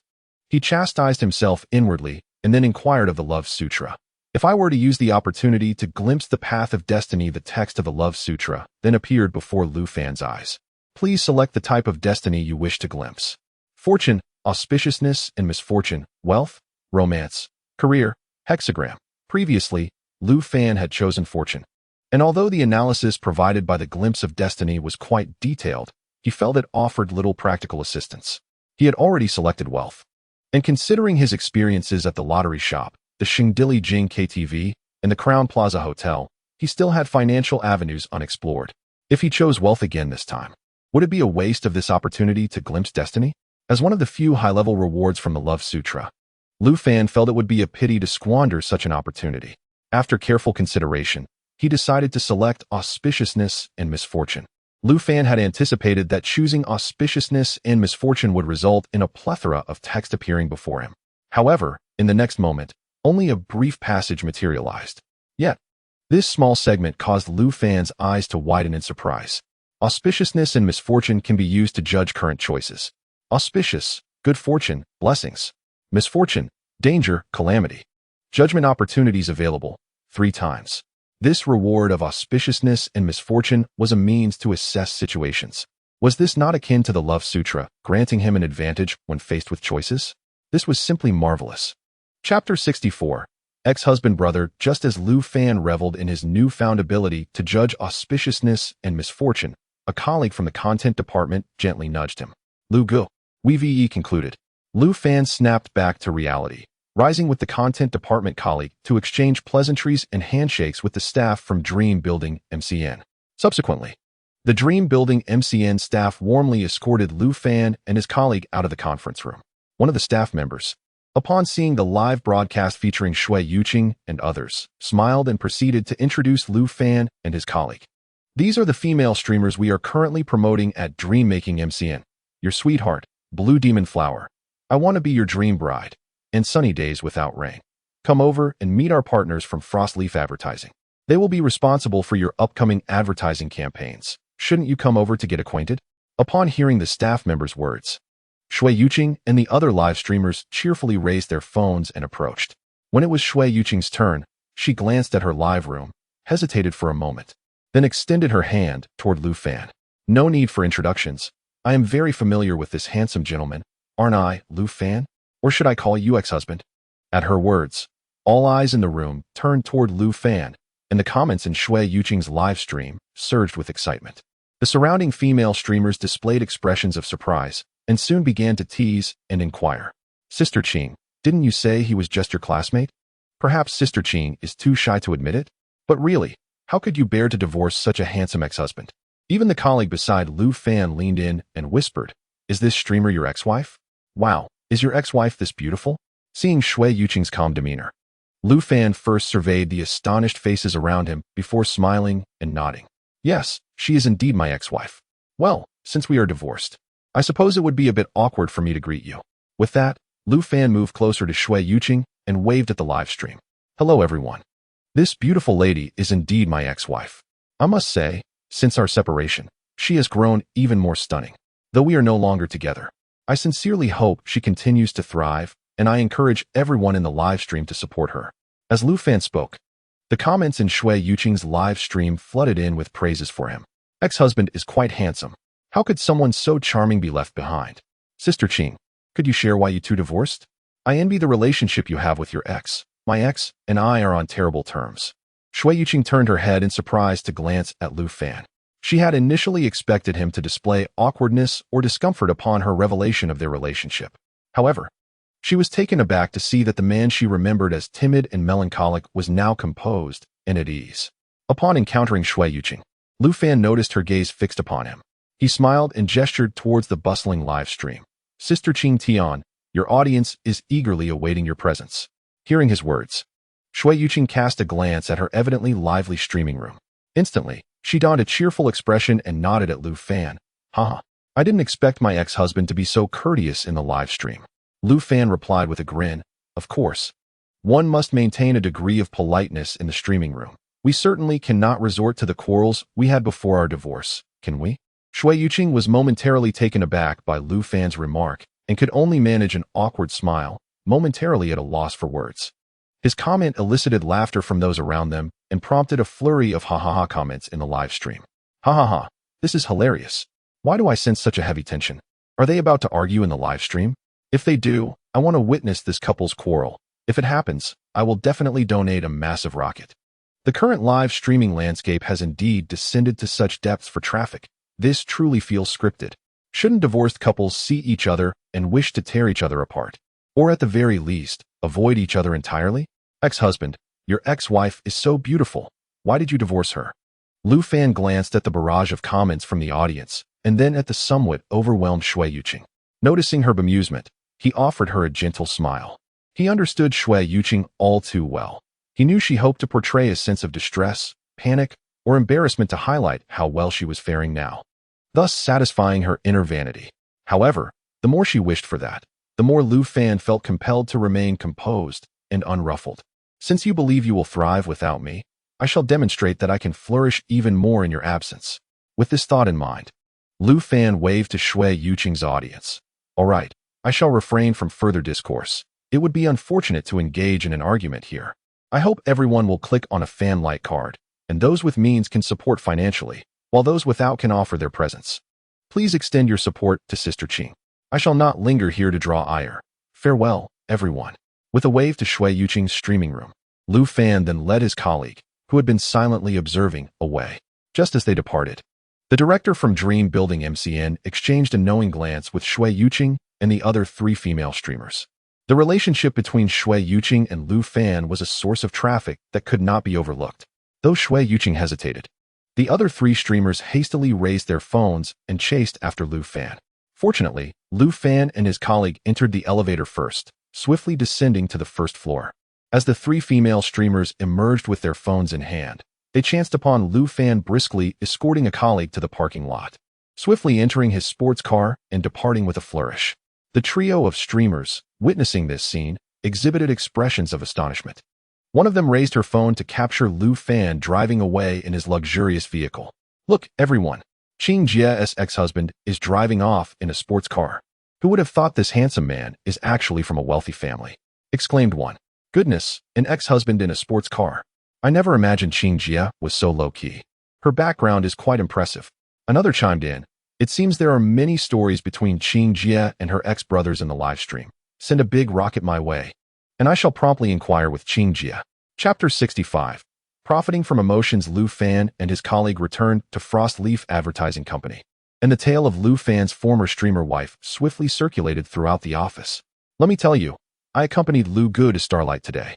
If you open that short video app, among the beautiful streamers recently promoted by Dream Building MCN, you will find Lu Fan's ex-wife. Yes, it's the stunning Qing Tianbu Xiaoyu, right? She is indeed Lu Ge's ex-wife. I even witnessed them exchanging greetings today. Goodness, such a beautiful ex-wife. Why did they divorce? Who knows? She's so gorgeous and a streamer at that. Her temperament must be quite strong. Besides, Lu Gu is currently quite popular with Mr. Ren, and he certainly doesn't lack for female attention. Lu Fan could only shake his head in resignation at this situation. His marriage with Shui Yuqing was merely a part of his life.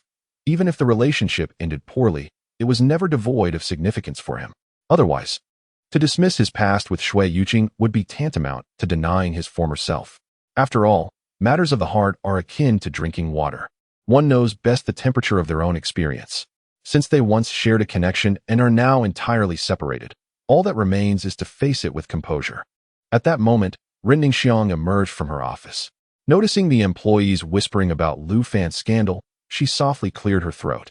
Upon seeing her, the employees promptly ceased their discussions and returned to their workstations. Ren Ningxiang observed them resuming their tasks, casting a glance at Lu Fan, who was diligently working, before she entered her office. As evening approached and the workday concluded, Lu Fan was just about to rise to clock out when he heard Ren Ningxiang's voice. Lu Fan, after you clock out, please come to my office. Curiously, Lu Fan glanced towards Ren Ningxiang's office, but only saw a door that had just closed. His colleagues around him exchanged knowing glances, some familiar faces offering him teasing smiles that only a man would understand. Lu Gu, you might be in trouble now. It seems Mr. Ren is feeling a bit jealous. After clocking in, Lu Fan arrived at the door of Ren Ningxuang's office. He first raised his hand and knocked softly before pushing the door open and stepping inside. Upon entering, Lu Fan noticed Ren Ningxuang seated in her chair, arms crossed. Without inviting him to sit, she softly inquired, "Care to explain?" Curiously, Lu Fan responded, "Explain what?" Ren Ningxuang let out a light huff and handed her phone to him. Upon taking the device, Lu Fan discovered that Ren Ningxuang was logged into a short video application, where a clip of Xue Yuqing's live broadcast was playing. The title of this short video was particularly eye-catching. Sister Qing unexpectedly encounters her ex-husband. Dashing ex-husband brings tears to the beauty's eyes. Intrigued, Lu Fan tapped on the video and realized it was a montage of his earlier encounter with Xue Yuqing. After he departed, the other female hosts who had been live-streaming with Xue Yuqing began to probe into her romantic history with him. Xue Yuqing, seizing this opportunity to attract viewers, briefly recounted her decade-long relationship with Lu Fan, spanning from high school to university. She mentioned that after graduating, she chose to marry Lu Fan, yet after the marriage, he remained unemployed, leading to frequent domestic disputes, ultimately resulting in their divorce. Of course, Xue Yuqing refrained from mentioning that it was Lu Fan who had financially supported her throughout their relationship, from dating to marriage. Her claims of independence only emerged after being discovered by Zhu Ming MCN to become a live-streaming host, just before their divorce. This one-sided narrative naturally garnered sympathy from the other hosts and viewers in the live chat, with many commenting on her misfortunes in love. Even the comments below the edited clip echoed sentiments of pity for Xue Yuqing, lamenting that beautiful women cannot find good men. Lu Fan briefly skimmed through the comment section filled with a palpable atmosphere of sympathy, before returning the phone to Ren Ningxuang. She inquired again, "Aren't you going to explain yourself?" Lu Fan replied, "What is there to explain? She merely wishes to exploit our past marriage for views. I have a clear conscience regarding this relationship, so whatever she or her fans say truly does not concern me." Ren Ningxuang then asked, "After so many years together, don't you ever think about rekindling old flames?" With a resigned shrug, Lu Fan answered, "If there were any possibility of rekindling, we wouldn't have needed to divorce in the first place. Since we are divorced, rekindling is out of the question." Upon hearing this, Ren Ningxuang nodded in understanding. "All right, that's good. I fear that your personal matters may disrupt both the company and the dream-building side. Since you maintain a clear distinction between public and private affairs, I find solace in that." Lu Fan responded, "Ningxuang, rest assured, I am capable of discerning these matters." Ningxuang, upon hearing this, chose not to elaborate further, simply replying, "Very well, you may proceed with your tasks." However, once Lu Fan turned to leave, Ningxuang, seated quietly, couldn't help but stifle a soft chuckle. Later that evening, as Lu Fan arrived home after work and parked his car, he received a phone call from Xue Wanqiu. "Brother Lu Fan, how did you happen to encounter my sister today?" Lu Fan, deducing that she had likely watched Xue Yuqing's live stream, replied, "The company I work for has a collaboration with the MCN your sister is signed with, and I happened to run into her today." Xue Wanqiu, with a hint of concern, asked, "There was no unpleasantness, I hope?" Lu Fan reassured her, saying, "Not at all. On the contrary, your sister leveraged my presence to garner a significant amount of sympathy and attention." With a resigned sigh, Xue Wanqiu gently consoled him. Now that she is a female streamer, her words and actions are all for the sake of gaining views. "Brother Lu Fan, please don't take it to heart. Why don't you drive to the school to pick me up? I can accompany you for a leisurely evening." Lu Fan chuckled, "I've been quite busy these past few days. Let us plan to go out together in a couple of days instead. You're still in school. Focus your energies on your studies. A diligent pursuit of knowledge will pave the way for a prosperous life once you graduate." Xue Wanqiu replied helplessly, "I understand. I'm just concerned about you. Just message me when you have some free time, and please refrain from arguing with my sister again." "All right, I got it. You need not worry so much," Lu Fan responded before ending the call. He then made his way to a nearby diner, ordering a serving of twice-cooked pork over rice. As he savored the delectable dish and scrolled through short videos on his phone, a new message flashed on his screen. It was from Xue Yuqing. "Are you there? Can we chat?" Chapter 66. The invitation from my ex-wife Lu Fan was taken aback by Xue Yuqing's initiative to reach out. He replied, "What do you wish to discuss?" She responded, "The company believes our relationship and marriage could be compelling topics. Since our two companies are collaborating, would you be interested in guesting on my livestream?" Lu Fan replied, "We are divorced. There is no need to exploit our past relationship." Xue Yuqing countered, It's not about exploiting our past. Rather, it's about facing it with candor, or perhaps reminiscing about bygone days would be more fitting. Emotional and marriage-themed programs are quite trendy lately, and the company aims to create such content featuring us. Lu Fan firmly stated, "I'm sorry, but I'm not interested." Shui Yuqing continued, "The company is offering you 5,000 for a single live stream, with additional compensation based on subsequent viewership. I am aware that you now drive a sports car, which is quite different from before. I could offer you an additional 5,000, making it 10,000 for each event. What do you think? I am currently in a period of professional ascent. I would greatly appreciate your assistance. After all, I have been by your side for 10 years. Surely that bond should compel you to help me just this once?" Lu Fan chuckled upon reading the message from Shui Yuqing. A decade of camaraderie, merely to assist you in garnering traffic? He subsequently set his phone aside and indulged in a delicious rice bowl. After finishing his meal and settling the bill, he strolled towards the entrance of his community when Shui Yuqing's call came through. Upon seeing wife on the caller ID, he answered, "Hello, is there something you need?" Shui Yuqing inquired sharply from the other end. "Lu Fan, why haven't you responded to my message?" Lu Fan retorted, "Why should I respond? I have expressed my disinterest. Please refrain from pursuing this further." Shui Yuqing let out a cold laugh. "It seems you have found a wealthy patron, and your assertiveness has certainly grown. Very well, I shall increase my offer by another 10,000, totaling 20,000. This is the utmost I can provide. Your fee has already surpassed that of many of our company's streamers." Just as Lu Fan was about to decline outright, a thought struck him regarding the 3 opportunities he had previously received for divining fortunes. 20,000 is not a trifling sum. A live stream lasts only 2 or 3 hours at most. Where else could one find a job that pays nearly 10,000 an hour? If Shui Yuqing can so boldly monetize their past relationship, why should he hesitate? With this contemplation, Lu Fan mentally addressed the love scripture, "I require a fortune judgment." The text of the scripture swiftly materialized in his mind. "Please state the matter for which you seek a fortune judgment." Lu Fan articulated the invitation from Shui Yuqing, and in response, the love scripture provided the corresponding insights. 1 fortune judgment opportunity consumed. Remaining fortune judgment opportunities, 2. Fortune judgment result, great auspice. What? Great auspice? I still have a chicken dinner tonight.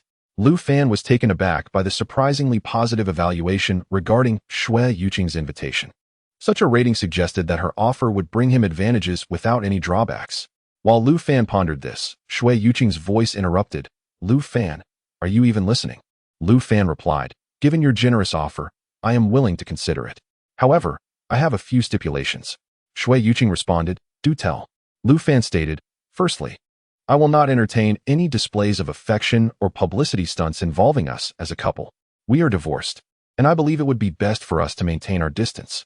Furthermore, I shall not play along with any scripted performances regarding our relationship. Let us speak candidly. Ultimately, as you have stated, after a decade of connection, I am willing to assist you this once, but please refrain from further harassment." The voice on the other end, Shui Yuqing, fell silent momentarily before responding to Lu Fan. "Understood. I accept your terms." Lu Fan replied, "Then simply transfer the funds to me via Green Bubble, and send me the details of the time and place." Shui Yuqing softly acknowledged and promptly ended the call. Within 10 minutes, she had transferred 20,000 yuan to Lu Fan through Green Bubble and sent the address of Dream Building MCN. "My current streaming studio is at the company. You may come directly to our office tomorrow. If you are working, you can come by after your shift. The evening streaming traffic is generally higher, and I can treat you to dinner." She added, "Should I inform your manager, Ren? After all, you two are quite inseparable at the moment, and I wouldn't want to incite any jealousy." Lu Fan replied, "If I'm coming after work, there's no need to notify manager Ren. This is a personal matter."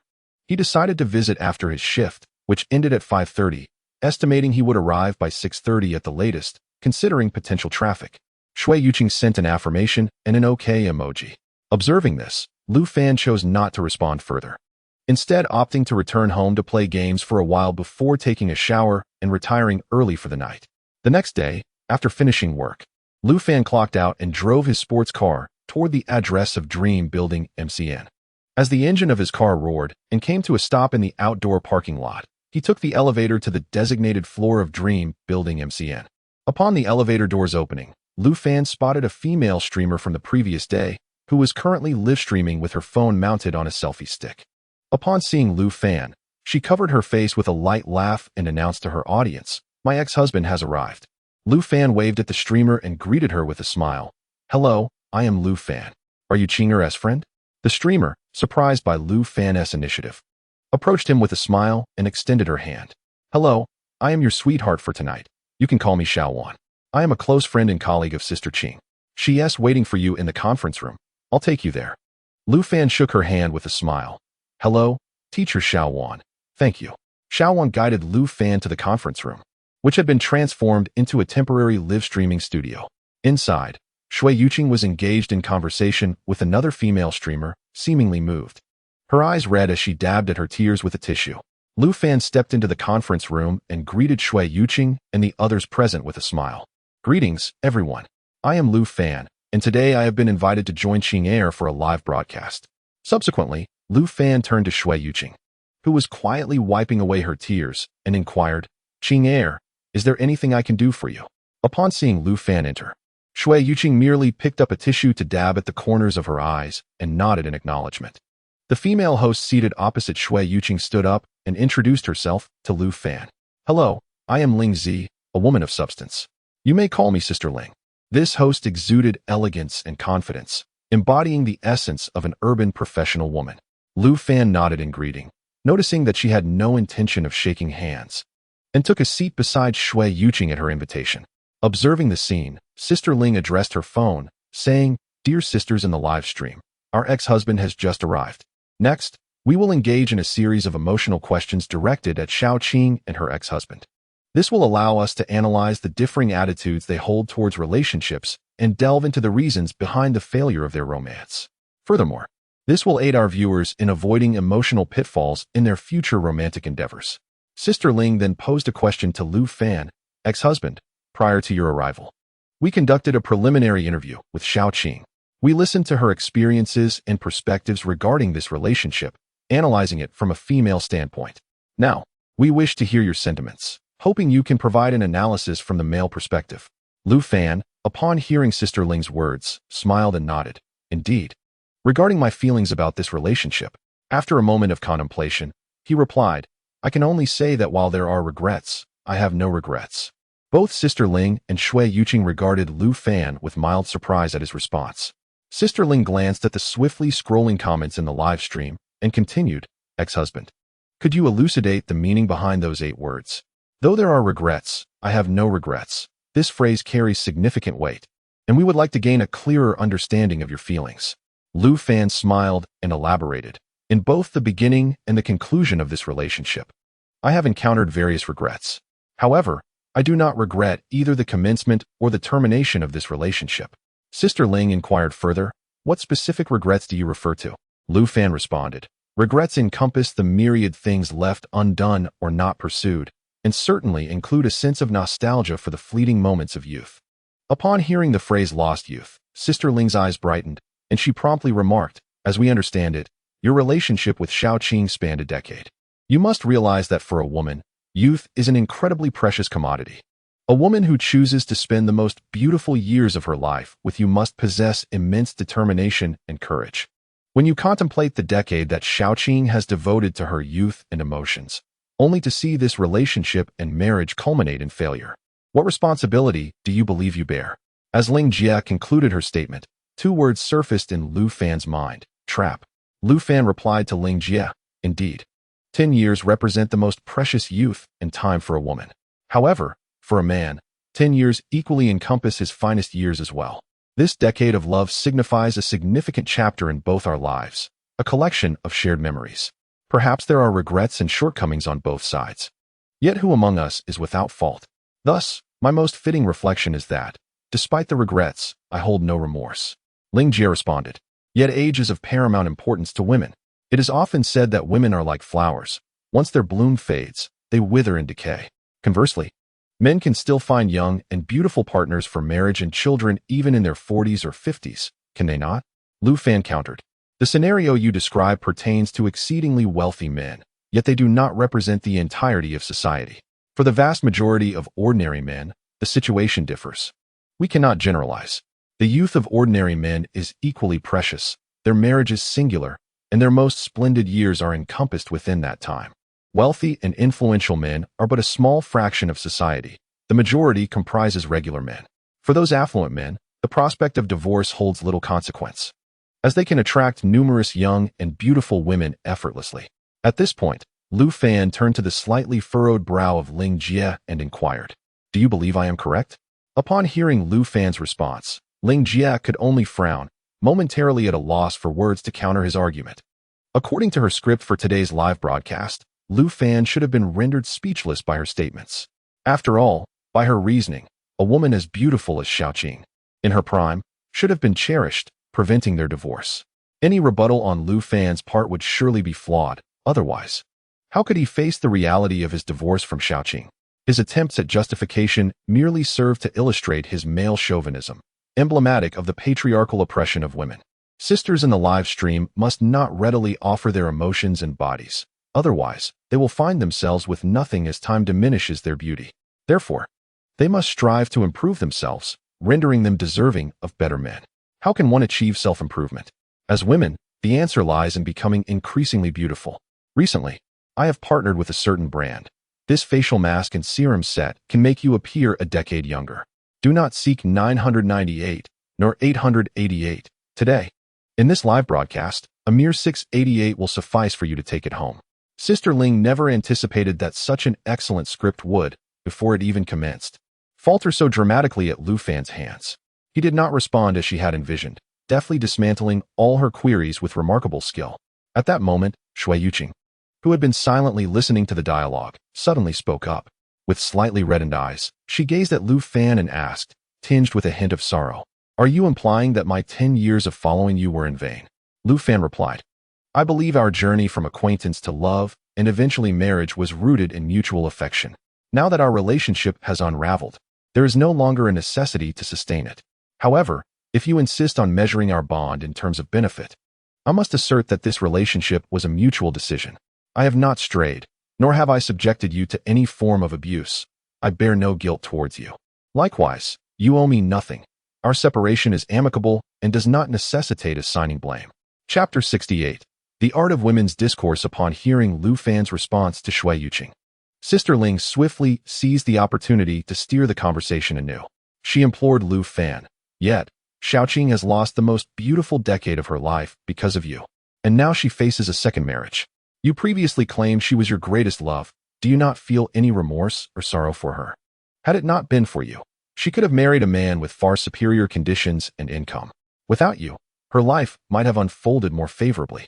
Do you not feel any responsibility for that?" Lu Fan, upon hearing Sister Ling's words, felt two words emerge in his mind: trap. He began to grasp the means by which Sister Ling conducted her broadcasts and profited from them. He also understood the peculiar rhetoric Shui Yuqing had employed during their divorce. Feminism, female empowerment, though seemingly distinct, they were essentially the same.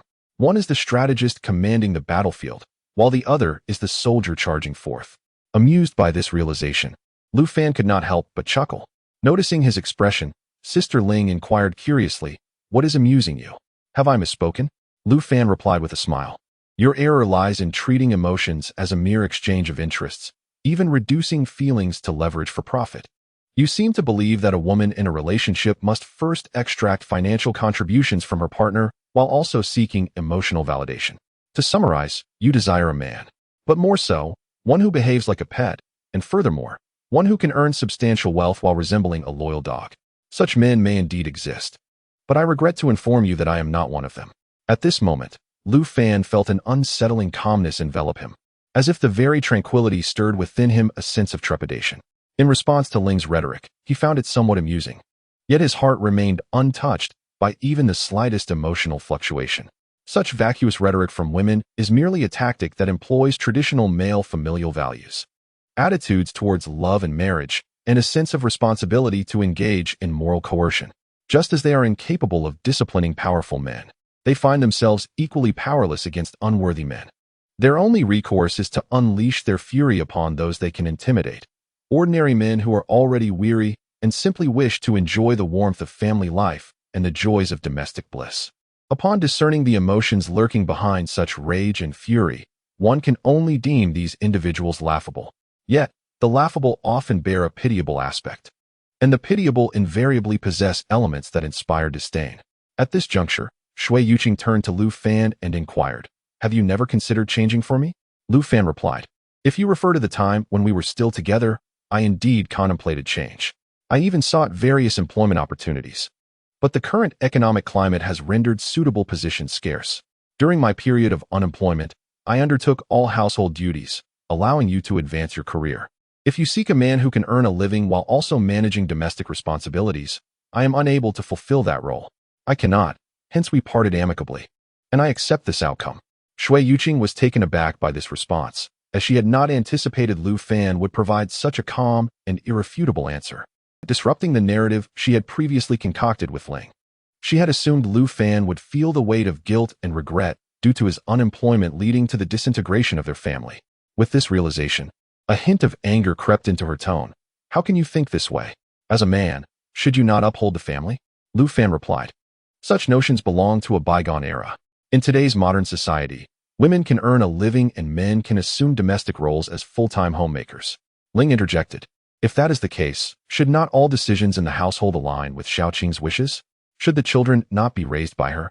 Lu Fan responded directly, "Currently, the majority of families operate with men as breadwinners and women as homemakers. Should all domestic matters then be dictated by men? Moreover, since Xiaoqing and I do not have children, this issue does not pertain to us. As I mentioned, our differing desires regarding marriage led to our divorce." Ling pressed further, "So you believe you are not at fault?" Lu Fan replied, "If lacking financial success constitutes a fault, then the majority of society is in error." He then smiled and asked Ling, "Do you imply that in this society, one cannot pursue love or marriage without financial success?" At this, Ling's expression shifted dramatically. She understood that if she dared to express such thoughts, her account would likely be suspended the very next day. Thus, she quickly smiled and responded, "Of course. The less affluent can engage in romance and matrimony, but such relationships must be founded upon a certain economic foundation." Lu Fan chuckled and replied, "If that is the case, then in comparison to wealthy men, do ordinary women lack an economic foundation? If love and marriage are to be established on a solid financial base, why do women feel compelled to marry men of better circumstances? Or is it that the notion of requiring an economic basis for love and marriage is solely aimed at men?" Sister Ling countered, "However, women must assist men in bearing children, which entails significant costs for them." Lu Fan responded with a smile, "If you do not wish to bear children, you are under no obligation to do so. No one can coerce a woman into motherhood, as that would be unlawful." At this juncture, Lu Fan shifted the conversation and asked Sister Ling, "Are you suggesting that women willingly become childbearing machines in the hopes of marrying better?" Without allowing Sister Ling a chance to clarify, he continued with a light-hearted tone, "Sister Ling, you cannot say that. Women possess the freedom to choose motherhood, and no one can force them to have children." Lu Fan recognized that debating with a woman who cloaks herself in the banner of feminism and employs its rhetoric is a losing battle if one seeks to justify oneself. One must learn their logic, their discourse, and their theories. By imitating them, becoming them, and ultimately surpassing them, one can triumph. Sister Ling initially furrowed her brow as she scrutinized Lu Fan, then turned her gaze toward the rapidly refreshing barrage of comments in the live stream. She pointed towards the flurry of messages and said to Lu Fan, "Brother ex-husband, it seems the sisters in the live stream do not concur with your views." Lu Fan, without glancing at the live stream, replied with a smile, "Their opinions are of no consequence to me. I neither know them nor wish to engage in romance or marriage with them, so their evaluations of me are entirely irrelevant." Chapter 69. The retort from the live stream. Since the moment Shui Yuqing first broached the subject of feminism with him, Lu Fan had contemplated the matter deeply. As he gleaned more insights from his romantic experiences, he swiftly discerned all the tactics employed by contemporary feminists concerning responsibility and obligation. They often herald themselves as independent women of the new era. Yet, when confronted with accountability, they resort to the traditional values of womanhood to evade their duties. To illustrate an inappropriate example, I can have numerous boyfriends before marriage, cohabit with others, and even opt for an abortion. For an independent woman of the new era is free to pursue love, to engage in romantic freedom, and to have autonomy over her own body. The feudal era has long perished. One might mistakenly think that a feudal throne still awaits inheritance in their household.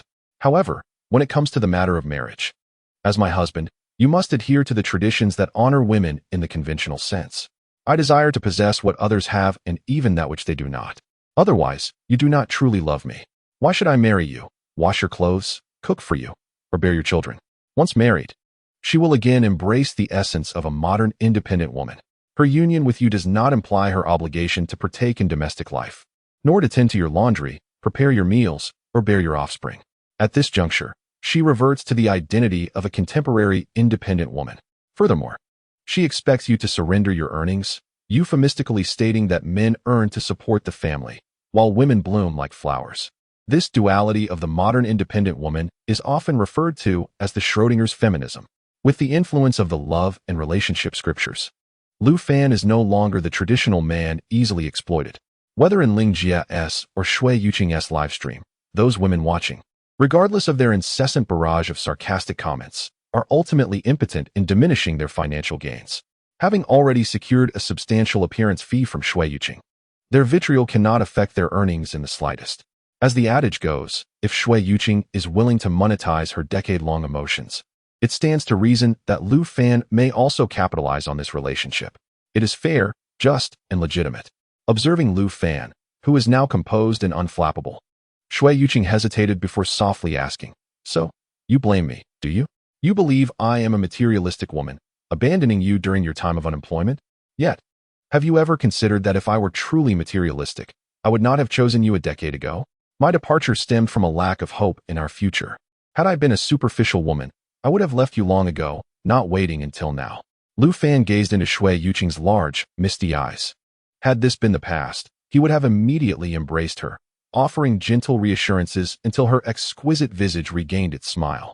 Yet, in this moment, he merely responded softly, "I have never denied your feelings, nor have I dismissed our relationship. As I stated before, I hold but one sentiment regarding our bond, though there are regrets. I do not harbor remorse. I am truly grateful for the time you spent with me and cherish our sweet moments together. From this relationship, I have learned a profound truth. A man without wealth is worth less than a dog. I will strive to earn more and to become a better person." Upon hearing this, Ling Jie turned to Shui Yuqing, whose expression was somewhat complex, and exchanged a knowing glance. Shui Yuqing, catching Ling Jie's gaze, lowered her head and softly said to Lu Fan, "Yes, I understand. Thank you immensely for coming to assist me with the live stream today. As you previously stated, I wish you the best in becoming a better person."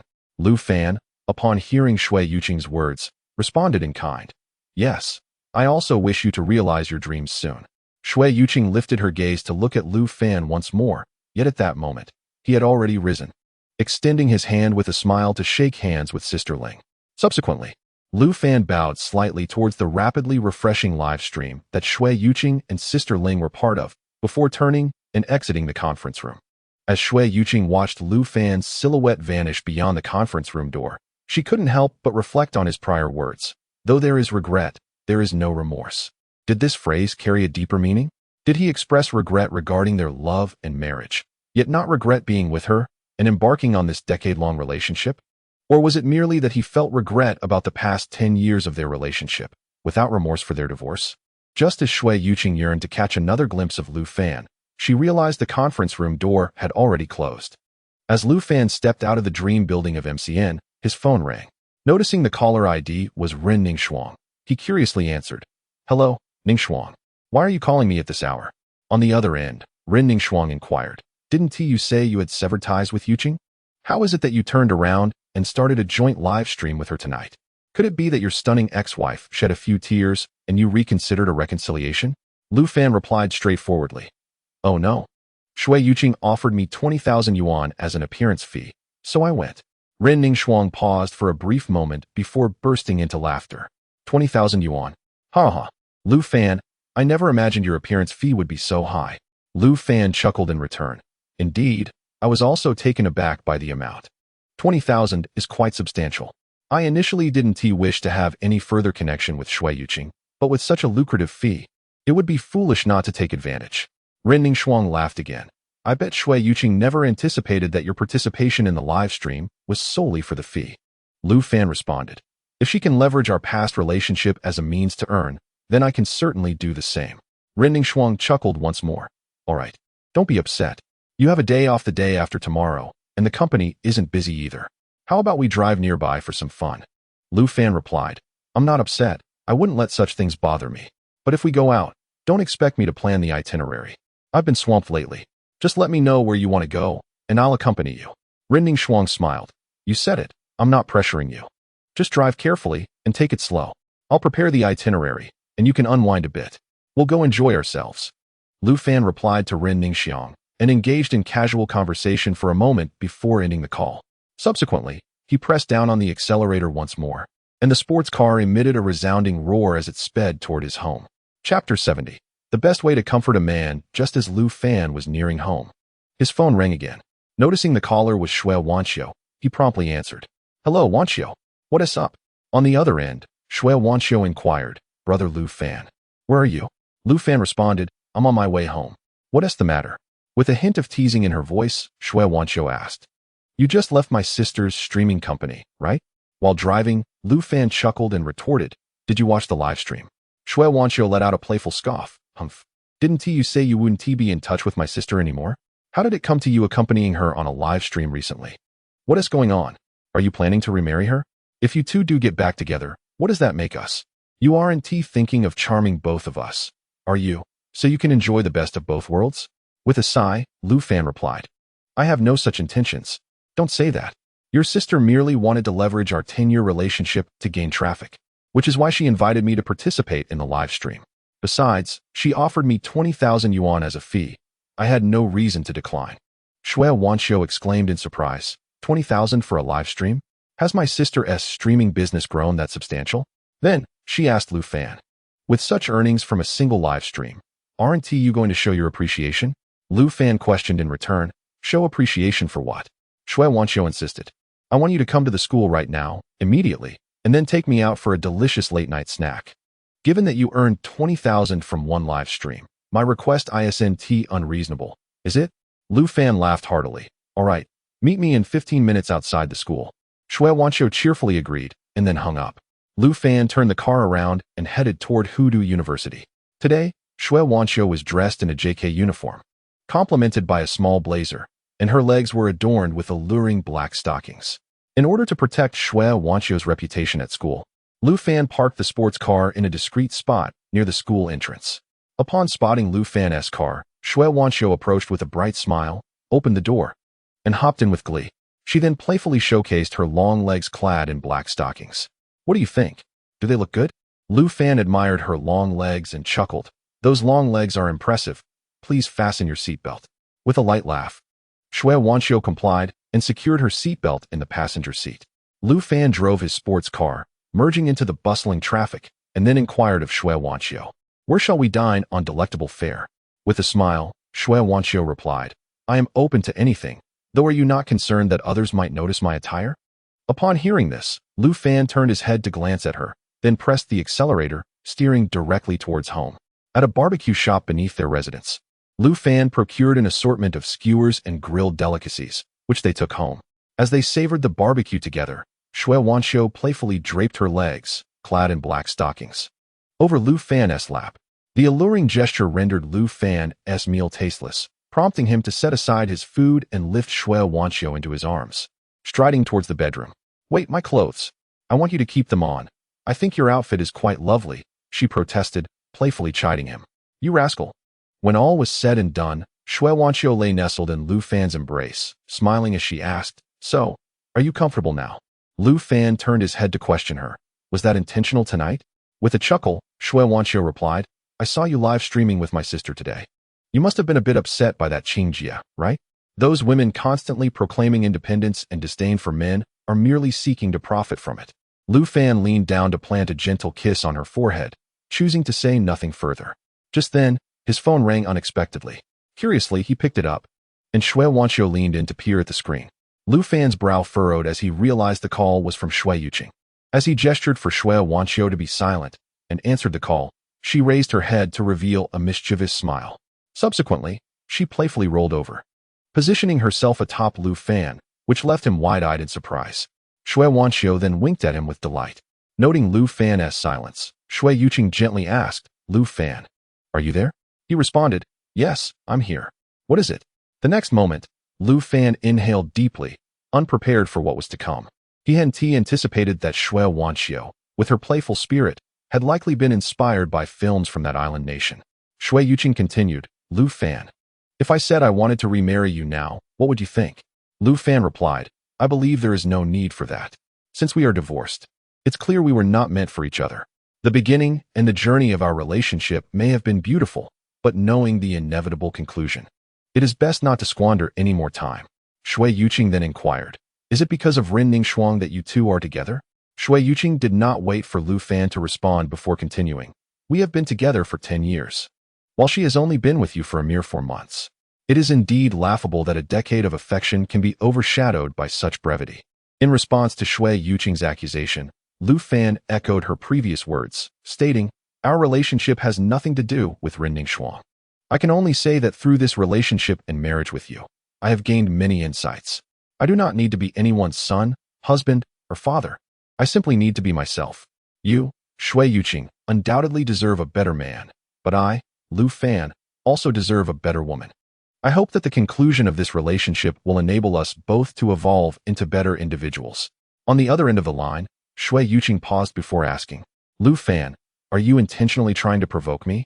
Lu Fan replied, I am merely grateful for the lessons you have imparted to me. I find them quite enlightening. They have allowed me to reevaluate love, rediscover myself, and better integrate into contemporary society. I lack the capability to change the world. I can only adapt to the tides of time and be an ordinary, unremarkable person. After a long silence, Shui Yuqing responded, all right, I understand. Once Lu Fan ended the call, he playfully pushed Shui Wanxiu's body down onto the ground. Amid her laughter, Lu Fan inquired, have you been watching too many Japanese films? Shui Wanxiu tilted her head and replied, what of it? You don't like it? Your body seems rather honest. Lu Fan recognized that if he did not demonstrate some real prowess today, this little girl would likely ascend to the heavens.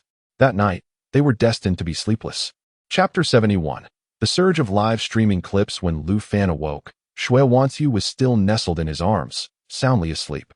The morning sunlight bathed her face, momentarily causing Lu Fan to envision the days when Shui Yuqing would similarly rest in his embrace. Truly, the sisters shared strikingly similar features from certain angles. At that moment, Shui Wanxiu seemed to dream of delectable treats, as she suddenly began mimicking chewing motions, her eyes still closed. Lu Fan, charmed by her adorable reaction, could not help but smile as he gently stroked her soft, pink cheek. At that instant, Lu Fan's phone on the bedside table began to ring with its alarm. As he reached out to silence it, Shui Wanxiu turned over heavily in his arms. Oh dear, please turn off that alarm quickly. Lu Fan chuckled as he switched off the ringing and asked her, but it's time for you to get up, too? Shui Wanxiu lifted her head, squinting at Lu Fan. You kept me from sleeping well last night, and now you expect me to rise early? Is there no justice? Lu Fan leaned closer to her, whispering, who was it last night who insisted I keep going? Shui Wanxiu let out a soft hum, playfully pinching Lu Fan's arm, declaring, the most comfortable and happiest person is you, all right? Amused by Shui Wanxiu's adorable reaction, Lu Fan chuckled heartily and inquired, what would you like for breakfast? Tilting her head in contemplation, Shui Wanxiu replied, I want soup-filled dumplings, a couple of pan-fried dumplings, and a cup of soy milk. With a smile, Lu Fan nodded and then sat up to dress himself. After freshening up, he ventured downstairs to procure breakfast for both himself and Shui Wanxiu. Upon returning home, he found Shui Wanxiu finally rising from bed in her JK uniform, tossing a torn pair of stockings into the trash.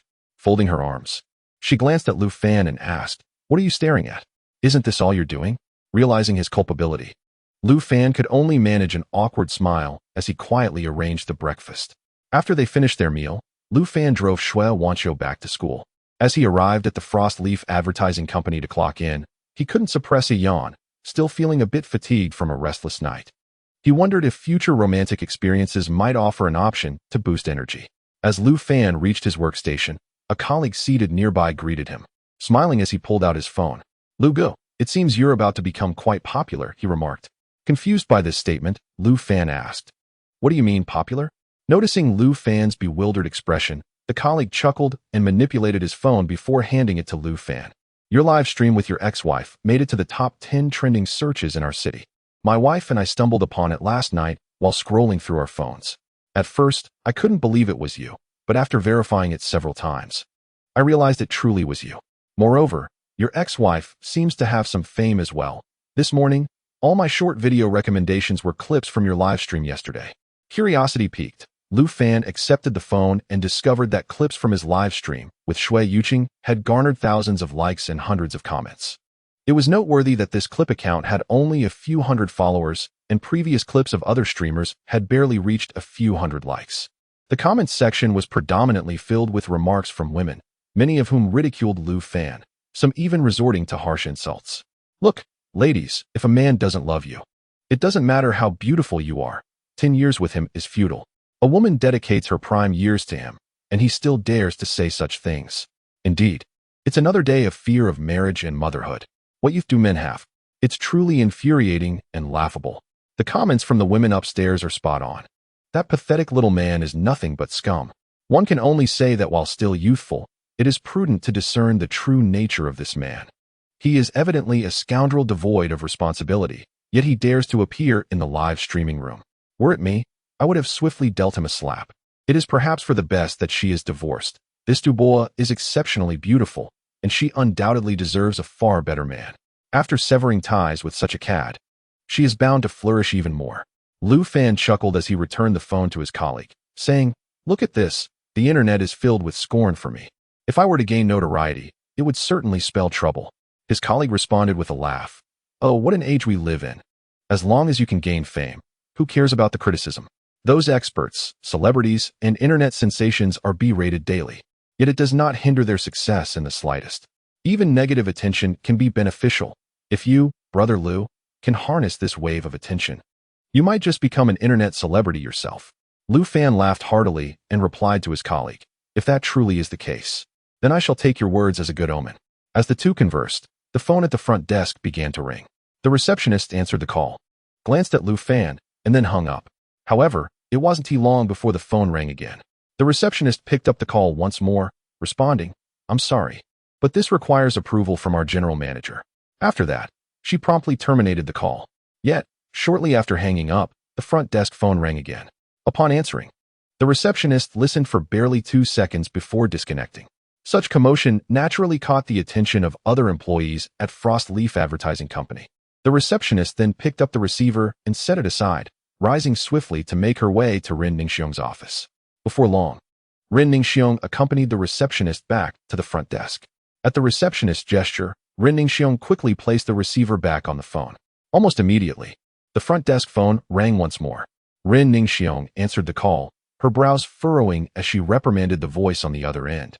"Your actions are disrupting our company's lawful operations. I must inform you that such harassment is illegal, and you will be held accountable under the law."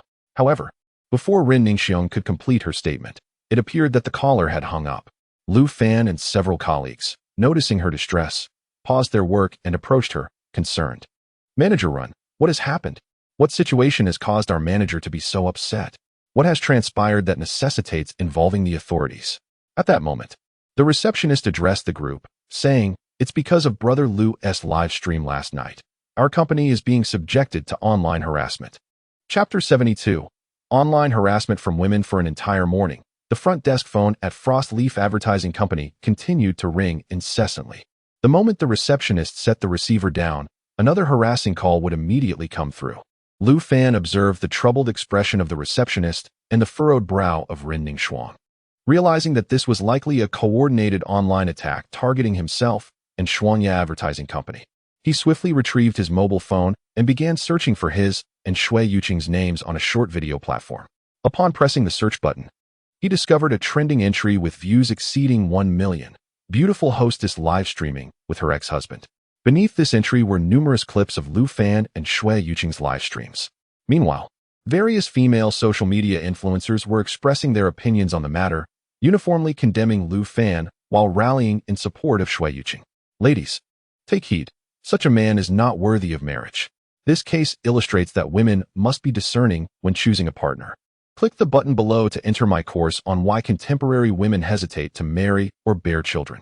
It's because modern men are so irresponsible. Why do beautiful women often encounter scoundrels? It is because they fail to see clearly.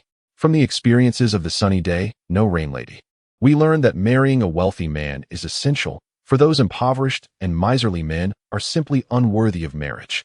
Historically, marriage has always emphasized compatibility. Mismatched unions only lead to a woman's loss of happiness. Through the pinned comments and popular replies from these female influencers, Lu Fan discerned the source of this online harassment. Someone had disseminated his personal information in the comments section, specifically tagging Xuanya Advertising Company. Consequently, the fervent, childless admirers, contributing 80% of the noise with merely 20% of the population, were incited. They eagerly liked the comments revealing Lu Fan's personal details and incessantly boasted about their latest achievements. Ha ha ha, we've inundated the phone lines of Lu Fan's company. That female boss dares to defend that scoundrel. Let's ensure her company collapses along with him. Thus, the combined strength of women can indeed change the world. Sisters, let us persevere. Women should support women. Those who aid men should not be considered women themselves, and we must ensure they meet the same fate as those men. Upon witnessing this, Lu Fan rose and approached Ren Ningxuang, holding out his phone. General Manager Ren, I believe I have identified the culprits. Ren Ningxuang accepted Lu Fan's phone, her expression tightening. So this is the fallout from that live stream? How can they so brazenly interfere with another company's normal operations over a mere broadcast? This is unacceptable. I shall report this to the authorities and seek police intervention.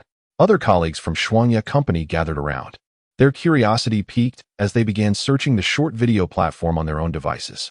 Soon, they all discovered the instigator of this online harassment and expressed their disdain and outrage towards the actions of these childless, starry-eyed women. Were these women simply idle? I too watched Lu Ji's live stream last night. He did not say anything inappropriate. These individuals, commonly referred to online as childless cat ladies, who lead unfulfilling lives and feel unwanted, incessantly criticize men. What should we do now? We cannot allow them to continue this way, can we? Upon hearing Ren Ningxuang's words, Lu Fan swiftly restrained her hand, which was poised to call the police. Ren, let's not rush into reporting this, he advised. You should consider the consequences of involving the authorities. Do you think the police will prioritize addressing those harassers, or will they first advise the company to maintain discretion? If this escalates, what negative repercussions could it have for Xuanya Company? We have just secured numerous significant contracts. If we lose major clients due to this public uproar, it could spell disaster for Xuanya Advertising. Ren Ningxuang was about to retort, but was silenced by Lu Fan's raised hand. I cannot jeopardize the entire company. Beyond you and me, there are many colleagues who depend on their jobs. They are ordinary workers, many with girlfriends or families. If my actions were to adversely affect the company and lead to their job losses, I would become the villain. Lu Fan understood that these indefinable individuals had far more methods at their disposal. Their next step would undoubtedly involve various forms of slander against him, while simultaneously attacking Xuanya Advertising. They would only find satisfaction in forcing the company to dismiss him, thereby rendering him a casualty in their twisted worldview. Coupled with their inherent legal immunity, their audacity would only grow. After a brief silence, Lu Fan turned to Ren Ningxuang and said, I believe the most prudent course of action is for the company to announce my dismissal. Ren Ningxuang was taken aback and responded, but you have done nothing wrong. You merely participated in a live stream and did not say anything inappropriate. Lu Fan replied, if you do not announce my dismissal now, these individuals will undoubtedly escalate their harassment against the company. You are aware of the numerous instances of online bullying. These women will resort to the most despicable acts to assert their notion of empowered femininity. It is akin to the witch hunts of medieval Europe, where the objective was not merely to execute the witches, but to instill fear among the populace and reinforce theocratic power. The divine cannot be questioned. Anyone who defies its will must face the pyre. Any defense or support for the accused would also warrant the same fate. Ren Ningxiang, upon hearing this, turned to Lu Fan and inquired, what will you do if I decide to dismiss you? At that moment, Lu Fan addressed a colleague who had spoken to him earlier, saying, Xiao Zhang just reminded me that even negative fame is still fame. If they choose to engage in online harassment, it implies that I possess a certain degree of notoriety. Negative fame is still fame. Whether I can rise to prominence depends on my ability to navigate through this storm of online vitriol. As he spoke, he silently communicated with the Love Sutra in his mind. Did you not say that participating in that live stream was auspicious? Is this not auspicious as well? Please predict for me, if I resign from Frostleaf Company, would that also be considered fortuitous? As Lu Fan pondered, the words of the Love Sutra appeared before him. One use of fortune-telling consumed. Fortune-telling attempts left. 1. Fortune-telling result. Very auspicious. What is this? Still very auspicious? Chapter 73. Great fortune. Lu Fan could hardly believe that the fortune-telling result from the Love Sutra was still very auspicious. Previously, when he participated in Shui Yuqing's livestream, the outcome had also been deemed very auspicious. He had thought that participating in that livestream would be inconsequential. Yet now he found himself subjected to a barrage of online harassment from fervent fans, dragging Frost Leaf Company into the fray as well. Is this truly considered auspicious? He had been divorced from Shui Yuqing for less than 6 months, and just as he began to see signs of resurgence in both his career and love life, he now faced this predicament. If he were to resign from Frost Leaf Advertising Company, would he not once again become unemployed? Is this what they call auspicious? Perhaps the Love Sutra is preparing to send me into seclusion for cultivation? As Lu Fan contemplated this, the words of the Love Sutra materialized once more. When the tree is moved, it may live. When a person moves, they thrive. When the mountains seem impassable and water runs dry, a hidden path may reveal itself. Success lies in human effort. Life hinges on choices. Lu Fan gazed at the text from the Love Sutra and took a deep breath to calm himself. Since acquiring the Love Sutra, its guidance had never led him astray.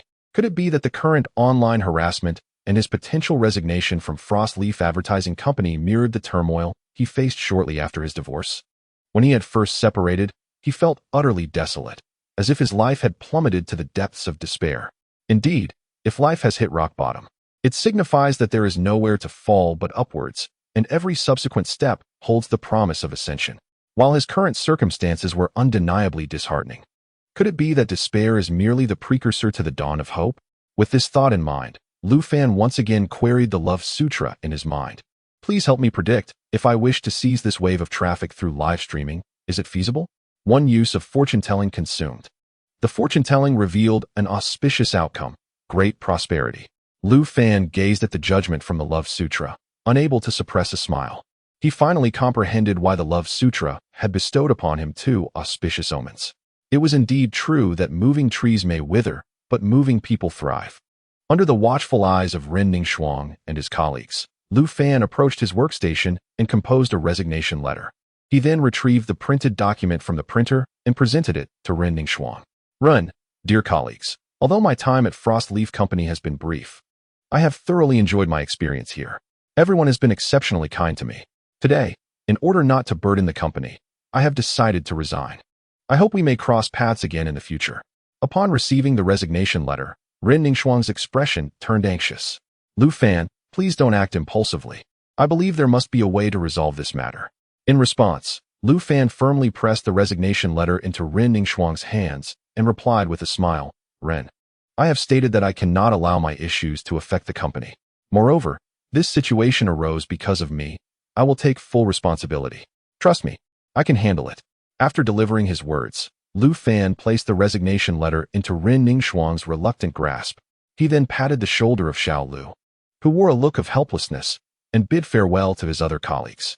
With a wave to the reluctant faces watching him, Lu Fan briskly made his way toward the entrance of Frost Leaf Company. Once outside, he hopped into his sports car and sped towards his home. Given that the Love Sutra had deemed both his participation in the live stream and his resignation as auspicious, it signified that he could harness the immense traffic generated from Shui Yuqing's live broadcast. In this day and age, achieving popularity as an internet celebrity could yield faster and greater rewards than traditional employment. This was indeed a clear path to prosperity illuminated by the Love Sutra. Moving trees may wither, but moving people thrive. Lu Fan chuckled heartily, feeling reassured by the guidance of the Love Sutra. Upon returning home, he utilized his computer to delve into the intricacies of live streaming. Subsequently, he began to refine his short video account and applied for streaming permissions.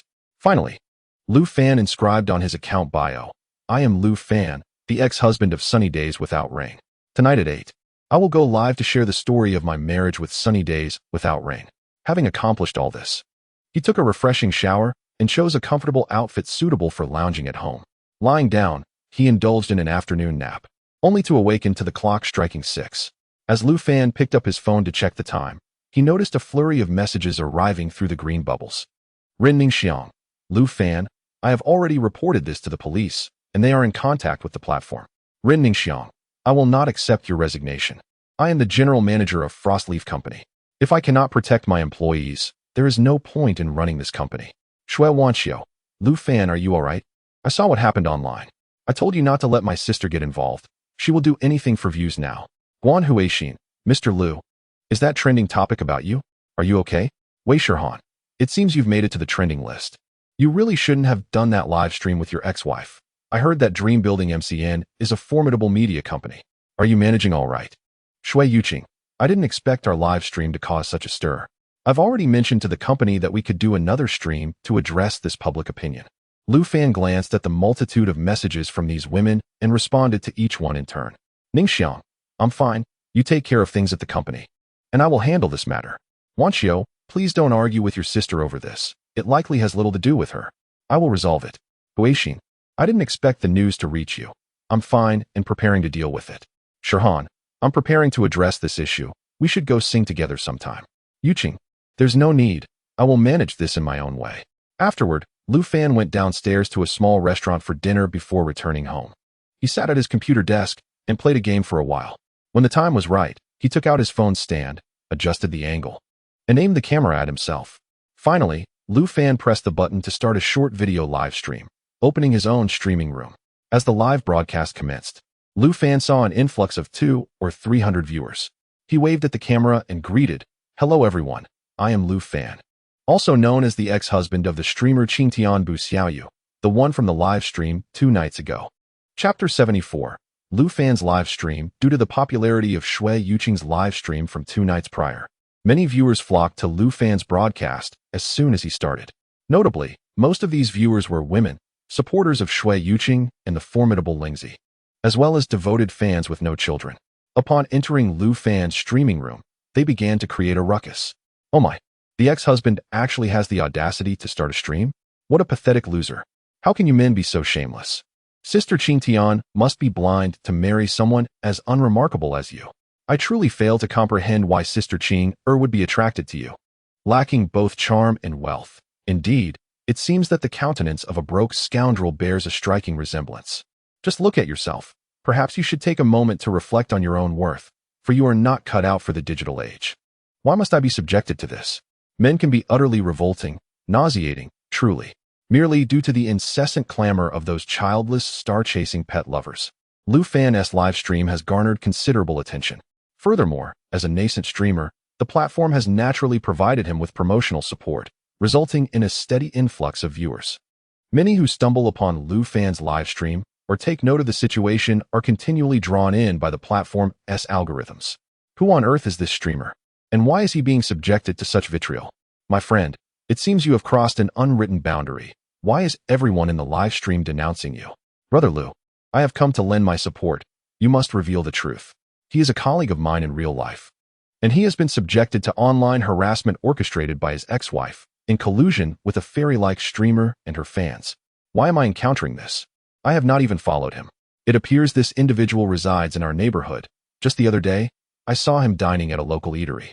Lu Fan, observing the incessantly refreshing barrage of comments in the live stream, chuckled and continued with his broadcast. First and foremost, I must clarify that during my marriage to the lady known as Qing Tianbu Xiaoyu, I engaged in no infidelity, no deceit, nor domestic violence. Our divorce was entirely predicated upon mutual discord in values and a rupture of feelings, and we duly registered the divorce in a lawful manner. While there may have been some quarrels during our marriage, there was absolutely no physical confrontation or domestic abuse. Lu Fan first raised his voice, directly addressing the baseless rumors and slander propagated by childless star-chasing pet enthusiasts. His declaration instantly invigorated the comments section, and the viewer count surged dramatically. Wait a moment. That Qing Tianbu Xiaoyu, she's your ex-wife? Such a beautiful former spouse, and you still chose to divorce? If I were in your position, I would ensure she never left the bed. My friend, lust often clouds judgment. You may admire her beauty, but did you not notice the multitude of women in this live stream criticizing you? He continued, the genesis of all this online harassment stems from the live stream held the day before yesterday with my ex-wife. In that session, I was invited to share my perspective on our marriage from a male viewpoint. Given the prevailing societal attitudes towards relationships and gender dynamics, whenever a romantic relationship encounters difficulties, women are quick to blame men. When love falters, it is the man's fault. When marriage falters, it is the man's fault. Even issues surrounding women's employment are attributed to men. Even the queue at the women's restroom can be blamed on men. Lu Fan's words succeeded in eliciting laughter from the male viewers in the live stream. My goodness, brother, you truly dare to speak out. Indeed, you have articulated the sentiments of many. No wonder you faced such harsh criticism earlier. It seems you have stirred the hornet's nest. A bold individual. I must follow you now. Naturally, the female viewers in the live stream are relentlessly creating a ruckus.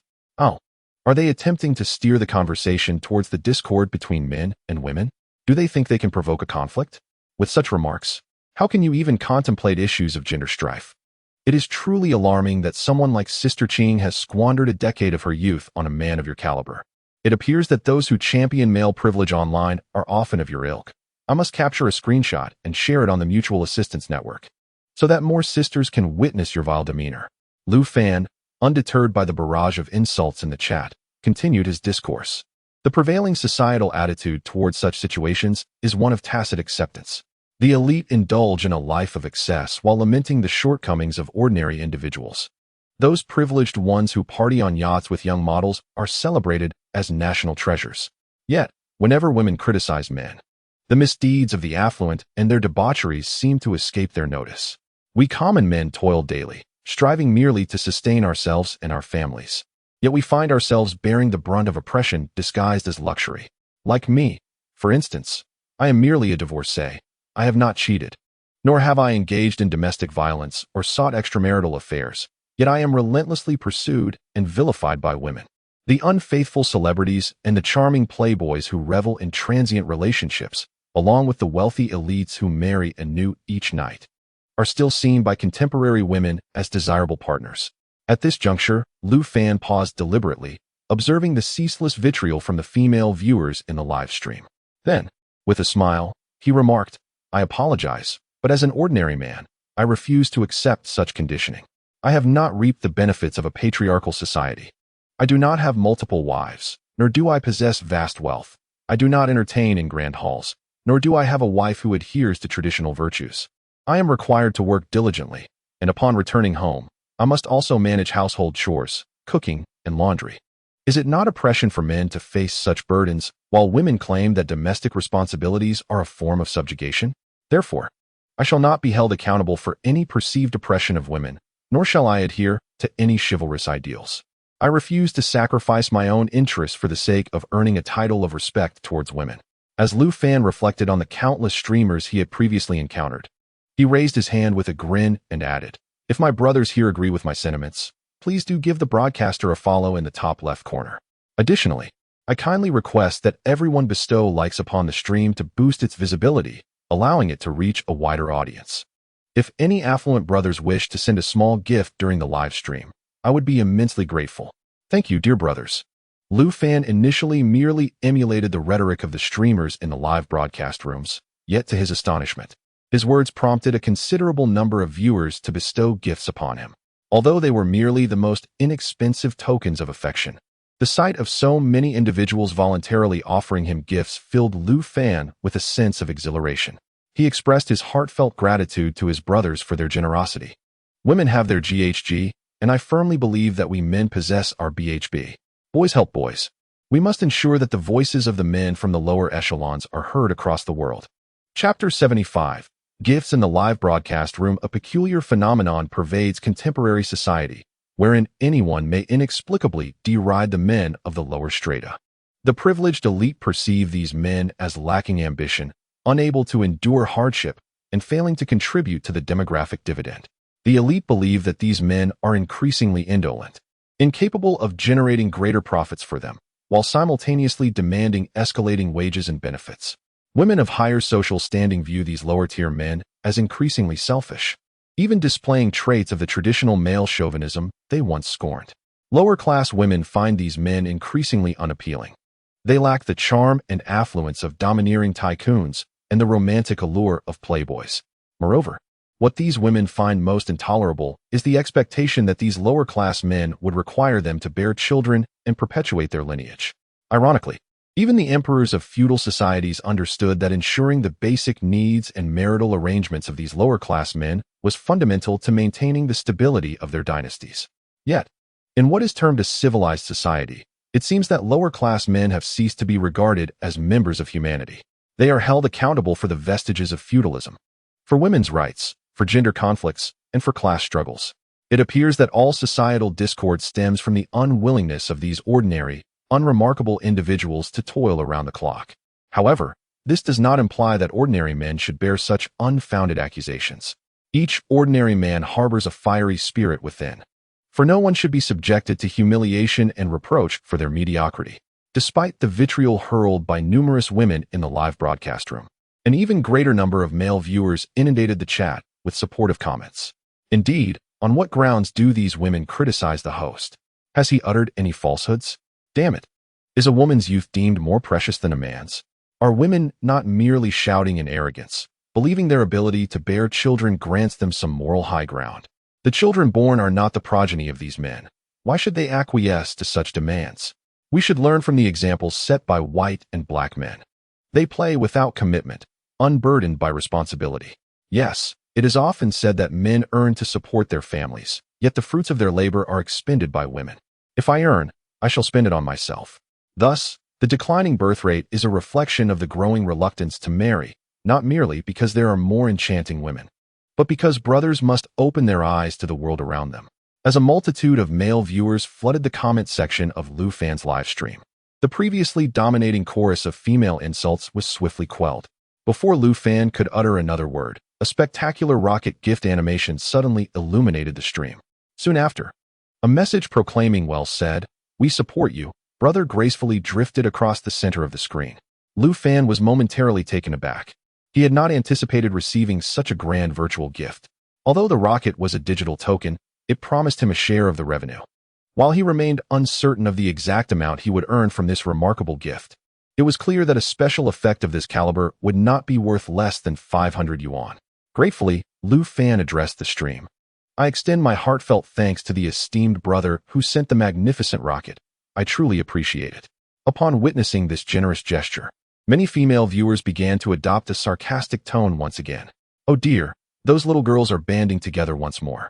What is there to be proud of with a mere rocket? When Sister Ching goes live tonight, I will certainly send her a grand rocket as well. Yes, let us shower her with gifts tonight. We women must earn more than these men.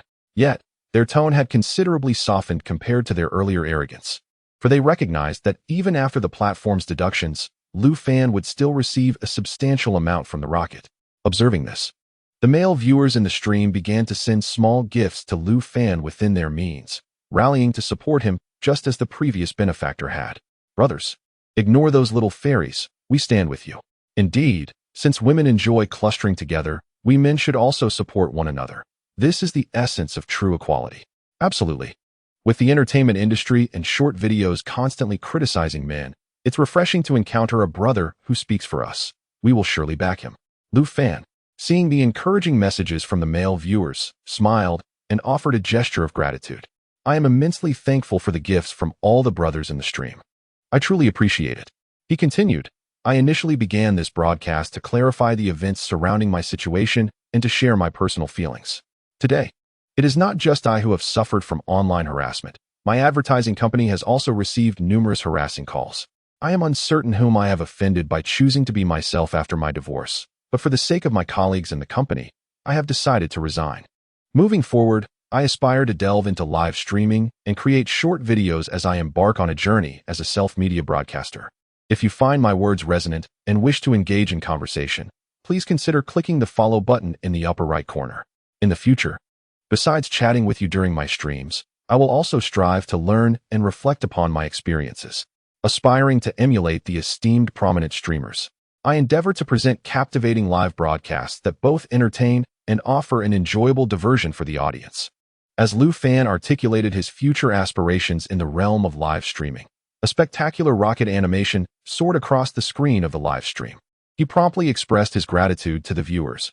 I sincerely appreciate the magnificent rocket from Aokshamiai. Upon uttering this username, Lu Fan noticed the official verification beneath it. Frostleaf Advertising Company. Curiosity piqued. He clicked on the account. only to discover that it was indeed the official social media account of Frostleaf Advertising Company. This signified that Ren Ningxiang had sent him a grand rocket. Lu Fan then bowed in appreciation to the audience, saying, "A heartfelt thank you to the esteemed Aokshan Miai for the splendid rocket." He continued, "I see you are affiliated with the official verification of Frostleaf Advertising Company. You must be my former boss or colleague." As he spoke, Lu Fan took the opportunity to introduce Frostleaf Advertising Company to the viewers. "This is the company where I was previously employed, Frostleaf Advertising Company. It is a burgeoning advertising agency in the metropolis, where the proprietor treats the employees with great respect, and there is a spirit of collaboration and camaraderie among the staff.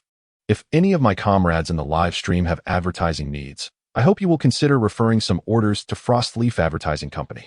Even though I am no longer part of the team, I genuinely wish for their continued success." Chapter 76. I aspire to rise above. After concluding his live broadcast, Lu Fan received a summary of the day's stream from the system backend. To his astonishment, he discovered that he had earned nearly 5,000 yuan from this single session. In just over an hour of streaming, he had managed to accumulate such a sum. The efficiency of earnings seemed to rival that of his previous employment. While Lu Fan marveled at the balance of his short video account, a flurry of unfamiliar messages began to populate his backend. Most of these messages were vitriolic attacks and insults from individuals unacquainted with his work, although some male viewers offered words of encouragement and support. Additionally, Lu Fan noticed several recruitment messages from various multi-channel networks, MCNs. Given Lu Fan's immediate popularity as a streamer without any MCN affiliation, it was only natural for numerous MCNs to reach out to him, eager to sign him under their banner. However, Lu Fan chose not to respond to their invitations, opting instead to search for information about the companies. These MCNs were primarily small-scale entities that routinely sent recruitment invitations to numerous novice streamers. Unsuspecting newcomers or university students might fall prey to their enticing offers, only to find themselves entangled in onerous contractual obligations. Should a newcomer fail to achieve fame, they would be obligated to stream for several hours daily, receiving only a meager base salary. Conversely, if they were to attain success, these MCNs would undoubtedly seek to extract as much profit as possible from them. Should you wish to terminate your contract due to newfound fame, the oppressive clauses may compel you to pay an astronomical penalty. Lu Fan subsequently deleted all messages from unfamiliar individuals and rose from the sofa, stretching luxuriously. At this moment, he comprehended why the love fortune-telling had bestowed upon him a propitious verdict. Working a conventional job merely ensures a subsistence. To achieve a life of abundance, one must ultimately venture into entrepreneurship. For an ordinary person like him, devoid of connections, a support network, or familial backing, the path to success lies in embracing the currents of the times. As the saying goes, when one stands on the windward side, even a pig can soar. In contemporary society, the internet represents the most potent means for ordinary individuals to alter their destinies. Today, he has validated through personal experience that internet broadcasting is indeed a viable pathway. He is also grateful to Shui Yuqing for delivering a significant influx of traffic. After all, in this era of visibility, even notoriety counts. If he intends to embark on a career in online streaming, he must carefully select his niche. Lu Fan had previously observed various online broadcasts and well-known streamers. Given his current audience, it is evident that he should pursue an emotional narrative, primarily addressing a male demographic. With this in mind, he resolved to adopt the same streaming style as today to commence his journey. At that moment, his phone rang, revealing a call from Ren Ningxuang. Smiling, Lu Fan answered, "Hello, Ningxuang." Ren Ningxuang chuckled from the other end. "Ah, our esteemed anchor is on the line. Your inaugural broadcast today was quite impressive." Lu Fan laughed heartily and responded, "I told you I would earn your trust. I would find a way to resolve this matter. Now that you've seen the broadcast, do you believe me?" Ren Ningxuang replied, "Of course I believe you, but I feel you have sacrificed too much for Frostleaf Advertising. This situation should have positioned the company as your steadfast support, yet here you are, jeopardizing yourself for its sake. The more I reflect on it, the more remorse I feel."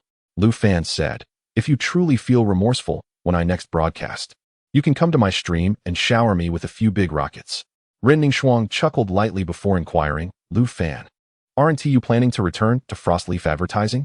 With a resigned sigh, Lu Fan answered, "Ningxuang, I am profoundly grateful for your care and that of my colleagues at Frostleaf Advertising. However, as you are aware, The current situation will undoubtedly incite further controversy with my upcoming broadcasts. If I were to return to Frost Leaf, I might once again inadvertently jeopardize the entire company. Ren Ningxuang addressed Lu Fan, saying, I believe your retort today was commendable.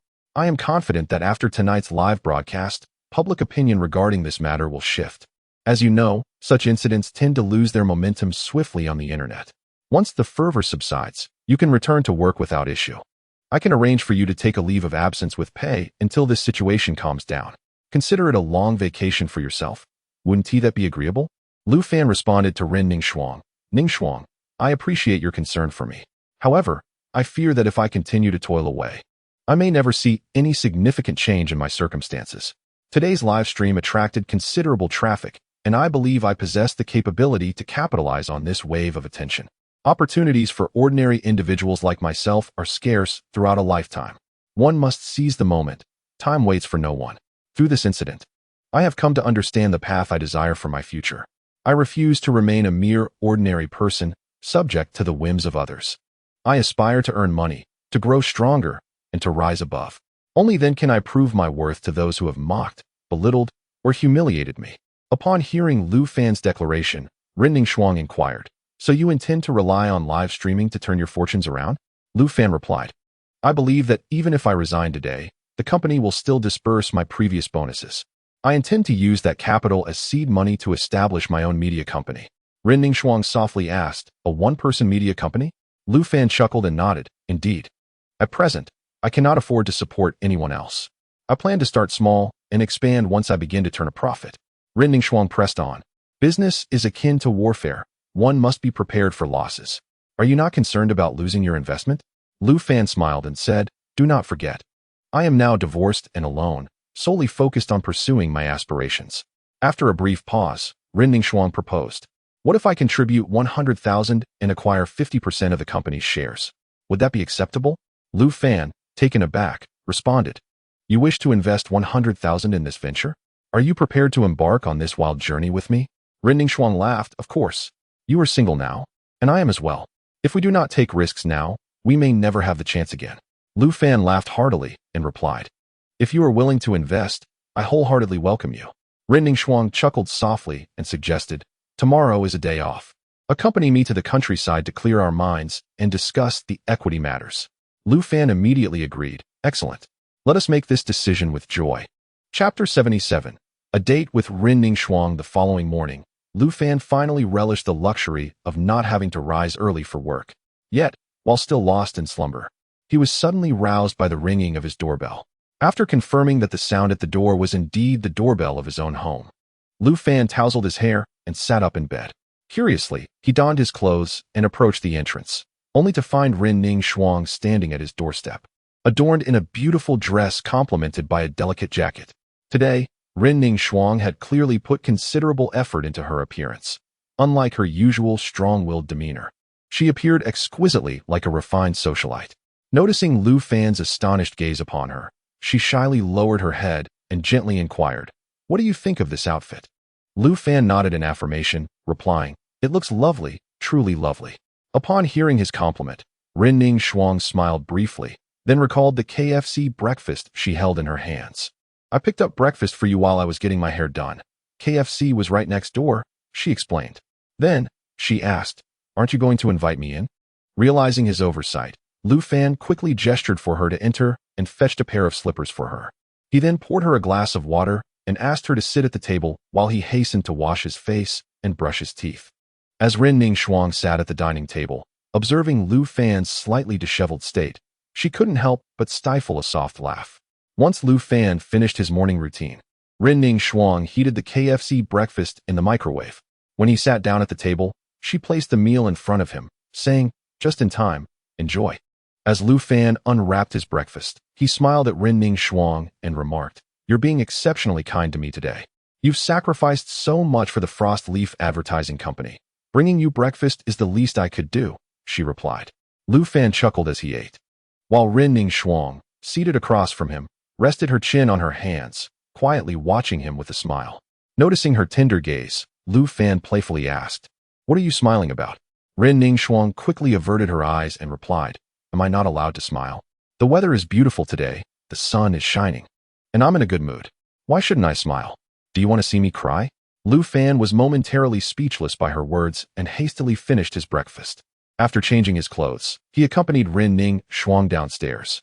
As they walked side by side out of the community gate, a figure on the old street suddenly froze. Shui Yuqing watched as Lu Fan and Ren Ning Shuang emerged from the community, then got into a convertible parked nearby, her brow furrowed in disbelief. Glancing at the breakfast she had just purchased, she lifted her head again only to see Lu Fan driving away with Ren Ning Shuang. Silently, she watched the car fade into the distance, ultimately turning with a complex expression to toss her breakfast into the trash. She cast a final glance at the neighborhood where she had resided for many years, and then turned to hail a taxi at the corner to depart. Meanwhile, Lu Fan had already merged his sports car into the bustling flow of traffic. As he drove, he inquired of Ren Ningxiang, "Ningxiang, you have yet to inform me of our destination." Ren Ningxiang glanced at Lu Fan and softly replied, "We are going to the hot springs." Her answer immediately reminded Lu Fan of a previous visit to the hot springs with Guan Huixin. Thus, he smiled at Ren Ningxiang and said, "Ningxiang, I am speaking sincerely." Ren Ningxiang looked at Lu Fan again and nodded in affirmation. "I am also being serious. I truly wish to visit the hot springs." At this point, she playfully raised an eyebrow at Lu Fan. "Where did you and your friend go for the hot springs? Take me along next time." Lu Fan, feeling somewhat helpless, smiled back at Ren Ningxiang and quickly changed the subject. "What is so appealing about the hot springs? There is hardly anything entertaining there, aside from soaking in the springs. It can be quite dull. I believe it would be better to visit another place. Since we are finally going out, we should indulge in some delicious food and refreshing drinks." Noticing Lu Fan's awkward expression, Ren Ningxiang huffed in dissatisfaction before stating, "Let us go to the Kongning Eco Farm in the suburbs. I have heard from a client that it is a splendid vacation spot." Upon hearing this, Lu Fan promptly set the navigation in the sports car to the Kongning Eco Farm and sped out of the urban area of Shanghai. When they arrived at the Eco Farm, Lu Fan was surprised to discover that it was a hidden paradise rivaling any resort hotel or mountain lodge. The area boasted expansive orchards and rice fields, along with renovated agritourism accommodations, and even a small zoo featuring various livestock and pets. After arriving, Lu Fan and Ren Ningxiang first indulged in the joy of fruit picking in the orchard, then proceeded to the small zoo to feed the animals. "Oh, look at the adorable little rabbits. Lu Fan, please hand me some vegetable leaves. Lu Fan, come quick and see. There's even an alpaca here. It looks just like you, haha. This goose is enormous. Ah, Lu Fan, it's chasing me, run. Lu Fan, look, there are horses here." What astonished Lu Fan the most was the presence of a small riding arena within the zoo. Under the guidance of a caretaker, visitors could ride a majestic horse for a minimal fee. Initially apprehensive, Ren Ningxiang eventually mounted the horse with Lu Fan's encouragement and assistance. Thereafter, she carefully rode around the arena, while Lu Fan captured every moment on her phone. As the two frolicked on the farm, noon soon approached. Lu Fan and Ren Ningxiang indulged in the authentic flavors of farmhouse cuisine at the farm's dining hall, savoring every bite with delight. After their hearty meal, they settled onto the communal swing in front of the farmstay, basking in the warmth of the sun. As evening drew near, Lu Fan turned to Ren Ningxiang and inquired, "Ningxiang, shall we head back?"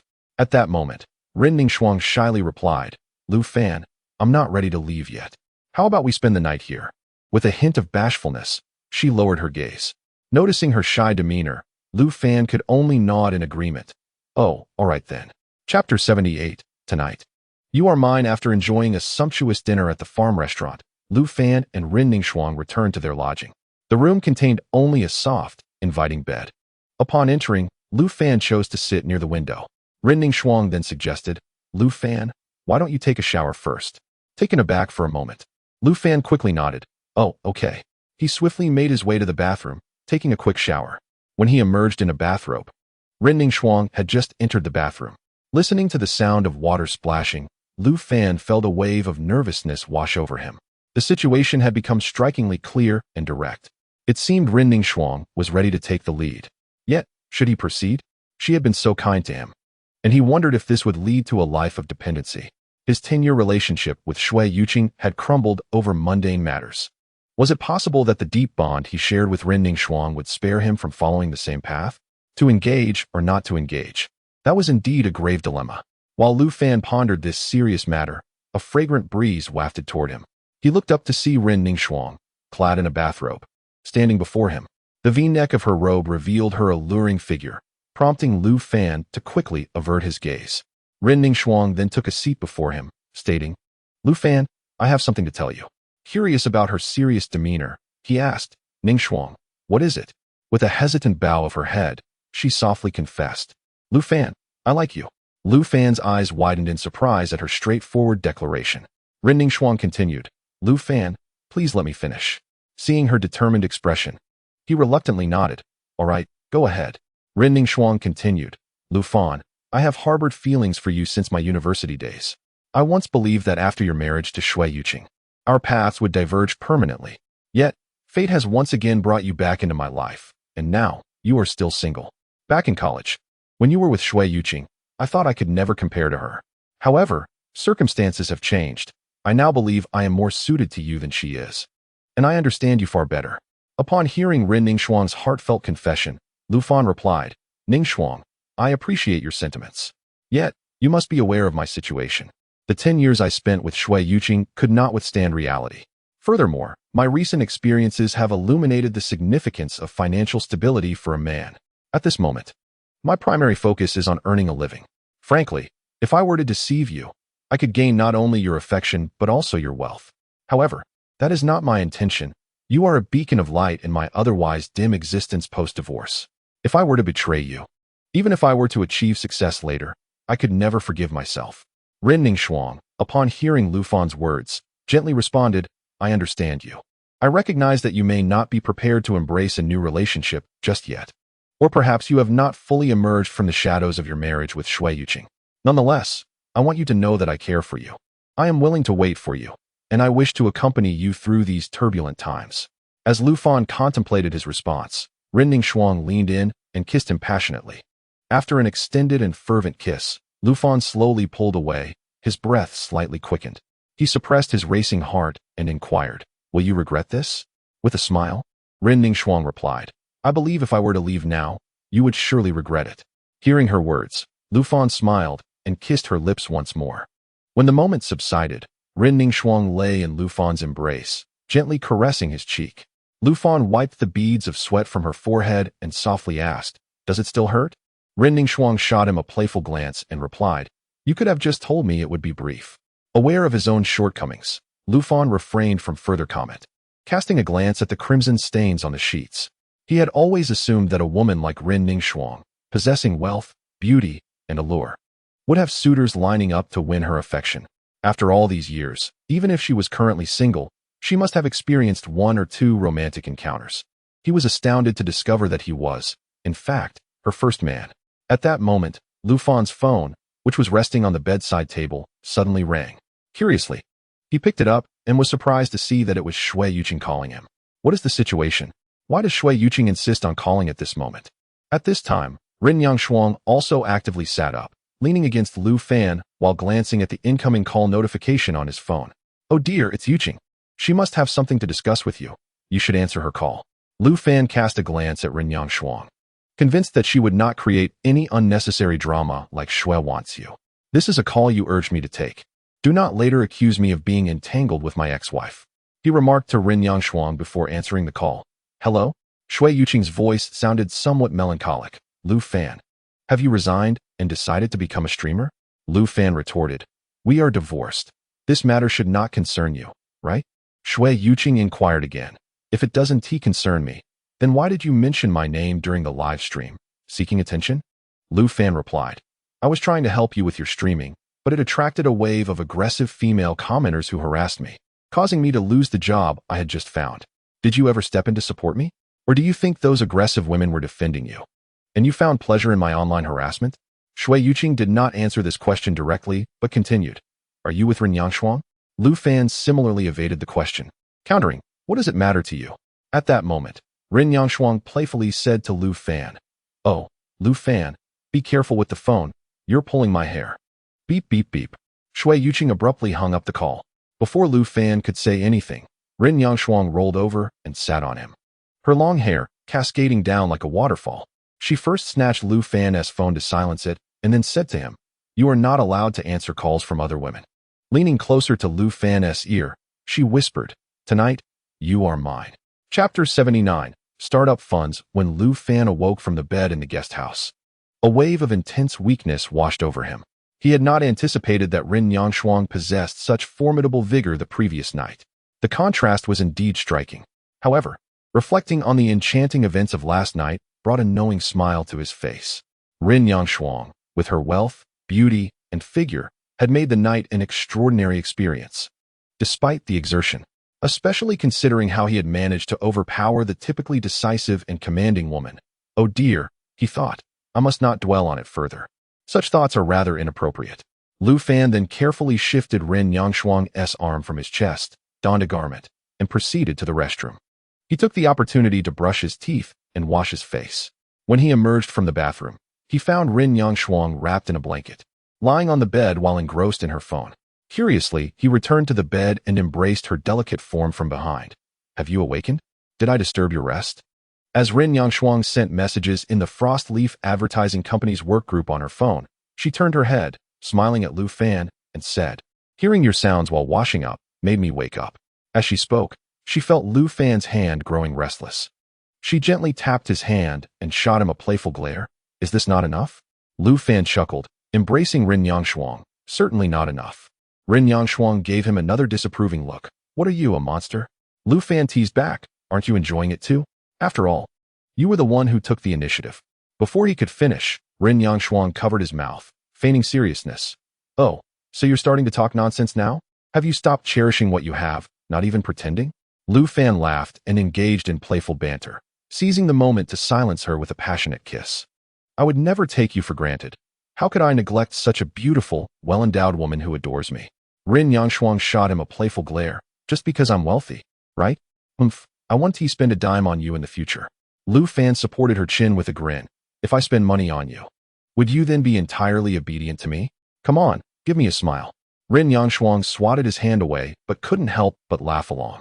They frolicked on the bed, and Lu Fan, unable to resist, attempted to pounce on her, only for Ren Yangshuang to raise her hand in defense. All right, enough of this. I have to return to the company this afternoon.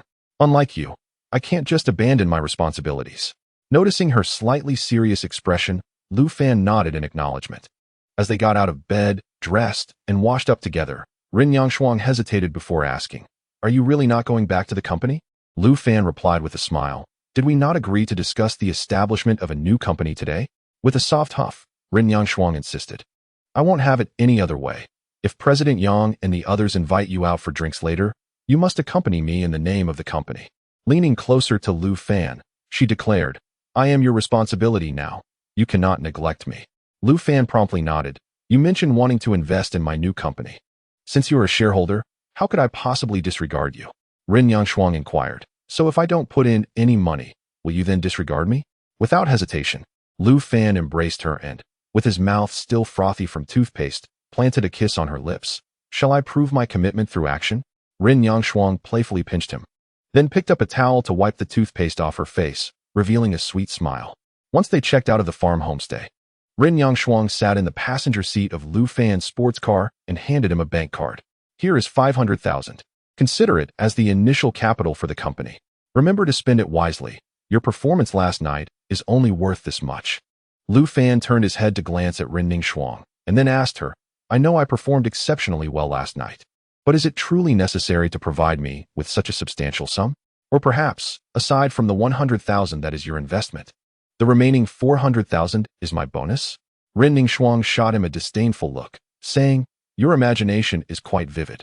While you have indeed contributed significantly to the company with several major projects, your bonus, at most, amounts to 100,000.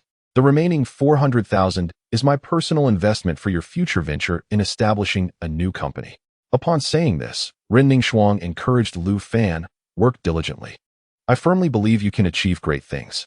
Hearing her words, Lu Fan refrained from further comments and started the sports car, driving Ren Yangshuang back to the bustling city of Hudou.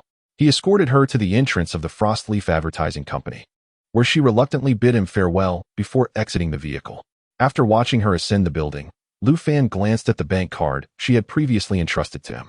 Following a brief moment of contemplation, He drove to the Industrial and Commercial Bureau to inquire about the necessary procedures for starting a company.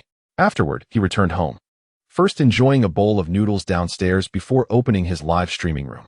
Determined to become a streamer, he knew he had to broadcast daily to ensure his fans did not have to wait too long. As he began his stream, numerous fans entered the room. Finally, the streamer is live. I thought you were just a fleeting presence and would not return. What do you have in store for us today? Are you planning to connect with those enchanting female streamers for a battle? Lu Fan greeted the fans who joined as soon as he started, then engaged in conversation with the viewers. I recently just resigned and am currently organizing my own affairs, but I will soon establish a fixed streaming schedule. I wonder what content you all think would attract more viewers and potentially convert them into fans. Recently, there has been a trend of listening to netizens. So I would like to hear your suggestions.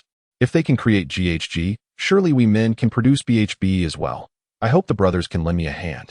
Upon hearing Lu Fan's words, many netizens began to offer ideas for his program. Soon, one suggestion garnered widespread praise and approval from the audience. Streamer, you could imitate the popular outdoor and dating reality shows, inviting some beautiful guests to join your live stream. Trust me, this will definitely gain traction. Chapter 80. The selection of beautiful live streamers finding attractive women to grace his live streaming sessions, whether for outdoor adventures or romantic reality shows, was an experience that Lu Fan had never encountered before. However, during the past few days of exploring live streaming on short video platforms, he had indeed observed numerous such streamers, all of whom attracted significant viewer engagement.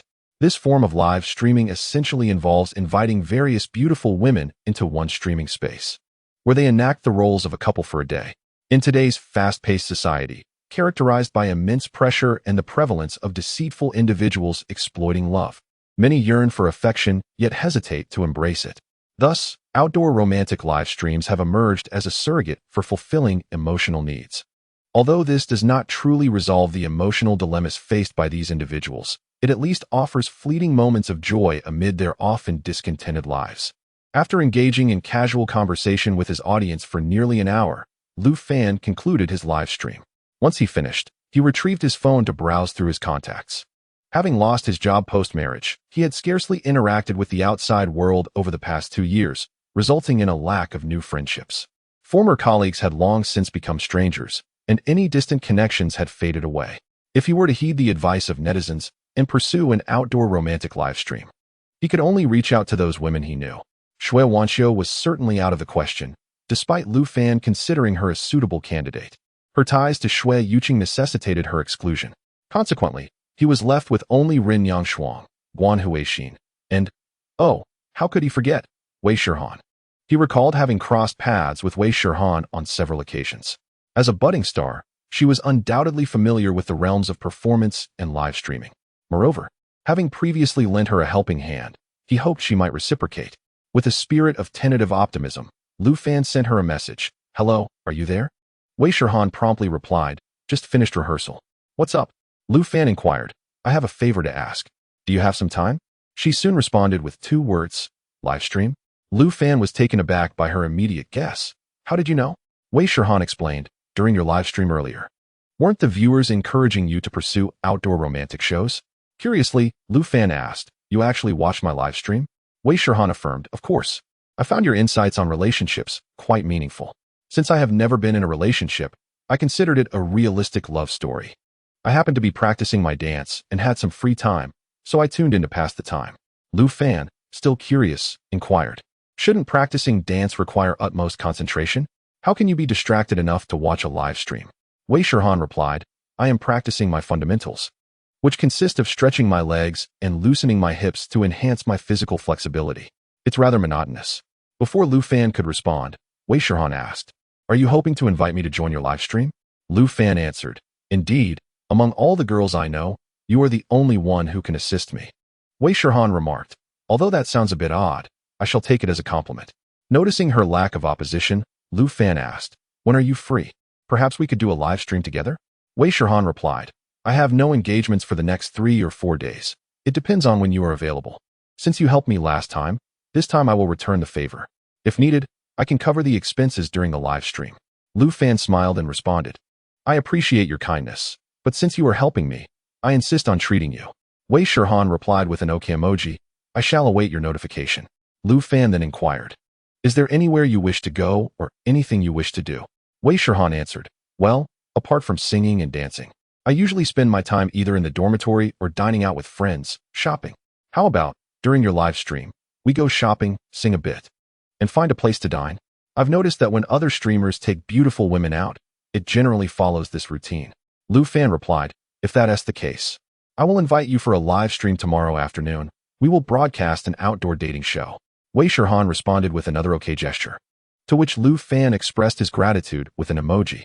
Lu Fan then set his phone down, took a shower, played some games to relax, and later lay on his bed, observing how other streamers conducted their outdoor broadcasts on short video platforms. Ultimately, he went to bed early to conserve energy for the following day's live stream. The next morning, Lu Fan naturally woke up late, nearing noon. After freshening up, he went downstairs for breakfast and messaged Wei Shihan. Hello, Miss Wei, are you awake? Wei Shihan quickly replied, just call me Shir or Han. That's what my friends call me. Moreover, since we are going to stream an outdoor dating show, don't you think starting off by addressing me as Miss Wei would already signify a failure in your live stream? Lu Fan responded with a laughing emoji. You make a valid point, impressive, Han. He then asked Wei Shihan for her location, requested an address from her, and proceeded to drive to meet her. Before getting into the car, Lu Fan placed his phone in a holder and, emulating other streamers, began the live broadcast. As Lu Fan's live stream commenced, 3 to 4 dozen of his loyal fans swiftly entered the virtual space. Oh, you're starting so early today? Goodness, are you driving a sports car? Heavens, I thought you were as impoverished as I am after your divorce from your ex-wife. Yet here you are in a sports car? This is typical. Fearing that a brother might struggle, yet also fearing he might drive a Land Rover. Now look, he's in a sports car. This feels oddly deceptive. When you mentioned your divorce, I actually sympathized with you. Hurry and lend me that sports car for a couple of days, or I shall unfollow. While waiting at a traffic light, Lu Fan took a moment to glance at the barrage of comments flooding the live stream. He smiled and responded to his viewers. Today, I'm off to meet a lovely lady. You all suggested I find a beautiful girl to live stream with, so I must heed your advice. Since I'm meeting a beautiful girl, I certainly can't appear too shabby. I wouldn't want to let my brothers down. Upon arriving at the location where Wei Shihan was, Lu Fan parked the sports car right in front of her. Shihan was clad in a loose, casual outfit and sported an adorable hat, resembling a captivating character from a two-dimensional realm. Han, hello? Come on, hop in, Lu Fan called out from the convertible, gesturing for her to join him. Once Shihan settled into the car, she noticed Lu Fan's phone was already broadcasting live. Oh, have you started streaming already? She inquired. Lu Fan smiled and encouraged her. Aren't you going to greet the brothers? Seeing this, Shihan playfully covered her face and then waved at the live stream. Hello everyone, I'm Han. The viewers in the live stream were captivated by her exquisite features and her enchanting appearance that seemed to have stepped straight out of an anime. And the comments began to flood in. Wow, this guy has truly grasped the essence of live streaming. How is it that you are the most romantic guy in the city? I fear my brother might struggle, so he drives a Land Rover. I fear he might drive a Land Rover. And now he is dating a beautiful girl in a sports car? This is outrageous. I'm done unfollowing. Don't try to pull me back. I'm genuinely overwhelmed. Lu Fan and Wei Shihan exchanged amused glances as they read the quirky messages from the viewers, both of them chuckling at the antics. Lu Fan then turned to Shihan, who was fastening her seatbelt in the passenger seat, and declared, This is our guest for today, Han. She is joining me for this live stream as my one-day girlfriend. Brothers, with her beauty and outfit, doesn't it feel like a two-dimensional maiden has come to life? Upon hearing Lu Fan's compliments, Shihan laughed again, covering her mouth, and waved at the live stream. Don't listen to his nonsense. I'm just an ordinary girl. Alas, the live stream has only just commenced. How can I accompany you in this endeavor?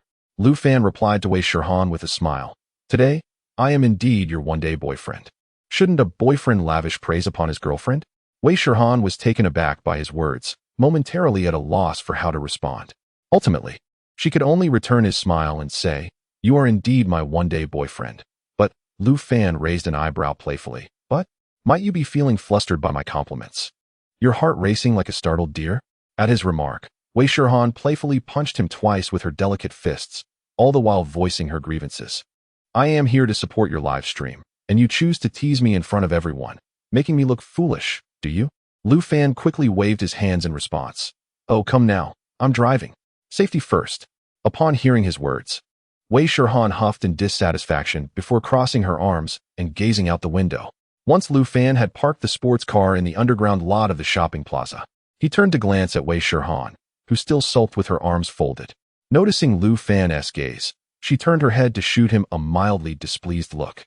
"Are you upset?" Lu Fan inquired. Wei Shirhan expressed her discontent with a huff, conveying her current feelings. Lu Fan then cheerfully remarked, "As your boyfriend today. Who else would I tease if not my girlfriend?" Wei Shirhan turned her head away again, giving another cold huff. Lu Fan continued, "I can't just find some random girl on the street to make her laugh.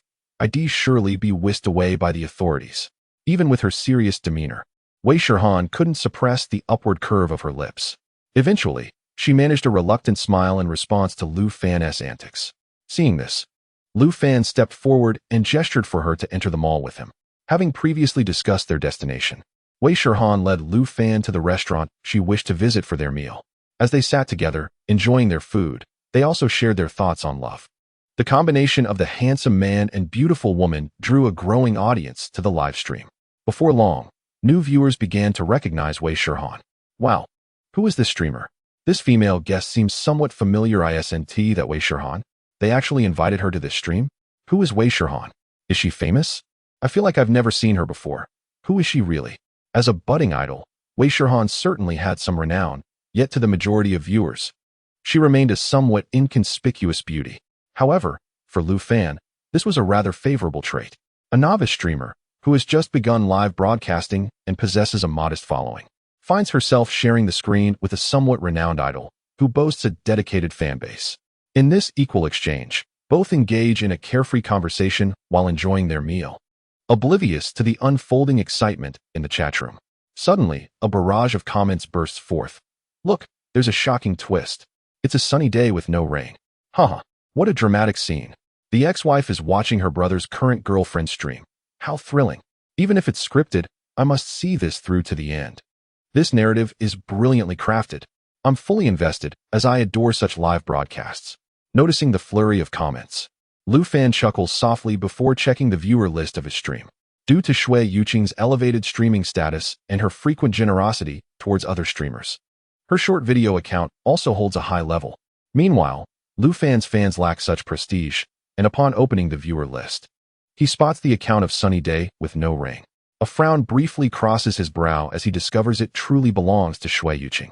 The audience, observing the change in Lu Fan's expression, erupts with excitement in the chat. "Haha, what a memorable live moment. The ex-wife appears in the presence of the current girlfriend. How does it feel, ex-wife? The man you once left is now quite the catch." Surely, the streamer owes some gratitude to his ex-wife for his current success. Perhaps a gesture of respect is in order? Wei Shirhan, too, notices the shift in Lu Fan's demeanor and, intrigued, turns to observe the rapidly refreshing comments. She quickly learns of Shui Yuqing's presence in the stream. With a gentle smile, she turns back to Lu Fan and then waves at the chat, saying, "Hello, ex-wife. I'm Henin. Today, I'm Fan Ji's girlfriend. He truly is a wonderful man, and I thank you for letting him go." Chapter 82. Exceptional streaming dynamics. Wei Shirhan's words leave Lu Fan somewhat astonished. He had invited her to portray a temporary girlfriend for today's broadcast. Yet her response seemed to boldly challenge his ex-wife, as if she were genuinely claiming her role.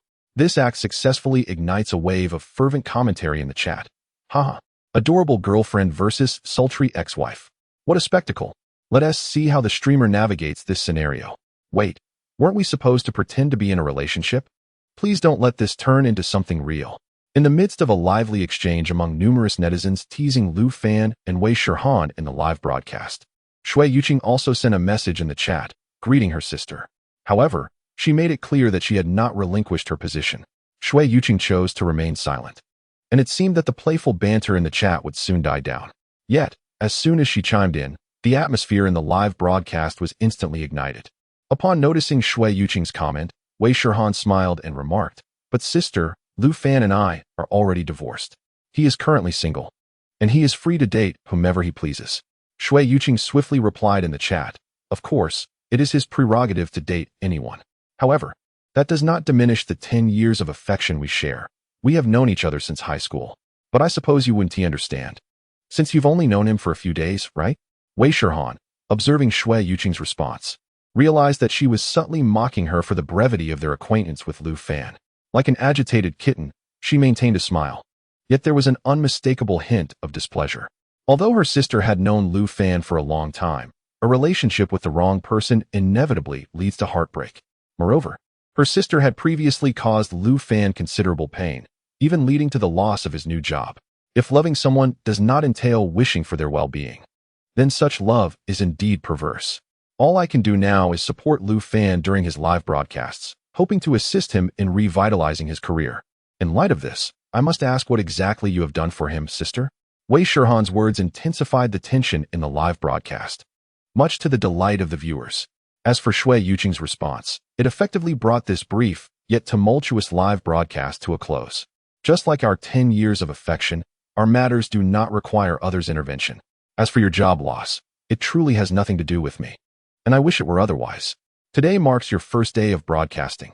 I wish you a pleasant start and hope you find your footing in this industry, flourishing as you go. After delivering her message, Shui Yuqing generously gifted a large rocket in Lu Fan's live stream.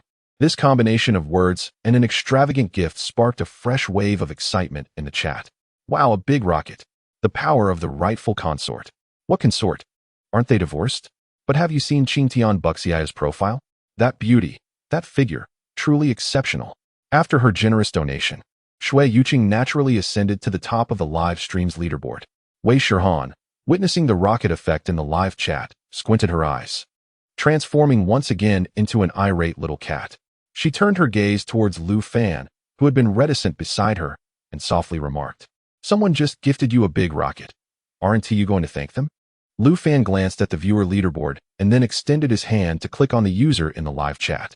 He discovered that Shui Yuqing's account had vanished, confirming her departure from his livestream. Thus, Lu Fan addressed Wei Shihon, saying, "Look, she has already left." Wei Shihon crossed her arms and replied, "We should still express our gratitude for her departure. Otherwise, how would the brothers in the live stream continue to send you gifts? They've spent their money, and you must provide them with the corresponding emotional value, ensuring their expenditure feels worthwhile." Upon hearing Wei Shihon's words, Lu Fan managed a forced smile as he responded to the live stream. "Thank you to the top supporter, Sunny, for the rocket." Although Sunny had exited the live stream, he still expressed his gratitude towards the top supporter. Wei Shihon, standing nearby, gestured towards the camera with cupped hands, saying, "Thank you, ex-sister." Upon hearing Wei Shihon refer to Shui Yuqing in that manner, Lu Fan could not help but lower his head and chuckle bitterly. Noticing Lu Fan's expression, Wei Shihon leaned closer and inquired, "Oh dear, why the long face? Are you dissatisfied with how I addressed your sister? Shouldn't you enlighten me on how to refer to her?" Lu Fan quickly waved his hand with a smile, saying, No, I think you did wonderfully." Wei Shihon looked at Lu Fan and asked, "Really? You truly believe I did well?" Lu Fan immediately nodded enthusiastically and gave her a thumbs up, exclaiming, "Absolutely, remarkably well. Simply perfect." This scene swiftly incited a flurry of teasing remarks in the live stream. Ha ha ha, he's intimidated. Compared to an ex-wife, a beautiful girl is undoubtedly better. Oh no, if the ex-wife sees this, she'll surely be unable to sleep. Observing the rapidly refreshing comments, Lu Fan led Wei Shihon to the KTV on the 4th floor of a commercial plaza. They reserved a small private room, and Lu Fan sang 2 love songs before it was Wei Shihon's turn. As she sang song after song, both Lu Fan and the audience in the live stream began to sense something amiss. 10 years ago, I didn't know you. You didn't belong to me. 10 years. All mere bubbles, a fleeting firework. Bubbles.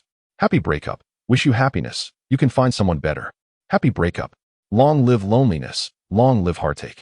Who guarantees that when you wake up, someone will be there? Heartbreak is not a crime.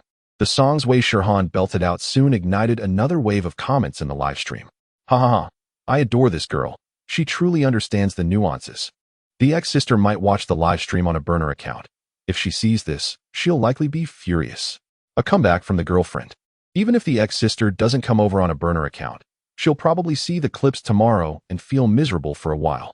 Lu Fan, observing the incessant flurry of comments, understood Wei Shihon's underlying intention in singing those songs.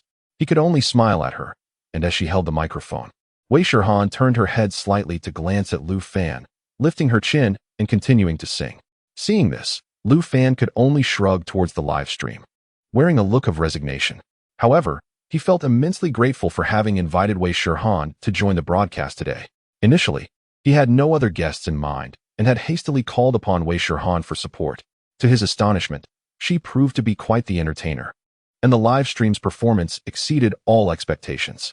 Chapter 83. Ex-wife sister gratitude to the elder brother for the generous rocket donation, and thanks to my wealthy brother. Oh dear, I implore you all to grant the enchanting lady a grand rocket. I desire a grand rocket as well. Thank you for the grand rockets, Siener. If we can accumulate 10 grand rockets tonight, I shall add you to Siener's private green bubble account. From beyond the slightly ajar door, the faint sounds of Siener and Xiangan Bao Bei, along with the Blue Enchantress's live stream, could be heard. This was the collective dormitory allocated to female streamers by Dream Building MCN, where these ladies were colleagues of Shui Yuqing. On evenings without company events, they would gather in the living room to stream together. Due to the successful live stream with Lingzi and Lu Fan, Shui Yuqing had gained a significant influx of traffic, resulting in a dramatic increase in her follower count and a full house in her live stream. She had already fulfilled her streaming quota for the month. Hence, she was not required to join them every night to charm the elder brother for gifts. At this moment, she sat on a computer chair, cradling a cushion, quietly observing the live stream on her screen. In the live stream, Lu Fan was joyfully singing with a young idol, who appeared to be no older than 24 or 25. Just a bit younger, nothing more. Shui Yuqing then noticed Lu Fan singing and dancing happily alongside Wei Shirhan, casting a glance at the viewer count in the live stream. Currently, the audience had stabilized at around 3,000, which was an impressive achievement for a newly launched streamer.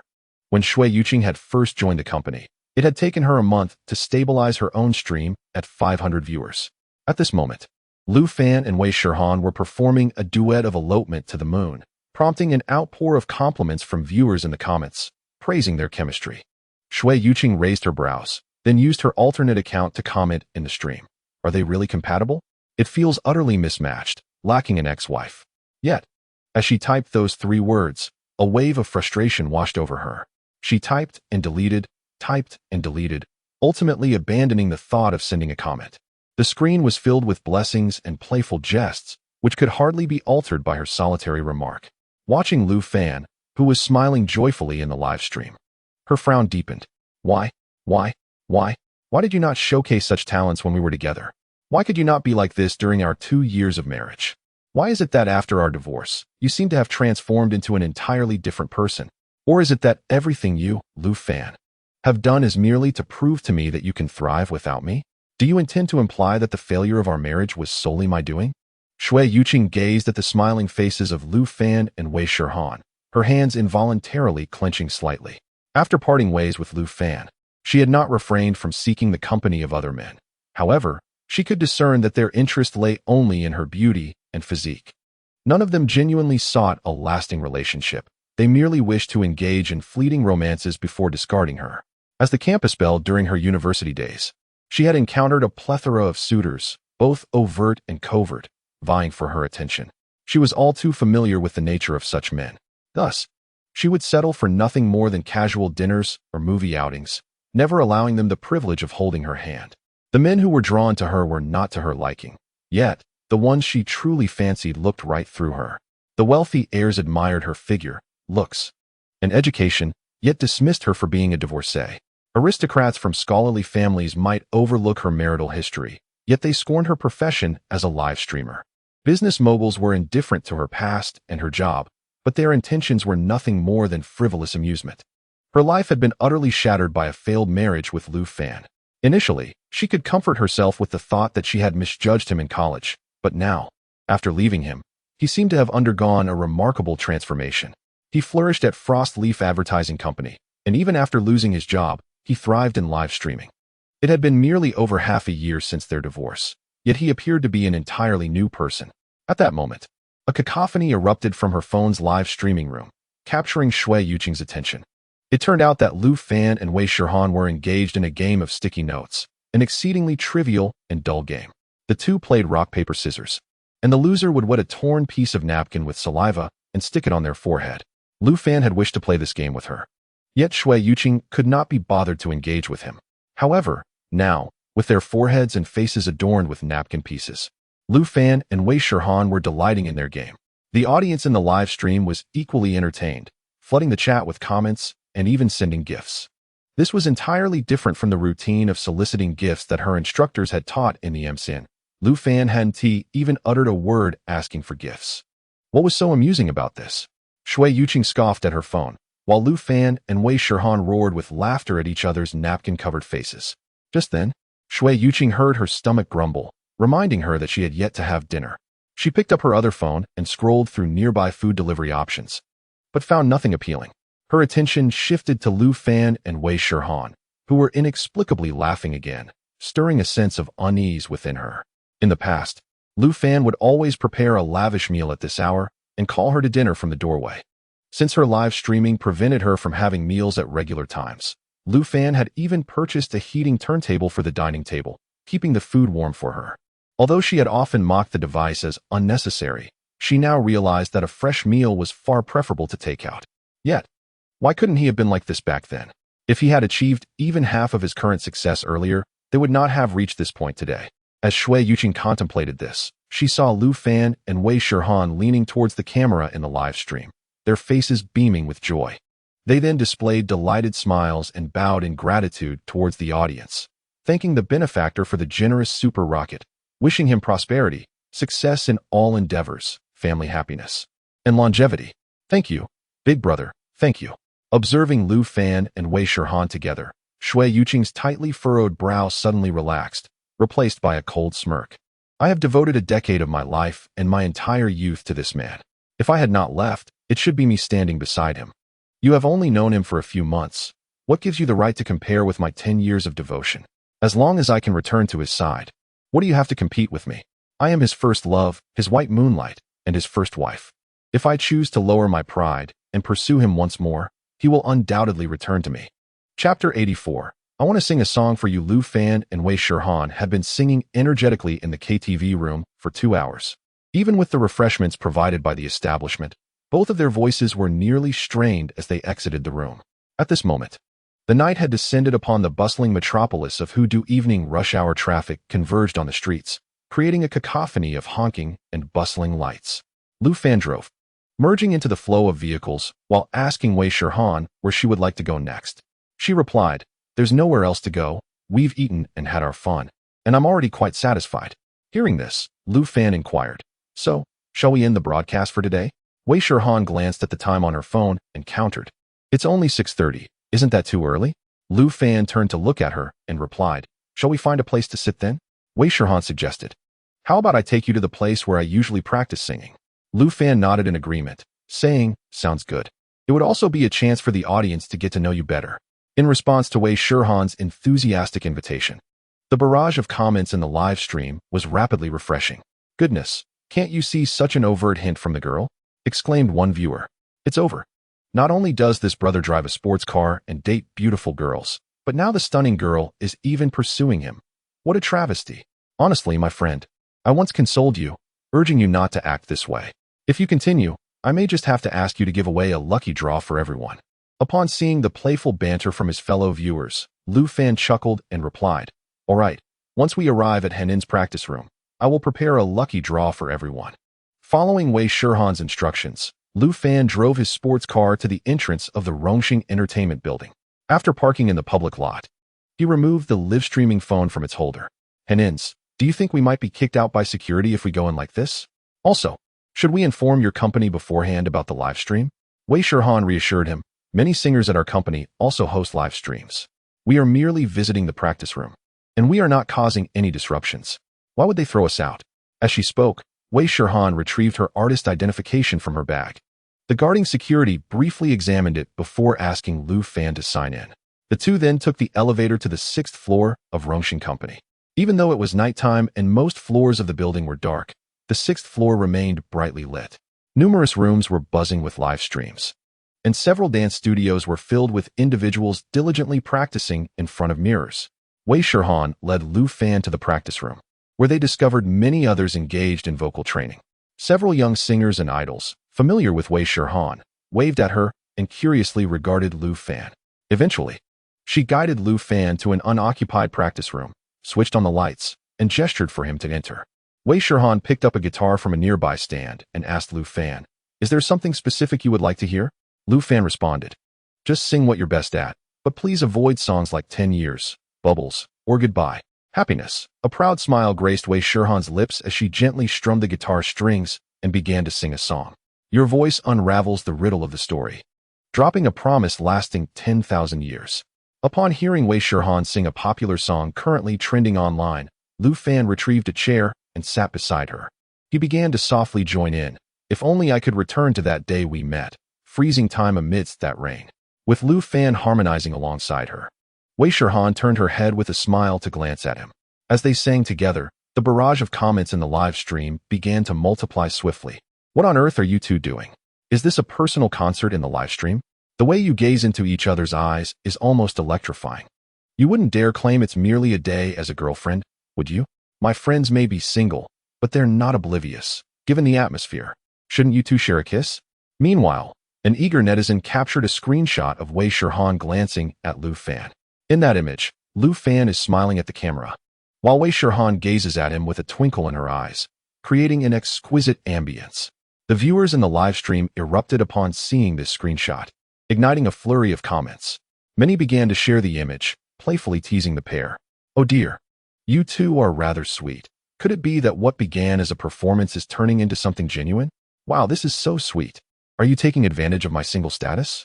Your undeniable chemistry makes my heart ache, so I refuse to send gifts." Amidst the playful banter and gift effects in the live stream, the song by Lu Fan and Wei Shirhan gradually came to an end.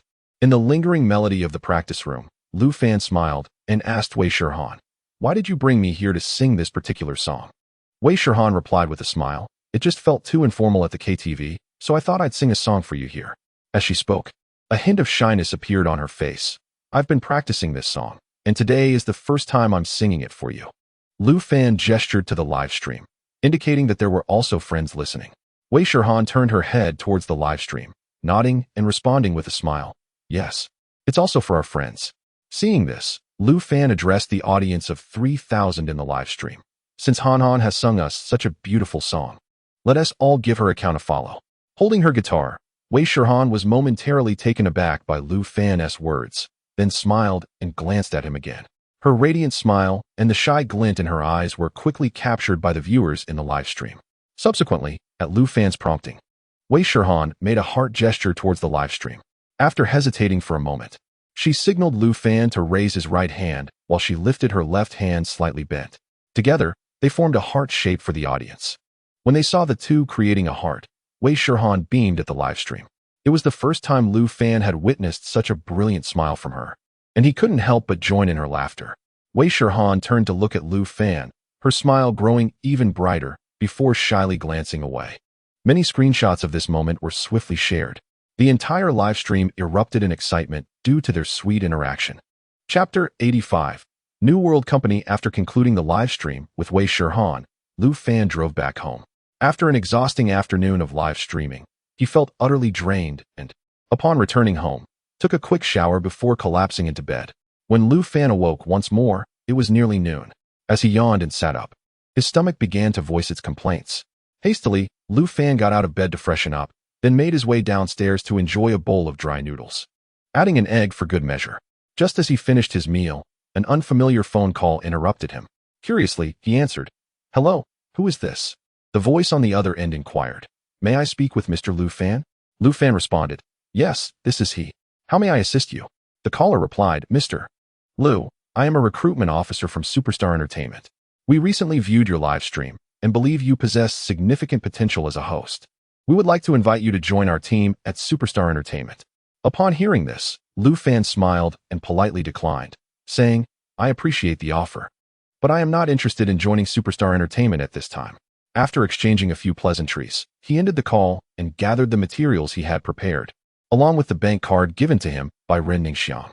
Next, Lu Fan proceeded to the Community Service Center to initiate the registration of his company. Thanks to the streamlined procedures, he completed all formalities within a single day. He also decided on a striking name for his company, New World.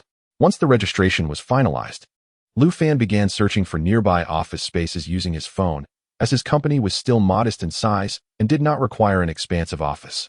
After some contemplation, He soon found a reasonably priced office building slightly removed from the city center. This building also offered a small office space that perfectly suited New World's needs. Measuring over 60 square meters, with a monthly rent of 6,500 yuan. Such a price was acceptable for the newly established New World. For the necessary furniture, Lu Fan turned to a second-hand marketplace and purchased pre-owned items. As for computers, he planned to relocate a high-performance one from home and assemble 2 additional office computers. Lu Fan intended to hire 1 or 2 employees to assist with live stream editing, account promotion, and daily operations of New World. With the office location secured, he promptly signed the lease agreement. By the time he exited the office building, night had fallen, and he drove home. After enjoying a meal downstairs, he returned home and registered an official account for New World on a recruitment website. Afterward, Lu Fan posted the job opening for the assistant position at his newly established company and took a moment to survey the current market trends to establish appropriate compensation and benefits. Having accomplished this task, the fatigue from a long day's work washed over him. He rose to take a shower and then retired to bed. Following another natural awakening, Lu Fan proceeded to wash up and then descended for breakfast, subsequently logging into the recruitment website. Upon accessing the back end of the site, he was pleasantly surprised to discover that his new company had indeed received several resumes from prospective candidates. While perusing the applicants' resumes, one in particular caught his eye. The candidate had appended a rather intriguing note to their submission. The message read, "I hope the boss can offer me a job, I beg you. I can edit and assist with internal company affairs. I can handle the work of 2 people for the salary of 1 and guarantee exceptional value." Lu Fan couldn't help but chuckle at the earnestness of the message. While it was certainly a bit audacious, it left a remarkably strong impression. He then clicked on the candidate's profile and ascertained that the individual was a recent graduate, having chosen a rather niche field of tourism, which undoubtedly came with its own set of employment challenges. After a moment's contemplation, Lu Fan decided to contact the applicant using the information provided on the resume. Soon, a sweet voice responded on the other end of the line. "Hello, who am I speaking with?" Lu Fan inquired. "Hello, may I speak with Ms. Jiang Siyu?" "Speaking." "Who is this?" Jiang Siyu replied. Lu Fan introduced himself. "Greetings, this is Lu Fan, the owner of New World Entertainment and Cultural Media Company, Limited. I came across your resume on the recruitment website. Would you be available for an interview?" Jiang Siyu eagerly responded, "Yes, absolutely. I am more than willing. May I ask if the interview will be at your company? Is it scheduled for now, this afternoon, or in the coming days?" After checking the time on his phone, Lu Fan replied, "Well, it depends on your availability. Boss, I am free at any time. Just let me know your preference," Jiang Siyu promptly assured him. After a brief moment of consideration, Lu Fan suggested, "Let us conduct the interview now." Surprised, Jiang Siyu asked, "Now?" Lu Fan smiled and explained, "I happen to be going out to procure some office supplies for the company. Please share your location, and I will come to pick you up." Once Jiang Siyu sent her location, Lu Fan dressed and stepped out. When he arrived in his eye-catching convertible sports car and paused in front of Jiang Siyu, he lowered his sunglasses with a smile and greeted her, "Miss Jiang?" Jiang Siyu, adorned with oversized round glasses and dressed in a simple cartoon t-shirt and jeans, carried a slightly worn canvas bag. She gazed at Lu Fan seated in the sports car, initially taken aback, before tentatively asking, "Mr. Lu?" Lu Fan smiled and nodded, gesturing for her to get in the car, stating, "We can chat inside." After a moment's hesitation, Jiang Siyu took her place in the passenger seat of Lu Fan's sports car. As Lu Fan started the engine, Jiang Siyu could no longer contain herself and spoke up. "Mr. Lu, I am here to apply for a job. I must clarify that I am only seeking serious work related to video editing and clerical duties. If that is unacceptable to you, please drop me off at the intersection ahead." Lu Fan turned his head in surprise to look at the somewhat tense Jiang Siyu. He then nodded in response, saying, "I am unsure why you might have misunderstood, but I assure you, this is indeed a legitimate position. To put it plainly, I established this company to generate profit, not to indulge in frivolities. I mean no disrespect, I merely wish for you to understand." Upon hearing this, Jiang Siyu quickly replied, "Oh, I sincerely apologize. I was just..." Lu Fan, smiling, waved his hand dismissively and said, "It is prudent for a young woman to safeguard herself in the world. Moreover, I appreciate your character. Seeking employment does not equate to compromising one's dignity. A worker must possess their own sense of self-respect. Congratulations, Miss Jiang. You have successfully passed the interview." Chapter 86. New employee Jiang Siyu was entirely unprepared for the fact that she had passed her interview so effortlessly. She scrutinized Lu Fan, who was driving, in an attempt to ascertain the truth of his words. As they waited at a traffic light, Lu Fan turned to meet her gaze, affirming, "I speak sincerely. You have passed the interview.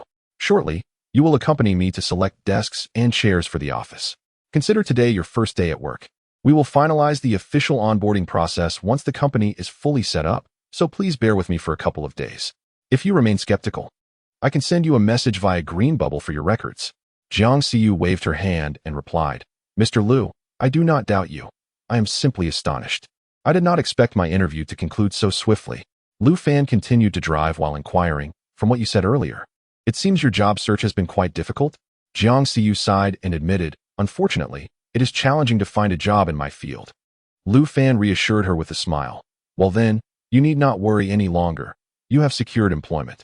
Although our company is newly established in this current climate, having a job is a considerable achievement, wouldn't you agree?" Upon hearing Lu Fan's words, Jiang Siyu joined him in laughter. Soon, Lu Fan drove the sports car to the location agreed upon with the seller of the second-hand fish. It was the site of a renovation company, which appeared to have gone out of business, where a somewhat disheartened middle-aged man was idly scrolling through his phone. Lu Fan approached to inquire and learned that the middle-aged man was a seller on a second-hand platform. After a brief exchange of pleasantries, they began to negotiate. Ultimately, Lu Fan successfully secured a discount that included delivery, and he then took Jiang Siyu back to the New World Company. As the moving staff arrived, 2 large office desks and 4 computer chairs were swiftly delivered to the New World Company.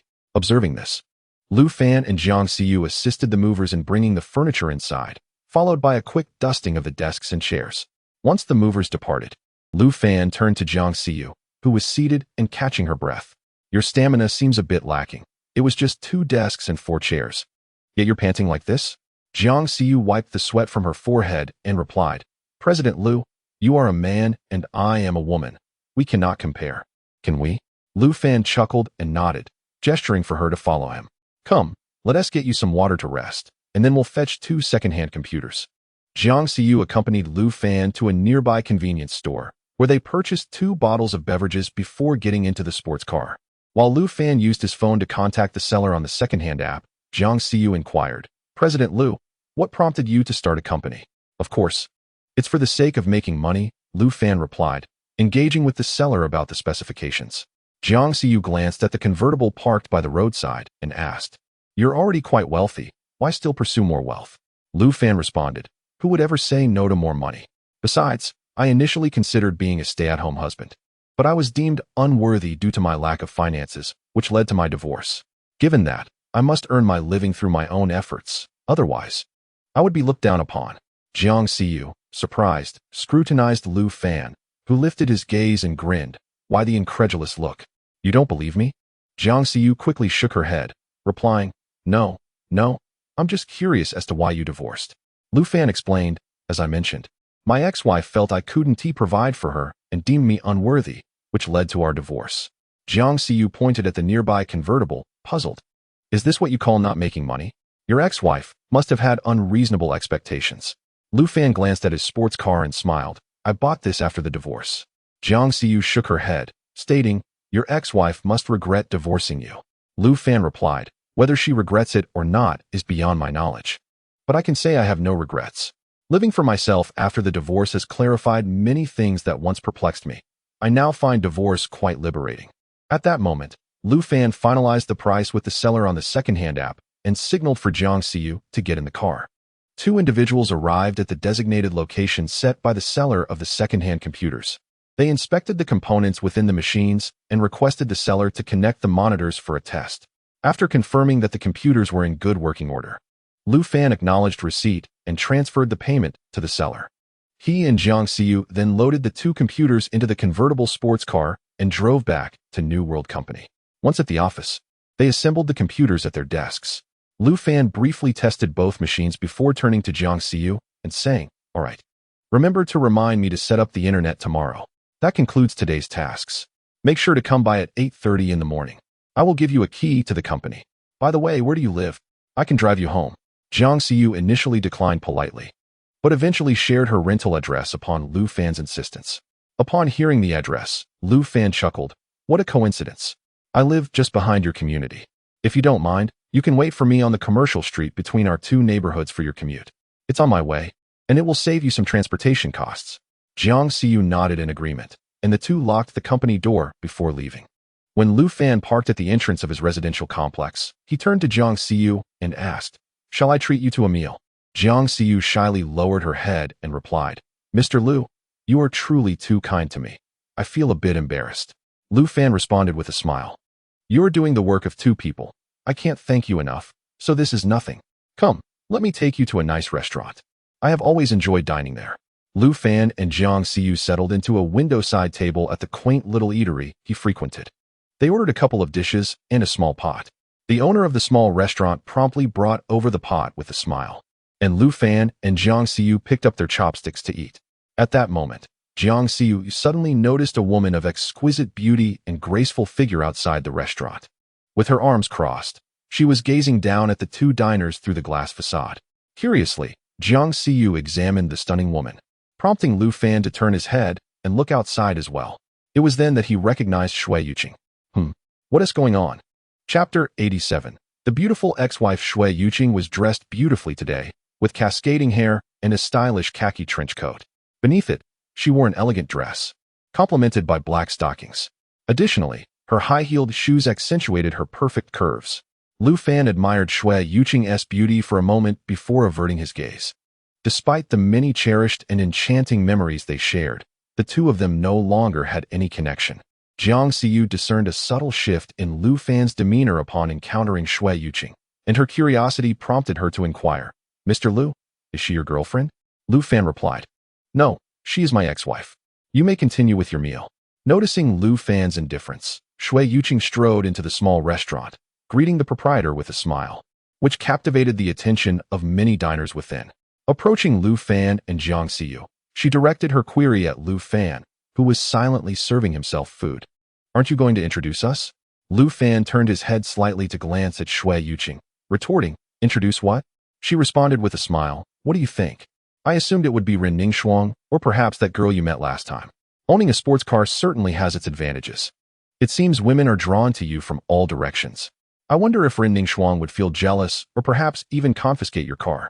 Jiang Xiyu quickly rose, saying, "I believe you've misunderstood. My name is Jiang Xiyu, a newly hired employee at New World Company. Mr. Lu is my boss. Today is my first day, and he merely invited me to dinner." Upon hearing Jiang Xiyu's explanation, Lu Fan responded, "Why do you need to explain this to her? She is my ex-wife, and we are divorced." Shui Yuqing nodded at Jiang Xiyu with a smile, then addressed Lu Fan. "Isn't it better to clarify such misunderstandings? It's preferable to the murky situation with Ren Ningxuang, don't you think?" Lu Fan replied, "My affairs with Ningxuang are my own and have nothing to do with you." Shui Yuqing then took a seat beside Lu Fan, asserting, "However, I believe it does concern me." Observing this development, Jiang Xiyu promptly stood and said to Lu Fan, "Mr. Lu, I feel this does not pertain to me. I am full, so I shall take my leave and not impede your reunion with your ex-wife." After uttering these words, she awkwardly smiled at Lu Fan and Shui Yuqing before hastily departing. Once Jiang Xiyu had left, Lu Fan turned to Shui Yuqing and asked, "What do you really want?" Instead of answering, Shui Yuqing picked up her chopsticks and began to enjoy the dishes that had just been served. "If you have truly forgotten our relationship, why do you remember these dishes? Braised beef brisket, stir-fried greens, and boiled dried tofu. These are all my favorites." Lu Fan replied, "Because I like them too." He then pressed, "If you have something to say, please be direct and refrain from being cryptic." Shui Yuqing responded, "All right, I won't tease you any longer. Let us remarry." Lu Fan was taken aback, asking in surprise, "Remarry?" Shui Yuqing explained, "Now that we are both involved in live streaming, our remarriage could be mutually beneficial."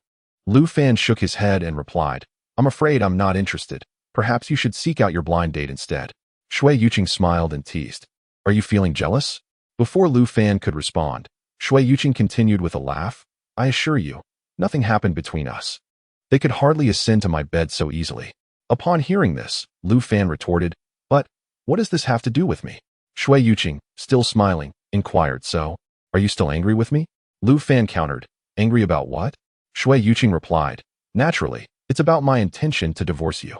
Before Lu Fan could answer, she cheerfully added, But if I hadn't pushed you towards divorce, do you think you would have achieved what you have today? You would still be at home, merely a man who cooks and does laundry, with no future beyond scrolling on your phone and playing games. Look at you now.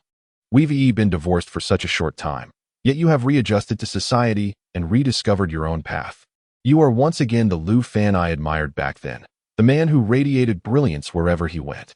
After listening to Shui Yuqing's words, Lu Fan responded, I believe you may have misunderstood or misjudged certain matters. I admit that after our marriage, I lost my job, which indeed struck a blow to our family. However, as you rightly pointed out, we are in a new era. It is not solely the man's responsibility to earn a living. You can be an independent woman, and I can assume the role of a homemaker.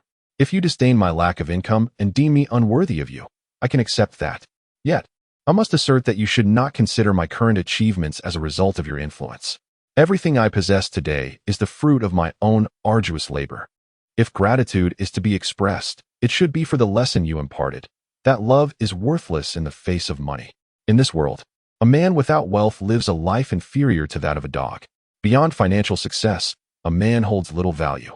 As Lu Fan spoke, he rose to his feet and glanced around at the onlookers in the small eatery.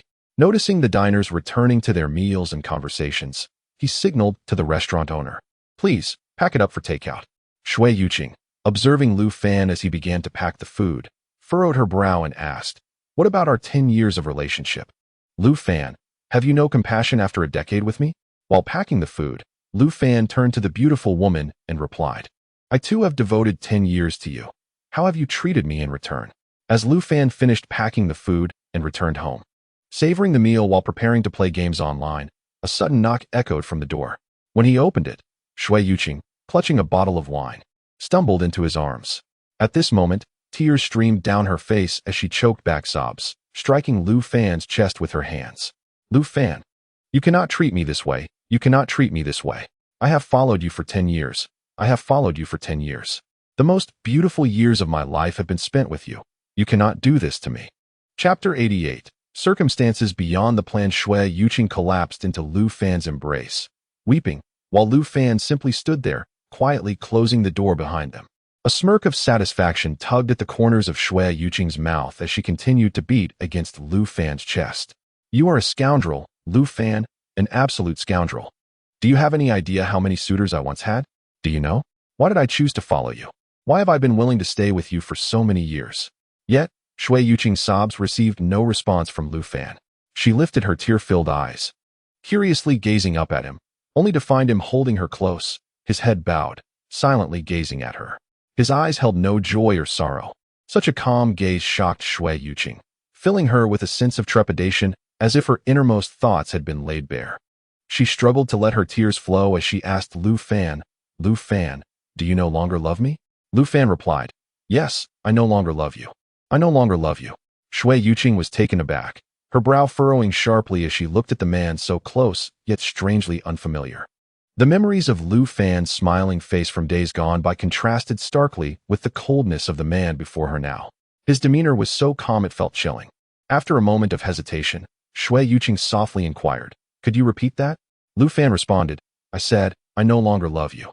Suddenly, Shui Yuqing felt a tightness in her chest, a sharp pang of pain. The expression, the demeanor, and the tone she witnessed now were unlike anything she had ever seen in Lu Fan. At that moment, he felt like a complete stranger to her. She had envisioned a series of theatrical exchanges, much like the leading lady in a romantic drama, hoping to entice Lu Fan into a night of passion. In the morning, they would navigate the awkward yet sweet aftermath, breaking the ice between them. Even if a swift reconciliation was not feasible, she believed a single night could restore her place in Lu Fan's heart. After 10 years of love, despite any rivals lurking in the shadows, she could not fathom how she could possibly lose. However, Shui Yuqing never anticipated such an icy proclamation would escape Lu Fan's lips. She stared blankly at him, tears spilling forth anew. This time, Shui Yuqing chose not to perform any longer. Lu Fan, could you reiterate that? Could you repeat that you no longer love me? When you confessed to me in high school, why did you not declare your lack of affection? When we went to a hotel together in university, why did you not express your indifference? When you proposed to me, why did you not utter those words? When we wed, why did you remain silent on this matter? By what right do you utter such a statement? Lu Fan replied, Because we are divorced, and you were the one who initiated the separation. Shui Yuqing continued to yell at Lu Fan. Isn't that precisely because of you? If you had been more like your current self over the past 2 years, perhaps we would have gained millions of followers by now, just like those couple streamers who sell products together. Instead, you've spent these 2 years cooped up at home, glued to your phone. What else have you accomplished besides playing with your phone? Lu Fan responded, I have been at home doing laundry, cooking, cleaning, and taking care of everything you wish to avoid. It is through these efforts that you could attend to your streaming without a single concern for household matters. If you believe I am unworthy of you, then I indeed am unworthy. Therefore, our relationship must come to an end. Shui Yuqing raised her hand and struck Lu Fan, but he swiftly grasped her wrist. To Lu Fan, Shui Yuqing's movements appeared almost sluggish. Initially taken aback, Shui Yuqing attempted to break free from his grip, insisting, Let go of me. I demand you release me. She then swung her other hand towards Lu Fan, only to have it captured as well. Unable to free herself, she could only weep and question him. I have wasted 10 years on you. 10 years, and now you no longer want me? Lu Fan replied, It is not that I do not want you, but rather that we are already divorced. Shui Yuqing struggled to escape Lu Fan's hold, retorting, So what if we are divorced? In this day and age, divorce is commonplace. Many couples separate and then reconcile, as long as the love remains. What does a divorce certificate truly signify? What you are really saying is that you have found Ren Ningxiang, haven to you. She is merely a wealthy woman. Is she not? She buys you sports cars, gives you a job, and provides you with money, correct? Indeed, when faced with a dismissive wife versus a non-judgmental wealthy woman, one would undoubtedly choose the latter, wouldn't they? Lu Fan replied, That sports car was purchased with my own money. Shui Yuqing let out a laugh, continuing, Lu Fan, do you truly believe yourself to be impressive? That sports car must cost at least 700,000 or 800,000, right? If it weren't for Ren Ningxiang's affection for you, how could you afford such a luxury so soon after our divorce? When you were unemployed and at home for 2 years, why did you not buy a sports car then? Or is it that you two were involved before our divorce, and you simply concealed it from me? Lu Fan answered, After our divorce, I won a scratch-off lottery ticket worth 500,000, and after taxes, I had 400,000. Moreover, I successfully negotiated several significant contracts for Frost Leaf Advertising Company, earning myself bonuses totaling just over 100,000. The sports car is not brand new. It is a second-hand vehicle, costing merely over 300,000. At this point, Lu Fan released Shui Yuqing's hand. Yet in her struggle, she accidentally struck her hand against the adjacent wall. The jade bracelet she wore shattered upon impact, leaving a gash on her arm. Blood gushed forth from the wound, causing Shui Yuqing to stagger in pain. Observing this, Lu Fan swiftly approached to examine her injury before hurriedly retreating to the kitchen to retrieve a medical kit from the cabinet. He first pressed a gauze pad against her wound before assisting her out of the house. Let us go to the hospital, he urged.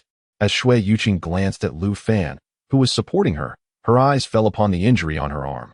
While Lu Fan helped her into the elevator and down the stairs, a gentle smile once again graced her lips.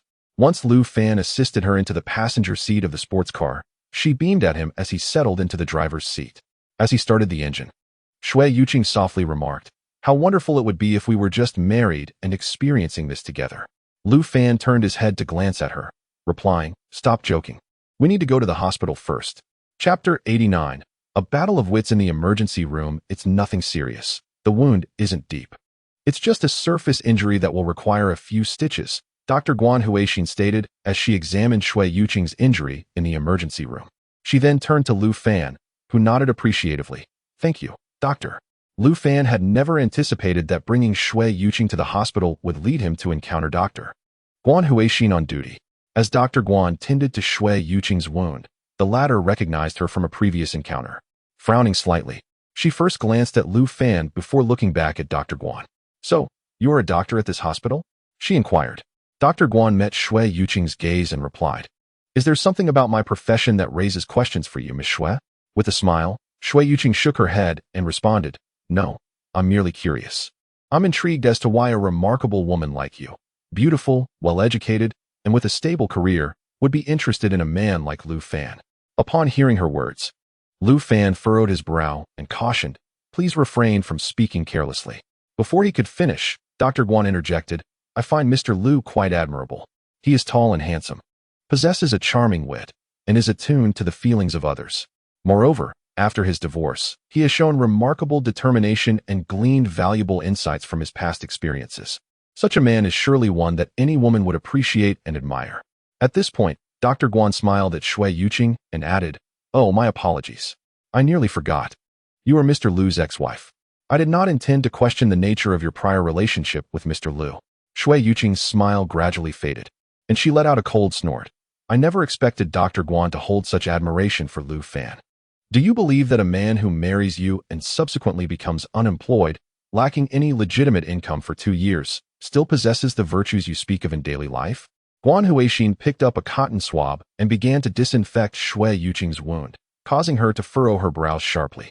Observing this, Guan Huixin squinted her eyes and playfully grasped Shui Yuqing's hand, which sought to escape.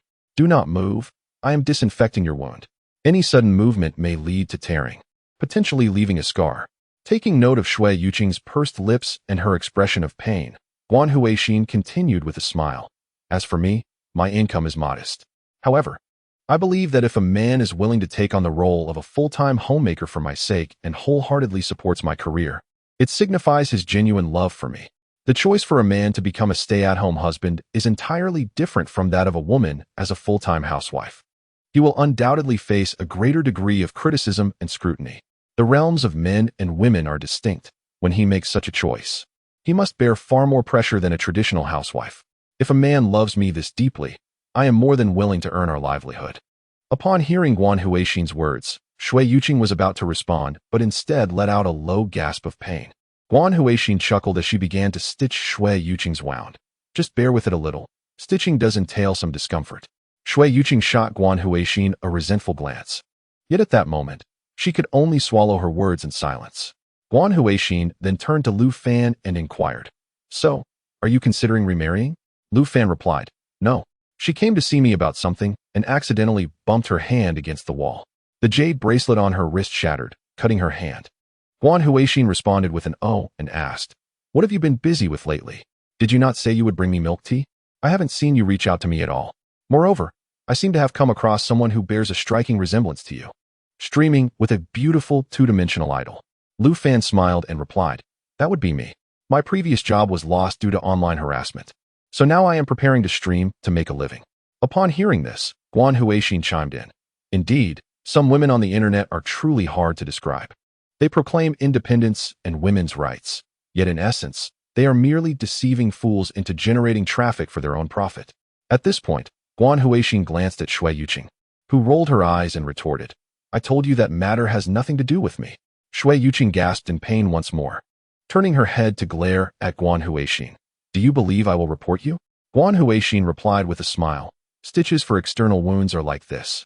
Do not be agitated, just endure a little longer." Guan Huixin turned to Shui Yuqing and then addressed Lu Fan, inquiring, "Given the unpredictable nature of live streaming income, are you not considering seeking additional employment?" Lu Fan responded, "I have established a company, a modest one, and I intend to embark on my entrepreneurial journey." Guan Huixin cast a surprised glance at Lu Fan, exclaiming, "That's impressive. You've started a business." Lu Fan continued, "In these times, one person's sustenance can support the entire family. While I am still youthful, I wish to venture forth and avoid future regrets." Guan Huixin smiled and replied, "That sounds splendid. Furthermore, I believe your personality is quite suited for live streaming. Whenever I return home from work with nothing to do, I enjoy watching your streams. They are quite entertaining." Lu Fan playfully teased, "Then you must show your support in the live chat. It's not fair to just watch without contributing gifts." Guan Huixin chuckled, shrugged her shoulders, and retorted, "People in our profession earn their living through hard work. How can you bear to profit from our toil? I think you should seek a wealthy patroness as your top supporter. A single donation from her might surpass our 100 contributions." At that moment, Shui Yuqing interjected, "Doctor, could you please concentrate while working?" Just as Shui Yuqing finished her sentence, Guan Huixin picked up scissors and snipped the sutures, saying, "All right, for the next few days, avoid getting the wound wet, and remember to apply some iodine for disinfection. If you're concerned about infection, you may take oral antibiotics for 2 to 3 days, and come back for a follow-up in 3 days.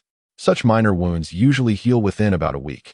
Lu Fan expressed his gratitude, saying, "Doctor, thank you. I'll treat you to milk tea sometime." Guan Huixin smiled and nodded, "I shall await your milk tea. When when you have the time. I can take you to see my company. Lu Fan acknowledged her with a nod, and then assisted the visibly displeased Shui Yuqing out of the emergency hall. Once Lu Fan and Shui Yuqing were seated in the sports car again, Shui Yuqing asked in a low voice, "Is this your reasoning for not remarrying me?" Lu Fan turned his head and replied, "Regardless of our identities or feelings, you no longer have the right to question this matter. We are divorced." When Lu Fan drove Shui Yuqing to her parents' home, she turned to him as she exited the car. "I will not agree to this. Our story is not over." Lu Fan chose to remain silent, merely nodding at Shui Yuqing. Then, with a swift press of the accelerator, he disappeared from her sight amidst the roar of the engine. Chapter 90. Join me for another stream the following morning, while enjoying breakfast downstairs. Lu Fan sent a message to Jiang Xiyu, asking, "Where are you? You're going to be late for work." Jiang Xiyu promptly replied with an image. Curiosity piqued. Lu Fan opened the picture and found that Jiang Xiyu had reached the subway station exit of New World Company. He smiled and inquired, "Didn't you say you would hitch a ride with me yesterday?" Jiang Xiyu replied, "Never mind. It's better not to let your ex-wife misunderstand." Lu Fan, upon reading this response, could only smile helplessly. After settling the bill with the owner, he drove to the company. Upon his arrival, he found Jiang Xiyu diligently cleaning the tables and chairs with a cloth. Amused by the sight, Lu Fan complimented her and picked up another cloth to assist her in tidying up.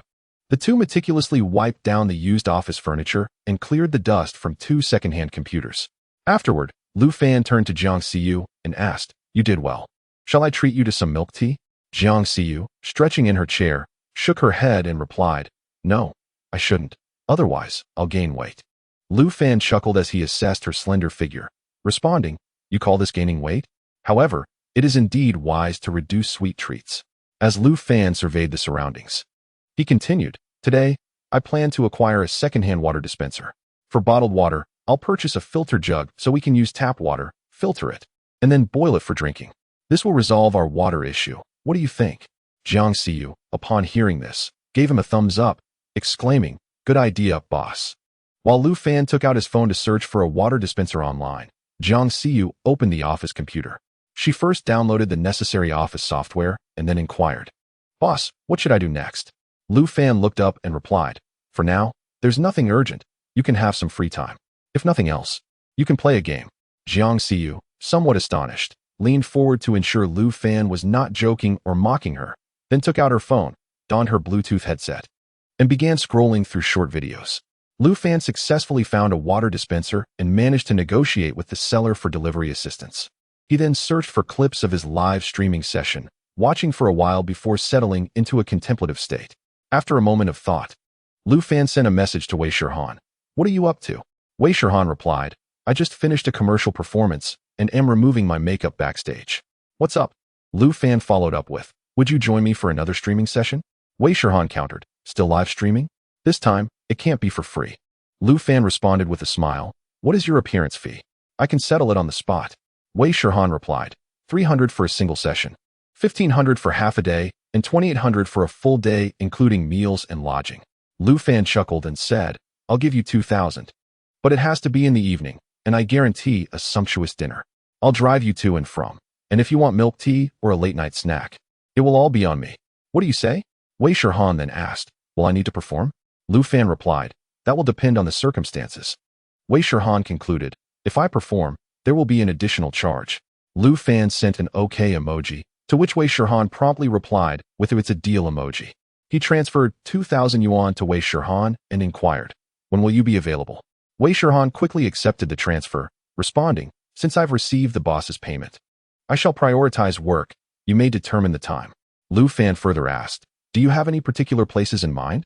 Wei Shirhan replied, "As I mentioned, it's work, so I will follow your lead." After a moment of contemplation, Lu Fan suggested, "Let us go to your home." Wei Shirhan sent a perplexed emoji, asking, "To my house?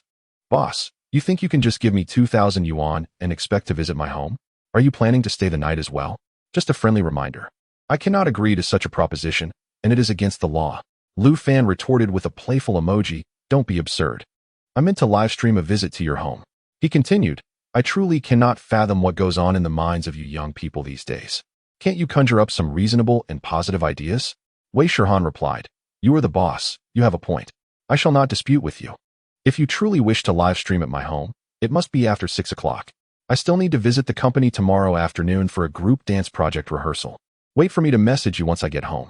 Lu Fan sent her an OK emoji, stating, "All right, I will take a nap tomorrow and await your contact."